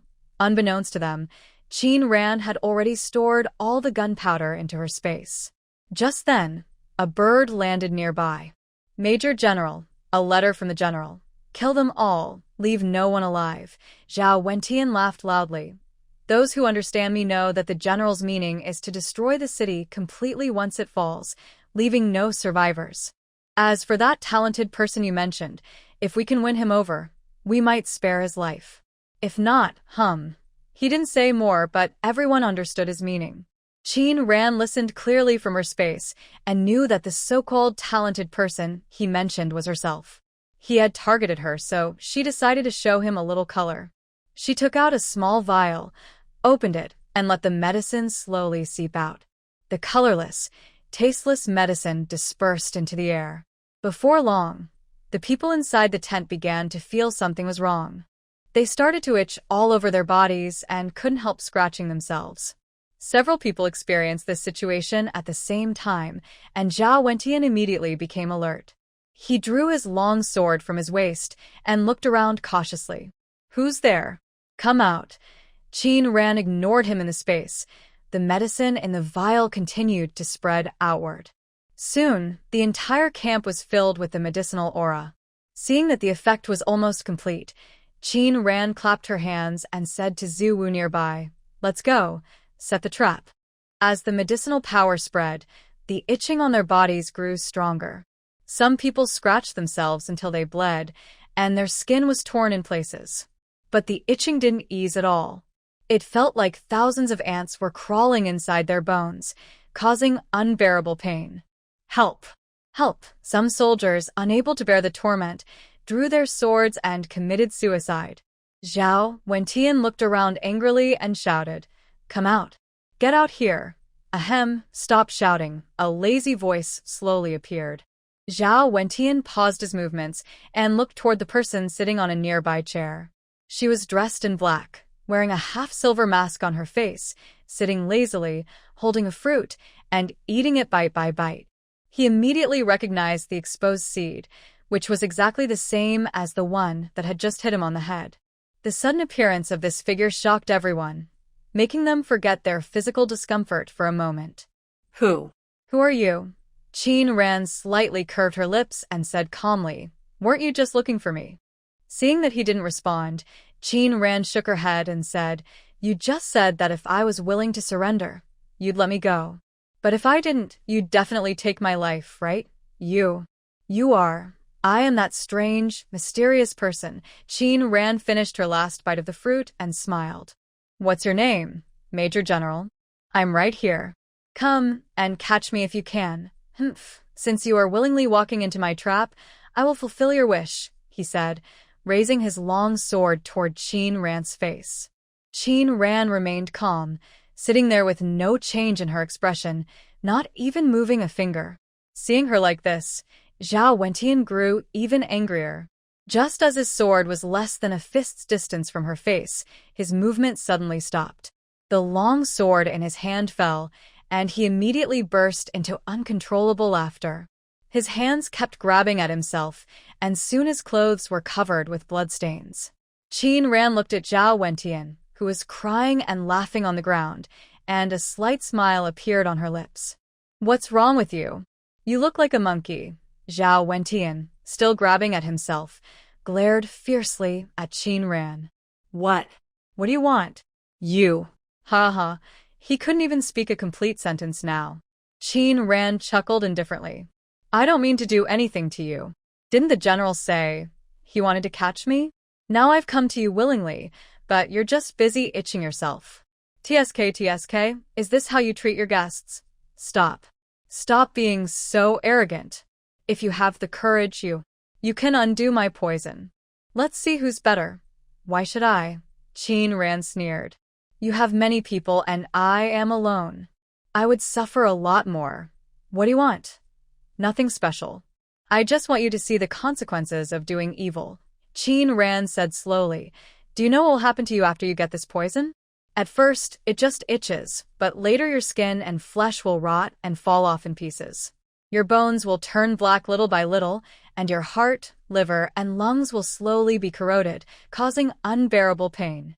Everyone listened carefully and looked very uncomfortable. How will you give me the antidote? Qin Ran raised her eyebrows slightly. That depends on what you want exchange. She stood up and slowly walked to Zhao Wentian. She kicked him and pressed a point on his body. The itching sensation immediately stopped. Zhao Wentian tried to get up, but he had no strength at all. He couldn't even move his fingers. I heard that your Northern Star country sent 100,000 soldiers to station by Bishui River, watching Lan Shi closely. You want to know our plans? Zhao Wentian snorted coldly. Just kill me. I swear I will never betray the General or Northern Star. Shut up. Did I ask you? Qin Ran glared at him. If you interrupt me again, I'll cut your throat. Zhao Wentian could only shut his mouth in frustration. Your small country, Northern Star, makes old, weak women and children go to war? The whole country can't even gather 100,000 soldiers. Tell me, where did your 100,000 soldiers come from? Zhao Wentian was stunned and instinctively closed his mouth. Now that you're talking, are you pretending to be mute? Qin Ran smiled. I think you should let the poison torment you a little longer. As she lifted her foot, Zhao Wentian suddenly shouted loudly. I'll tell you. I'll tell you. It's the Western regions. The Western regions are far from the king, and his several generals are leading 70,000 soldiers to support us. When do you plan to attack Lan Shi? Qin Ran looked at him quietly. Or rather, what are you really waiting for? Normally, if they wanted to attack a city, they would do so when the defenses were weakest, not giving the defenders a chance to prepare. But now, they are openly stationed by the Bishui River with a grand display, as if everyone should see it. This doesn't make sense in military strategy. Zhao Wentian's eyes flickered. He didn't expect her to ask this question. Is it hard to answer? I'm just a minor general. How could I know all this? Is it that you don't know, or that you don't want to tell? Qin Ran smiled indifferently. It doesn't matter. Since you don't want to speak, I have ways to make you talk. She kicked him with her foot, and the itching sensation spread through his body again. After the previous pause, enduring this pain again was even worse. He wished he could end himself with a knife, but he couldn't even move his fingers, let alone draw a weapon. I'll tell. I'll tell. Zhao Wentian shouted loudly. I'll tell you. This poison tortured people far worse than the harshest punishments in the camp. Qin Ran kicked him again, and the itching sensation faded. Zhao Wentian was soaked in sweat and blood, his face pale, trembling as he said, "The general ordered me to find an opportunity to create chaos in Leping City. They took advantage of that to attack Lan Shi. I already know all that without you telling me," Qin Ran said softly. You know what I'm asking? Zhao Wentian's face showed a struggle. Seeing Qin Ran's foot move slightly, he felt a sharp pang in his heart, afraid of suffering that unbearable torment again. He hurriedly said, "We want to use the ongoing battles here to attract the attention of the court. The Emperor of the Zhao Kingdom will definitely send the 8th Prince to lead the troops. Then, we can take the chance to eliminate him here." "How can you be sure the Emperor will send the 8th Prince?" "Even if the Emperor doesn't send him, he will volunteer to come." Zhao Wentian took a few deep breaths before he could continue speaking. His grandfather and that childhood friend are both in Lan Shi. He would never watch them come to harm. Qin Ran heard this and frowned. Childhood friend? Where is the antidote? The antidote. I haven't finished asking yet. Qin Ran said softly. You moved the 8th Prince out of the capital, using Lan Shi and Leping as leverage. But your real goal isn't just him, is it? You actually want the capital. Am I right hearing this? Zhao Wentian's pupils shrank sharply. What did you say? I don't understand. Pretending to be innocent when you know the truth isn't a problem. Qin Ran smiled. I've asked everything I wanted to. Since you don't understand, I'll find a place where you can. When Qin ran and dozens of people arrived at the city gate, Qin Tian was startled. Gongzi Jiang, this is… I'm sending you off. Qin ran handed him the rope. Northern Star Major. She kicked Zhao Wentian. What was your name again? Zhao Wentian's hair was messy, and his clothes were covered in dirt. Without Qin Ran's words, he looked no different from a beggar. Zhao Wentian. Qin Tian's eyes widened in shock. How could someone so ragged be Zhao Wentian? He quickly stepped forward to look, and indeed it was him.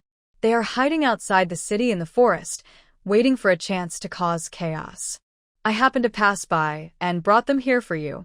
Qin Tian looked at Qin Ran in surprise, then at the Northern Star soldiers tied together like grasshoppers. He froze in place, staring at their miserable state. They must have been tortured a lot before coming here. Qin Tian took one end of the rope. Thank you, Gongzi Jiang. Please wait a moment. I will report to the city lord. There's no need. It's just a small favor, Qin Ran replied. But what happened? A tall man with a beard approached. His eyes fixed on the Northern Star soldiers, and he frowned. This is… City Lord. Qin Tian stepped forward and recounted what had happened over the past 2 days. Lord of Fancheng, Gongzi Jiang deserves the credit. Fancheng Tiangang looked at Qin Ran and bowed. Gongzi Jiang's righteousness is remembered in my heart. Just then, a fuzzy little head peeked out from under his cloak.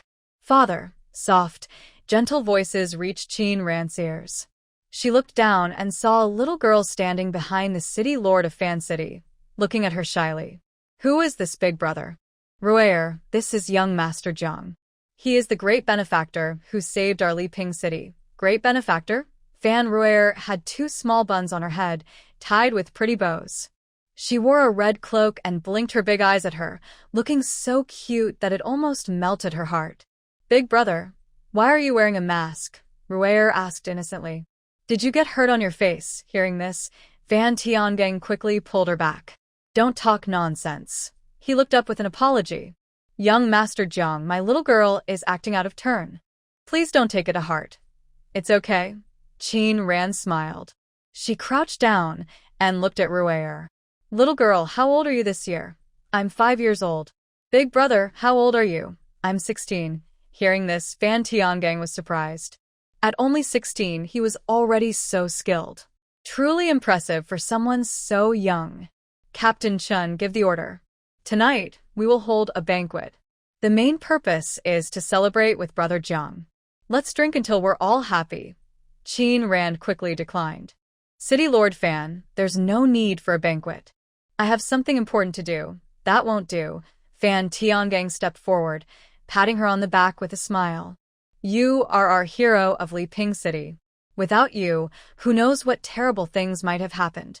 You must attend this banquet. His grip was strong, almost making Qin Ran cough. Afraid he would keep patting her, she quickly nodded. All right, we agreed. Just a banquet, no drinking. Honestly, I don't have a high alcohol tolerance, and I don't drink well. Ha ha ha. Fan Tiangang laughed loudly. Brother Jiang is very straightforward. I like that. He waved his hand at Qin Tian. Leave the arrangements for the banquet to you, Captain Chen. As the sky darkened, inside the city lord's mansion, Fan Tiangang sat at the main seat. Qin Ran sat below him. They were holding a banquet, but in reality, only the 2 of them and Captain Chen were present. Brother Jiang, please don't mind this simple feast. Currently, a big battle is about to happen, and both inside and outside Leping City are not peaceful. The city guards cannot leave their posts. Once the situation is settled and peace is restored, I will definitely make up for this feast. City Lord, you're too kind. I prefer quietness. If it were a grand celebration, I might find it hard to handle. Fan Tiangang raised his cup and smiled. Brother Jiang, no need to thank me for your kindness. From now on, Leping City is your home. If you don't mind, you can call me older brother. Brother Fan, there's no need to say that. I am just a humble person. I wouldn't dislike it. Good, good. At that moment, Fan Roar jumped in happily and threw herself into Fan Tiangong's arms. She smiled and said, Daddy, what delicious food are you eating? You didn't invite Roar. Then she looked at Qin Ran's mask. Big brother, can you take off your mask so Roar can see? Roar. Fan Tiangong's tone grew a little serious. Seeing this, Qin Ran smiled and said, "It's nothing." She then took off her mask. Seeing her delicate and beautiful face, Fan Tiangang and Shin Tian were momentarily stunned. It was Roar who happily ran over to Qin Ran and looked up with big eyes. "Big brother, you're so pretty. Would it be okay if Roar married you in the future?" Hearing this, Qin Ran couldn't help but laugh. "Little girl, you're so young and already thinking about marrying a young master?" "Yes. My nurse said that I will marry someone else in the future, so I need to learn manners well. Otherwise, people will laugh at me when I get married. Did your nurse tell you that?" "Yes. Since I don't have a mother to teach me, my father hired many tutors." When she mentioned this, Fan Tiangong's smile faded a little. After the feast, Qin Ran learned from Qin Tian about the city lord's wife. The city lord's wife was once a healer. She married the city lord and had Miss Roar after a few years. But not long after, a plague broke out in Leping city. The city lord's wife, trying to treat the people, unfortunately contracted the plague and died. Since then, the city lord has been raising his child alone and never remarried. Qin Ran didn't expect that the seemingly rough man, the city lord Fan, was such a loyal and caring man. Under the moonlit sky, several figures moved through Leping city. A few figures paused briefly in hidden spots around Leping city, hiding their belongings in corners. "Is everything in place?" "Don't worry, everything's ready." "Then let's wait and see the show." The next morning, Qin Ran said goodbye to Fan Tiangang and his daughter. "Big brother, will you come back someday?" Fan Roar was being held in Fan Tiangong's arms and said a little sadly, "Big brother, remember? Roar wants to be your wife someday." "Young Master Jiang, Roar is still young. Don't take her words to heart," Fan Tiangang said, a bit embarrassed. "Children speak without thinking." Qin Ran smiled and took Roar from Fan Tiangong's hands. Roar was about the same age as Qin Yudi. Seeing her, Qin Ran thought of Qin Yudi, so she liked this little girl even more. Qin Ran whispered a few words into Roar's ear. Roar's eyes widened in surprise. "This is our secret. Can I tell my dad?" "Yes, but only to your dad." Qin Ran handed Roar back and said with a bow, "City Lord Fan, I must take my leave. Until we meet again. Until we meet again."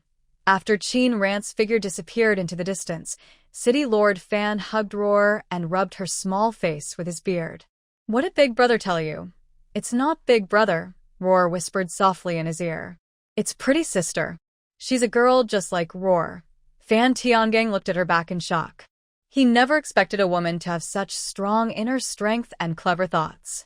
If she were a man, her future would be limitless. They crossed through the dense forest, and it was almost dark. Ahead was a main road, and after walking a few more hours, they should reach the Lanchi territory. Qin Ran stored the mountain lord in her space. Not far ahead, there was a tea shed providing rest for travelers. "Did you hear? Lanchi is going to war." "How could we not hear? We just escaped from Lanchi," an old man sighed. "Our whole family, several of us, finally got out of Lanchi. Now the city is closed off, no one can come in or go out. Luckily, we left early. I wonder how Leping City is doing. If a fight really breaks out, I'm afraid Leping City will be affected too. Things are not peaceful. I heard that the 8th prince was injured, but I don't know if it's true. If the 8th prince leads the army, they will surely win every battle and conquer everything." Listening to the customers chatting in the tea shop, Qin Ran casually found a seat to sit down. "1 pot of tea." "Certainly." "Sir, please wait a moment." The waiter brought the tea and said with a smile, "Sir, it looks like you're heading to Launcher." The surrounding customers looked at her when they heard this. "Young master, you can't go to Launcher now," said an old man who had just spoken. "Besides, a war is about to start. Going there now would be dangerous. I have relatives there." Qin Ran took a sip of tea. The tea was very bland, and she frowned slightly. "Young master, I advise you, unless your relatives are very important, you shouldn't go. If they can't be saved, you'll risk your own life for nothing." Yes, the people of Beichin are very fierce.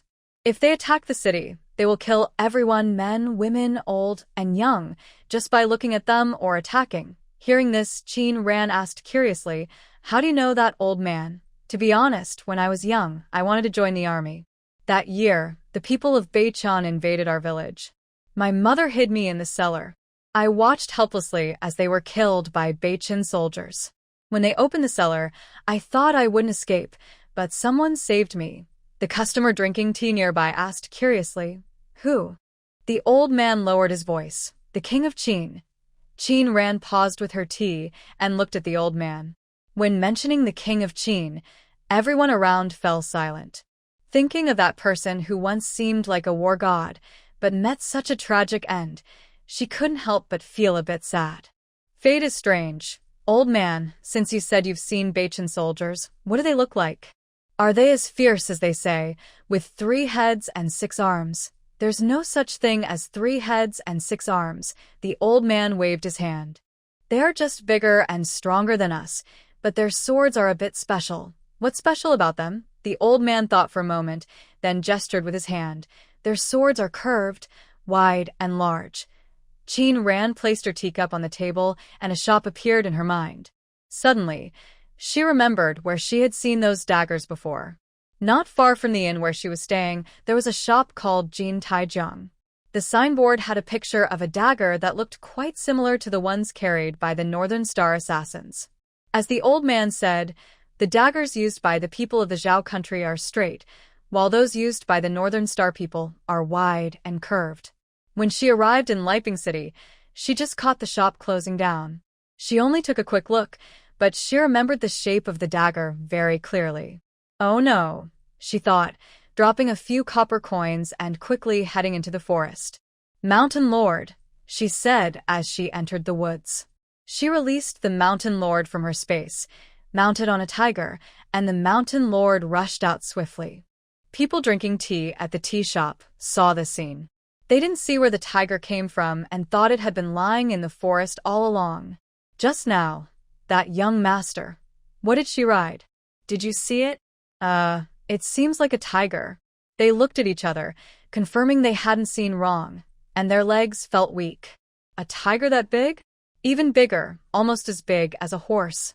If it charges out, I'm afraid none of us will survive." "Oh my goodness. That scared me to death." Qin Ran didn't hear these words.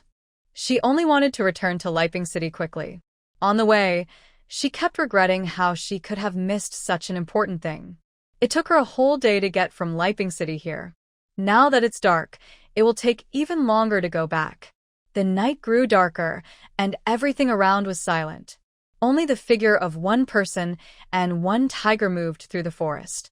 Faster, faster. Qin Ran kept praying in her heart that nothing would go wrong.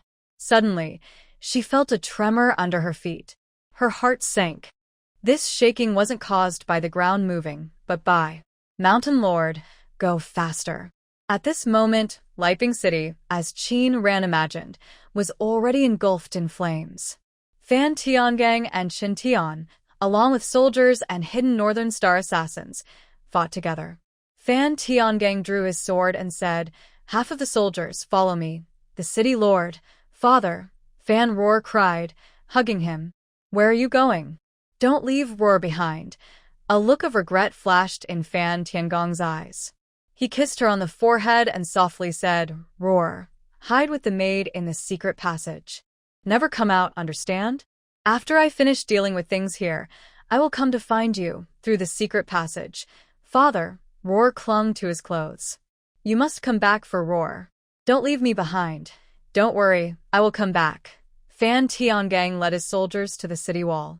Outside Leping City, 20,000 Beichan soldiers held torches and looked at him proudly. In the middle of the group, a tall, strong man on a big horse laughed loudly and said, "Fan Tiangang, City Lord Fan. Long time no see."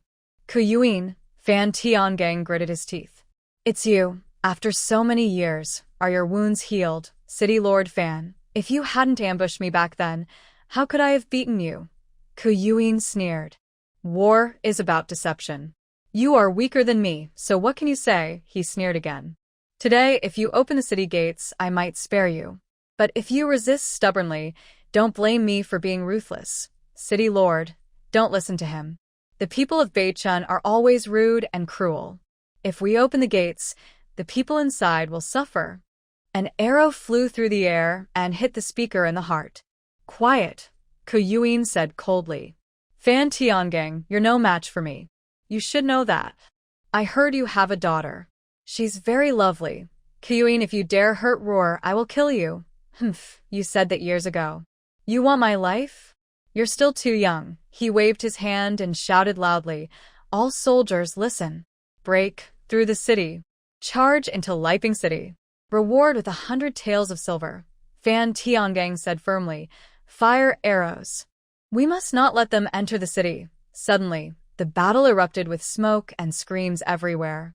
Leping City was far from other towns, and even if reinforcements came from nearby, it would take a day and a night to arrive by fast horse.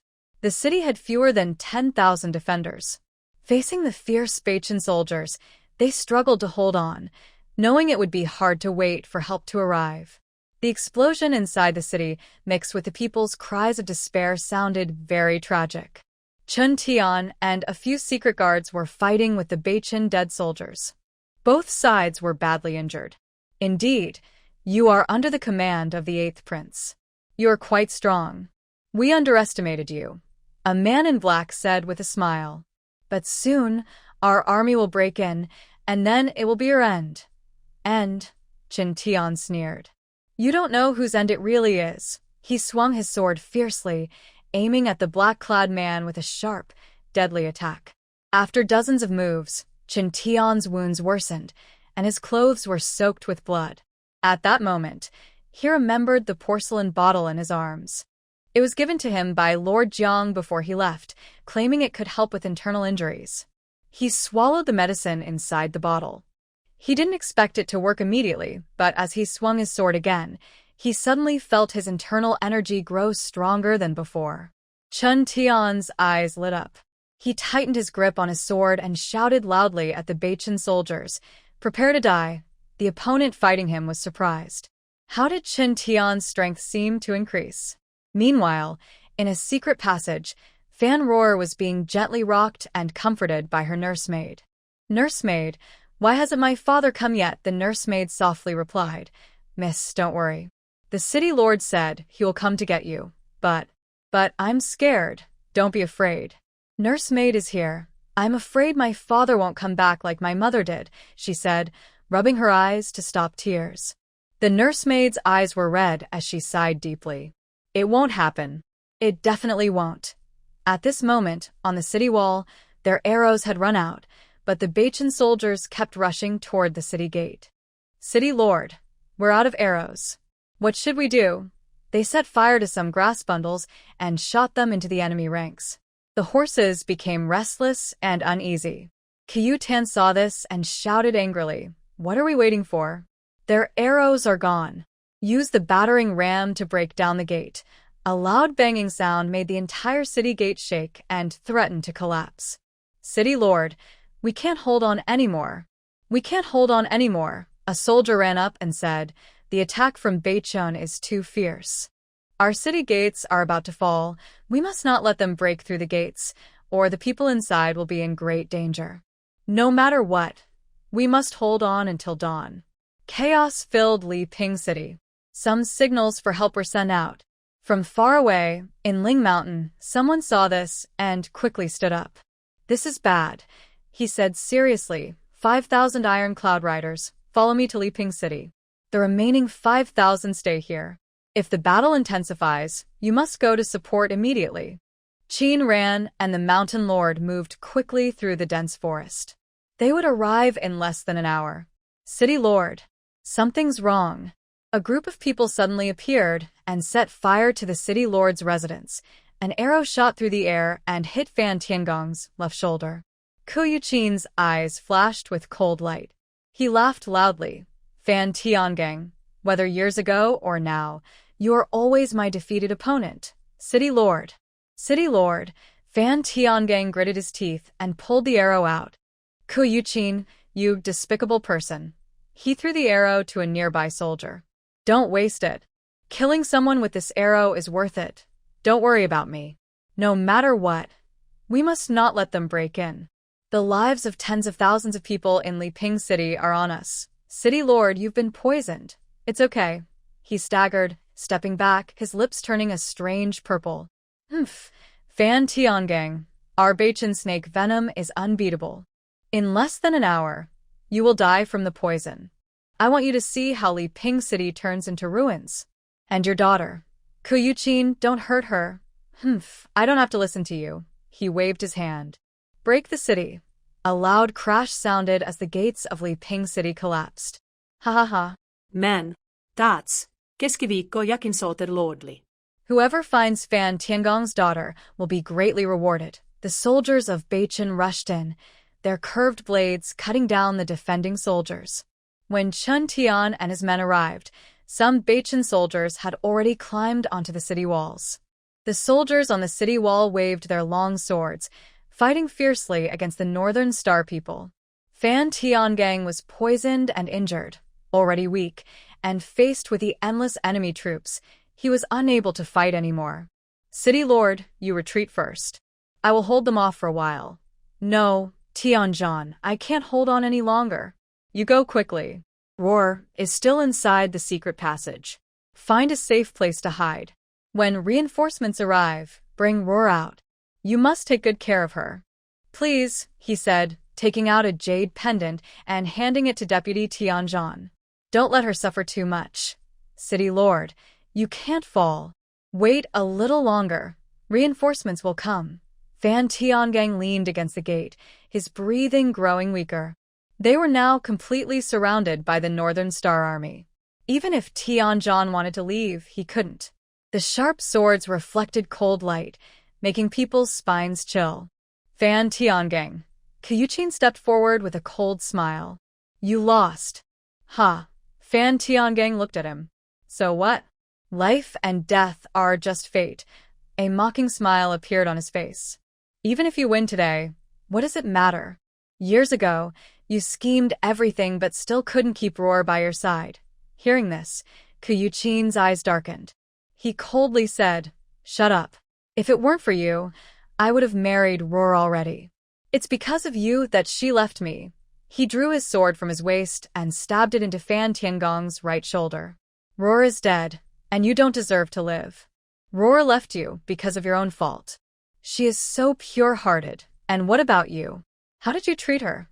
Fan Tiangang pointed at Ku Yuqin. You have many concubines, and before marrying Roar, you even forcibly took a common girl. You don't deserve Roar. So what? Having 3 wives and 4 concubines is normal. I'm a general of the Northern Star, and having more concubines is quite common. Ku Yuqin sneered, pointing his sword at Fan Tiangong's face. I hate the way you look at me. Maybe I should cut out your eyes so that even in the underworld, you won't see your beloved Roar. His gaze shifted to Tianjan beside him, a sinister gleam flashing in his eyes. Tell me, where is that little? Tianjan tightly gripped his sword, swinging it to deflect Ku Yuqin's blade. I won't tell you. Forget about it, he said firmly. You're brave. Ku Yuqin laughed loudly. In the next moment, his smile disappeared, and a cruel, bloodthirsty look appeared in his eyes. I like your spirit. I want to see if, when I break your bones one by one, you still have the courage to talk to me. After speaking, he swung his long sword at a strange angle toward Tianjan. Tianjan stepped lightly, moving backward.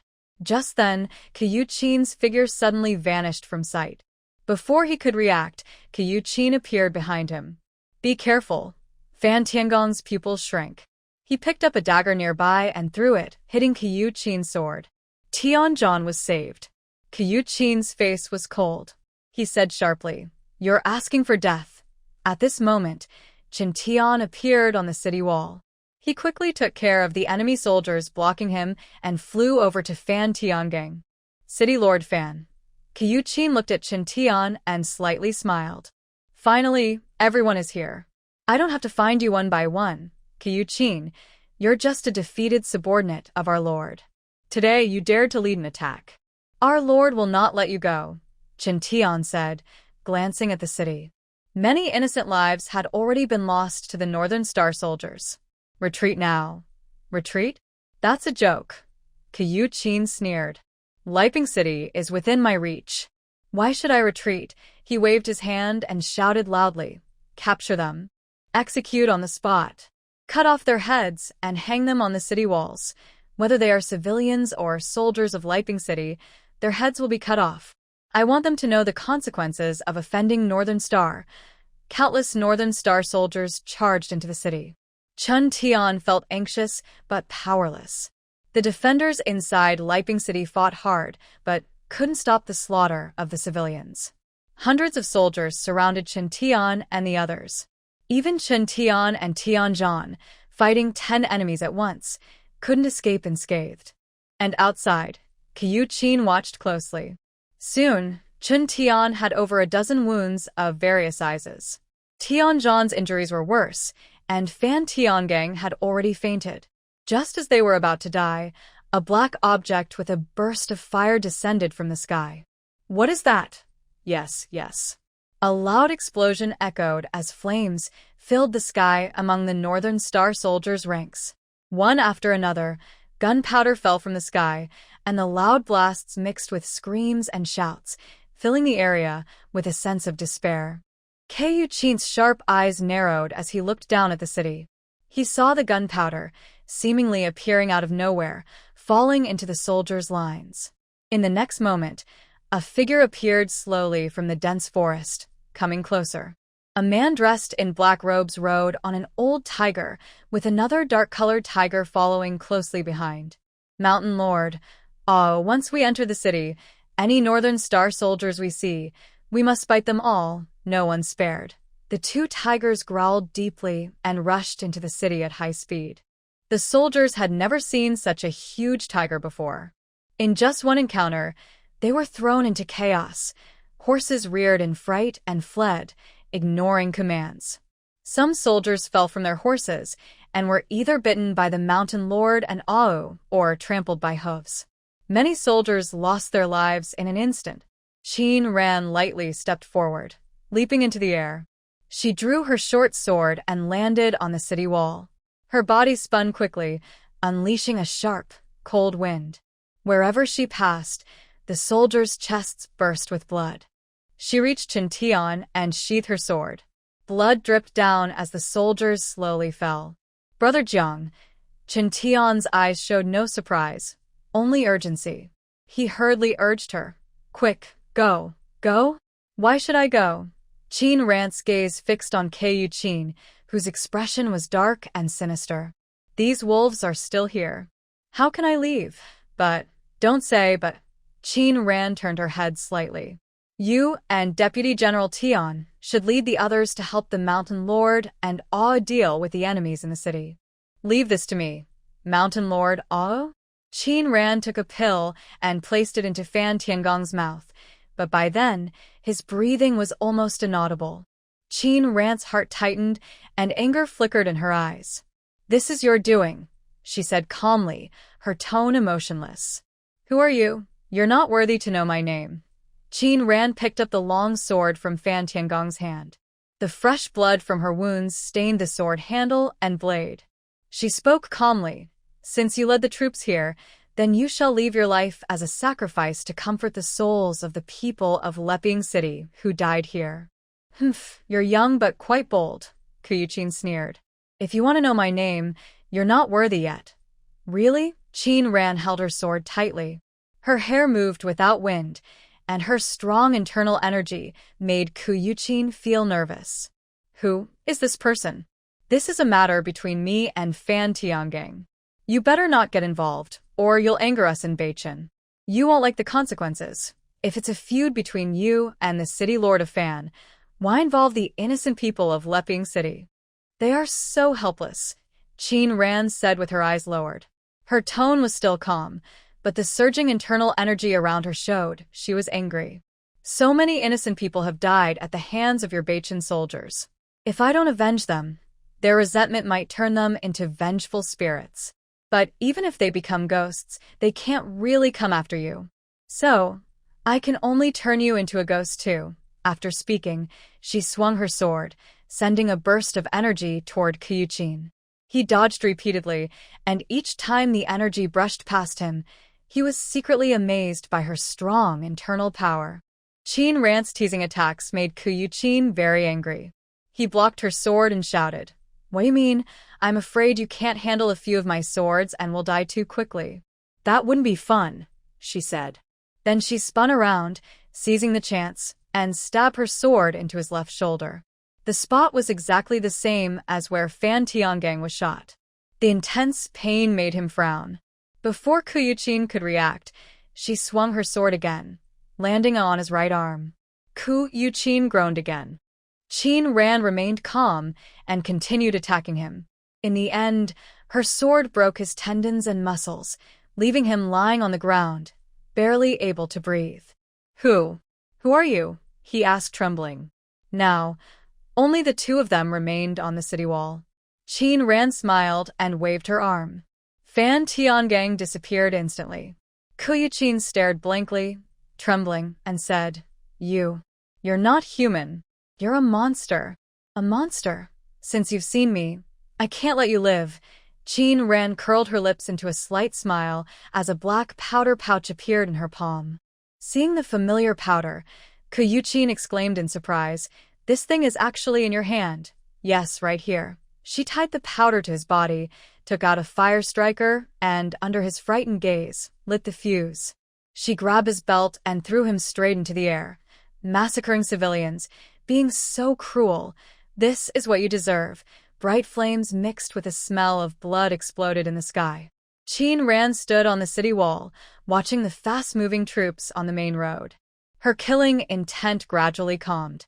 Ling Shan led the ironclad riders to the outside of the city. Seeing the collapsed city gate, he thought to himself, "This is bad. They arrived too late." "Commander, there are people on the city wall." Ling Shan looked up and his eyes met Qin Ran's dark gaze. He dismounted quickly and used light skills to land beside her. "Miss, why are you here?" Qin Ran didn't move and pointed to Fan Tiangang lying on the ground. "City Lord Fan is badly injured. The poison in his body has been detoxified. Take him to rest." "Yes." Ling Shan looked at Qin Ran with some concern. "Miss, are you hurt?" Qin Ran shook her head. "Remember to call me young Master Jiang in front of others." "Yes, I understand."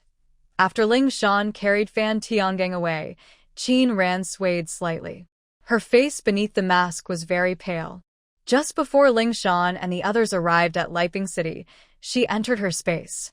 For the first time, she used her space powers to completely remove the poison from a person's body. The energy inside the space was very precious and recovered slowly. Using this energy made her body extremely weak. But the poison in Fan Tiangong's body spread too quickly. Even taking pills couldn't detoxify him. Unable to do anything else, she thought of using her space power. When her body was at its weakest, she saw the timid look of Fan Runaway in her mind, and she couldn't just watch Fan Tiangang die. She couldn't imagine how hard her future days would be if such a young child lost their family. Until the poison inside Fan Tiangang was completely gone and the energy in the space was exhausted. Qin Ran leaned against the wall, gasping heavily. She now couldn't even lift a sword. She took out some spring water and drank a few sips, feeling her strength gradually return. At that moment, she sensed a series of cracking sounds from the space. After the shaking stopped, a new world appeared. A tall, ancient tree grew inside, surrounded by rich energy, filling the entire space with life. Qin Ran looked around in surprise, realizing that she had probably gained merit by saving the people of Leping City, which caused the space to upgrade again. Feeling the full power inside her, Qin Ran's eyes lit up with happiness. She quickly flew back into the city. By now, the enemy soldiers in Leping City had mostly been controlled. A few who escaped Chen Tian also sent people to catch them. The mountain spirit and Zhou were covered in blood, but it was all from others. Seeing Qin Ran approach, the mountain spirit and Zhou hurried over, rubbing against her as if asking for a reward. Qin Ran patted their heads a few times, and energy flowed from her hands into their bodies. Suddenly, their fur shone much brighter than before. Seeing how close they were to Qin Ran, everyone felt a mix of shock and fear. That was a tiger. An actual tiger. Young Master Jiang could raise a tiger. They had just seen it with their own eyes. The tiger could kill a Northern Star soldier with one paw. Her tiger was so fierce, it made people wonder how strong young Master Jiang really was. By now, dawn had broken, and the soldiers began cleaning up the bodies. "Miss," Lingshan stepped forward quietly. "Are you hurt?" "No." Qin Ran looked around the city. "Where is Lady Fan's daughter?" "Young Master Jiang. Earlier the city lord's mansion caught fire and couldn't be put out in time. Now it's just a ruin. Lady Fan's daughter might." A soldier stepped forward and said in a serious tone, "She might have been caught in the fire." Qin Ran's heart sank. She quickly headed toward the city lord's mansion. When she reached the gate of Fan's residence, the once beautiful mansion was now a pile of ruins. Some of the servants had been killed by the Northern Star enemies, others had perished in the fire. Only about a dozen remained. They stood at the gate, looking miserable and crying non-stop. "Where is your young lady?" Qin Ran stepped forward and asked in a serious voice, "Did anyone see anything?" The maidservant inside the house finally reacted and said nervously, "Miss?" Miss is still inside, looking at the ruined city lord's mansion. Everyone's heart sank. Since the mansion was already in this state, how could anyone who didn't escape still be alive? It's over, the butler cried. "How can I face the city lord?" Qin Ran felt a deep pain in her heart, but for some reason, she had a strange feeling that Fan Ruriru was not dead. She closed her eyes, and energy gathered in her eyes. From inside the ruins of the mansion, she saw everything clearly. There were many bodies, big and small. In times of chaos, suffering is unavoidable. She was sad, but seeing such scenes was still shocking. Who set the fire? Chen Tian gritted his teeth. "The spies from Beichun who attacked us probably didn't have a chance to do it. That means there are other spies in the city." At this moment, Tianzhan staggered over, covered in blood, but his eyes were bright. "There's a secret passage." Cough, cough. "Miss should be inside the secret passage." Qin Ran hurriedly asked, "Do you know where the secret passage is?" "It's in the city lord's room.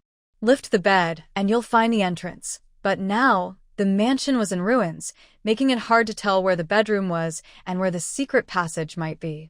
It turned out the secret passage was underground. No wonder she hadn't seen it earlier. She looked again and saw two figures, one big and one small, beneath the rubble. "We found them." Everyone rushed toward the direction Qin Ran pointed. The intense heat and choking smoke made it hard to see. Before they could get closer, they started coughing from the smoke. "This smoke is too thick, young Master Jiang," someone said. Qin Ran thought for a moment and looked at the Beichun soldiers being prepared for detention. She smiled and said, "No need for forced labor. That would be a waste." She beckoned and said to Qin Tian, "Tell the prisoners, if you want to survive, go save people. If you rescue 5, you won't have your hands cut off or be made into a human pig. Rescue 10, and you can keep your life." Qin Tian's eyes lit up at her words. "Yes, this is such a good idea. Why didn't you think of it?" He repeated these words exactly as they were to the soldiers of Beichun. The prisoners, who had been feeling hopeless, suddenly saw a chance to survive. They eagerly started looking for others who were still alive. They were even more diligent than the soldiers defending Leping City. For a moment, it was hard to tell who were the prisoners and who were the soldiers. Soon, they found Fan Tiangong's bed. The bedding was burned to ashes, and the wooden board covering it was blackened by fire. But the secret passage entrance beneath the wood was made of fine steel, tightly sealed without any smoke or ash leaking through. In the country of Zhao, steel was rare. Even when available, it was usually taken by the government to make weapons. It was surprising that Fan Tiangang had used such a large steel plate to make a hidden door. Qin Ran's eyes focused on a bump on the steel plate. She knew this was probably the switch for the secret door. She pressed it, and with a loud boom, the door slowly swung open. A dark staircase appeared before her. Two faint sounds reached Qin Ran's ears. Just as she was about to go down, Qin Tian said. Brother Jiang, let me go. It's okay. Qin Ran whispered. Stay here and guard this place. You mentioned there might still be spies in the city. Be very careful, yes. After fighting alongside Qin Ran, Qin Tian felt a strange trust in her, even though they had only known each other for a few days. Whatever she said, he would follow as if it were an order. Guard this place well.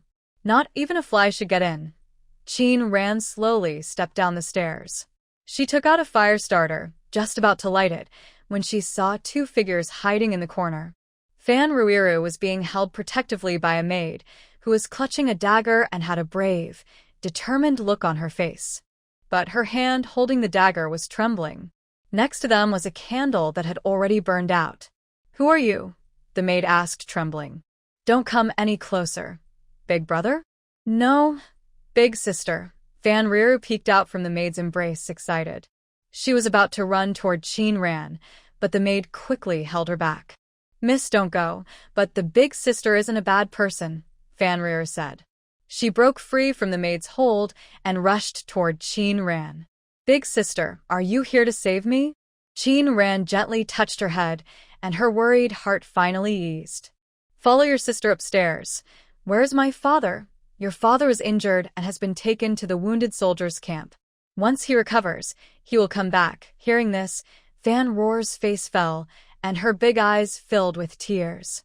Sister, is my father, is he like mother, never coming back? Father told me the same before, but then mother never returned. Big sister, am I going to become a wild child too? I don't want to go upstairs. She broke free from Qin Ran's embrace and went back to the nanny. I'll stay here. Father promised he would come back to find me. What if he comes back and can't find me? It won't happen. Your father is badly hurt, and your home was burned by thieves. When you go upstairs, I will find a place for you to stay, and then I will take you to see him, okay? Really? Fan Roar wiped her tears. Big sister, are you lying to me? I never lie, okay? Fan Roar thought for a moment, and then returned to Qin Ran's arms. Holding her, they walked out of the secret passage. Fan Roar looked at her now unrecognizable home, and couldn't help but cry softly. Qin Ran patted her head. The nanny came over and took Fan Roar into her arms. Fan Roar leaned on her shoulder, silently crying. People can only grow stronger through tough times. Living in troubled times, experiencing these hardships early can help her grow up faster. Looking at her, Qin Ran thought of Qin Junjie, who had been taken away by Qin Wang's men. She didn't know where he was now or how he was doing. After the war, Leping City was in chaos. Fan Tiangang woke up the next day and came to the city to oversee its rebuilding. Miss Qin, you saved me and the people of Leping City. I truly don't know how to thank you, Fan Tiangang said. He had learned Qin Ran's identity from Fan Roar and was struggling to get up and bow to her. Lord Fan, if you do this, I would be embarrassed. Miss Qin, your great kindness and love for the world are beyond what I expected from a young woman. I was narrow-minded. Fan Tiangang clasped his hands. In the future, if there's anything I can do for you, just tell me. Whether it's climbing a mountain of swords or sinking into a sea of fire, I, Fan, will do it without hesitation. Even if I frown, I will be struck by lightning. Just say, I am the Lord of Fan City. Besides you and Ruair, no one else knows my real name. Please keep it a secret for me. Don't worry, young Lady Qin. I understand. At that moment, Qin Tian entered quietly and said, City Lord, I went to the shop labeled Gold and Iron Smithy, as you instructed. It was empty. I didn't expect these spies to have sneaked into the city so early. As the city lord, I didn't notice at all. I'm truly ashamed, Fan Tiangang said seriously. I've already written a report and sent it to Yanzhou. We must wait for the magistrate's decision. As for the prisoners, we will wait for the official orders before taking action. He looked at Qin Ran and smiled. One more thing. I need to confess something to you. What is it? I will honestly report what the young master did to the officials and ask for a reward. Young master saved many people from danger, which deserves praise. The people of Leping City are grateful for his kindness. If I don't tell the truth, the officials might blame me later, and I can't bear that. Just then, there was a knock on the door. Sir, I brought you medicine, the butler's voice said. Young Master Jiang is also here, the butler added with a kind smile. Miss was just looking for you. Talking about Ruer, Qin Ran smiled. Young Master Jiang, about your 2 tigers. Is there a problem? No, no. I've never seen such fierce animals, nor a tiger so large. They eat quite a lot, Qin Ran said with a smile. So they are bigger than usual. The butler handed over the medicine. A faint, strange fragrance reached Qin Ran's nose. She looked at his rough hands and frowned. Just as Fan Tiangang was about to drink the medicine, he paused. What's wrong? Qin Ran said nothing, only looked at the butler with deep eyes. Young Master Jiang, did I do anything wrong? The butler felt a little guilty under her gaze. Where are you from? Qin Ran asked. I've served in the city lord's residence since I was young. I am from Leping City, the butler replied.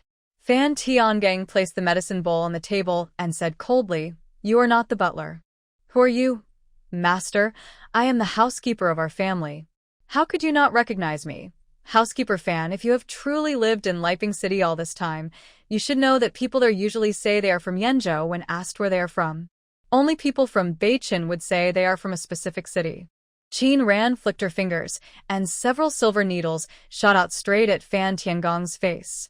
Fan Tiangong's eyes darkened, and he leaned back just in time to dodge. He stopped pretending and said coldly, How do you know I am not that old man? I don't know. When did you open a blacksmith shop, housekeeper Fan? As Qin Ran finished speaking, Fan Tiangang looked down at his hands, which had some burns from molten metal. You're very observant, he sneered. You brat, daring to ruin our Beichin's reputation. Today, I will avenge our general. Qin Tian tried to draw his arrow, but suddenly trembled. You've poisoned us. This poison is made from our unique Beichin poison flowers, and there is no antidote. Qin Ran tore off her mask, revealing a young face, and said to Qin Ran, You're very alert, seeing through me at once. But now it's useless. Soon I will cut off your heads and take them back to Beichin to raise our flag. TSK. Qin Ran sat in her chair and shook her head. Don't you have any new tricks? She slowly stood up, took out a dagger, and played with it in her hand. From her appearance, she didn't seem poisoned at all. I am immune to all poisons. As she finished speaking, the man's expression suddenly changed. Immune to all poisons. It's hard to explain to a fool like you. I don't even bother to fight, she said casually, snapping her fingers. In the next moment, the aura of 2 fierce beasts approached. How long it takes to catch him depends on you. Shan Jun and Zhou looked at Qin Ran with fierce, murderous eyes. The man wanted to run, but it was too late. He didn't expect Qin Ran to be unaffected by his poison. Now, having provoked 2 fierce tigers, he knew he was no match. Qin Ran sat down again and took out 2 pills, throwing them to Qin Tian and Fan Tiangang. After eating the pills, their body toxins were relieved. I really don't know where you got your confidence from. There's no antidote at all. You're so boastful. The soft tendons powder I gave the dogs works better than this. The mountain beast and Zhou were truly desperate. They hadn't eaten any fruit from the space for 2 days. Who knows how terrible the chicken, duck, and goose they ate outside every day tasted. The air was filled with foul smell. Where was the space's fragrant aroma? Where were the sweet fruits? It was because of these dogs that they couldn't go home. Thinking of this, the claws of the mountain beast and Zhou pressed down even harder. Their fighting strength was not comparable to ordinary tigers. Only those with strong internal power could fight them. Now, filled with resentment, their claws struck with even greater force. After more than 10 rounds, the mountain beast struck the man's chest with a paw, and the powerful force made his chest cave in. With the mountain beast and Zhou fighting, Qin Ran only needed to watch from the side. Seeing that the man had lost his fighting ability, Qin Ran put down her teacup and smiled. I told you earlier, you're overestimating yourself. The man couldn't even muster the strength to glare at her. Blood spurted from his mouth, his eyes rolled back, and he fainted. Let's have a good interrogation. You might get some useful information, Qin Ran said. Just then, she heard Ling Shan's voice outside the door. He quickly stepped in and saw the 2 fierce tigers in the room. He paused, one leg already inside, then slowly withdrew it. Miss Gu, young Master Jiang, I will take this person away. Qin Ran nodded. Thank you. Ling Shan awkwardly smiled, quickly taking away Bei Chen's delicate body lying on the ground. He was terrified when he saw these two fierce beasts. Even though he knew Qin Girl was here, and these tigers wouldn't hurt anyone easily, he still couldn't help but feel scared. Qin Girl was truly a heroine. She managed to tame such fierce beasts. No wonder she caught the master's eye. Compared to Qin Girl, those noble young ladies in the capital probably didn't even have a single hair. As Qin Ran returned to the courtyard, a bird landed on her shoulder. She was moved. This time, she saw a note tied to the bird's leg. She unfolded the note, and the character, Lan, appeared clearly on the paper. Lan. Qin Ran narrowed her eyes and whispered, "Could it be that my master is in Lanchi?" That night, she packed her belongings and prepared to leave. "Miss, I will go with you to Lanchi," Ling Shan said softly, stepping forward. Lanchi isn't much better than Leping City right now. Although there is no war yet, the soldiers from Beichen keep provoking at the border. It won't be long before a real battle begins. If it weren't for an urgent matter, I think you should stay away from Lanchi. What if it's a very important matter? I am willing to go with you to protect you. Ling Shan left his 5,000 Ironclad riders in Leping City and followed Qin Ran toward Lanchi alone. Along the way, many people were fleeing from Lanchi's direction. Some were wealthy families, with servants and followers, but most were carrying bags and helping each other walk through the cold and difficult terrain. It's cold and harsh now, and with the war, just having enough to eat is already good. Miss, where Lord Shan and Zhou, they are now walking on the official road. If two tigers were strutting down the street, it would scare people to death. Do you think they should appear here? Ling Shan's lips twitched slightly when he heard this. He suddenly realized he had asked a very silly question. I already sent them ahead through the forest to Lanchi. Won't they get lost? Qin Ran looked at him, feeling a bit confused. Both Ling Tian and Ling Shan are guards for Jun Ci. Why is there such a big difference between them? If they get lost, they won't be in danger. Ling Shan blinked. Miss, if you send them alone into the forest, won't they face danger? Qin Ran sharply pressed her horse's belly, making the horse quicken its pace. She pulled away from him, afraid others might think she was traveling with him and mistake her for a fool. Ling Shan thought for a moment. Was there something wrong with his question? Qin Ran shook her head secretly. What does it mean to release a tiger back into the mountain? Don't you understand? When you put them into the forest, do you think they are unsafe? Or is it others who are unsafe? All right. She had asked another silly question. Now she finally understood why Ling Tian looked at her with such strange eyes. Following Miss Qin closely, he often had this feeling. The sky was dark and very cold. Qin Ran looked up and gazed into the distance. She said in a deep voice, "It looks like the weather is about to change. Snow, snow." Qin Ran's heart sank. She turned to Ling Shan and asked, "Do you know how much food supplies are in Lanchi City? The city should have enough grain. If there were no war, Lanchi would be one of the most prosperous cities in Yanzhou, even better than Leping City," Ling Shan said with a smile. "Don't worry, Mississippi Lanchi is very close to Yanzhou. The grain supplies in Yanzhou are sufficient and can support us at any time." It took 2 days of fast riding to reach Lanchi. When they arrived at the city gate, Ling Shan showed his badge. The guards quickly opened the gate. Commander Ling Shan, Lin, who stepped forward and saluted respectfully. "How is the situation inside the city?" Lin, who looked serious, and whispered, "The enemy hasn't moved yet, but the situation inside isn't very good." "What do you mean?" "Lanchi is now under strict watch, but every day some civilians come to cause trouble and demand to leave the city. We want to stop them, but..." Just then, a commotion came from nearby. A man was pulling a cart and shouting loudly, trying to leave the city. Why? "Why can't I leave? The war is about to start here. If we don't leave, are we just going to wait and die?" The man shouted loudly. "If you want to die, we don't want to die here either. No one is allowed to leave without the city lord's order," the soldier said firmly. "If there is more trouble, we will arrest them immediately." Hearing this, The troublemakers hesitated for a moment, then sat down on the ground and cried, "There is no justice. The officials are leaving us no way out. They want to trap us here." Many villagers gathered at the city gate, looking at the scene with complicated expressions. Suddenly, someone in the crowd shouted, "Leave the city. We don't want to wait here to die." That one sentence completely stirred the wavering hearts of the people. Countless civilians rushed toward the city gate. Since the ironclad cavalry arrived in Lanchi, the city guards had been replaced by Junsi's men. They wouldn't point their swords at the civilians, but as more and more people surged forward, the guards found it hard to hold them back. They couldn't really fight with swords and shields. "Let us leave the city. Let us leave the city." "Oh no, if there is a riot inside the city, won't we be attacked from both sides?" Ling Shan said anxiously, "Miss Sai."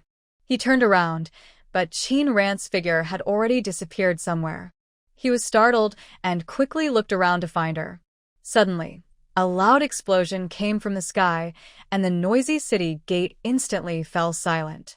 Everyone looked toward the sound and saw a young man in a black robe standing on the city wall.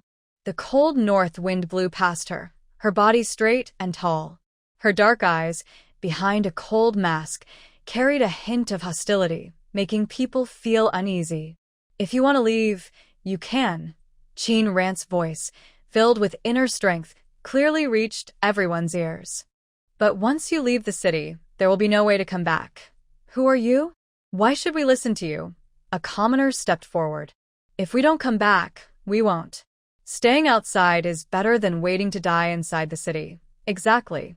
We can't just wait to die here." The city guards frowned slightly. They knew Qin Ran was with Ling Shan, who led the group into the city, but they hadn't yet asked about her identity. "Who are you?" Qin Ran took out a jade pendant. The guards took it and looked surprised. Then they knelt down. Just as they were about to speak, Qin Ran waved her hand to stop them. This was the pendant given to her some days ago by King Ryong. As for Junsi's jade pendant, she didn't want to show it so soon. Seeing the guards treat her with such respect, everyone was unsure of her identity. Although they still shouted to leave the city, their eyes showed some fear when looking at Qin Ran. Right now, the enemy is at the door. All the cities in Yenzhou are on high alert. You may not know, but 2 days ago, Leping city almost fell. Now, if you leave this city, no other place will take you in. You can only hide along the official roads or in the forests, Qin Ran said seriously. Leaving now is a dead end. We are not letting you out to die outside without reason. You're just talking nicely. When the Northern Star people attack, you'll just push us out to be the targets. An old man stepped forward, trembling slightly as he spoke. Years ago, when the Northern Star attacked the city, if the 8th Prince hadn't led the soldiers here, everyone in Lanchi City would have been slaughtered. My son was among those guarding the city. He was shot through with arrows and died, and my daughter. At this point, the old man broke into tears. Now, we have this city lord, but he's no different from the previous one. We can't just wait here to die. Hearing this, the villagers' emotions grew even more intense. Ling Shan approached Qin Ran from behind and whispered a few words. Qin Ran's eyes showed a hint of understanding. No wonder the people of Lanchi City wanted to leave. They remembered that a few years ago, during the Northern Star's attack, the original city lord was defeated and no reinforcements arrived. To survive, he had to follow the enemy's demands and send nearly 100 women into the enemy camp. The fate of those women was tragic. Despite this, they couldn't stop the attack. The original city lord searched for strong men around the city, and just as the city was about to fall, Junsi arrived with his troops and pushed back the Northern Star Army, saving Lanchi City. By then, more than half of the population had already died, mostly the old, weak, sick, and disabled. In anger, Junsi dragged the city lord out and executed him. The emperor then punished him by imprisoning him for killing a court official without permission, and later, a new city lord was appointed.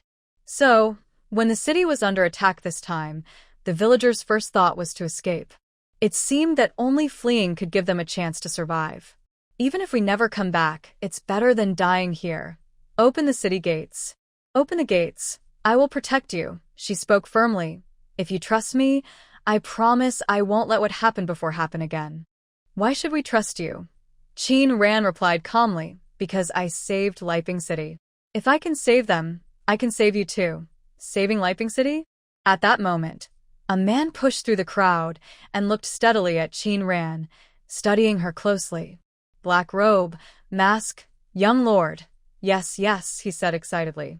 My cousin sent me a message saying that a young lord like this saved their lives.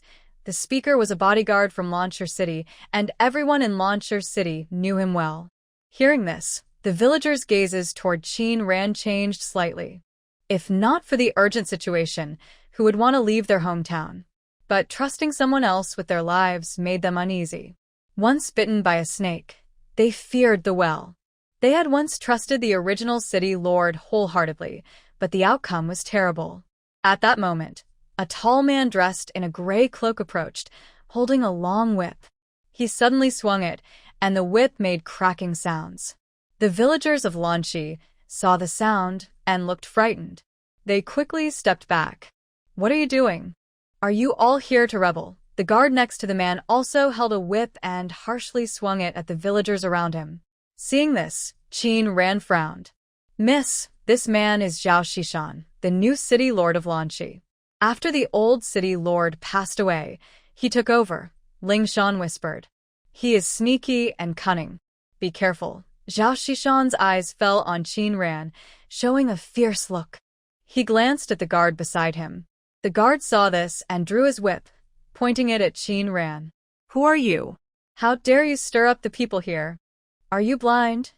Qin Ran looked at him and said calmly, which I saw me stirring up the crowd. Otherwise?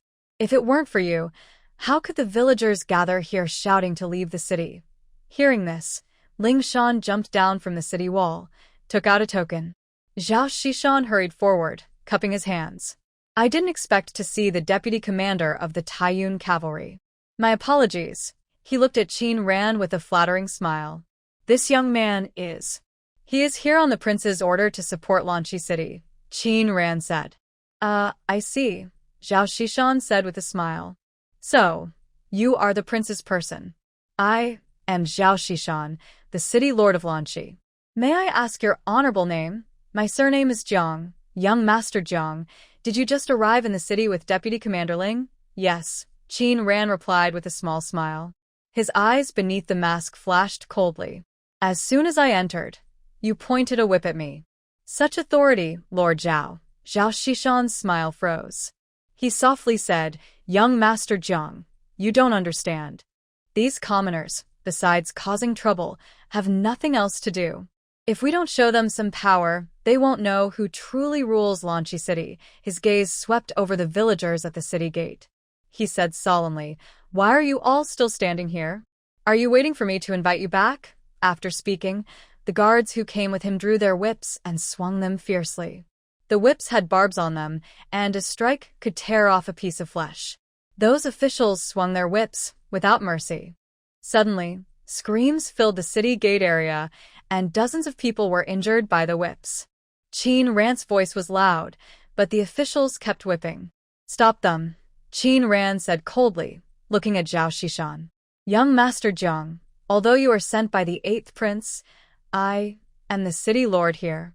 These commoners, Qin Ran kicked out, and Zhao Shishan's tall figure was knocked into a candy-making stall at the city gate.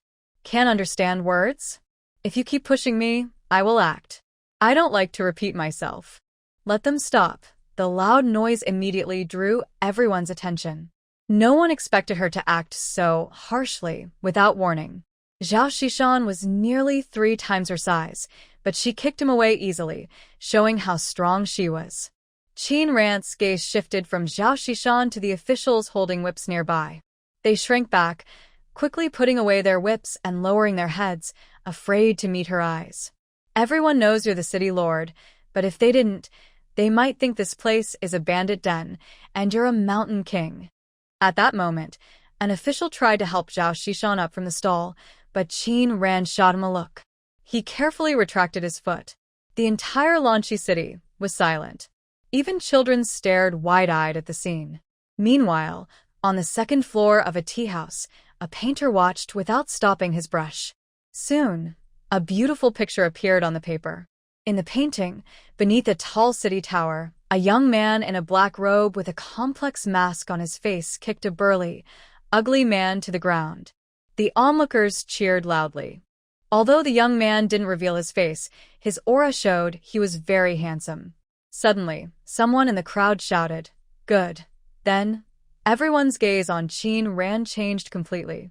Zhao Xishan got up from the ground, clutching his stomach as pain shot through him. You. "How dare you hit me?" Zhao Xishan's eyes flashed with a sinister look. He shouted angrily, "I am the city lord appointed by the emperor of Lanqi City. You, who have no rank or status, dare to hit me and a government official. This is a challenge to the court and the emperor. Disrespecting imperial authority could lead to death and punishment for your entire family." "Huh." The person under the mask smirked coldly. "You still have the nerve to mention the emperor. Death and family punishment. Who exactly do you think I want to harm?" "That remains to be seen." "What do you mean?" "Lord Zhao, the emperor entrusted you with guarding the city, which shows great trust. But what have you done? You beat up the common people freely, causing chaos in the city.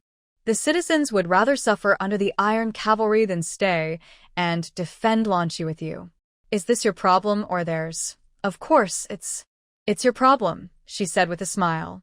"Looking at your face, Lord Zhao, I see dark circles under your eyes and a black mark on your forehead. It shows you lack kidney energy. I suppose you have many concubines in your residence. Now that the enemy is at the gates, you still indulge in pleasures. Are you overconfident, thinking the northern soldiers can't take Lanqi? Or are you planning to abandon the city and escape, leaving the people to die at the hands of foreigners?" Her sharp gaze fixed on him. Zhao Xishan felt a chill run down his spine, almost numb to the pain in his body. Her words cut like knives, each one hitting him hard. Because she was right. "Lord Zhao, think carefully. You are the city lord, but Lanqi belongs not just to you, but to thousands of ordinary people. This is their home, their roots. No one wants to give up their roots unless the land is completely rotten." Qin Ran looked at the officials holding whips and then turned to Ling Shan. "Take those men to the military camp. Use the whips. When the battle begins, let them go first." The officials, hearing this, quickly knelt down. "Young master, spare us. We won't dare again. I gave you a chance," Qin Ran said with a cold smile. "But when you raise your whips against innocent people, your fate is sealed." Hearing this, Ling Shan waved his arm, and several soldiers stepped forward. Ignoring the pleas and screams of the people, they dragged the officials away. At this moment, Zhao Xishan's face looked very grim. The people taken away were his subordinates and trusted aides. But now, he could only watch helplessly as his men were taken, unable to save them. Zhao Xishan clenched his teeth, knowing that if today ended like this, his authority as the city lord would be severely damaged. A young, inexperienced boy dared to cause trouble on his territory. He was about to step forward, but before he could move, his wound in the abdomen pulled painfully. The pain made him kneel on the ground, sweat dripping from his forehead, and he couldn't speak at all. "Hey, Lord Zhao, there's no need for such a formal bow. Even if you're apologizing, don't kneel towards me. I'm afraid it might shorten your life," Qin Ran said with a teasing smile. She knew why Zhao Xishan was like this, just from the pain. But since he was speechless, Qin Ran wouldn't show mercy. You. Zhao Xishan pointed at Qin Ran and suddenly fainted. "Young lady, did Zhao Xishan faint from a serious injury?" Ling Shan asked curiously. "He really can't take a hit.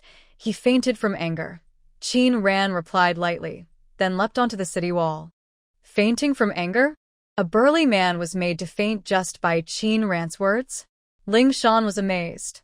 Qin Ran's fighting ability was far beyond ordinary people. He definitely couldn't offend her. Moreover, Qin Ran was their future lady master. According to Ling Tian, anything related to Qin Ran was the most important matter in the entire household.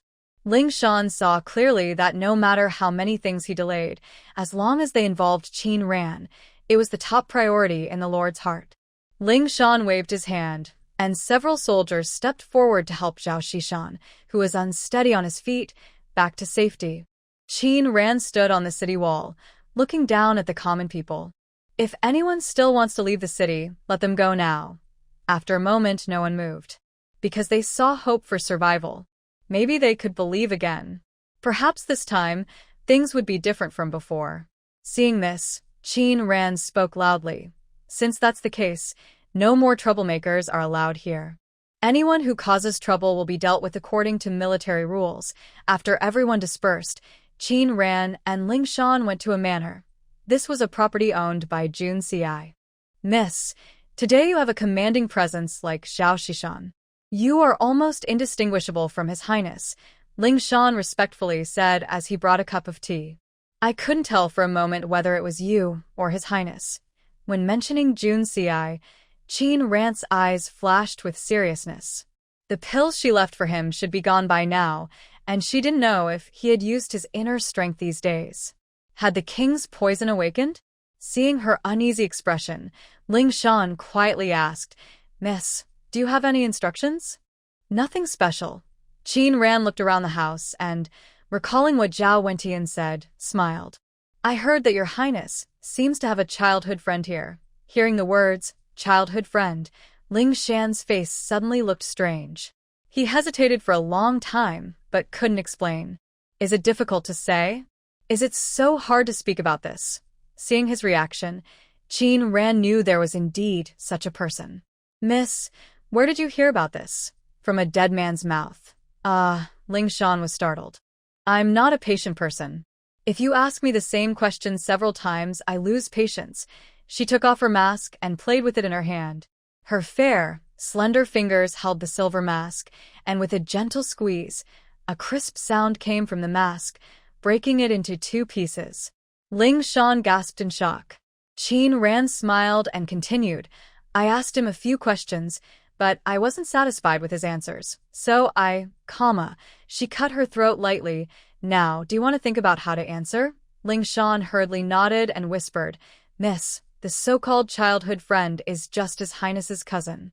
When Zhao's family was still in the capital, His Highness often visited the old master at Zhao's house. Zhao's girl was raised by the old master, and they often met. Zhao's girl also frequently visited the Empress to chat. Over time, this led to the story of childhood sweethearts. He looked at Qin Ran and explained, Miss, His Highness's true feelings are clear to the heavens and earth. Please don't believe what others say. Where is the old master now? The old master is resting in the side courtyard.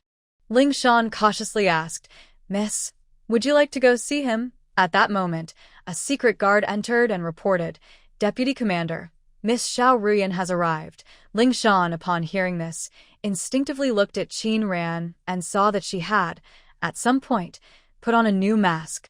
Mississippi young Master Jiang, you see. Ling Shan wiped the sweat from his forehead. When he heard footsteps outside, he felt like they were coming to give him bad news. Soon, a girl dressed in a light yellow dress walked in gracefully. She lifted her skirt slightly as she entered, not revealing her shoes. Every step seemed carefully planned.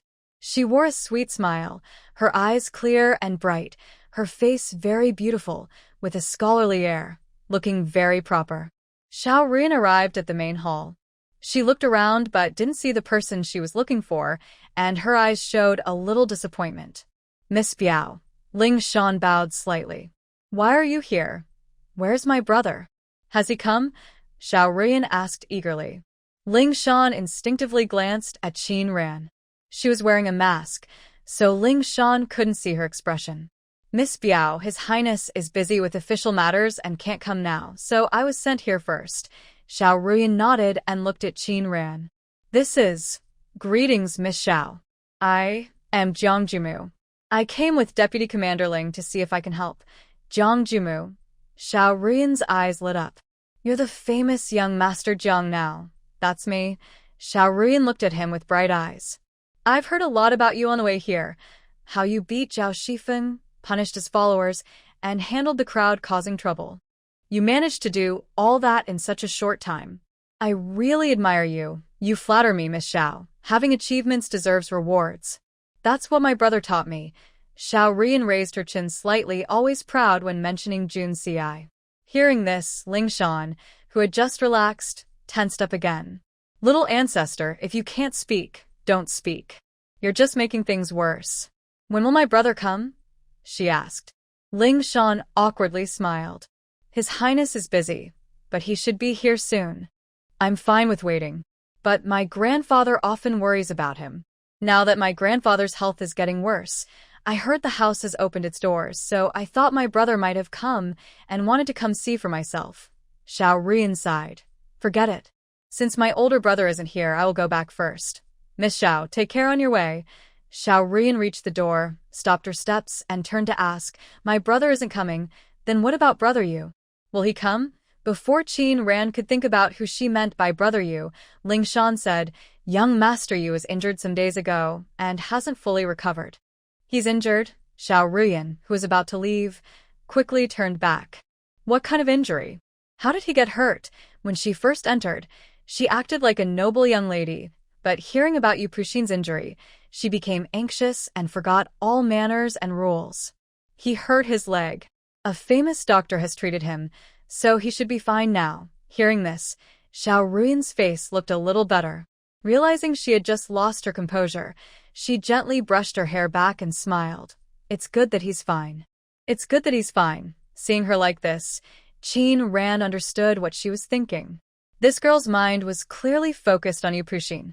Thinking about how Yu Puxin spent his days with courtesans from the brothels, she felt sorry for her. There are many good men in the world.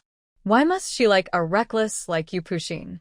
Zhao Xishan returned home and collapsed to the ground as soon as he entered the gate. A servant hurried over to help him up. At that moment, Madame Wang, the city lord's wife, heard the noise and came over. What happened? Madame Wang asked in alarm. You went out just a little while ago, and now you're hurt? Who dares to attack the master? Madam, it was someone from the 8th Prince's group. The 8th Prince? Madame Wang frowned. What's wrong with his people? It's not like the 8th Prince himself came. Even if it was, they're just servants. The city lord is in charge here. The whole Lanchi city belongs to him. For a servant to cause trouble, this is a great disrespect. Zhao Xishan clutched his stomach and said in a deep voice, Quiet. What do you know? Hurry and call a doctor for me. Are you blind? Can't you see I'm in pain? Hearing this, Madame Wang quickly called for someone. Go and get a doctor for the master. She helped Zhao Xishan onto the bed. Looking at Zhao Xishan's pale face, Madame Wang's eyes flashed with a dark light. At this moment, Zhao Xishan was in terrible pain in his stomach, and his consciousness briefly became hazy. Mrs. Wang saw this and took off her ring. Inside the gemstone setting of the ring, there was a mechanism. She opened it and found several black pills. Seeing no one around, Mrs. Wang put the pills into Zhao Xishan's mouth. At this time, Zhao Xishan was unconscious and unaware that someone had drugged him, not even realizing there were pills in his mouth. When she saw his throat move, Mrs. Wang knew he had swallowed the pills. A cruel smile flashed in her eyes. Zhao Xishan completely fell into a coma. Not long after, there was a noise outside the door. A servant dragged a doctor inside. Hurry up. Are you crippled or what? I warn you, if you delay treating my master, I'll break your legs. The doctor wiped his cold sweat and followed closely behind him. The servant led the doctor inside and whispered, Madam, the doctor is here. Mrs. Wang quickly stood up, looking anxious. Hurry. Diagnose my husband. What's wrong? He was just crying out in pain, and now he's fainted. The doctor stepped forward and placed his hand on Zhao Xishan's pulse. Ugh. The doctor's face darkened as he spoke softly. The city lord's pulse is rapid and irregular. Besides severe internal injuries, it seems he's also been poisoned. Hearing this, Mrs. Wang pretended to be surprised. Poisoned? How could he be poisoned? She turned to the servant who brought Zhao Xishan back and asked, What happened? How did the master get poisoned? I don't know. One guard thought for a moment. Madam, it must be that young Master Jiang. It must be her who poisoned him. The master was injured by her, and that's why he's like this now. Young Master Jiang? Mrs. Wang snorted coldly. Who is this young Master Jiang? How dare she attack the master? They say she's the 8th prince's person, the servant replied. Hearing 8th prince, Mrs. Wang's previously strong tone weakened slightly. I never expected that this Jiang surname girl would use sneaky tricks and poison the city lord. No wonder he's no match for her, the servant said through gritted teeth. Madam, we can't let her bully us like this. Mrs. Wang's gaze flicked over Zhao Xishan's face, her eyes showing a subtle hint of disgust, but she concealed it carefully. He is not dead yet. Only when he dies will it truly be a reason to celebrate. Fool!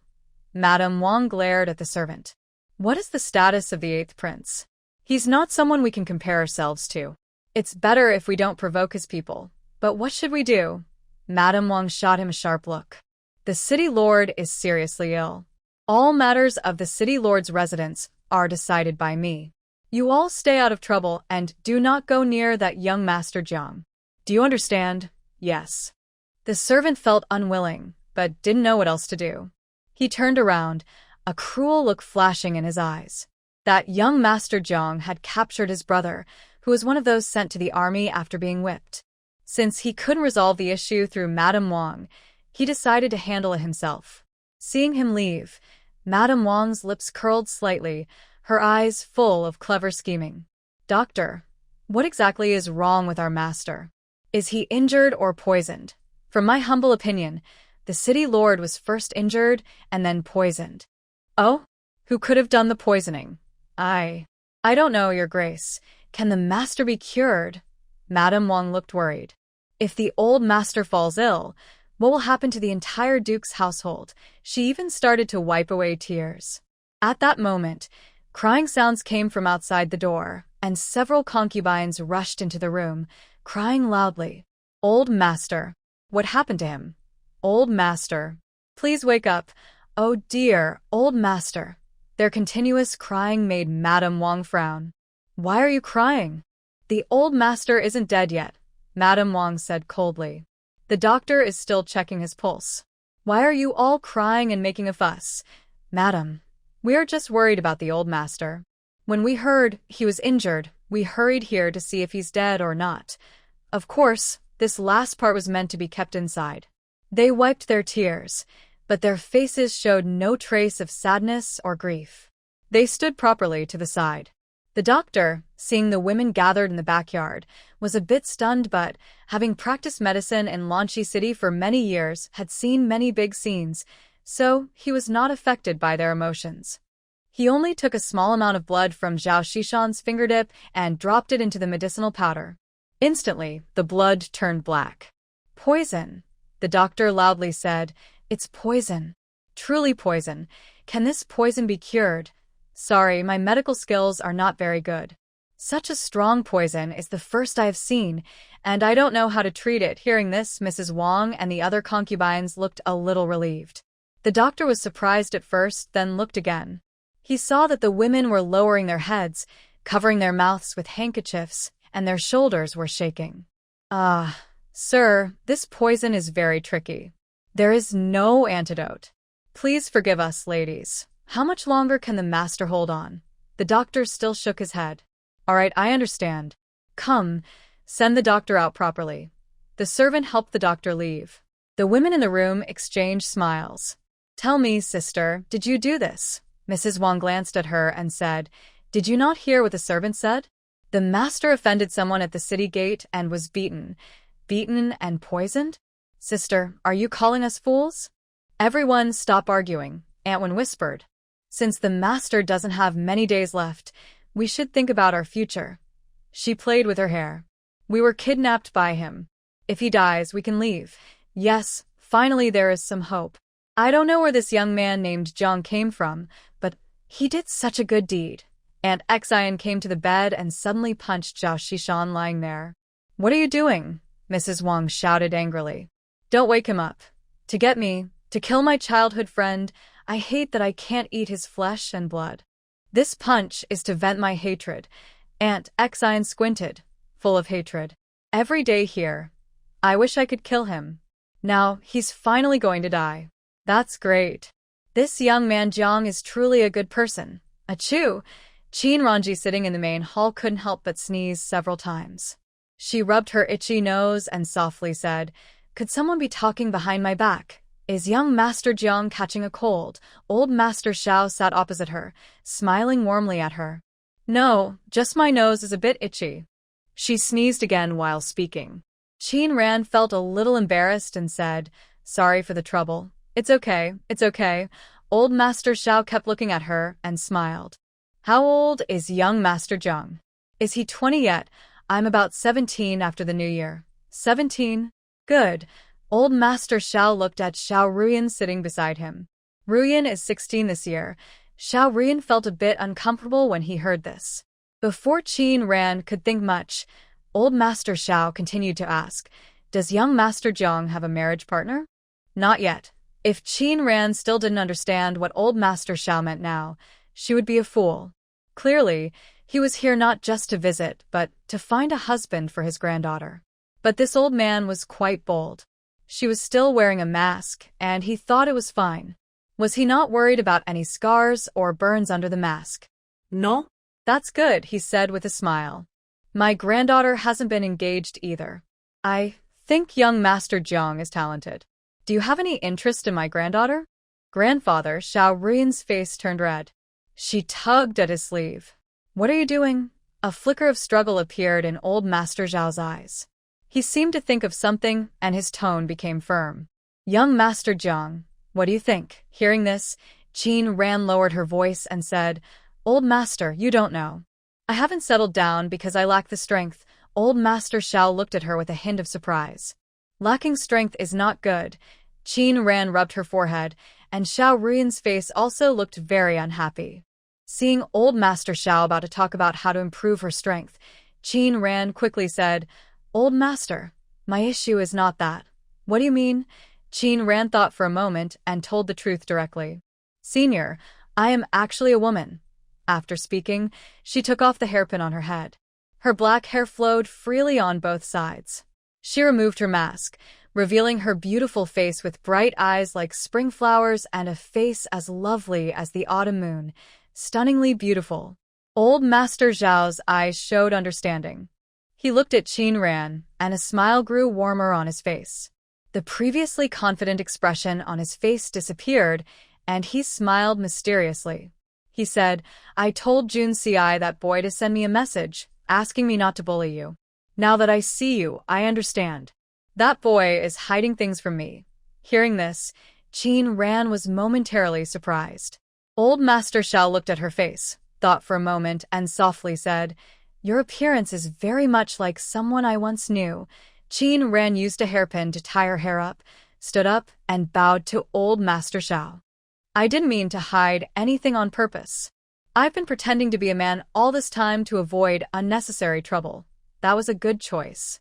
Now that war is coming, we should be careful." Old Master Xiao looked at her with increasing approval. The day she punished Zhao Xishan at the city gate, he overheard her words clearly. "She is brave, clever, skilled in martial arts, beautiful, decisive. If she were a man, she probably wouldn't be any less than Jun Si. But it's also good that she is a girl. If she could marry Jun Si in the future, it would be a great help to him. If Jun Si really manages to become emperor and she becomes a noble consort, she could help manage the harem before she takes her place as empress. She would be capable of assisting the empress in ruling the 6 palaces. Someone with her pure background would be very trustworthy. However, it's a pity her background is too low. Becoming a noble consort is already her limit." At this moment, Xiao Ruyan finally realized the truth. "Are you a girl?" "Obviously." Xiao Ruyan's lips moved slightly. Besides shock, she couldn't find any other words to describe her feelings. A beautiful girl, so close to her brother? Since she knew her brother well, she assumed Brother Yu also knew her. Before seeing Qin Ran, Xiao Ruyan considered herself the most beautiful woman in the capital. Now, dressed in fine clothes, she was no more beautiful than Qin Ran, who wore practical armor and had nothing but a hairpin as decoration. Facing such a fairy-like appearance every day, how could she possibly be interested in others? Thinking of this, her mood sank again. "I heard you're not feeling well. I know a little about medicine. If you don't mind, I can take a look at you. Just an old illness, cough cough." Old Master Shao coughed softly and said, "As people grow old, their bodies naturally become weaker. Over the years, I've seen many so-called divine doctors, taken countless herbal medicines, but my health only worsens day by day." Qin Rand did not check his pulse. Instead, she took out a porcelain bottle and handed it to him. "This is a pill I prepared. You can try it first. It might work." Old Master Shao took the pill, put it in his mouth, and it melted instantly. A warm feeling slowly spread through his body. Old Master Shao looked at Qin Ran, his eyes full of surprise. "Take one pill every day. If you keep taking it for a month, your health will improve a lot. Is this pill really made by you?" Qin Ran nodded, her expression unchanged. This made Old Master Zhao's eyes deepen even more. How could someone from a humble background have such great martial arts and medical skills? It didn't seem logical. Could it be that Jun Ci, that brat, was hiding something from him? Or maybe this girl was from a powerful group, secretly placed here to watch over him. After all, this was the first time he saw Jun Ci interested in a woman. Leaving the main hall, Ling Shan followed behind Old Master Shao. The old man's brow furrowed deeply, and he suddenly stopped walking. Fortunately, Ling Shan was quick and stopped in time. Otherwise, he might have bumped the old man over. "Who is this girl Qin Ran to you and His Highness?" Old Master Shao asked. Ling Shan blinked and chuckled. "Your Highness's affairs are not something I, a servant, would know." Old Master Shao saw through his hesitation and said coldly, "Humph, you all are His Highness's confidants. Naturally, you won't tell me much. But don't forget, she is my granddaughter's son. My grandson. Even if he is a prince or even the emperor, he should respect me." Ling Shan forced a smile and said, "His Highness certainly cares about you." "Humph." Old Master Shao snorted coldly, glared at Ling Shan, then turned and left. In the main hall, Shao Ruyan was still sitting there, watching Qin Ran with hesitation. "Miss Shao, are you going to ask about your brother?" Shao Ruyan bit her lip, a look of difficult hesitation flashing across her face. "Neither His Highness the Eighth Prince nor young master you have any serious injuries." Shao Ruyan's fingertips curled slightly as she softly said, "I didn't mean to ask you, but you said it yourself. I thought you wanted to know." "It seems I was just being overly hopeful." Qin Ran picked up her teacup and took a small sip. "I was planning to say more, but since that's the case, I won't." Qin Ran couldn't help but laugh. The young lady from the Shao family looked dignified and serious, but in truth, she was a bit proud and lively. "I have one question I don't understand." "What is it?" "Miss Shao comes from a noble family and has some connections to the royal family. She can have any kind of husband she wants. Why did she choose Yu Pujin? That flirtatious." Hearing her casually mention Yu Pujin's name, Shao Ruyan was surprised. Were they that familiar with each other? "What do you mean by that?" Shao Ruyan's face darkened. "This is my private matter, and it's none of your business. Besides, I haven't gotten to the point where I can share such personal things with you. You're just my brother's subordinate. What right do you have to ask about my affairs?" She stood up coldly and said, "If a girl can catch my brother's eye, it must be because of your skills in martial arts and medicine. I heard you come from the countryside, and that seems true. Anyone with a bit of sense should know that as a servant, you should mind your place and not break the rules." After saying this, she shot her a fierce look and quickly left. Turning around, she almost bumped into Ling Shan, who was walking quickly toward her. "Humph." Shao Ruyan felt angry, but didn't know who to vent her frustration on. She had already passed Ling Shan and then turned back, silent, and stomped his foot. "Ouch." Ling Shan couldn't help but cry out. "That hurts. That hurts. Just let me die from the pain." Shao Ruyan hurriedly ran out, holding up her skirt. Ling Shan looked at her retreating figure with confusion. Why had she suddenly become so angry? Everything seemed fine. What did he do to upset her? At that moment, loud explosions suddenly sounded in the sky. "Gunpowder." Ling Shan hurriedly looked up. His brow furrowed deeply as he saw the sky covered with dark clouds, forming what looked like a huge cage, rapidly pressing down toward the ground. Is the sky falling? It was clear just now, so why is it suddenly dark? Oh heavens, what is happening? Not only is Lanchi City, but the entire Yenzhou region shrouded in these terrible dark clouds. Qin Ran felt a heavy weight in her heart and frowned. Extreme bad weather. What? Ling Shan asked. What kind of weather? Send out a notice. Tell every household to prepare charcoal and food, Qin Ran whispered. We might be going through a very dark time soon. Ling Shan didn't know what a dark time meant, but he remembered Qin Ran's orders clearly. Without hesitation, he quickly had notices posted around the city. Why prepare charcoal and food? It's just a few clouds. They'll pass soon. Why make such a fuss? Exactly. Besides, we're about to go to war. Food is very expensive. Who would buy more now? In previous years, we had similar weather and it didn't affect us much. Most people in Lanchi City didn't take it seriously. Only a few wealthy families stored a lot of food. Miss, look. The common people saw the notice, but didn't react at all. I think that Qin Ran must feel very embarrassed now, said Haitang, a maid beside Xiao Rian, with a smile. She's just a servant close to the prince. Her family isn't small. People who don't know might think she's the lady of the house. Seeing her look at you, it makes me angry. When talking about Qin Ran, a strange look crossed Xiao Rian's face. Haitang looked at her expression and whispered, I think she's just relying on her looks. She's walking around in front of the prince and the heir. She's just a servant, yet she dares to call the heir by his name. People might think she's very close to him. Miss, in my humble opinion, you should teach her a lesson. Xiao Ruyan pursed her lips and frowned slightly. But she's still a relative of my brother. If I hurt her, my brother might be unhappy. In the past, during the prosperous times of the Xiao family, she wouldn't have paid attention to Qin Ran. When it came to noble women in the capital, the Xiao family was second to none. No one dared to claim first. After all, Empress Xiao was very favored, and everyone could see it clearly. Even the Empress had to stay cautious around her. If she wanted to deal with a servant, she wouldn't hesitate. But now, times are different. Empress Xiao has been asleep for many years, and the Emperor probably has already forgotten her. As for the Xiao family, from being a bustling household to now almost empty in just a few years, this is also the reason they moved from the capital. The only hope now is the 8th prince, Jun Ci, who is still in power.